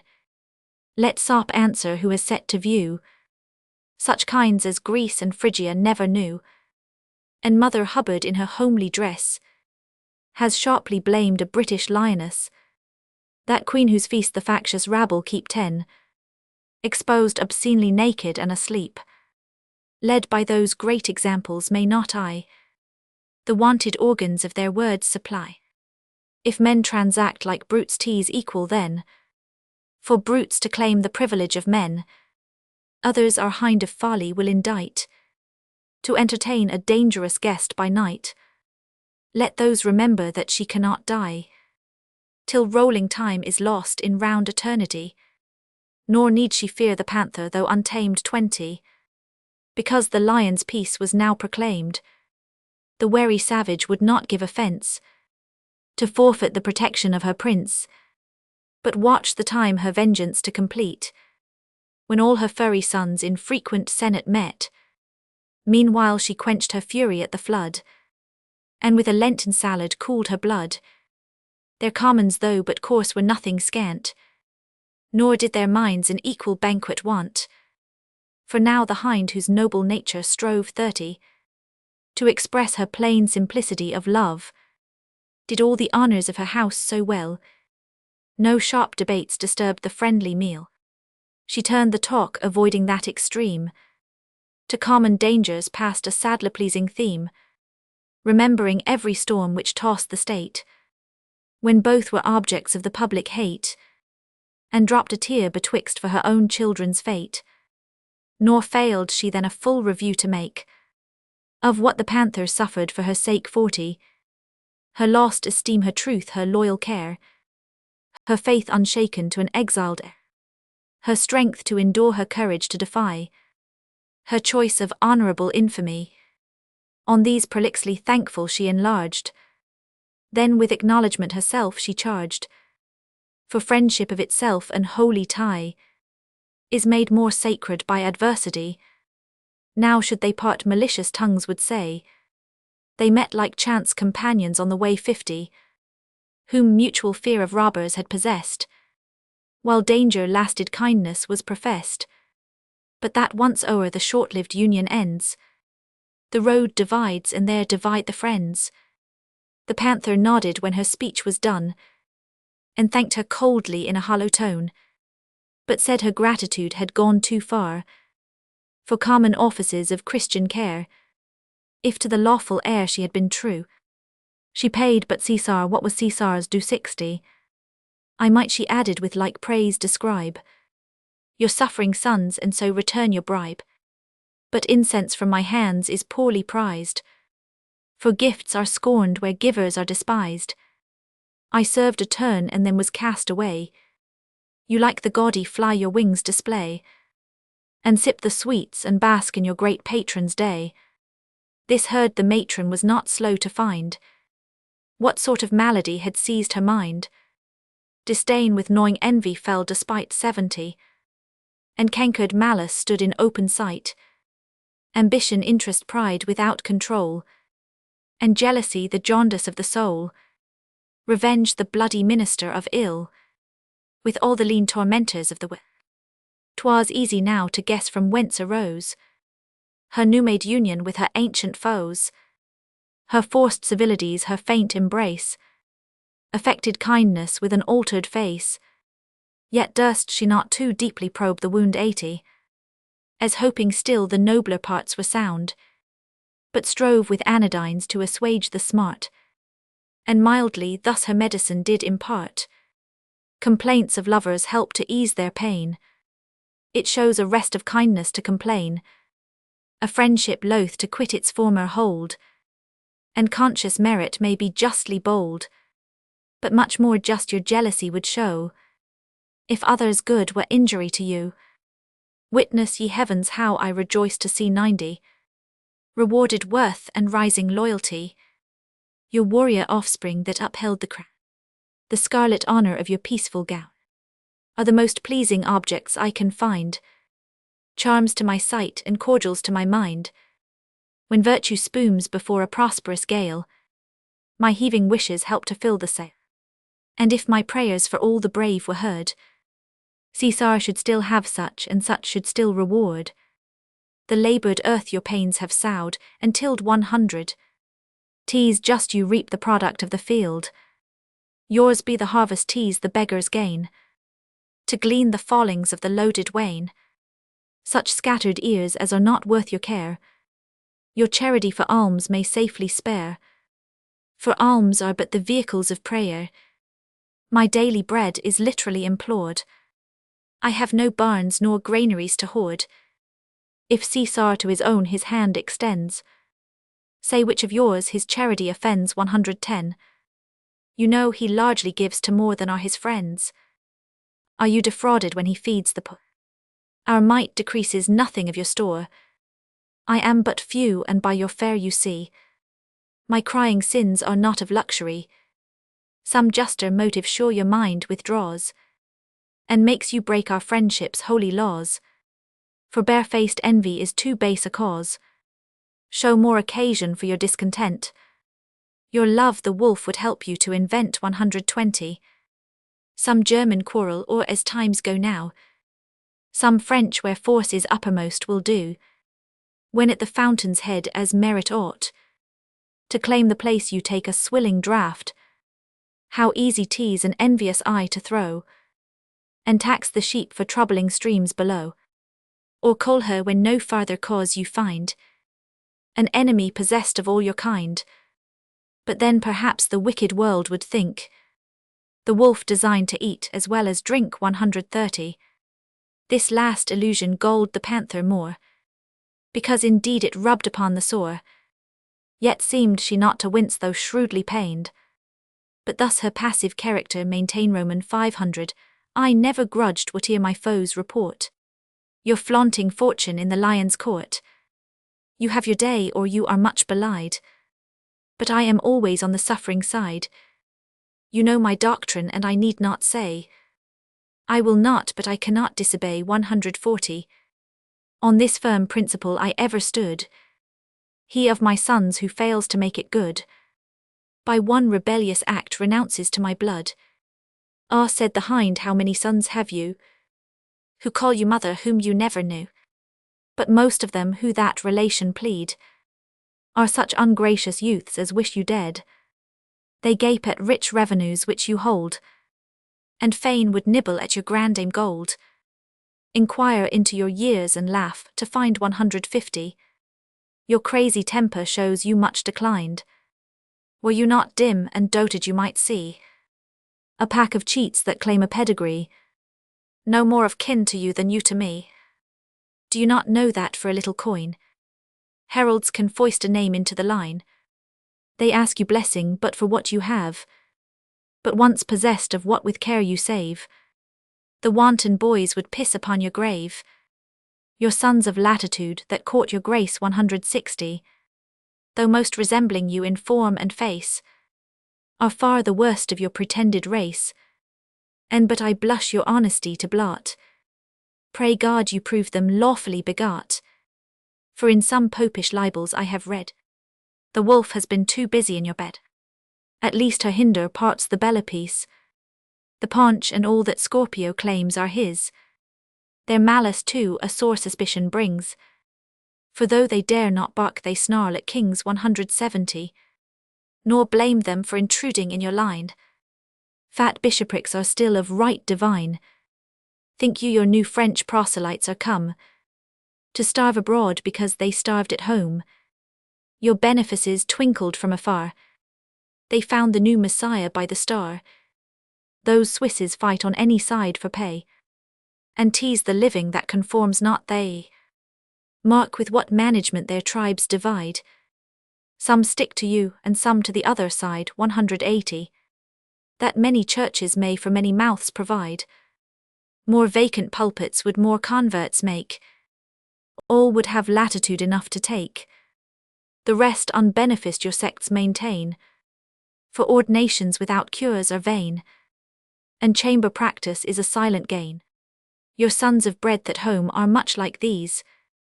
Their soft and yielding metals run with ease. They melt and take the figure of the mould, but harden and preserve it best in gold 190. Your Delphic sword the panther then replied, is double-edged and cuts on either side. Some sons of mine who bear upon their shield 3 steeples argent in a sable field, have sharply taxed your converts who unfed have followed you for miracles of bread, such who themselves of no religion are, allured with gain for any will declare, bear lies with bold assertions they can face, but dint of argument is out of place 200. The grim logician puts them in a fright. 'Tis easier far to flourish than to fight. Thus our 8th Henry's marriage they defame. They say the schism of beds began the game, divorcing from the church to wed the dame. Though largely proved and by himself professed, that conscience would not let him rest. I mean not till possessed of her he loved, and old uncharming Catherine was removed, for sundry years before he did complain 210, and told his ghostly confessor his pain. With the same impudence without a ground, they say that look the Reformation round. No treatise of humility is found, but if none with the gospel does not want, our Saviour preached it and I hope you grant. The Sermon on the Mount was Protestant. No doubt replied the hind as sure as all. The writings of St. Peter and St. Paul. On that decision let it stand or fall 220. Now for my converts who you say unfed have followed me for miracles of bread. Judge not by hearsay but observe at least, if since their change their loaves have been increased. The lion buys no converts if he did. Beasts would be sold as fast as he could bid. Tax those of interest who conform for gain, or stay the market of another reign. Your Broadway sons would never be too nice to close with Calvin if he paid their price 230, but raised 3 steeples higher would change their note, and quit the cassock for the canting coat. Now if you damn this censure as too bold, judge by yourselves and think not others sold. Meantime my sons accused by fame's report, pay small attendance at the lion's court, nor rise with early crowds nor flatter late, for silently they beg who daily wait. Preferment is bestowed that comes unsought. Attendance is a bribe, and then teas bought 240. How they should speed their fortune is untried, for not to ask is not to be denied. For what they have their God and King they bless, and hope they should not murmur had they less. But if reduced subsistence to implore, in common prudence they should pass your door. Unpitied Hudibras, your champion friend, has shown how far your charities extend. This lasting verse shall on his tomb be read. He shamed you living and upbraids you dead, 250. With odious atheist names you load your foes. Your liberal clergy why did I expose? It never fails in charities like those, in climes where true religion is professed. That imputation were no laughing jest, but imprimatur with a chaplain's name is here sufficient license to defame. What wonder is't that black detraction thrives? The homicide of names is less than lives, and yet the perjured murderer survives 260. This said, she paused a little and suppressed the boiling indignation of her breast.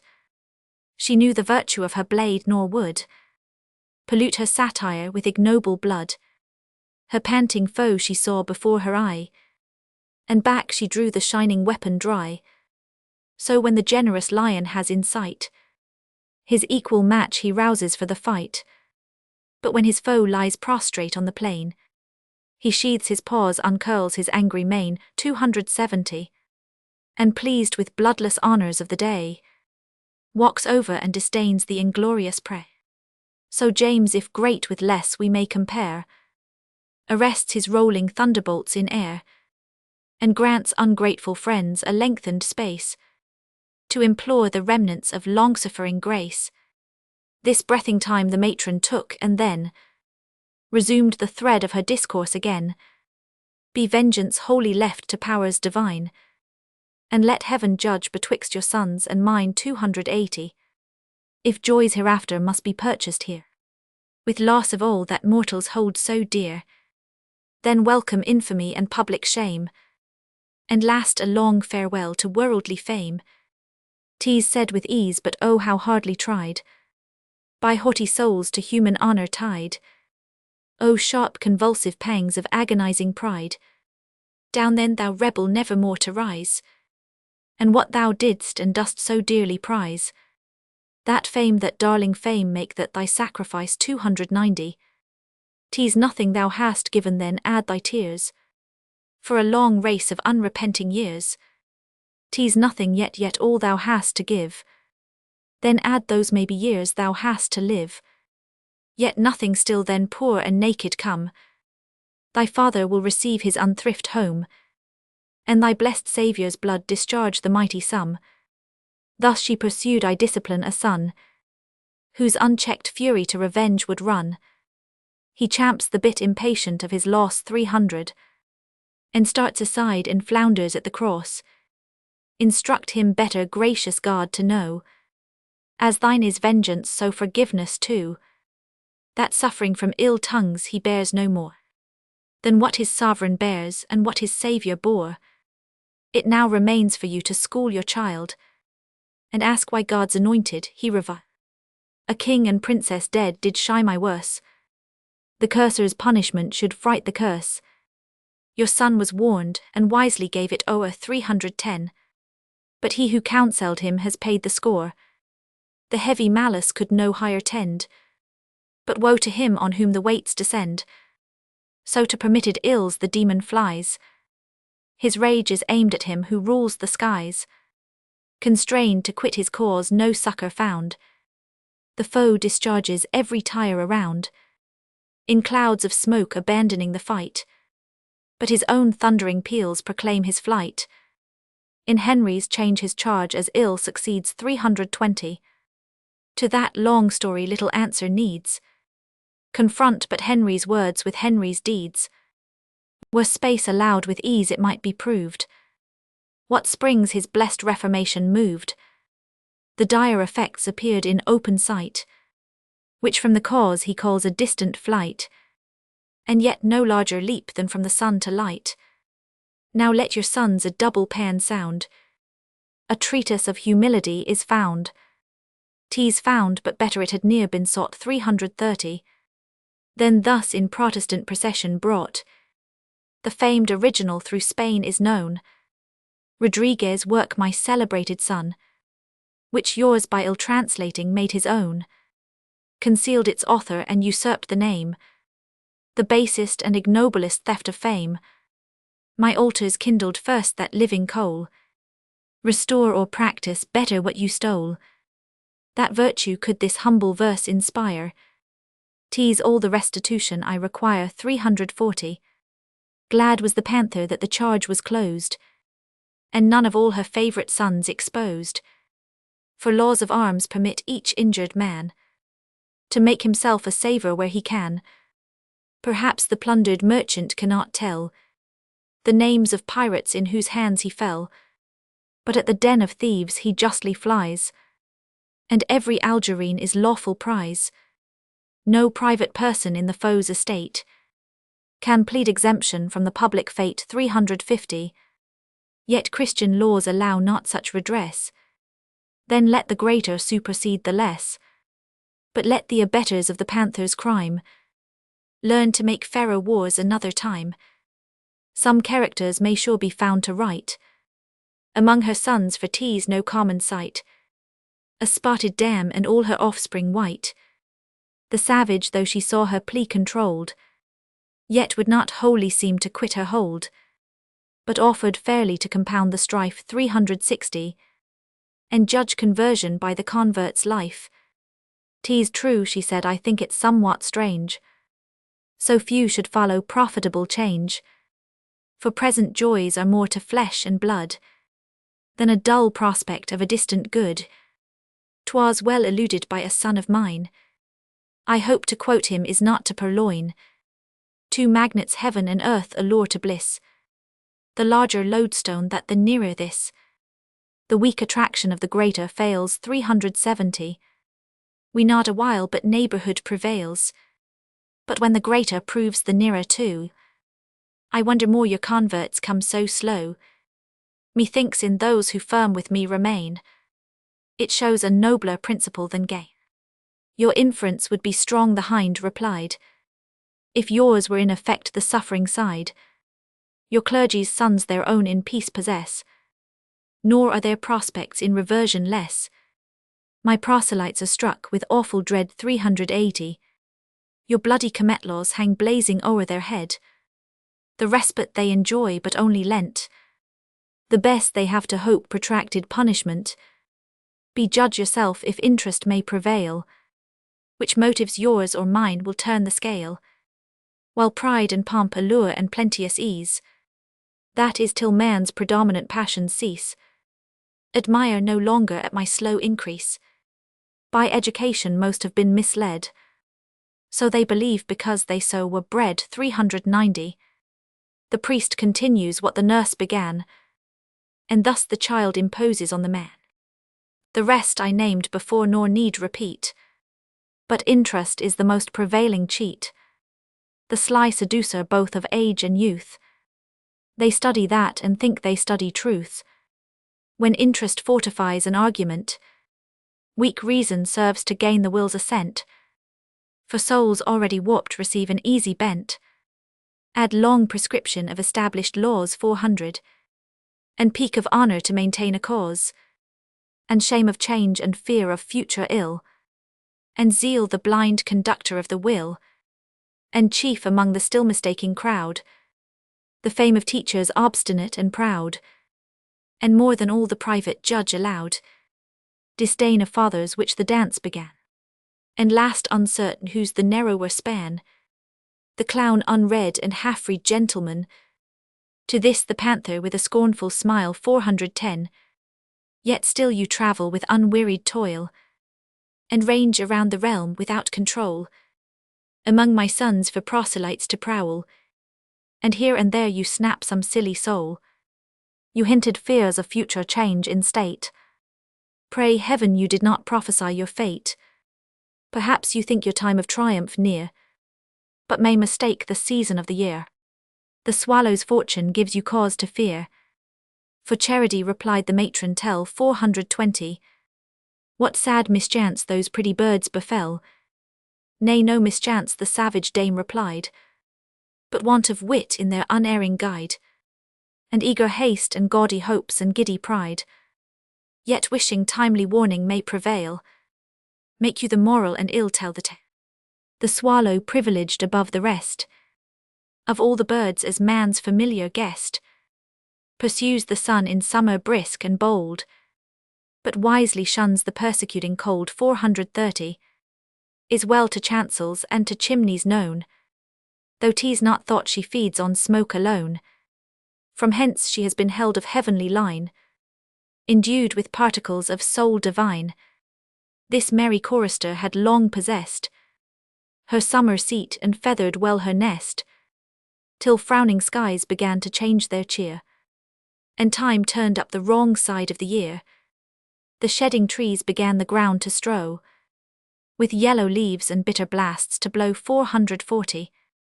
Sad auguries of winter thence she drew, which by instinct or prophecy she knew, when prudence warned her to remove betimes, and seek a better heaven and warmer climes.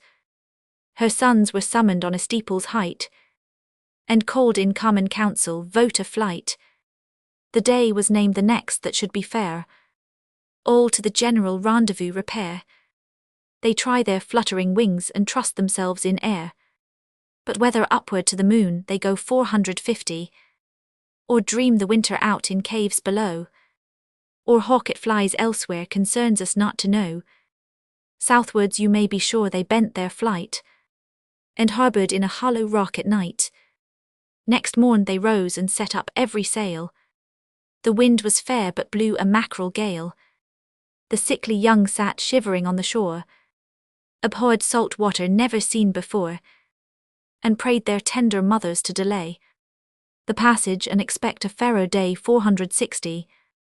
With these the martin readily concurred, a church-bigot and church-believing bird, of little body but of lofty mind, round-bellied for a dignity designed, and much a dunce as martins are by kind, yet often quoted canon laws and code, and fathers which he never understood, but little learning needs in noble blood.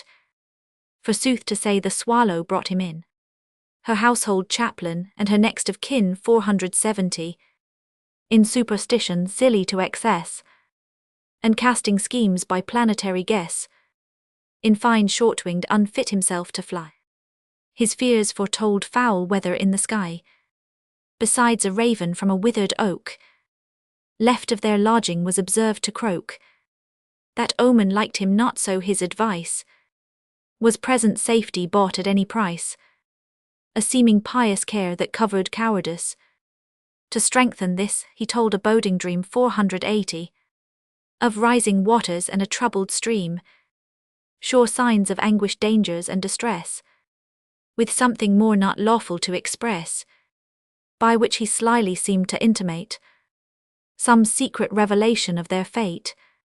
For he concluded once upon a time he found a leaf inscribed with sacred rhyme, whose antique characters did well denote the Sibyl's hand of the cumin grot. The mad divineress had plainly writ 490, a time should come but many ages yet, in which sinister destinies ordain a dame should drown with all her feathered train, and seas from thence be called the Chelidonian main. At this some shook for fear, the more devout arose and blessed themselves from head to foot. 'Tis true some stagers of the wiser sort made all these idle wonderments their sport. They said their only danger was delay, and he who heard what every fool could say 500 would never fix his thought but trim his time away. The passage yet was good, the wind, 'tis true, was somewhat high, but that was nothing new. No more than usual equinoxes blew.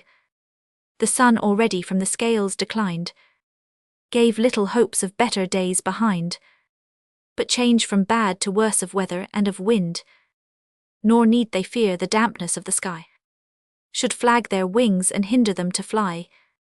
'Twas only water thrown on sails too dry 510. But least of all philosophy presumes of truth in dreams from melancholy fumes. Perhaps the martin housed in holy ground might think of ghosts that walk their midnight round, till grosser atoms tumbling in the stream of fancy madly met and clubbed into a dream, as little weight his vain presages bear, of ill effect to such alone who fear. Most prophecies are of a piece with these, each Nostradamus can foretell with ease 520, not naming persons and confounding times. One casual truth supports 1,000 lying rhymes. The advice was true, but fear had seized the most, and all good counsel is on cowards lost. The question crudely put to shun delay, 'twas carried by the major part to stay. His point thus gained, Sir Martin dated thence his power, and from a priest became a prince. He ordered all things with a busy care, And cells and refectories did prepare 530, and large provisions laid of winter fare. But now and then let fall a word or two of hope that heaven some miracle might show, and for their sakes the sun should backward go, against the laws of nature upward climb. 535, and mounted on the ram renew the prime, for which two proofs in sacred story lay, of Ahaz's dial and of Joshua's day. In expectation of such times as these, a chapel housed them truly called of ease. 540, for Martin much devotion did not ask. They prayed sometimes, and that was all their task. It happened as beyond the reach of wit. Blind prophecies may have a lucky hit, that this accomplished, or at least in part, gave great repute to their new Merlin's art. Some swifts the giants of the swallow kind, larger-limbed, stout-hearted, but of stupid mind, for Swisses or for Gibeonites designed, these lubbers peeping through a broken pane. 550, to suck fresh air surveyed the neighbouring plain, and saw but scarcely could believe their eyes. New blossoms flourish and new flowers arise, as God had been abroad and walking there, had left his footsteps and reformed the sunny hills from far were seen to glow with glittering beams, and in the meads below the burnished brooks appeared with liquid gold to flow. At last they heard the foolish cuckoo sing, whose note proclaimed the holiday of spring. 560, no longer doubting, all prepare to fly, and repossess their patrimonial sky. The priest before them did his wings display, and that good omens might attend their way, as luck would have it 'twas St. Martin's day, who but the swallow triumphs now alone. The canopy of heaven is all her own, her youthful offspring to their haunts repair, and glide along in glades and skim in, and dip for insects in the purling springs. 570, and stoop on rivers to refresh their wings. Their mothers think a fair provision made, that every son can live upon his trade, and now the careful charge is off their hands. Look out for husbands and new nuptial bands. The youthful widow longs to be supplied, but first the lover is by lawyers tied, to settle jointure retrimonies on the bride. So thick they couple in so short a space, that Martin's marriage offerings rise apace. Their ancient houses running to decay are furbished up and cemented with clay. 580, they teem already, store of eggs are laid, and brooding mothers call Lucina's aid. Fame spreads the news, and foreign fowls appear in flocks to greet the new returning year, to bless the founder and partake the cheer. And now 'twas time, so fast their numbers rise, to plant abroad and people colonies. The youth drawn forth, as Martin had desired. 590, for so their cruel destiny required, were sent far off on an ill-fated day. The rest would needs conduct them on their way, and Martin went because he feared alone to stay. So long they flew with inconsiderate haste, that now their afternoon began to waste.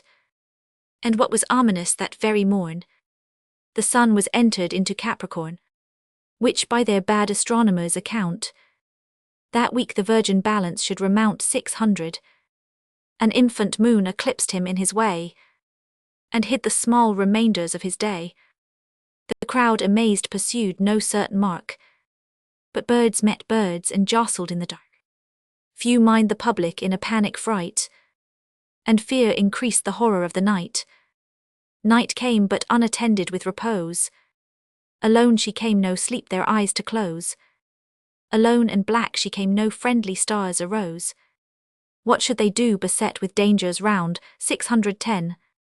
No neighbouring dorp, no lodging to be found, but bleaky plains and bare unhospitable ground. The latter brood who just began to fly, sick-feathered and unpractised in the sky, for succour to their helpless mother call. She spread her wings, some few beneath them crawl. She spread them wider yet, but could not cover all. To augment their woes, the winds began to move, debate in air for empty fields above. till Boreas got the skies, and poured Am in 620. His rattling hailstones mixed with snow and rain. The joyless morning late arose and found a dreadful desolation reign around. Some buried in the snow, some frozen to the ground. The rest were struggling still with death and lay. The crows and ravens rights an undefended prey, excepting Martin's race, for they and he had gained the shelter of a hollow tree, but soon discovered by a sturdy clown. He headed all the rabble of a town 630, and finished them with bats or poled them down. Martin himself was caught alive and tried for treasonous crimes, because the laws provide no Martin there in winter shall abide. High on an oak which never leaf shall bear, he breathed his last exposed to open air, and there his corpse unblessed is hanging still, to show the change of winds with his prophetic bill. The patience of the hind did almost fail, for well she marked the malice of the tale 640, which ribald art their church to Luther owes. In malice it began, by malice grows. He sowed the serpent's teeth, and iron harvest rose. But most in Martin's character and fate, she saw her slandered sons the panthers hate, the people's rage the persecuting state. Then said, I take the advice in friendly part. You clear your conscience, or at least your heart. Perhaps you failed in your foreseeing skill, for swallows are unlucky birds to kill 650. As for my sons, the family is blessed, whose every child is equal to the rest. No church reformed can boast a blameless line. Such Martins build in yours, and more than mine. Or else an old fanatic author lies, who summed their scandals up by centuries. But through your parable I plainly see the bloody laws, the crowd's barbarity, the sunshine that offends the purblind sight. Had some their wishes, it would soon be night 660. Mistake me not, the charge concerns not you. Your sons are malcontents, but yet are true, as far as non-resistance makes them so. But that's a word of neutral sense, you know, a passive term which no relief will bring, but trims betwixt a rebel and a king. Rest well assured, the Pardelis replied, my sons would all support the regal side, though heaven forbid the cause by battle should be tried. The matron answered with a loud Amen 670, and thus pursued her argument again.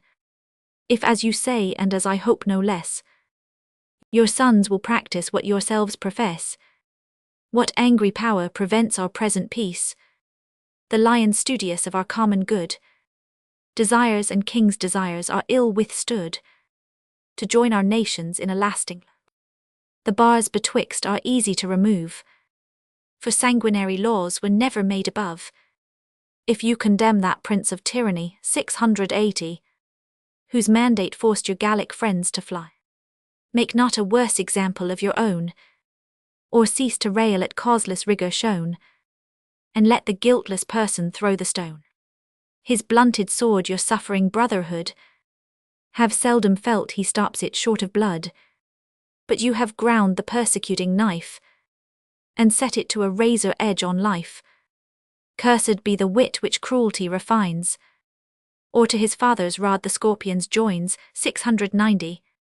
Your finger is more gross than the great monarch's loins, but you perhaps remove that bloody note, and stick it on the first reformer's coat. Oh, let their crime in long oblivion sleep, 'twas theirs indeed to make, 'tis yours to keep. Unjust or just is all the question now, 'tis plain that not repealing you allow. To name the test would put you in a rage. You charge not that on any former age, but smile to think how innocent you stand 700, armed by a weapon put into your hand, yet still remember that you wield a sword, forged by your foes against your sovereign lord, designed to hew the imperial cedar down, defraud succession and disheir the crown. To abhor the makers and their laws approve, is to hate traitors and the treason love. What means it else which now your children say? We made it not, nor will we take away. Suppose some great oppressor had by slight 710 of law decised your brother of his right, your common sire surrendering in affright, would you to that unrighteous title stand, left by the villain's will to heir the land? More just was Judas who his Saviour sold, the sacrilegious bribe he could not hold, nor hang in peace before he rendered back the gold. What more could you have done than now you do, had Oates and Bedloe and their plot been true? Some specious reasons for those wrongs were found 720. Their dire magicians threw their mists around, and wise men walked as on enchanted ground. But now when time has made the imposture play, late though he followed truth and limping held her train, what new delusion charms your cheated eyes again? The painted harlot might a while bewitch, but why the hag uncased and all obscene with itch? The first reformers were a modest race, our peers possessed in peace their native place, and when rebellious arms o'erturned the state 730, they suffered only in the common fate. But now the sovereign mounts the regal chair, and mitred seats are full, yet David's bench is bare. Your answer is they were not dispossessed, they need but rub their metal on the test, to prove their o'ertweer well if gold alone were touched and tried on your discerning stone. But that unfaithful test unsound will pass the dross of atheists and sectarian brass, as if the experiment were made to hold 740 for base production and reject the gold. Thus men unguarded may to places rise, and sects may be preferred without disguise. No danger to the church or state from these, the papist only has his writ of ease. No gainful office gives him the pretence to grind the subject or defraud the prince. Wrong conscience or no conscience may deserve to thrive, but ours alone is privilege to starve. Still thank yourselves, you cry, your noble race. 750. We banish not, but they forsake the place. Our doors are open true, but ere they come, you toss your sensing test and fume the room, as if 'twere Toby's rival to expel, and fright the fiend who could not bear the smell. To this the panther sharply had replied, but having gained a verdict on her side, she wisely gave the loser leave to chide, well satisfied to have the butt in peace, and for the plaintiff's cause she cared the less. 760. Because she sued in forma pauperis, yet thought it decent something should be said, for secret guilt by silence is betray. Roman 500, so neither granted all nor much denied, but answered with a yawning kind of pride, methinks such terms of proffered peace you bring, as once knees to the Italian king. By long possession all the land is mine. You strangers come with your intruding line, to share my scepter which you call to join. 770. You plead like him an ancient pedigree, and claim a peaceful seat by fate's decree. In ready pomp your sacrificer stands, to unite the Trojan and the Latin bands, and that the league more firmly may be tied, demand the fair Lavinia for your bride. Thus plausibly you veil the intended wrong, but still you bring your exiled guards along, and will endeavour in succeeding space those household puppets on our hearths to place. 780. Perhaps some barbarous laws have been preferred. I spake against the test but was not heard. These to rescind and peerage to restore, my gracious sovereign would my vote implore. I owe him much, but owe my conscience more. Conscience is then your plea, replied the dame, which well informed will ever be the same. But yours is much of the chameleon hue, to change the die with every distant view. When first the lion sat with awful sway. 790. Your conscience taught your duty to obey. He might have had your statutes and your test. No conscience but of subjects was professed. Roman 500. He found your temper and no farther tried, but on that broken reed your church relied. In vain the sects assayed their utmost art, with offered treasure to espouse their part. Their treasures were a bribe too mean to move his heart. But when by long experience you had proved How far he could forgive, how well he loved 800. A goodness that excelled his godlike race, and only short of heaven's unbounded grace. A flood of mercy that o'erflowed our isle, calm in the rise and fruitful as the Nile. Forgetting whence our Egypt was supplied, you thought your sovereign bound to send the tide, nor upward looked on that immortal spring, but vainly deemed he durst not be a king. Then conscience unrestrained by fear began to stretch her limits and extend the span. 810 did his indulgence as her gift dispose, and made a wise alliance with her foes. Can conscience own the associating name, and raise no blushes to conceal her shame? For sure she has been thought a bashful dame, but if the cause by battle should be tried, you grant she must espouse the regal side. O Proteus conscience never to be tied, what Phoebus from the tripod shall disclose, which are in last resort your friends or foes. 820 Homer, who learned the language of the sky, the seeming Gordian knot would soon untie. Immortal powers the term of conscience know, but interest is her name with men below. Conscience or interest be tea or both in one. The panther answered in a surly tone. The first commands me to maintain the crown, the last forbids to throw my barriers down. Our penal laws no sons of yours admit, our test excludes your tribe from benefit. 830 These are my banks your ocean to withstand, which proudly rising overlooks the land, and once let in with unresisted sway, would sweep the pastors and their flocks away. Think not my judgment leads me to comply with laws unjust but hard necessity. Imperious need which cannot be withstood makes ill authentic for a greater good. Possess your soul with patience and attend, a more auspicious planet may ascend. 840 Good fortune may present some happier time, with means to cancel my unwilling crime. Unwilling witness all ye powers above, to mend my errors and redeem your love. That little space you safely may allow, your all dispensing power protects you now. Hold, said the hind, 'tis needless to explain.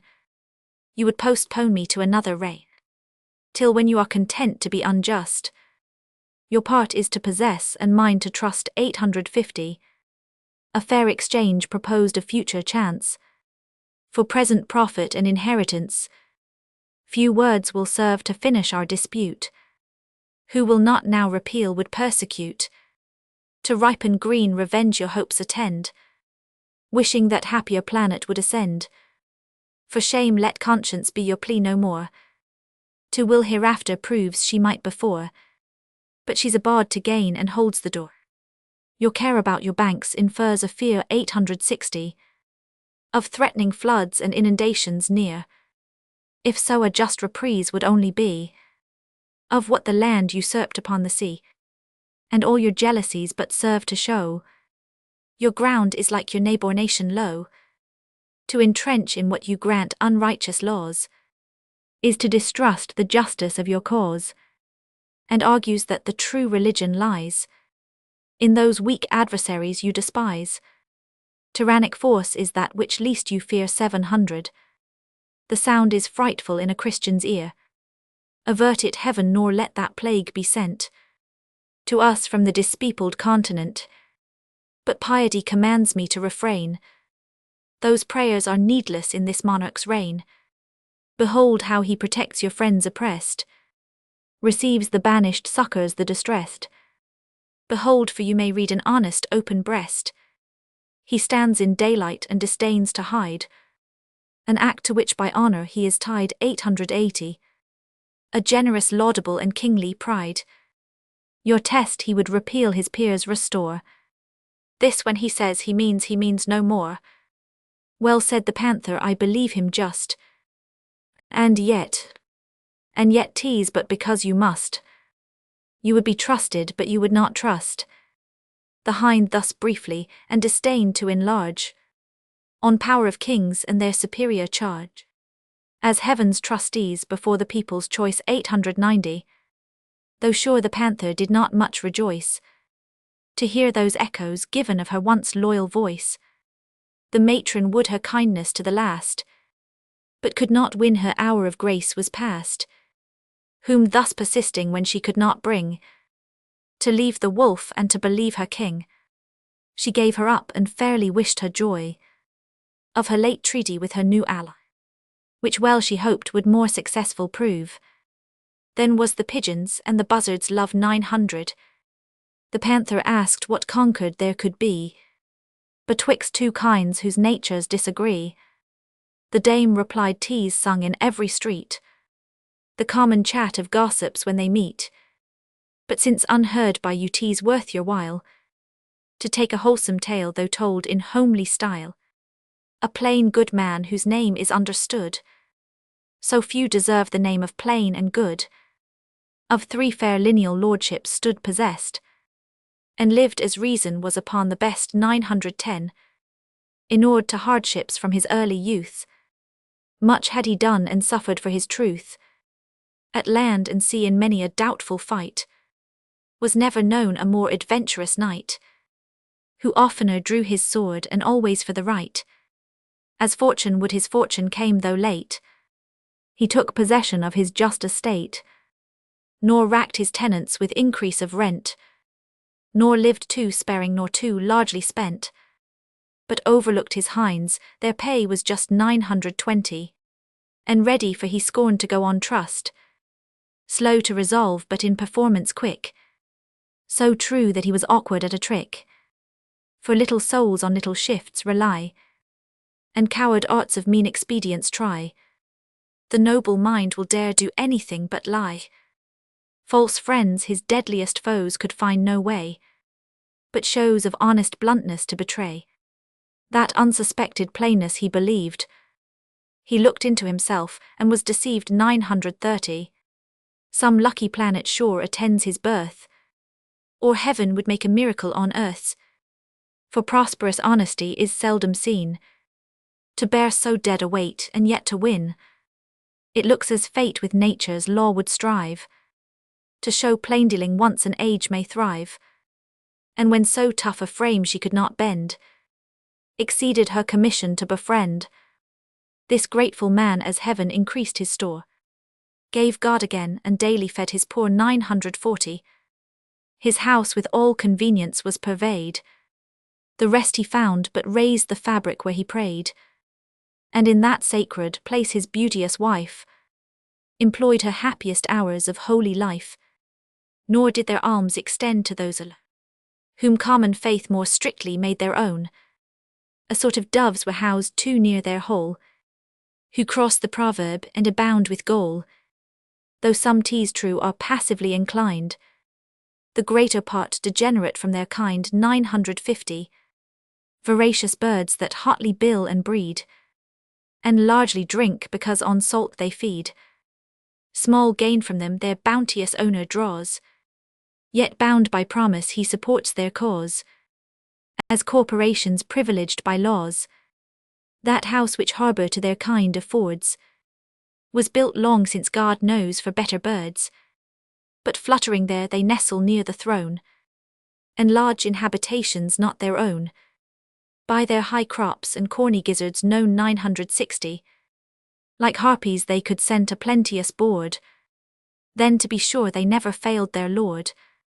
The rest was form and bare attendance paid. They drank and ate and grudgingly obey Roman 500, the more they fed they ravened still for more. They drained from Dan and left Beersheba poor. All this they had by law and none repined. The preference was but due to Levis kind. But when some late preferment fell by chance, the gourmands made it their inheritance 970. When once possessed they never quit their claim, for then 'tis sanctified to heaven's high name, and hallowed thus they cannot give consent. The gift should be profaned by worldly management. Their flesh was never to the table served, though 'tis not thence inferred the birds were starved, but that their master did not like the food, as rank and breeding melancholy blood, nor did it with his gracious nature suit, even though they were not doves to persecute 980. Yet he refused, nor could they take offence. Their glutton kind should teach him abstinence, nor consecrated grain their wheat he thought, which new from treading in their bills they brought, but left his hinds each in his private power, that those who like the bran might leave the flour. He for himself and not for others chose, nor would he be imposed on nor impose, but in their faces his devotion paid, and sacrifice with solemn rites was made 990, and sacred incense on his altars laid.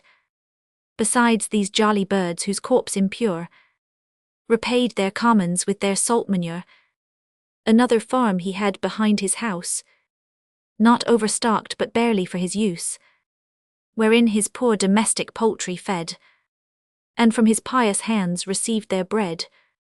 Our pampered pigeons with malignant eyes beheld these inmates and their nurseries, though hard their fare at evening and at morn 1,000, a cruse of water and an ear of corn, yet still they grudged that modicum and thought a sheaf in every single grain was brought.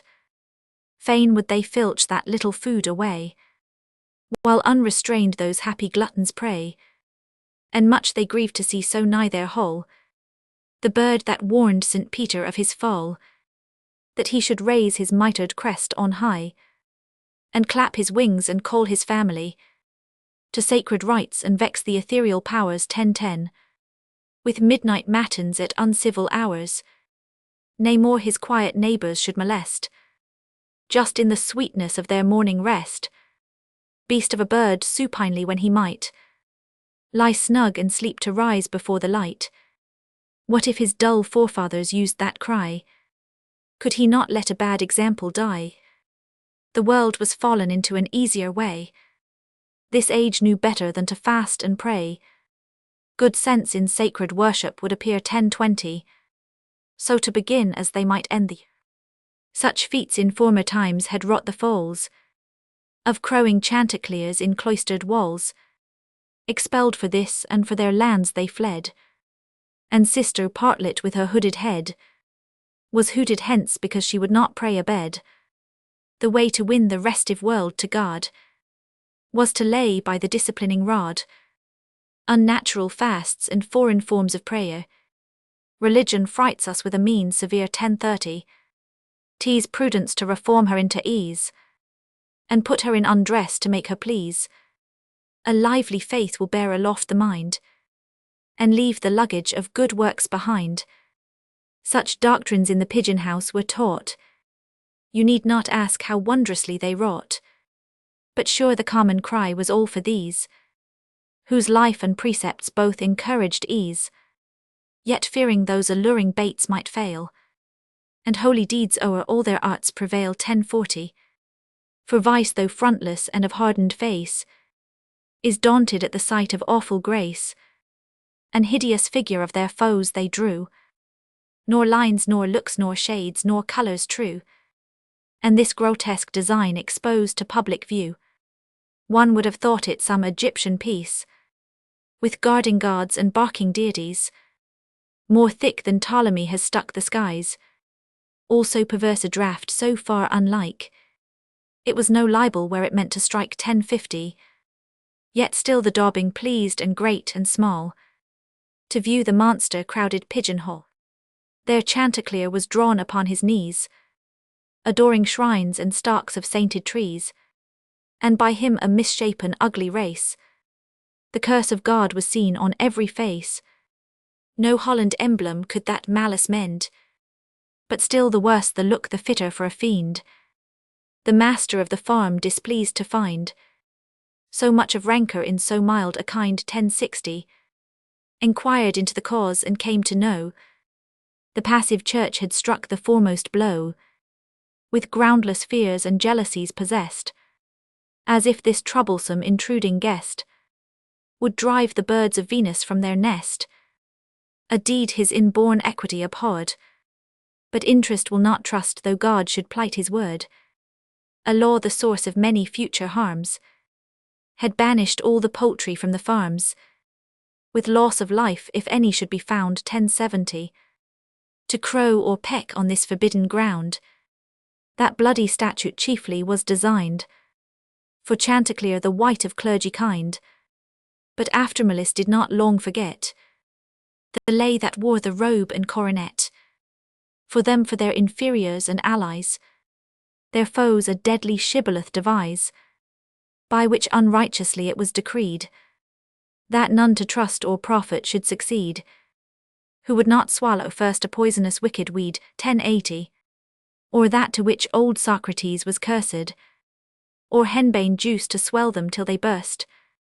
The patron as in reason thought it hard to see this inquisition in his yard, by which the sovereign was of subjects used debar Roman 500, all gentle means he tried which might withdraw the effects of so unnatural a law, but still the Dovehouse obstinately stood, deaf to their own and to their neighbours' good, and which was worse if any worse could be 1090, repented of their boasted loyalty, now made the champions of a cruel cause, and drunk with fumes of popular applause. For those whom God to ruin has designed, he fits for fate and first destroys their mind.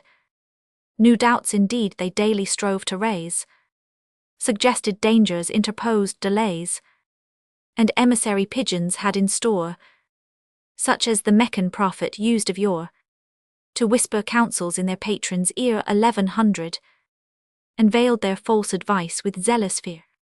The master smiled to see them work in vain, to wear him out and make an idle ray. He saw but suffered their protractive arts, and strove by mildness to reduce their hearts, but they abused that grace to make allies, and fondly closed with former enemies. For fools are doubly fools, endeavouring to be wise.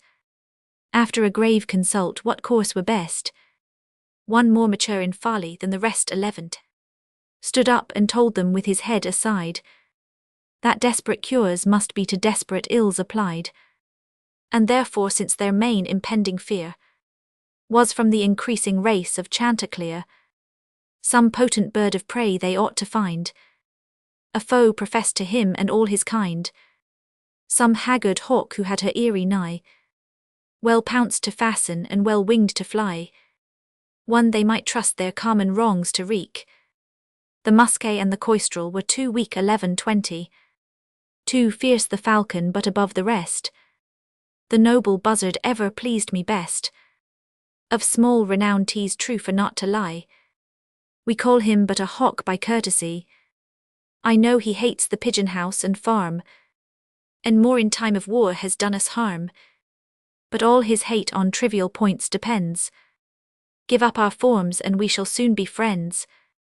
For pigeon's flesh he seems not much to care. Cramdy chickens are a more delicious fare 1130. On this high potentate without delay, I wish you would confer the sovereign sway, petition him to accept the government, and let a splendid embassy be sent. This pithy speech prevailed and all agreed. Old enmities forgot the buzzard should succeed. Their welcome suit was granted soon as heard, his lodgings furnished and a train prepared, with B.S. upon their breast appointed for his guard.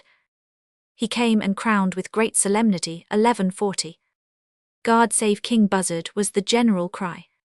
A portly prince and goodly to the sight, he seemed a son of Anak for his height, like those whom stature did to crowns prefer, black-browed and bluff like Homer's Jupiter, broad-backed and brawny-built for love's delight, a prophet formed to make a female proselyte, a theologue more by need than genial bent, by breeding sharp, by nature confident, interest in all his actions was discerned 1150, more learned than honest, more a wit than learned, or forced by fear or by his prophet led, or both conjoined his native clime he fled, but brought the virtues of his heaven along, a fair behaviour and a fluent tongue, and yet with all his arts he could not thrive, the most unlucky parasite alive. Loud praises to prepare his paths he sent, and then himself pursued his compliment, but by reverse of fortune chased away 1160. His gifts no longer than their author stay, he shakes the dust against the ungrateful race, and leaves the stench of ordures in the place. Oft has he flattered and blasphemed the same, for in his rage he spares no sovereign's name. The hero and the tyrant change their style, by the same measure that they frown or smile. When well received by hospitable foes, the kindness he returns is to expose. For courtesies though undeserved, and great 1170, no gratitude in felon minds beget. As tribute to his wit the churl receives the treat. His praise of foes is venomously nice, so touched it turns a virtue to a vice. A Greek and bountiful forewarns us twice. 7 sacraments he wisely does disown, because he knows confession stands for one, where sins to sacred silence are conveyed, and not for fear or love to be betrayed. But he uncalled his patron to control 1180, divulged the secret whispers of his soul, stood forth the accusing Satan of his crimes, and offered to the Moloch of the times, prompt to assail and careless of defense, invulnerable in his impudence. He dares the world and eager of a name.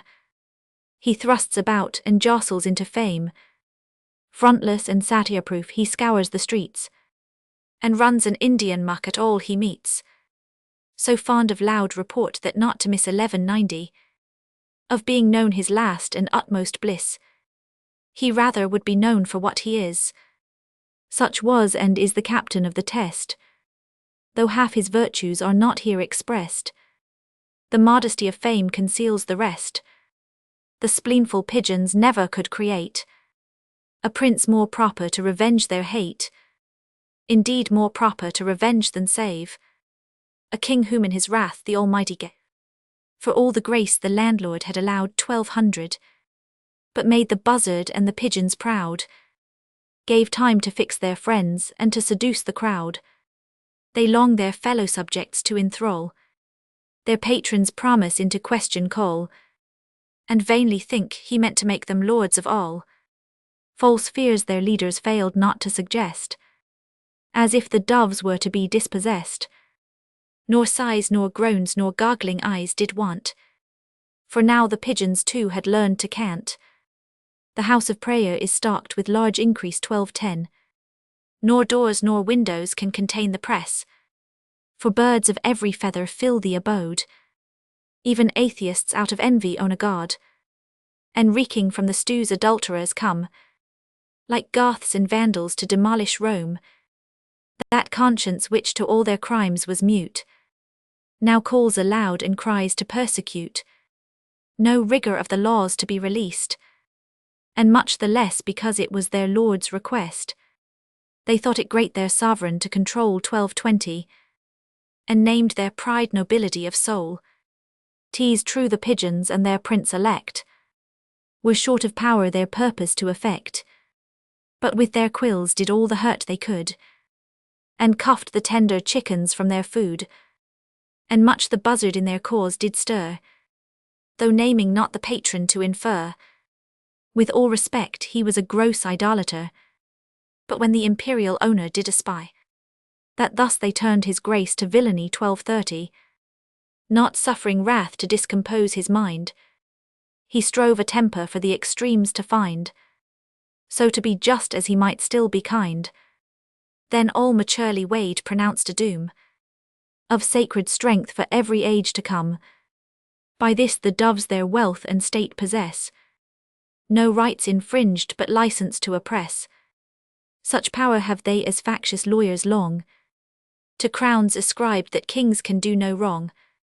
But since his own domestic birds have tried 1240 the dire effects of their destructive pride, he deems that proof a measure to the rest, concluding well within his kingly breast.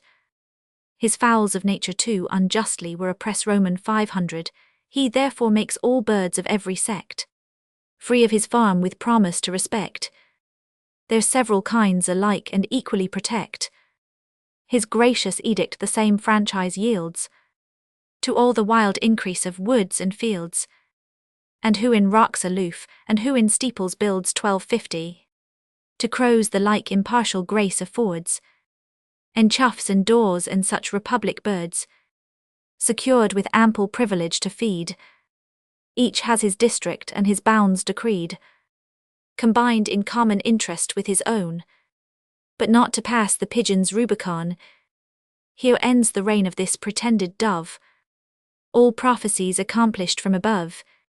From Shiloh comes the scepter to remove, reduced from her imperial high abode 1260, like Dionysius to a private rod, the passive church that with pretended grace did her distinctive mark in duty place, now touched reviles her maker to his face.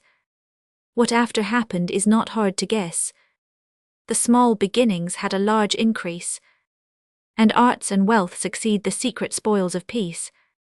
'Tis said the doves repented though too late, become the smiths of their own foolish fate. Nor did their owner hasten their ill hour 1270, but sunk in credit they decreased in power, like snows in warmth that mildly pass away, dissolving in the silence of decay. The buzzard, not content with equal place, invites the feathered Nimrods of his race to hide the thinness of their flock from sight, and all together make a seeming goodly flight, but each have separate interests of their own. 2 czars are one too many for a throne, nor can the usurper long abstain from food 1280.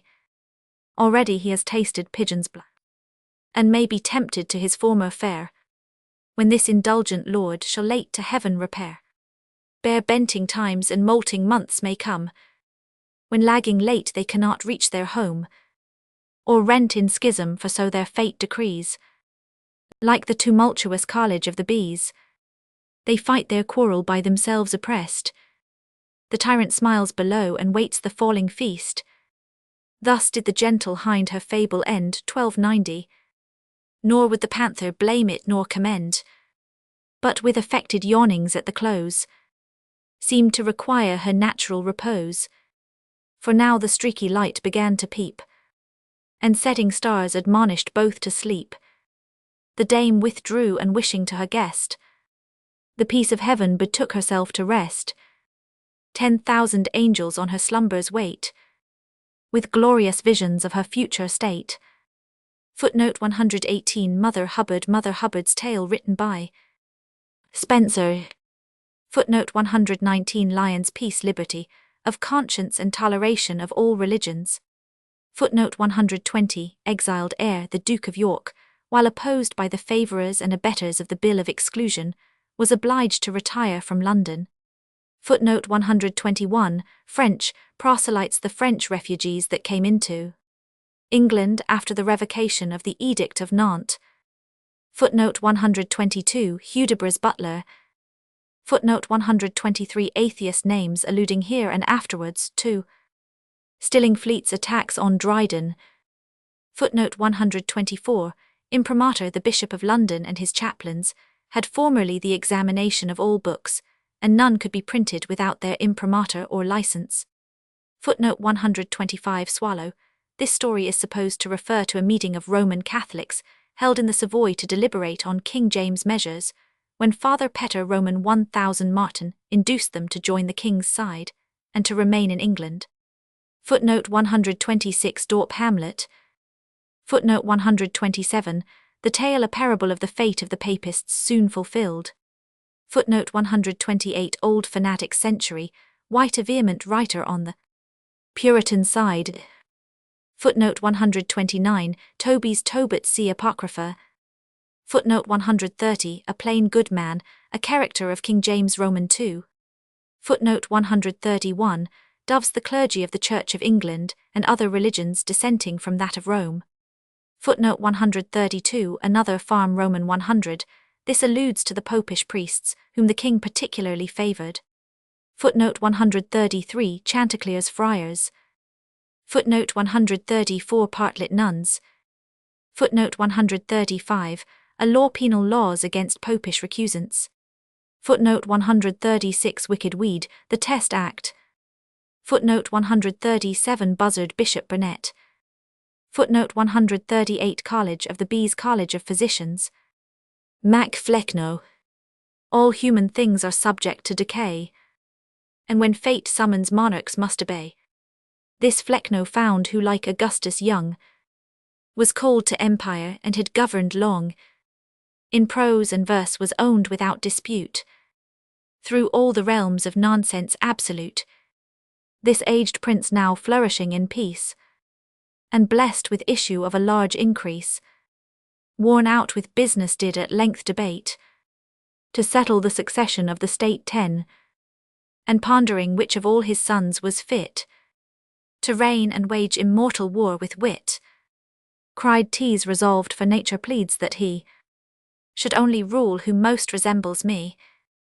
Shadwell alone my perfect image bears, mature in dullness from his tender years. Shadwell alone of all my sons is he who stands confirmed in full stupidity. The rest to some faint meaning make pretence, but Shadwell never deviates into sense 20. Some beams of wit on other souls may fall, strike through and make a lucid interval, but Shadwell's genuine night admits no ray. His rising fogs prevail upon the day. Besides, his goodly fabric fills the eye, and seems designed for thoughtless majesty, thoughtless as monarch oaks that shade the plain, and spread in solemn state supinely reign. Haywood and Shirley were but types of thee, thou last great prophet of tautology 30. Even I, a dunce of more renown than they, was sent before but to prepare thy way, and coarsely clad in Norwich drugget came, to teach the nations in thy greater name. My warbling lute the lute I whilom strung, when to King John of Portugal I sung, was but the prelude to that glorious day, when thou on silver Thames didst cut thy way, with well-timed oars before the royal barge, swelled with the pride of thy celestial charge 40, and big with him commander of an host. The like was near in Epsom blankets toss Roman 500 methinks, I see the new Aryan sail, the lute still trembling underneath thy nail. At thy well sharp end thumb from shore to shore, the trebles squeak for fear the basses roar. Echoes from Pissing Alley Shadwell call, and Shadwell they resound from Aston Hall. About thy boat the little fishes throng, as at the morning toast that floats along 50. Sometimes as prince of thy harmonious band, thou wield'st thy papers in thy thrashing hand. St. Andre's feet near kept more equal time, not even the feet of thy own Psyche's rhyme, though they in number as in sense excel, so just so like tautology they fell, that pale with envy Singleton forswore the lute and sword which he in triumph bore, and vowed he ne'er would act Valerius more. Here stopped the good old sire and wept for joy 60, in silent raptures of the hopeful boy. All arguments but most his plays persuade, that for anointed dullness he was made. Close to the walls which fair Augusta bind, the fair Augusta much to fears inclined, an ancient fabric raised to inform the sight, there stood of yore and barbican at height, a watchtower once but now so fate ordains, of all the pile an empty name remains. From its old ruins brothel houses rise 70, scenes of lewd loves and of polluted joys, where their vast courts the mother strumpets keep, and undisturbed by watch in silent sleep, near these a nursery erects its head, where queens are formed and future heroes bred, where unfledged actors learn to laugh and cry, where infant punks their tender voices try, and little Maximins the gods defy. Great Fletcher never treads in buskins here, nor greater Johnson dares in socks appear 80, but gentle Simkin just reception finds, amidst this monument of vanished minds. Pure clinches the suburban muse affords, and Panton waging harmless war with words. Here Flecknoe as a place to fame well known, ambitiously designed his Shadwell's throne. For ancient Decker prophesied long since, that in this pile should reign a mighty prince, born for a scourge of wit and flail of sense, to whom true dullness should some Psyche's owe 90, but worlds of misers from his pen should flow. Humorists and hypocrites it should produce, whole Raymond families and tribes of Bruce, Now Empress Fame had published the renown of Shadwell's coronation through the town. Roused by report of fame, the nations meet from near Bunhill and distant Watling Street. No Persian carpets spread the imperial way, but scattered limbs of mangled poets lay. From dusty shops neglected authors come 100, martyrs of pies and reliques of the bum. Much Haywood surely Ogleby there lay, but loads of Shadwell almost choked the way. Bilked stationers for yeomen stood prepared, and Herringman was captain of the guard. The hoary prince in majesty appeared, high on a throne of his own labours rear Roman 500, at his right hand our young Ascanius sate, Rome's other hope and pillar of the state. His brows thick fogs instead of glory's grace, 110, and lambent dullness played around his face, as Hannibal did to the altars come, sworn by his fire a mortal foe to Rome. So Shadwell swore, nor should his vow be vain, that he till death true dullness would maintain, and in his father's right and realm's defence, ne'er to have peace with wit nor truce with sense.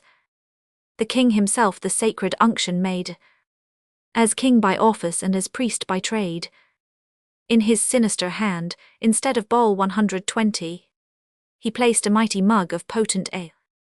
Love's kingdom to his right he did convey, at once his sceptre and his rule of sway, whose righteous law the prince had practised young, and from whose loins recorded Psyche sprung. His temples last with poppies were o'erspread, that nodding seemed to consecrate his head. Just at the point of time, if fame not lie, on his left hand 12 reverend owls did fly. So Romulus tease, sung by Tiber's brook 130, presage of sway from twice 6 vultures took. The admiring throng loud acclamations make, and omens of his future empire take. The sire then shook the honours of his head, and from his brows damps of oblivion shed. Full on the filial dullness long he stood, repelling from his breast the raging god. At length burst out in this prophetic mood, Heavens bless my son from Ireland, let him reign to far Barbados on the western main 140. Of his dominion may no end be known, and greater than his father's be his throne. Beyond love's kingdom let him stretch his pen.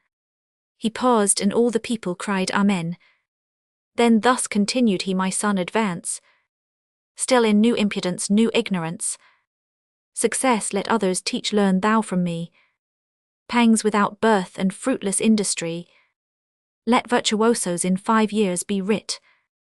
Yet not one thought accuse thy toil of wit 150.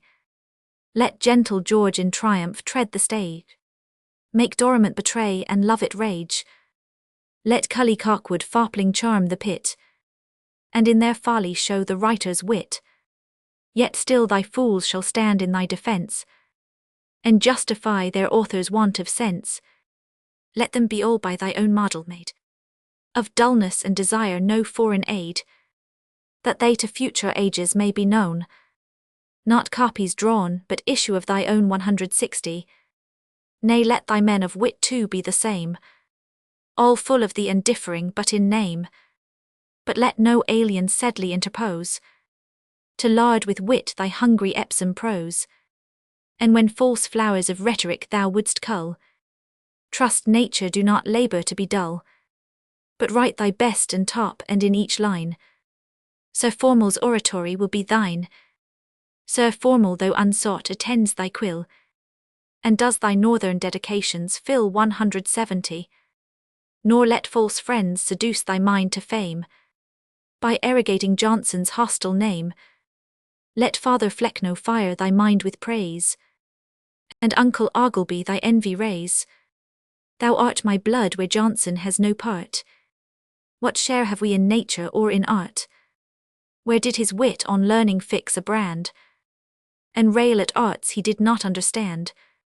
Where made he love in Prince Nicander's vein, or swept the dust in Psyche's humble strain 180? Where sold he bargain's whipstitch kiss my eye, promised a play and dwindled to a farce? When did his muse from Fletcher scenes purloin, as thou whole etheridge dost transfuse to thine, but so transfused as oil and waters flow, his always floats above, thine sinks below. This is thy province, this thy wondrous way, new humours to invent for each new play. This is that boasted bias of thy mind, by which one way to dullness tease, inclined 190, which makes thy writings lean on one side still, and in all changes that way bends thy will, nor let thy mountain belly make pretence of likeness, thine's a tympany of sense. A ton of man in thy large bulk is writ, but sure thou'rt but a kilderkin of wit. Like mine thy gentle numbers feebly creep, thy tragic muse gives smiles thy comic sleep. With whate'er goal thou set'st thyself to write, thy inoffensive satires never bite 200. In thy felonious heart though venom lies, it does but touch thy Irish pen and dies. Thy genius calls thee not to purchase fame in keen iambics but mild anagram. Leave writing plays and choose for thy command some peaceful province in acrostic land. There thou mayst wings display and altars raise, and torture one poor word 10,000 ways. Or if thou wouldst thy different talents suit, set thy own songs and sing them to thy lute 210. He said, but his last words were scarcely heard, for Bruce and Longville had a trap prepared, and down they sent the yet declaiming bard. Sinking he left his drugget robe behind, borne upwards by a subterranean wind. The mantle fell to the young prophet's part, with double portion of his father's art. Footnote 139. Mac Flecknoe, Richard Flecknoe, from whom this poem derives its name, was an Irish priest and author of plays. Footnote 140. Hayward and Shirley, play-writers in Queen Elizabeth's time. Footnote 141. St. André, a famous French dancing master.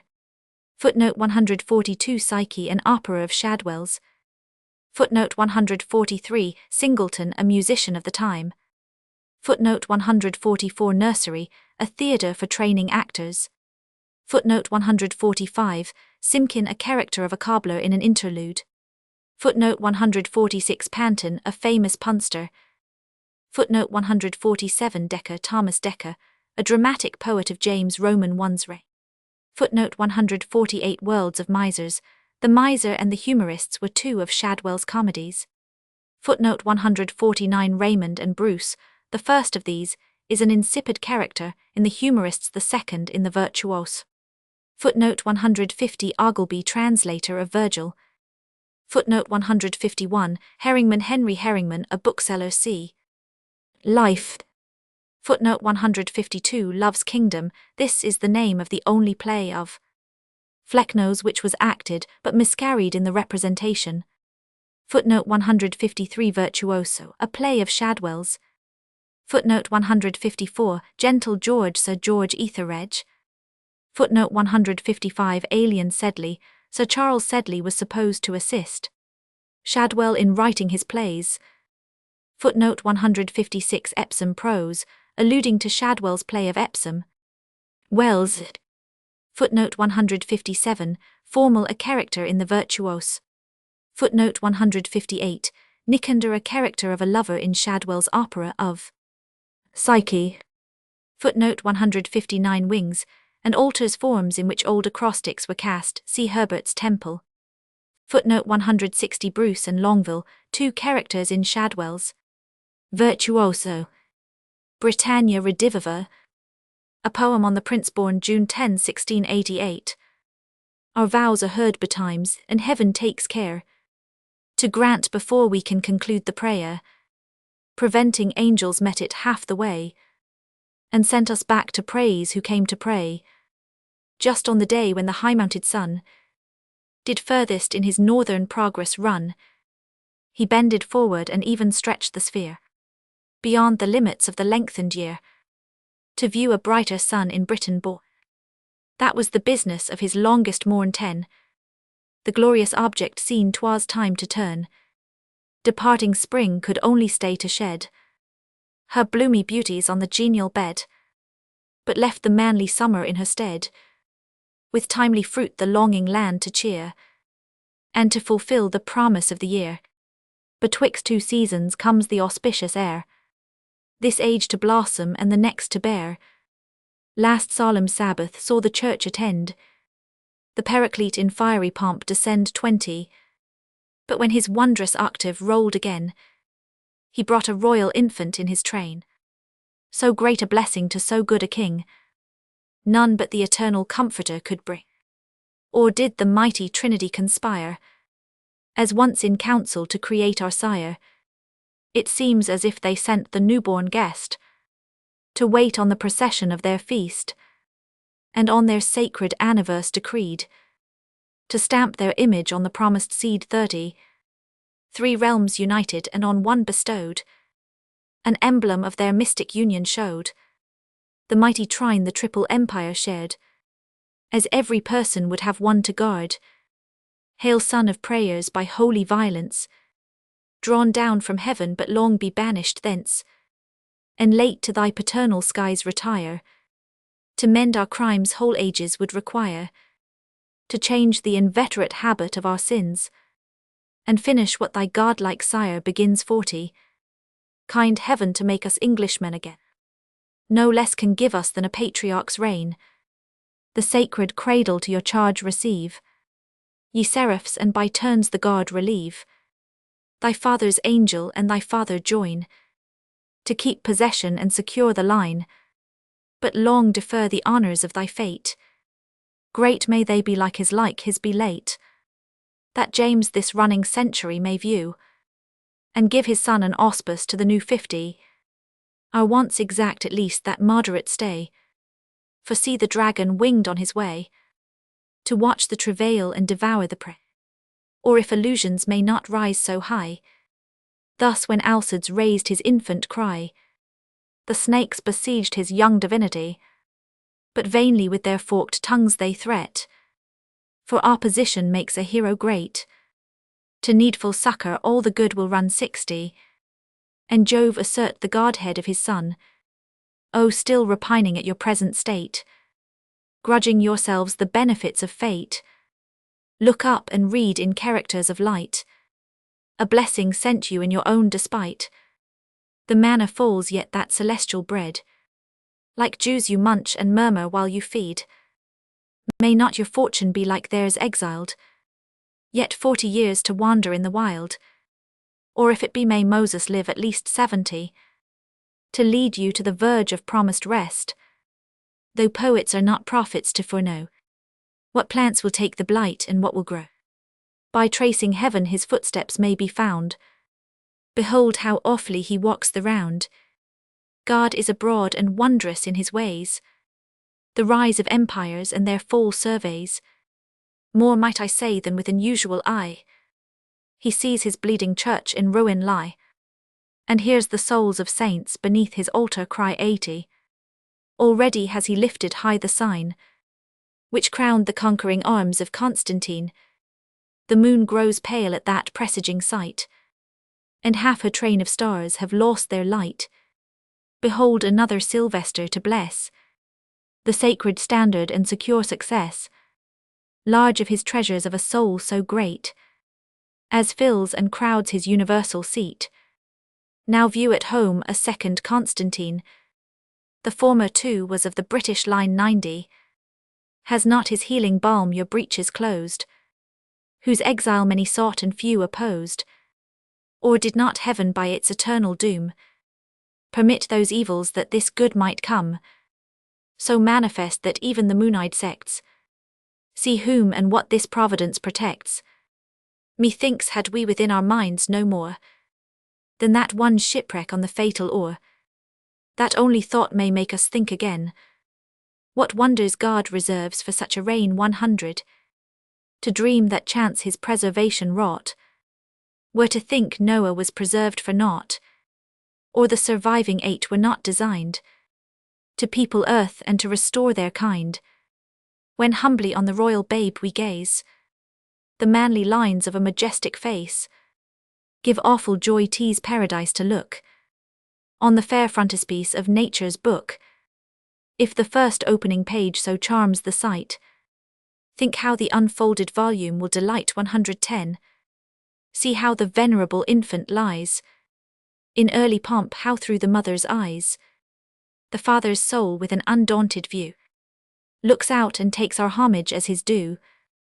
See on his future subject how he smiles, nor meanly flatters nor with craft beguiles, but with an open face as on his throne assures our birthrights and assumes his own.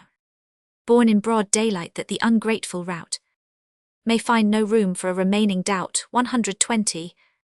Truth which itself is light does darkness shun, and the true eaglet safely dares the sun. Fain would the fiends have made a dubious birth, loath to confess the Godhead clothed in earth, but sickened after all their baffled lies, to find an heir apparent of the skies. Abandoned to despair still may they grudge, and owning not the Saviour prove the judge. Not great knees stood in plainer day, when the dark mantling mist dissolved away. 130. He to the Tyrians showed his sudden face, shining with all his goddess mother's grace, for she herself had made his countenance bright, breathed honour on his eyes and her own purple light. If our victorious Edward, as they say, gave Wales a prince on that propitious day, why may not years revolving with his fate produce his like but with a longer date, one who may carry to a distant shore the terror that his famed forefather bore. 140. But why should James or his young hero stay for slight presages of a name or day? We need no Edward's fortune to adorn that happy moment when our prince was born. Our prince adorns his day, and ages hence shall wish his birthday for some future prince, great Michael, prince of all the ethereal hosts, and whate'er inborn saints our Britain boasts, and thou the adopted patron of our isle, with cheerful aspects on this infant smile. 150. The pledge of heaven which dropping from above secures our bliss and reconciles his love. Enough of ills our dire rebellion wrought, when to the dregs we drank the bitter draught. Then airy atoms did in plagues conspire, nor did the avenging angel yet retire, but purged our still increasing crimes with fire. Then perjured plots the still impending test, and worse but charity conceals the rest. Here stop the current of the sanguine flood. 160. Require not, gracious God, thy martyrs' blood, but let their dying pangs their living toil spread a rich harvest through their native soil, a harvest ripening for another reign, of which this royal babe may reap the grain. Enough of early saints one womb has given, enough increase the family of heaven. Let them for his and our atonement go, and reigning blessed above, leave him to rule below. Enough already has the year foreshowed. 170. His wonted course the sea has overflowed, the meads were floated with a weeping spring, and frightened birds in woods forgot to sing. The strong-limbed steed beneath his harness faints, and the same shivering sweat his lord attaints. When will the minister of wrath give o'er? Behold him at Araunah's threshing floor. He stops and seems to sheathe his flaming brand, pleased with burnt incense from our David's hand. David has bought the Jebusites' abode. 180. And raised an altar to the living God. Heaven to reward him makes his joys sincere. No future ills nor accidents appear to sully and pollute the sacred infant's year. 5 months to discord and debate were given. He sanctifies the yet remaining 7. Sabbath of months henceforth in him be blessed, and prelude to the realm's perpetual rest. Let his baptismal drops for us atone lustrations for offences not his own. 190. Let conscience, which is interest ill disguised, in the same font be cleansed and all the land baptized. Unnamed as yet at least unknown to fame, is there a strife in heaven about his name, where every famous predecessor vies, and makes a faction for it in the skies? Or must it be reserved to thought alone? Such was the sacred tetragrammaton. Things worthy silence must not be revealed. Thus the true name of Rome was kept concealed. to shun the spells and sorceries of those 200, who durst her infant majesty oppose. But when his tender strength in time shall rise, to dare ill tongues and fascinating eyes, this isle which hides the little thunderer's fame shall be too narrow to contain his name. The artillery of heaven shall make him known. Crete could not hold the guard when Jove was grown, as Jove's increase who from his brain was born, whom arms and arts did equally adorn. 210. Free of the breast was bread whose milky taste Minerva's name to Venus had debased. So this imperial babe rejects the food that mixes monarchs with plebeian blood, food that his inborn courage might control, extinguish all the father in his soul, and for his Estian race and Saxon strain might reproduce some second Richard's reign.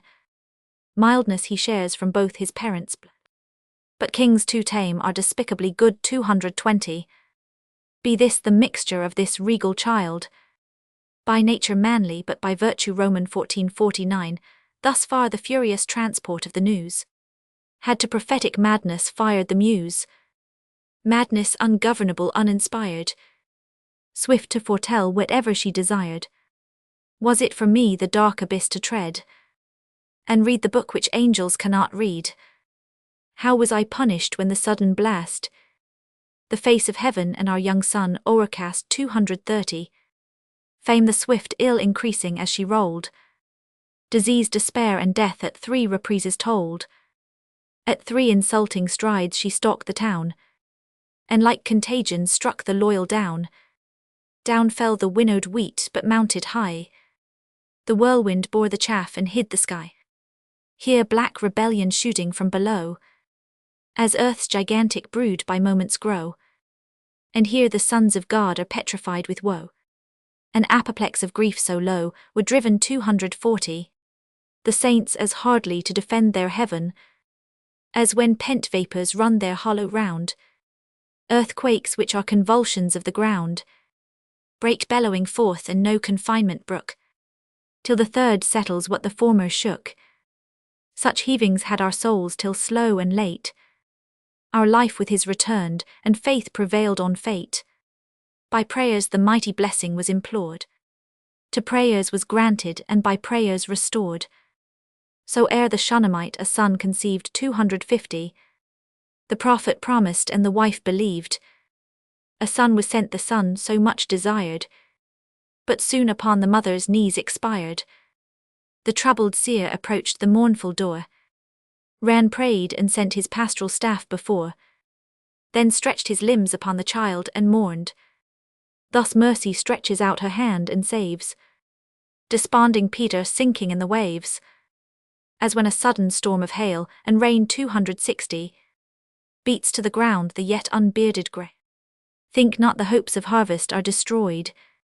On the flat field and on the naked void, the light unloaded stem from tempest freed will raise the youthful honours of his head, and soon restored by native vigour bear the timely product of the bounteous year, nor yet conclude all fiery trials past, for heaven will exercise us to the last, sometimes will check us in our full career. 270. With doubtful blessings and with mingled fear, that still depending on his daily grace, his every mercy for an alms may pass, with sparing hands will diet us to good, preventing surfeits of our pampered blood. So feeds the mother bird her craving young, with little morsels and delays them long. True, this last blessing was a royal feast, but where's the wedding garment on the guest? Our manners as religion were a dream. 280. Are such as teach the nations to blaspheme. In lusts we wallow and with pride we swell, and injuries with injuries repel, prompt to revenge not daring to forgive. Our lives unteach the doctrine we believe. Thus Israel sinned impenitently hard, and vainly thought the present ark their guard. But when the haughty Philistines appear, they fled abandoned to their foes and fear. Their God was absent though his ark was there. 290. Ah, lest our crimes should snatch this pledge away, and make our joys the blessings of a day. For we have sinned him hence, and that he lives, God to his promise not our practice gives. Our crimes would soon weigh down the guilty scale, but James and Mary and the Church prevail, nor Amalek can rout the chosen bands, while Hur and Aaron hold up Moses' hands. By living well let us secure his days, moderate in hopes and humble in our ways. 300. No force the freeborn spirit can constrain, but charity and great examples gain. Forgiveness is our thanks for such a day. 'Tis God like God in his own coin to pay. But you propitious Queen translated here, from your mild heaven to rule our rugged sphere, beyond the sunny walks and circling year, you who your native climate have bereft of all the virtues and the vices left, whom piety and beauty make their boast. 310. Though beautiful is well in pious lost, so lost as starlight is dissolved away, and melts into the brightness of the day, or gold about the regal diadem, lost to improve the lustre of the gem. What can we add to your triumphant day? Let the great gift the beauteous giver pay, for should our thanks awake the rising sun, and lengthen as his latest shadows run, that though the longest day would soon too soon be done. 320. Let angels' voices with their harps conspire, but keep the auspicious infant from the choir. Late let him sing above, and let us know no sweeter music than his cries below. Nor can I wish to you, great monarch, more than such an annual income to your store. The day which gave this unit did not shine for a less omen than to fill the trine. After a prince an admiral beget, the royal sovereign wants an anchor yet. 330. Our isle has younger titles still in store, and when the exhausted land can yield no more, your line can force them from a foreign shore. The name of great your martial mind will suit, but justice is your darling attribute. Of all the Greeks 'twas but one hero's due, and in him Plutarch prophesied of you. A prince's favours but on few can fall, but justice is a virtue shared by all. Some kings the name of conquerors have assumed. 340. Some to be great, some to be gods presumed, but boundless power and arbitrary lust made tyrants still abhor the name of just. They shunned the praise this godlike virtue gives, and feared a title that reproached their lives. The power from which all kings derive their state, whom they pretend at least to imitate, is equal both to punish and reward. For few would love their God, unless they fear Roman. 500. Resistless force and immortality. 350. Make but a lame imperfect deity. Tempests have force unbounded to destroy, and deathless being even the damned enjoy. And yet heaven's attributes both last and first, one without life and one with life accursed. But justice is heaven's self, so strictly he, that could it fail the Godhead could not be. This virtue is your own, but life and state are one to fortune subject, one to fate, equal to all you justly frown or smile. 360. Nor hopes nor fears your steady hand beguile, yourself our balance hold, the world's our eye.